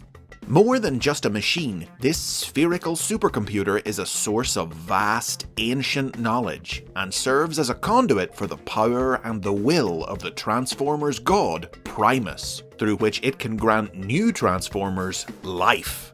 These are the basics on Vector Sigma. Vector Sigma first appeared in the original Transformers animated series in the 1980s, in the 2-part episode, The Key to Vector Sigma. This story established that the computer predated Cybertron, and had been used to program the Transformers, Autobots and Decepticons alike, with the cybernetic personalities that made them sentient living beings. I am Vector Sigma. Before Cybertron was, I was. Having lain dormant within Cybertron for millions of years, its chamber protected by a legion of Centurion droids, Vector Sigma was brought back online by Megatron after he stole the computer's activation key from its guardian, the Autobot sage Alpha Trion, in order to have Vector Sigma give his new creations, the Stunticons, life. To counter these new Decepticons, the Autobots built the Aerialbots, but with the key still in Megatron's possession, Alpha Trion had to give up his life by merging his consciousness with Vector Sigma in order to reactivate it once more, so it could bring the Aerialbots to life. Back on Earth, Megatron discovered that the key to Vector Sigma possessed another power. It could convert organic matter into metal. Megatron set about using the key to transform Earth, but the Aerialbots succeeded in stopping him and destroying the key. Vector Sigma would be seen again in the series finale, which was the first story to indicate that the computer had a will of its own, secretly, independently working towards the betterment of Cybertron's future. Do not question Vector Sigma's motives. The parameters of its thought matrix are greater than you can imagine. Temporarily merging with Vector Sigma to speak with Alpha Trion, Optimus Prime discovered that the computer had influenced those around it to set in motion a chain of events that led to the series concluding with the coming of a second golden age to Cybertron. Vector Sigma also appeared in the Japanese exclusive sequel series The Headmasters, which introduced the idea that the computer was key to the functioning of Cybertron itself. After Optimus Prime released the energy of the Matrix of Leadership, without its stabilizing influence, Vector Sigma began to destabilize, putting Cybertron at risk. To prevent the Decepticons from gaining control of the computer and through it the planet, Optimus Prime, like Alpha Trion before him, sacrificed himself to merge with the computer and bring it under control. It would be over a decade before Vector Sigma returned to American TV screens in 1999's Beast Machines. By the time of this series, set centuries in the future, Vector Sigma had evolved, transcending physical form to become the Oracle, a huge immaterial sphere of light. Beast Machines revealed that the computer's ability to grant life was due to the fact that it was connected to the mystical, extra-dimensional afterlife realm from which all Transformer life forces came. Still working to shape the future of Cybertron in service of the will of this mystic realm, the Oracle reformatted Maximal Leader Optimus Primal and his crew into techno-organic forms, flesh and metal fused at the cellular level, and charged them with reintroducing organic matter to Cybertron. To combat the Maximal's efforts, Viacom General Tankor recreated the key to Vector Sigma and used its power to transmute organics into metal against them. But Optimus managed to defeat him, after which the Oracle transferred itself into the Maximal Leader, enabling him to use its reformatting ability at Cybertron's core, transforming the planet into a techno-organic paradise. The same year, Vector Sigma was also featured in the Japanese series Beast Wars Neo. Set tens of thousands of years after Beast Machines, this series depicted Vector Sigma as having ascended to become the ruler of Cybertron, considered by the planet's populace to be their god, who handed down orders via the Convoy Council that ruled under it. Throughout the series, Vector Sigma would often possess Maximal Commander Big Convoy through his Energon Matrix to share words of wisdom with Big Convoy's young troops.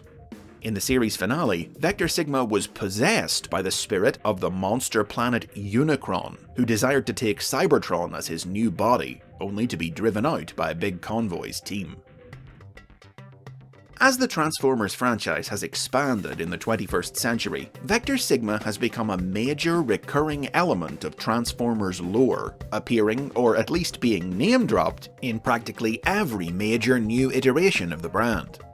Virtually unchanged from the original cartoon, it almost always appears as a faceted sphere, and Alpha Trion is often depicted as its guardian. However, as the complex mythology of the Transformers multiverse has grown, aspects of Vector Sigma have been reimagined in order to incorporate the computer into today's new expanded lore. Outside of the original cartoon, the Transformers god Primus has come to be depicted by most series as the creator of all Transformer life. To reconcile this with the cartoon's idea of Vector Sigma as the source of life, various sources in the early to mid-2000s revealed that the computer was actually a conduit for Primus's life-giving power, built to serve as a link between the Transformers and their god, maintaining the functions of Cybertron while he slept within the planet and acting out his will to shape its future, every incarnation of the computer in every universe linked as part of a vast multiversal network. Japanese media has even gone one step further, depicting Vector Sigma not simply as a proxy through which Primus acts, but as the transformed body of the sleeping Primus himself, and the key to Vector Sigma as the tool through which Cybertron was created. Some of Vector Sigma's many appearances include Dreamwave Productions comic books, which established the idea that the computer's connection via the afterlife to every Transformer that had ever lived granted it a vast databank of historical information which Shockwave tried to pillage. IDW Publishing's comic books, in which Galvatron tried to taint the computer with the evil energy of the eldritch Heart of Darkness in order to turn Cybertron into a portal that would unleash the other-dimensional horror The Devoid on the cosmos. And even the mirror universe of Shattered Glass, which featured Vector Sigma's evil alternate dimension counterpart, the diamond-shaped Omega Terminus.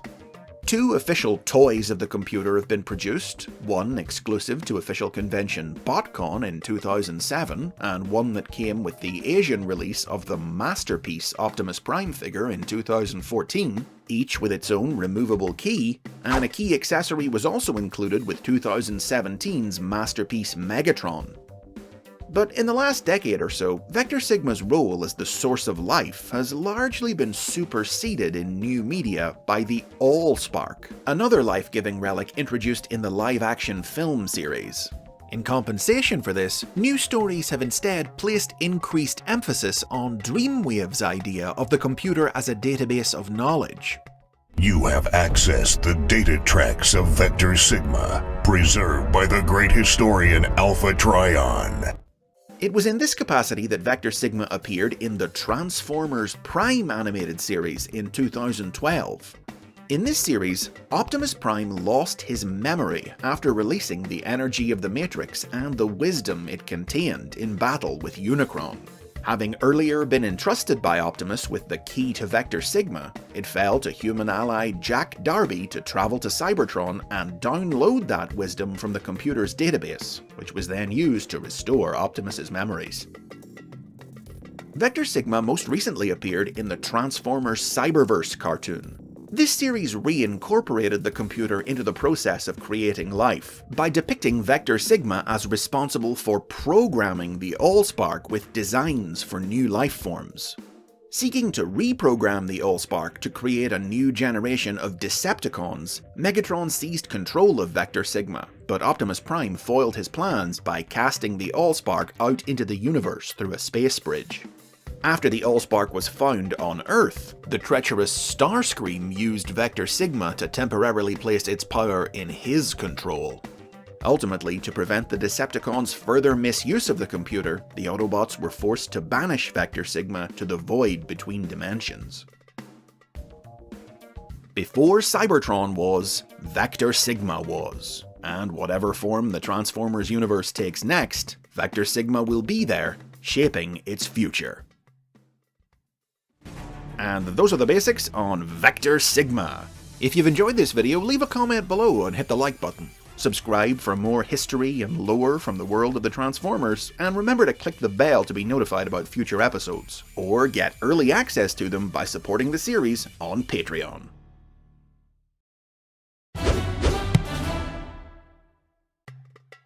The subject of this week's episode is known today as a big Autobot with a bigger heart. But that wasn't always the case. These are the basics on Bulkhead. The first Transformers character to bear the name Bulkhead was introduced in the 2004 series Transformers Energon. Seemingly designed to resemble the Generation 1 character Springer, this elderly Autobot transformed into a helicopter, and though he was a bit of an eccentric old coot, he was nevertheless a tough, seasoned tactician and marksman who relished a good fight. Bulkhead came packaged with an Ed 209 style weapons drone, which could be transformed into an afterburn unit that attached to the underside of his helicopter mode, or which connected to him in robot mode as a set of power arms. As seen in the Energon cartoon, Bulkhead led young Autobots Downshift and Cliffjumper on a mission to locate Optimus Prime after the Autobot leader and his forces disappeared through a rift in space. Successfully tracking Optimus and his men down, Bulkhead's unit joined them in their efforts to stop the Decepticons from gathering enough energon to resurrect the monster planet Unicron. Bulkhead took to each battle with a good-natured glee, always keen to teach the Decepticons a thing or two, and constantly, quite literally, laughing in the face of danger.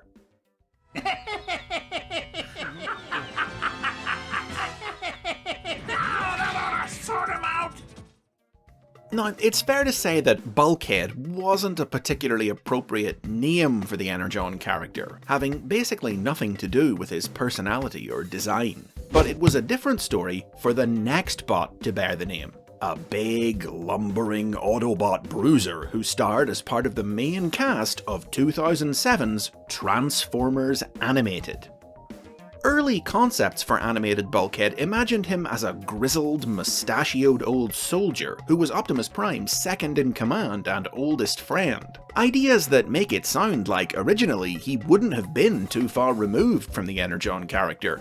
But in the end, those plans were thrown out, with the role of Old Soldier instead going to Ratchet, and a brand new Bulkhead was designed from the ground up.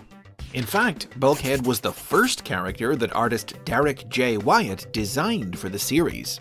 It was precisely because he was a brand new character with no past incarnations to draw on that Wyatt reasoned he could push his design choices as far as he wanted, uninfluenced by nostalgia, and he used Bulkhead to define the style of the show.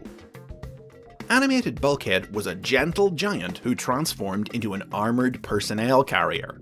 Though outwardly huge, powerful, and a little on the dim side, with the destructive ability to transform his hands into wrecking balls, under the surface he was really a caring, sensitive guy, whose reputation for smashing everything around him was only due to his unfortunate combination of size, strength, and clumsiness. Raised on an Energon farm, Bulkhead dreamed of becoming a space bridge technician and attended Autobot bootcamp to become certified. There he befriended fellow rookie Bumblebee, who helped to cover for Bulkhead's destructive blundering, ensuring that Bulkhead achieved his dream and was assigned to a space bridge repair crew captained by Optimus Prime. When the crew came to Earth, Bulkhead became good friends with human Sari Sumdak, who helped him find new, less destructive ways to express himself by introducing him to art and music. Spotlight episodes for Bulkhead in the series involved him rescuing Sari from the evil Soundwave, having his head cut off and his body stolen by the supervillain The Headmaster, hanging out with a bad crowd when he fell in with the Constructicons, and being captured by the Decepticons and forced to help them complete construction of a space bridge. To everyone's surprise, it turned out that Bulkhead's years of study had actually made him Cybertron's foremost space bridge expert. As one of the show's main characters, multiple figures of Bulkhead were released in the animated toy line, including a Voyager-sized class figure with pop-out wrecking ball, and a larger, heavier-armed electronic Leader-class figure that came with a Headmaster unit that could plug into and take over Bulkhead's body, unlocking new lights and sounds. Bulkhead was one of Animated's breakout new characters, so much so that a new incarnation of him was also included in the main cast of the very next series, 2010's Transformers Prime, this time with an off-road truck alternate mode. This series was initially going to feature Ironhide in the role of the Autobots' muscle, but after plans were put in place to kill off the live-action movie version of Ironhide in 2011's Dark of the Moon, it was decided to replace the character for Prime as well, with Bulkhead taking his place. Though he was still a big, friendly guy, unlike his klutzy animated counterpart, smashing and bashing really was what this Bulkhead was all about. Before becoming a part of Optimus Prime's unit, he was a member of the down-and-dirty, hard-hitting Autobot commando unit, the Wreckers. On Earth, Bulkhead became friends and partners with the rambunctious Miko Nakadai, whose love of action and excitement was sometimes more than even Bulkhead could handle, and brought the big Autobot his fair share of trouble. Bulkhead's adventures in the series included teaming up with his old wrecker buddy Wheeljack, and clashing with his Decepticon rival Breakdown.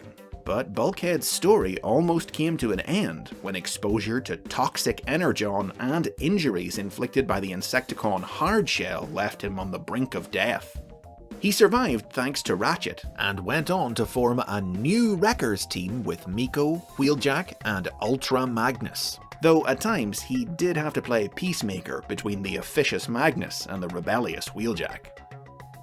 Prime Bulkhead would later return for a few episodes of sequel series Robots in Disguise in 2017, teaming up with fellow Big Green Brawler Grimlock to take down Energon vampire Wingcode, then helping Optimus Prime thwart a Decepticon invasion of Earth.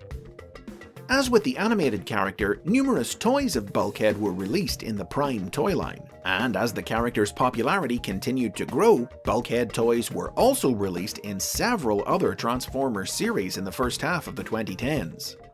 Perhaps most notably, the character was even incorporated into the world of IDW Publishing's comic books, appearing as the leader of Cybertron's engineering guild in the days before the war, and later, in homage to the Prime version of the character, among a group of rookie recruits chosen to become new members of the Wreckers.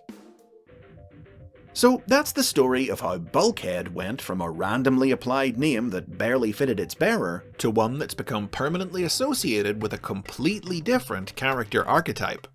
In a franchise with a long history of reusing names for multiple, very different characters, Bulkhead is a great example of how the first bot to hold a name isn't always destined to be the most famous. And those are the basics on Bulkhead. Give the big guy some love down in the comments. Don't forget to like and subscribe for more Transformers history and lore, and if you can, help support the show on Patreon.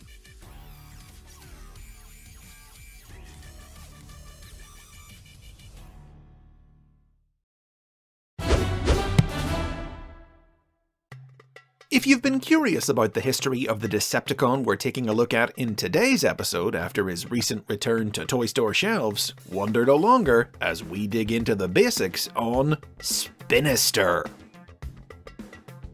The original Spinister toy was released in 1988.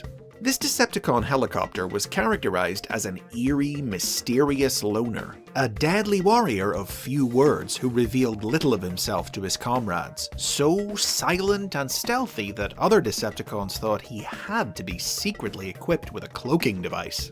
Spinister was one of the Target Masters, Transformers who came packaged with partner minifigures that transformed into weapons the larger figure could wield. Like all 1988 Target Masters, Spinister had two partners, Singe and Hair Splitter, a pair of aliens from the planet Nebulos. Singe was the playboy son of a wealthy Nebulan family who transformed into a flamethrower, while Hair Splitter was an unpopular, petty-minded efficiency expert from the Department of the Environment who transformed into a laser rifle, and the pair could also combine to form a larger superweapon.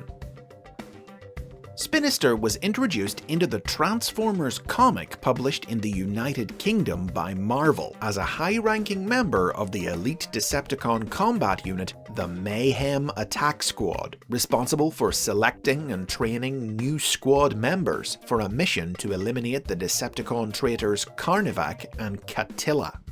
Believing that his fellow Target Master Needlenose had potential, Spinister chose to overlook Needlenose's bouts of cowardice and cleared him to join the team. But after the Mayhems took out Catilla, Spinister came to regret his decision, as Needlenose's paranoid fear that Carnivac was coming for revenge infuriated the rest of the team. But Needlenose was right, Carnivac did come for the Mayhems, with Spinister being the last of them to fall. Spinister was also concurrently featured in Marvel's American Transformers comic book, as a member of a Decepticon unit led by Thunderwing on a quest to locate the missing Autobot Matrix. As Thunderwing's obsession with the Matrix grew, so too did Spinister's aggravation with his increasingly unstable commander, until finally, when Thunderwing obtained the Matrix and was driven mad by its power, Spinister tried to talk him down, and the deranged Thunderwing blasted him. Spinister survived, but the shock of realizing what he'd done to one of his own troops briefly snapped Thunderwing out of his madness, and gave the Autobots the opening they needed to take him down. With the end of the original toy line, Spinister wouldn't be heard from again for over a decade, and when he did eventually reappear, it was in a very unexpected place. Writer Simon Furman, who had penned Spinister's appearances in both the British and American comics, evidently still harboured some fondness for the character, as in 2003 he had Spinister make a surprise appearance in Dreamwave Productions' Transformers Armada comic book, as an inhabitant of an alternate universe who was consumed along with his entire reality by the monster planet Unicron. Spinister's made a small handful of scattered media appearances since then, cameoing in comic books and popping up in ancillary media like mobile games. But by far his most significant role has been in the world of IDW Publishing's comics. Now, IDW Spinister was a very different character from the original. He was described as the stupidest person in the entire universe by his teammate Misfire. But despite his outward lack of intelligence, he was a savant when it came to surgery, able to perform intricate operations with ease. Spinister was part of a group of misfit Decepticons named the Scavengers, who travelled the galaxy having various wacky adventures, in which Spinister's surgical prowess occasionally proved useful. He devised a way to repair Transformers who had been lobotomized and sold as slaves to vindictive aliens. And when the group took the brain-damaged Dinobot Grimlock into their care, Spinister was able to heal him. In the 3 decades that followed the release of the original Spinister toy, new figures of the character were limited mostly to small-scale toys and recolors of other characters.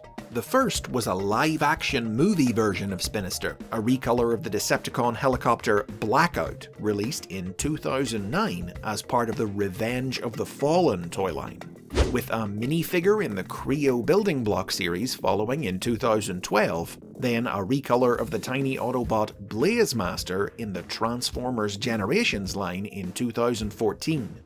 The only full-size toys of the character released during this time were exclusives from Fun Publications, the company that ran the official convention BotCon and the Transformers Collectors Club. The first, available at BotCon 2012, was a recolor of the 2010 Autobot Tomahawk, while the second, sold through the club's figure subscription service in 2016, was a recolor of the 2015 Autobot Alpha Bravo. This version of Spinister did come with Singe and Hairsplitter, though the trademark on Hairsplitter's name was unavailable, leading to his being renamed Schrute, in a reference to the similarly petty pencil-pushing bureaucrat Dwight Schrute from TV sitcom The Office.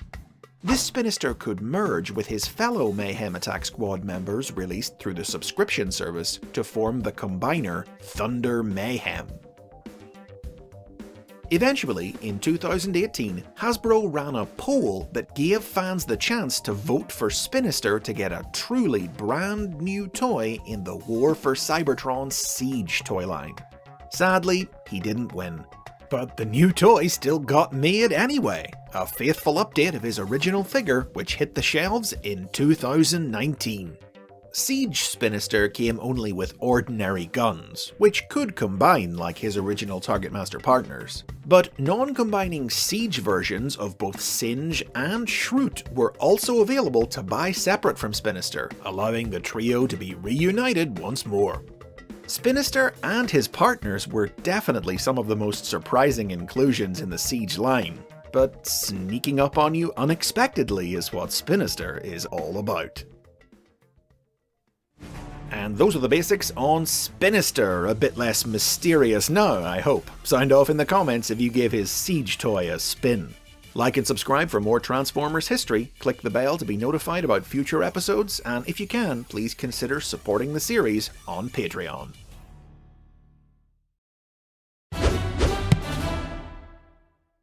On this week's episode, we're taking a trip back into the distant past to discover dark secrets and forgotten betrayals with a look at the history of one of the original 13 Primes. Megatronus, the first Decepticon, also known as the Fallen. The Fallen was an original character created for Dreamwave Productions' Transformers comic books by writer Simon Furman and artist Pat Lee. An ancient robot who transformed into a tank, his body constantly ablaze like a fiery furnace, the Fallen first appeared in the 2003 comic The War Within: The Dark Ages. But this series only hinted at his true nature, with the details being filled in soon after its publication by guidebooks More Than Meets the Eye and Transformers: The Ultimate Guide. The robot who would become the Fallen was one of the first 13 Transformers created in the primordial past by Primus, the God of Light, to aid him in his battle against his evil brother Unicron, the Lord of Chaos. This robot betrayed his comrades and sided with Unicron against them, but he and his master were defeated and hurled into a black hole, leaving him trapped in the void between dimensions. For his crime, the betrayer's true name was stricken from history, and he became known only as the Fallen. As seen in The Dark Ages, the Fallen was able to return to Cybertron after a space bridge accident tore open a portal into his prison, and he set about sowing chaos as part of a ceremony that would summon Unicron back to the planet, but he was stopped and apparently destroyed by Primus himself. The introduction of the Fallen was a key moment for the Transformers mythos. His story was the first time these mysterious original 13 Transformers had ever been mentioned, and Hasbro were quick to latch onto the concept, building upon Furman's early ideas over the next few years to sculpt a complex lore for these enigmatic characters, which included the release of a figure of the Fallen in the Titanium series toy line in 2007. Between the profile included with this toy, comics from the Transformers Collectors Club, and convention and online Q&A sessions, it was established that the 13 were all primes, divinely powerful godlike beings who controlled the primal forces of creation, who had each been created with a grand cosmic purpose. The Fallens had been to oversee the forces of entropy, which was what had inadvertently brought him into contact with Unicron, the ultimate force of entropy and chaos in the first place. But this was all really obscure, deep lore stuff, consumed only by the most hardcore of fans. So it was a pretty huge surprise when it was announced that the Fallen would be hitting the big screen as the lead villain of the 2009 live-action movie Revenge of the Fallen. Unicron wasn't included in the movie incarnation of the Fallen's origin story.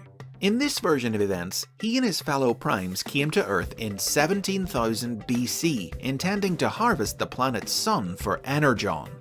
Upon discovering that Earth was populated, the other Primes halted their plans, but the power-mad Fallen, disgusted by humanity, refused to stop and turned on his brothers, determined to activate their stellar harvester and take the power of the sun for himself. With this act of betrayal, he and his followers became the first Decepticons, with the Fallen's face serving as the basis of their insignia. Ultimately, the other Primes defeated the Fallen and hid away the Harvester's activation key, the Matrix of Leadership. Ancillary media expanded on the film's story to reveal that, as in Dreamwave's comics, the Fallen's defeat saw him banished to another dimension. But from within his prison, he made contact with a young Megatron, mentoring him in the ways of evil, and through him, rebuilding the Decepticons to continue his work. When the Matrix was located by Sam Witwicky in the present day, the Fallen, freed from his exile, made another attempt to harvest Earth's sun, but he was destroyed by his brother's last living descendant, Optimus Prime. The Fallen didn't transform within the movie itself, his powers of teleportation and telekinesis more than compensating for his lack of an alternate mode, but an alien spacecraft form was designed for him for the film's tie-in toy line. Now, for a time, Hasbro's official word on the Fallen and the rest of the 13 was that they were special beings known as multiversal singularities. This meant that across all the different infinite Transformers universes, there was only one Fallen. Despite how different their stories were, the Fallen seen in Dreamwave's comics, the movies, and the handful of other media that the character cropped up in the wake of the movie raising his profile, were all the same singular being, who actually travelled from dimension to dimension, living different lives in each. As time passed, however, and Hasbro continued to further develop their definitive vision for the 13, they decided they didn't want to be constrained by the rules of past stories, and this idea was formally abandoned. Hasbro's new vision for the Fallen was rolled out as part of the Aligned continuity, a tragic tale that was recounted between 2010 and 2013 in the novels Transformers Exodus and Exiles, and the guidebook The Covenant of Primus. It was in these books that the Fallen's true name was revealed for the first time. He was Megatronus, the robot after whom Megatron had named himself. Megatronus was the 12th of the primes created by Primus, who embodied the concept of darkness as a natural counterbalance to light. A ruthless warrior filled with rage and passion, he was shunned by many of the other primes for his dark nature, particularly Prima, the warrior of light, which only made him hate and resent them. But he also found love among them with Solus Prime, who created his personal weapon, the Requiem Blaster. Sadly, after the 13 defeated Unicron, Megatronus fell under the influence of his wicked brother, Liege Maximo, who was plotting against the other primes, and who stoked Megatronus's anger and resentment with lies and deception to further turn him against them. A disagreement fostered between Megatronus and Solus by Maximo escalated into a physical fight, during which Megatronus accidentally killed his lover with the very blaster she had created. Disgraced and tormented by what he had done, he abandoned his name to become the Fallen, and disappeared into exile. Millennia later, the legend of the Fallen, of the bot who lashed out at those who looked down upon him, served as the inspiration upon which Megatron founded the Decepticons. This new origin story would form the basis of Megatronus' subsequent appearances in the later 2010s, with each new series that he appeared in putting its own spin on the events. First, there was 2015's Robots in Disguise animated series, which stripped out the story's tragic elements to once again depict Megatronus as an unambiguous villain. As in past stories, this iteration of Megatronus was imprisoned in another dimension for the murder of Solus. But he was still able to exert some influence on the world, and in the present day, he caused the Autobot prison ship Alchemore to crash on Earth. Making contact with one of the escaped Decepticon prisoners, Steeljaw, Megatronus guided him in constructing a device that freed him from his prison. Megatronus sought to destroy both Earth and Cybertron as revenge for his exile, but he was defeated by Bumblebee's team of Autobots. In 2018, Megatronus appeared as the arch-villain of Machinima's Prime Wars trilogy of cartoons. Mad with grief over the death of Solus Prime, Megatronus sought to bring together the powers of the Requiem Blaster, the Matrix of Leadership, and the Enigma of Combination to drain the sparks of every Transformer in the universe in order to resurrect his lost love. A team led by Megatron put a stop to his plans, and Solus's spirit dragged Megatronus into the afterlife with her. IDW Publishing's comic books featured the most different version of Megatronus' story, in which he and the Primes were not divine beings, but simply tribal leaders on ancient Cybertron, whose deeds served as the inspiration for myths and legends about them. Megatronus was the unfortunate pawn of Shockwave, a Decepticon from the future who travelled back in time, and who created the legend of the Primes by orchestrating both their rise to power and their downfall. It was at Shockwave's direction that Megatronus staged a series of false flag attacks across Cybertron, creating an atmosphere of fear that prompted the Primes to start working together. But it was also at Shockwave's command that Liege Maximo manipulated Megatronus into turning against the others, leading to Solus's death, stabbed by the Star Saber sword when she attempted to defend Prima after Megatronus attacked him.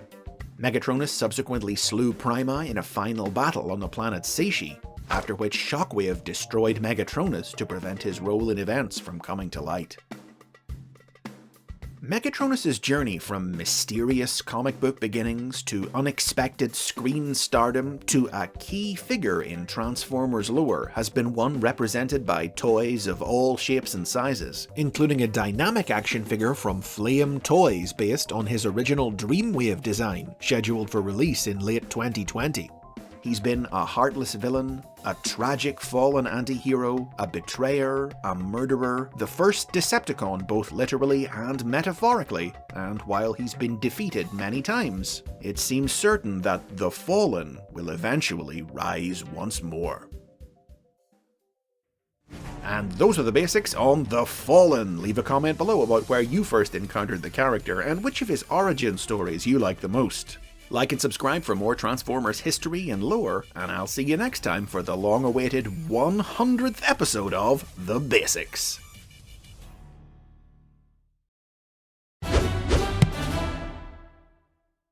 It's been a long time coming, but here we are at the 100th episode of The Basics, and there's no character to better celebrate this milestone than the most iconic bot in the entire Transformers franchise, the leader of the Autobots, Optimus Prime.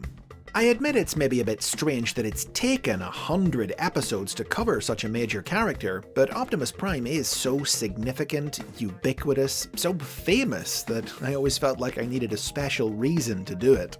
But like any other bot, we'll start this look at his history at the beginning. The toy that would become the original Optimus Prime was first released in the Japanese toy line Diaclone in 1983 under the name Battle Convoy, and was imported by Hasbro to become part of the first year of the Transformers toy line in 1984. The figure transformed into a Freightliner semi-trailer truck, the truck's cab converted into Optimus Prime himself, while the trailer opened into the Combat Deck, a battlefield headquarters for the Autobots containing the scout car Roller, used by Prime for spy missions. Prime was one of the very first Transformers characters for whom a profile was written, as part of the original treatment for the franchise assembled by Marvel Comics writers Jim Shooter and Denny O'Neil, the latter being responsible for giving the Autobot leader his name. Optimus, they wrote, had the personality of an Abraham Lincoln, a powerful, kind, intelligent, compassionate commander who believed that freedom was the right of all sentient beings. Optimus Prime was the figurehead of the Transformers brand for its first 2 years, his likeness gracing an incalculable amount of merchandise and media, as he led the Autobots into battle every weekday afternoon in the Transformers animated series, and every month in the pages of the Marvel comic. Each series had its own origin story for Prime that related how he came to be Autobot leader and carrier of the mystic matrix of leadership. In the comic, he was a soldier who rose through the ranks to become leader, but in the cartoon, he came from more humble beginnings. As revealed in the seminal 1985 episode War Dawn, Prime was once a naive young dock worker named Orion Pax, who, during the Golden Age before the war, idolized the Decepticons for their ability to fly, until he was deceived and gunned down by Megatron at the outbreak of the conflict. Rebuilt by the sage Alpha Trion, he became Optimus Prime, the first of a new generation of battle-ready Autobots who led the fight against the Decepticon war machine. Prime's voice in the animated series was provided by actor Peter Cullen, who based his strong but gentle performance on his own brother, former Marine Larry Cullen. The way he talked, there was a gentle and a smoothness to it, and he said, "Well, if you're going to be a hero, Peter, be a real hero." We must have courage, Huffer. We can't ignore the danger. We must conquer it. Don't be one of those pretend Hollywood heroes. If you're going to be a hero, Peter, remember, be strong enough to be gentle. Hang on to your dreams, Chip. The future is built on dreams. Hang on. In addition to Cullen's character-defining voice work and the Orion Pack's origin story, the cartoon introduced many other concepts that would go on to become some of the most famous recurring pieces of iconography surrounding Optimus Prime in the future, including his Energy Axe weapon, his romance with female Autobot commander Elita 1, and his classic catchphrase, "Transform and roll out!" Sadly, Hasbro didn't quite realize what Optimus Prime meant to their audience of children, at the time viewing him as just another toy to be sold, and when that toy was discontinued in 1986, the decision was made to kill Prime off.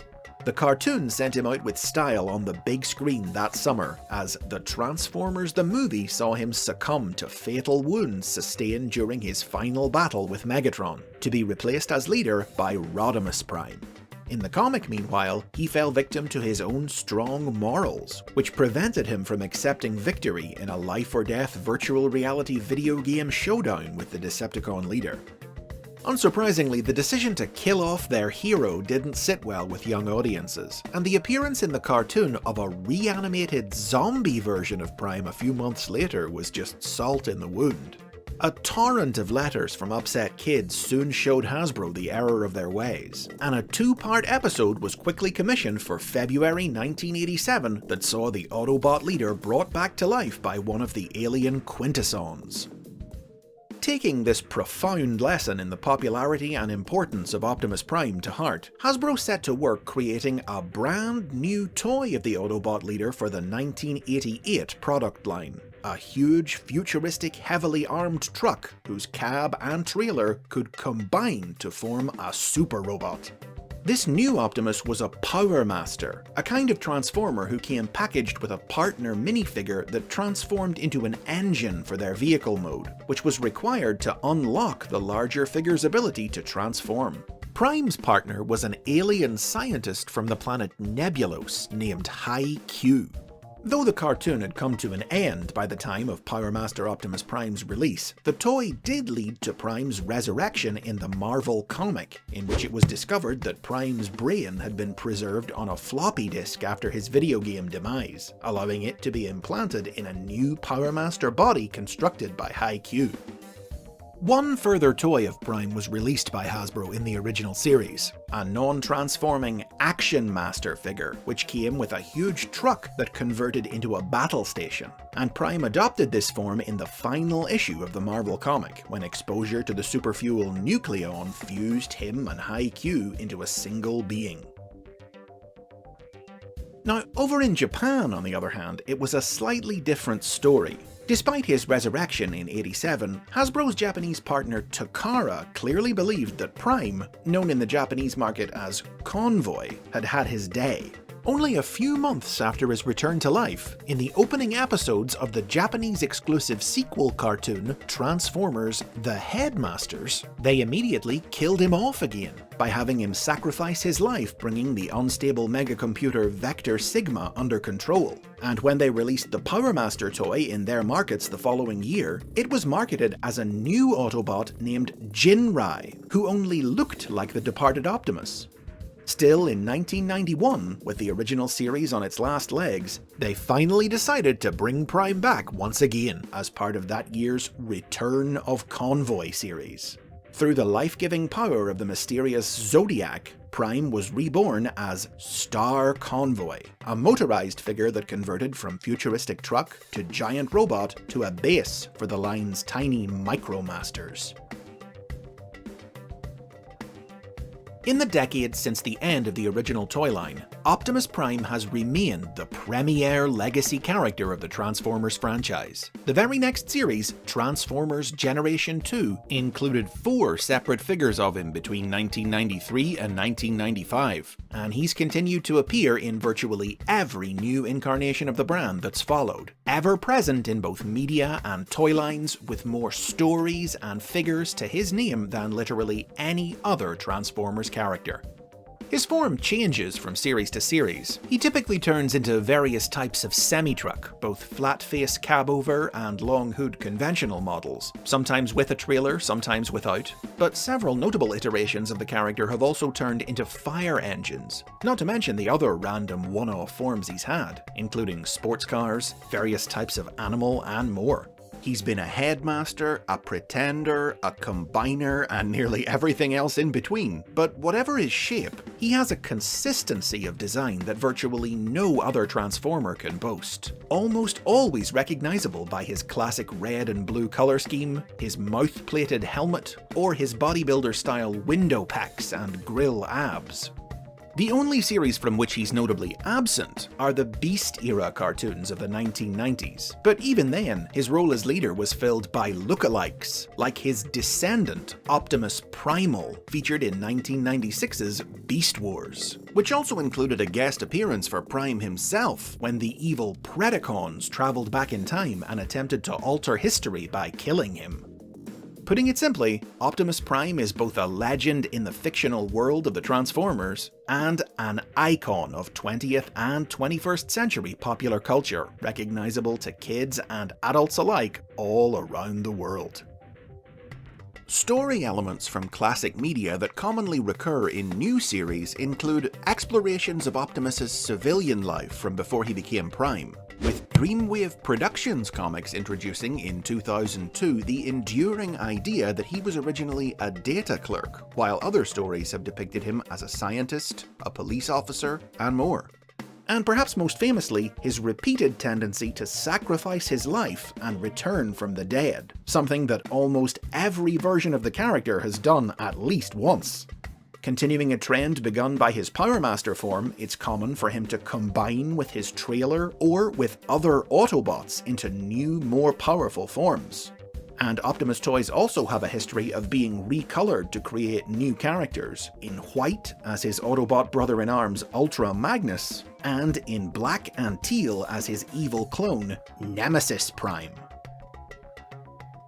In terms of characterization, Optimus Prime has always had the same unchanging, noble, compassionate core personality described by Shooter and O'Neill in their original profile. But each series has taken its own unique approach to it. The original cartoon, for instance, initially played Prime as a warm, fatherly figure who joked and bantered in between inspiring speeches. Amazing. A booby trap that actually catches boobies. But from the movie onward, the lighter side of the character dropped away, and he became more of a stoic type, always speaking in dramatic intonations. Yes, Skylinks. And this time, no force in the universe can stop me. In the Marvel comic, meanwhile, especially under the pen of British writer Simon Furman, he was a wearier leader upon whom the burden of command often weighed heavily, prone to self-doubt and guilt over the suffering caused by the war. Each of these characterizations has been revisited in new media, and as the Transformers franchise has expanded exponentially in the 21st century, each new series has continued to put its own spin on the Autobot leader. Actor Neil Kaplan emulated Peter Cullen's voice for the 2001 Robots in Disguise animated series. As a matter of fact, I never doubted that for a second, Megatron. Ladies Blaster! The first fire engine version of Optimus, he was conceived in Japan as a separate Autobot named Fire Convoy, but was reimagined as a new incarnation of Prime for Hasbro markets. Optimus Primal actor Gary Chalk voiced Prime in the Unicron trilogy of series, who was forced to question his own worthiness to carry the Matrix while defending the galaxy against the titular monster planet in Transformers Armada, Energon, and Cybertron from 2002 to 2006. Our worlds are in danger. Transform and roll out! 2007's Transformers Animated saw David Kaye voice a younger Optimus Prime, struggling with his command of a disorderly Autobot space bridge repair crew, who was still trying to prove himself a hero after his rival Sentinel Prime let him take the fall for an unsanctioned mission gone wrong, leading to his expulsion from the Autobot Elite Guard. Autobots, transform and roll out! The same year marked the beginning of the live-action film series, which catapulted Optimus Prime back into the pop culture limelight, and saw Peter Cullen return to once again voice the character he had made famous. My name is Optimus Prime. Sam Witwicky. You hold the key to Earth's survival. The live-action Optimus was more in the action movie hero vein, a grimmer, more violent character who didn't hesitate to kill Decepticons. Ironically, the kind of tough guy Hollywood hero type that Larry Cullen had encouraged his brother to avoid playing Optimus as over 20 years before. Still, Cullen's return to the role also saw him voice other incarnations of Optimus Prime outside the films in the vast majority of new Transformers media released over the next decade. Chiefly, he portrayed the new version of Optimus featured in the Aligned continuity that debuted in 2010. Featured principally in that year's Transformers Prime animated series, and occasionally guest starring in 2011 spin-off Rescue Bots, before finally stepping down as leader and allowing Bumblebee to take his place in 2015 sequel Robots in Disguise. The Optimus of this continuity served as Hasbro's definitive modern take on the character. A former data clerk who was once friends with Megatron in the days before the war, until the Decepticons' quest for power drove them apart, he was the most stoic depiction of Optimus yet. Still kind and compassionate, but a serious commander who let little emotion show, whose every word was a portentous declaration. If there can be no diplomatic solution to this perpetual conflict, then I must not allow more darkness to fall. This Optimus was a truly mythic hero. He was the reincarnation of the last of the original 13 Primes, the epic heroes of Cybertronian legend from its primordial past, and the first true divinely appointed Prime to lead the Autobots since those days of old, with all others before him having been pretenders to the title. These ideas would also be explored in the world of IDW Publishing's comic books, which gave Optimus his own self-titled comic series in 2016, and questioned whether the Autobot leader was falling victim to an inevitable tragic legacy of corruption and failure that had defined the Primes before him, after he annexed Earth into the Cybertronian Empire for its own protection.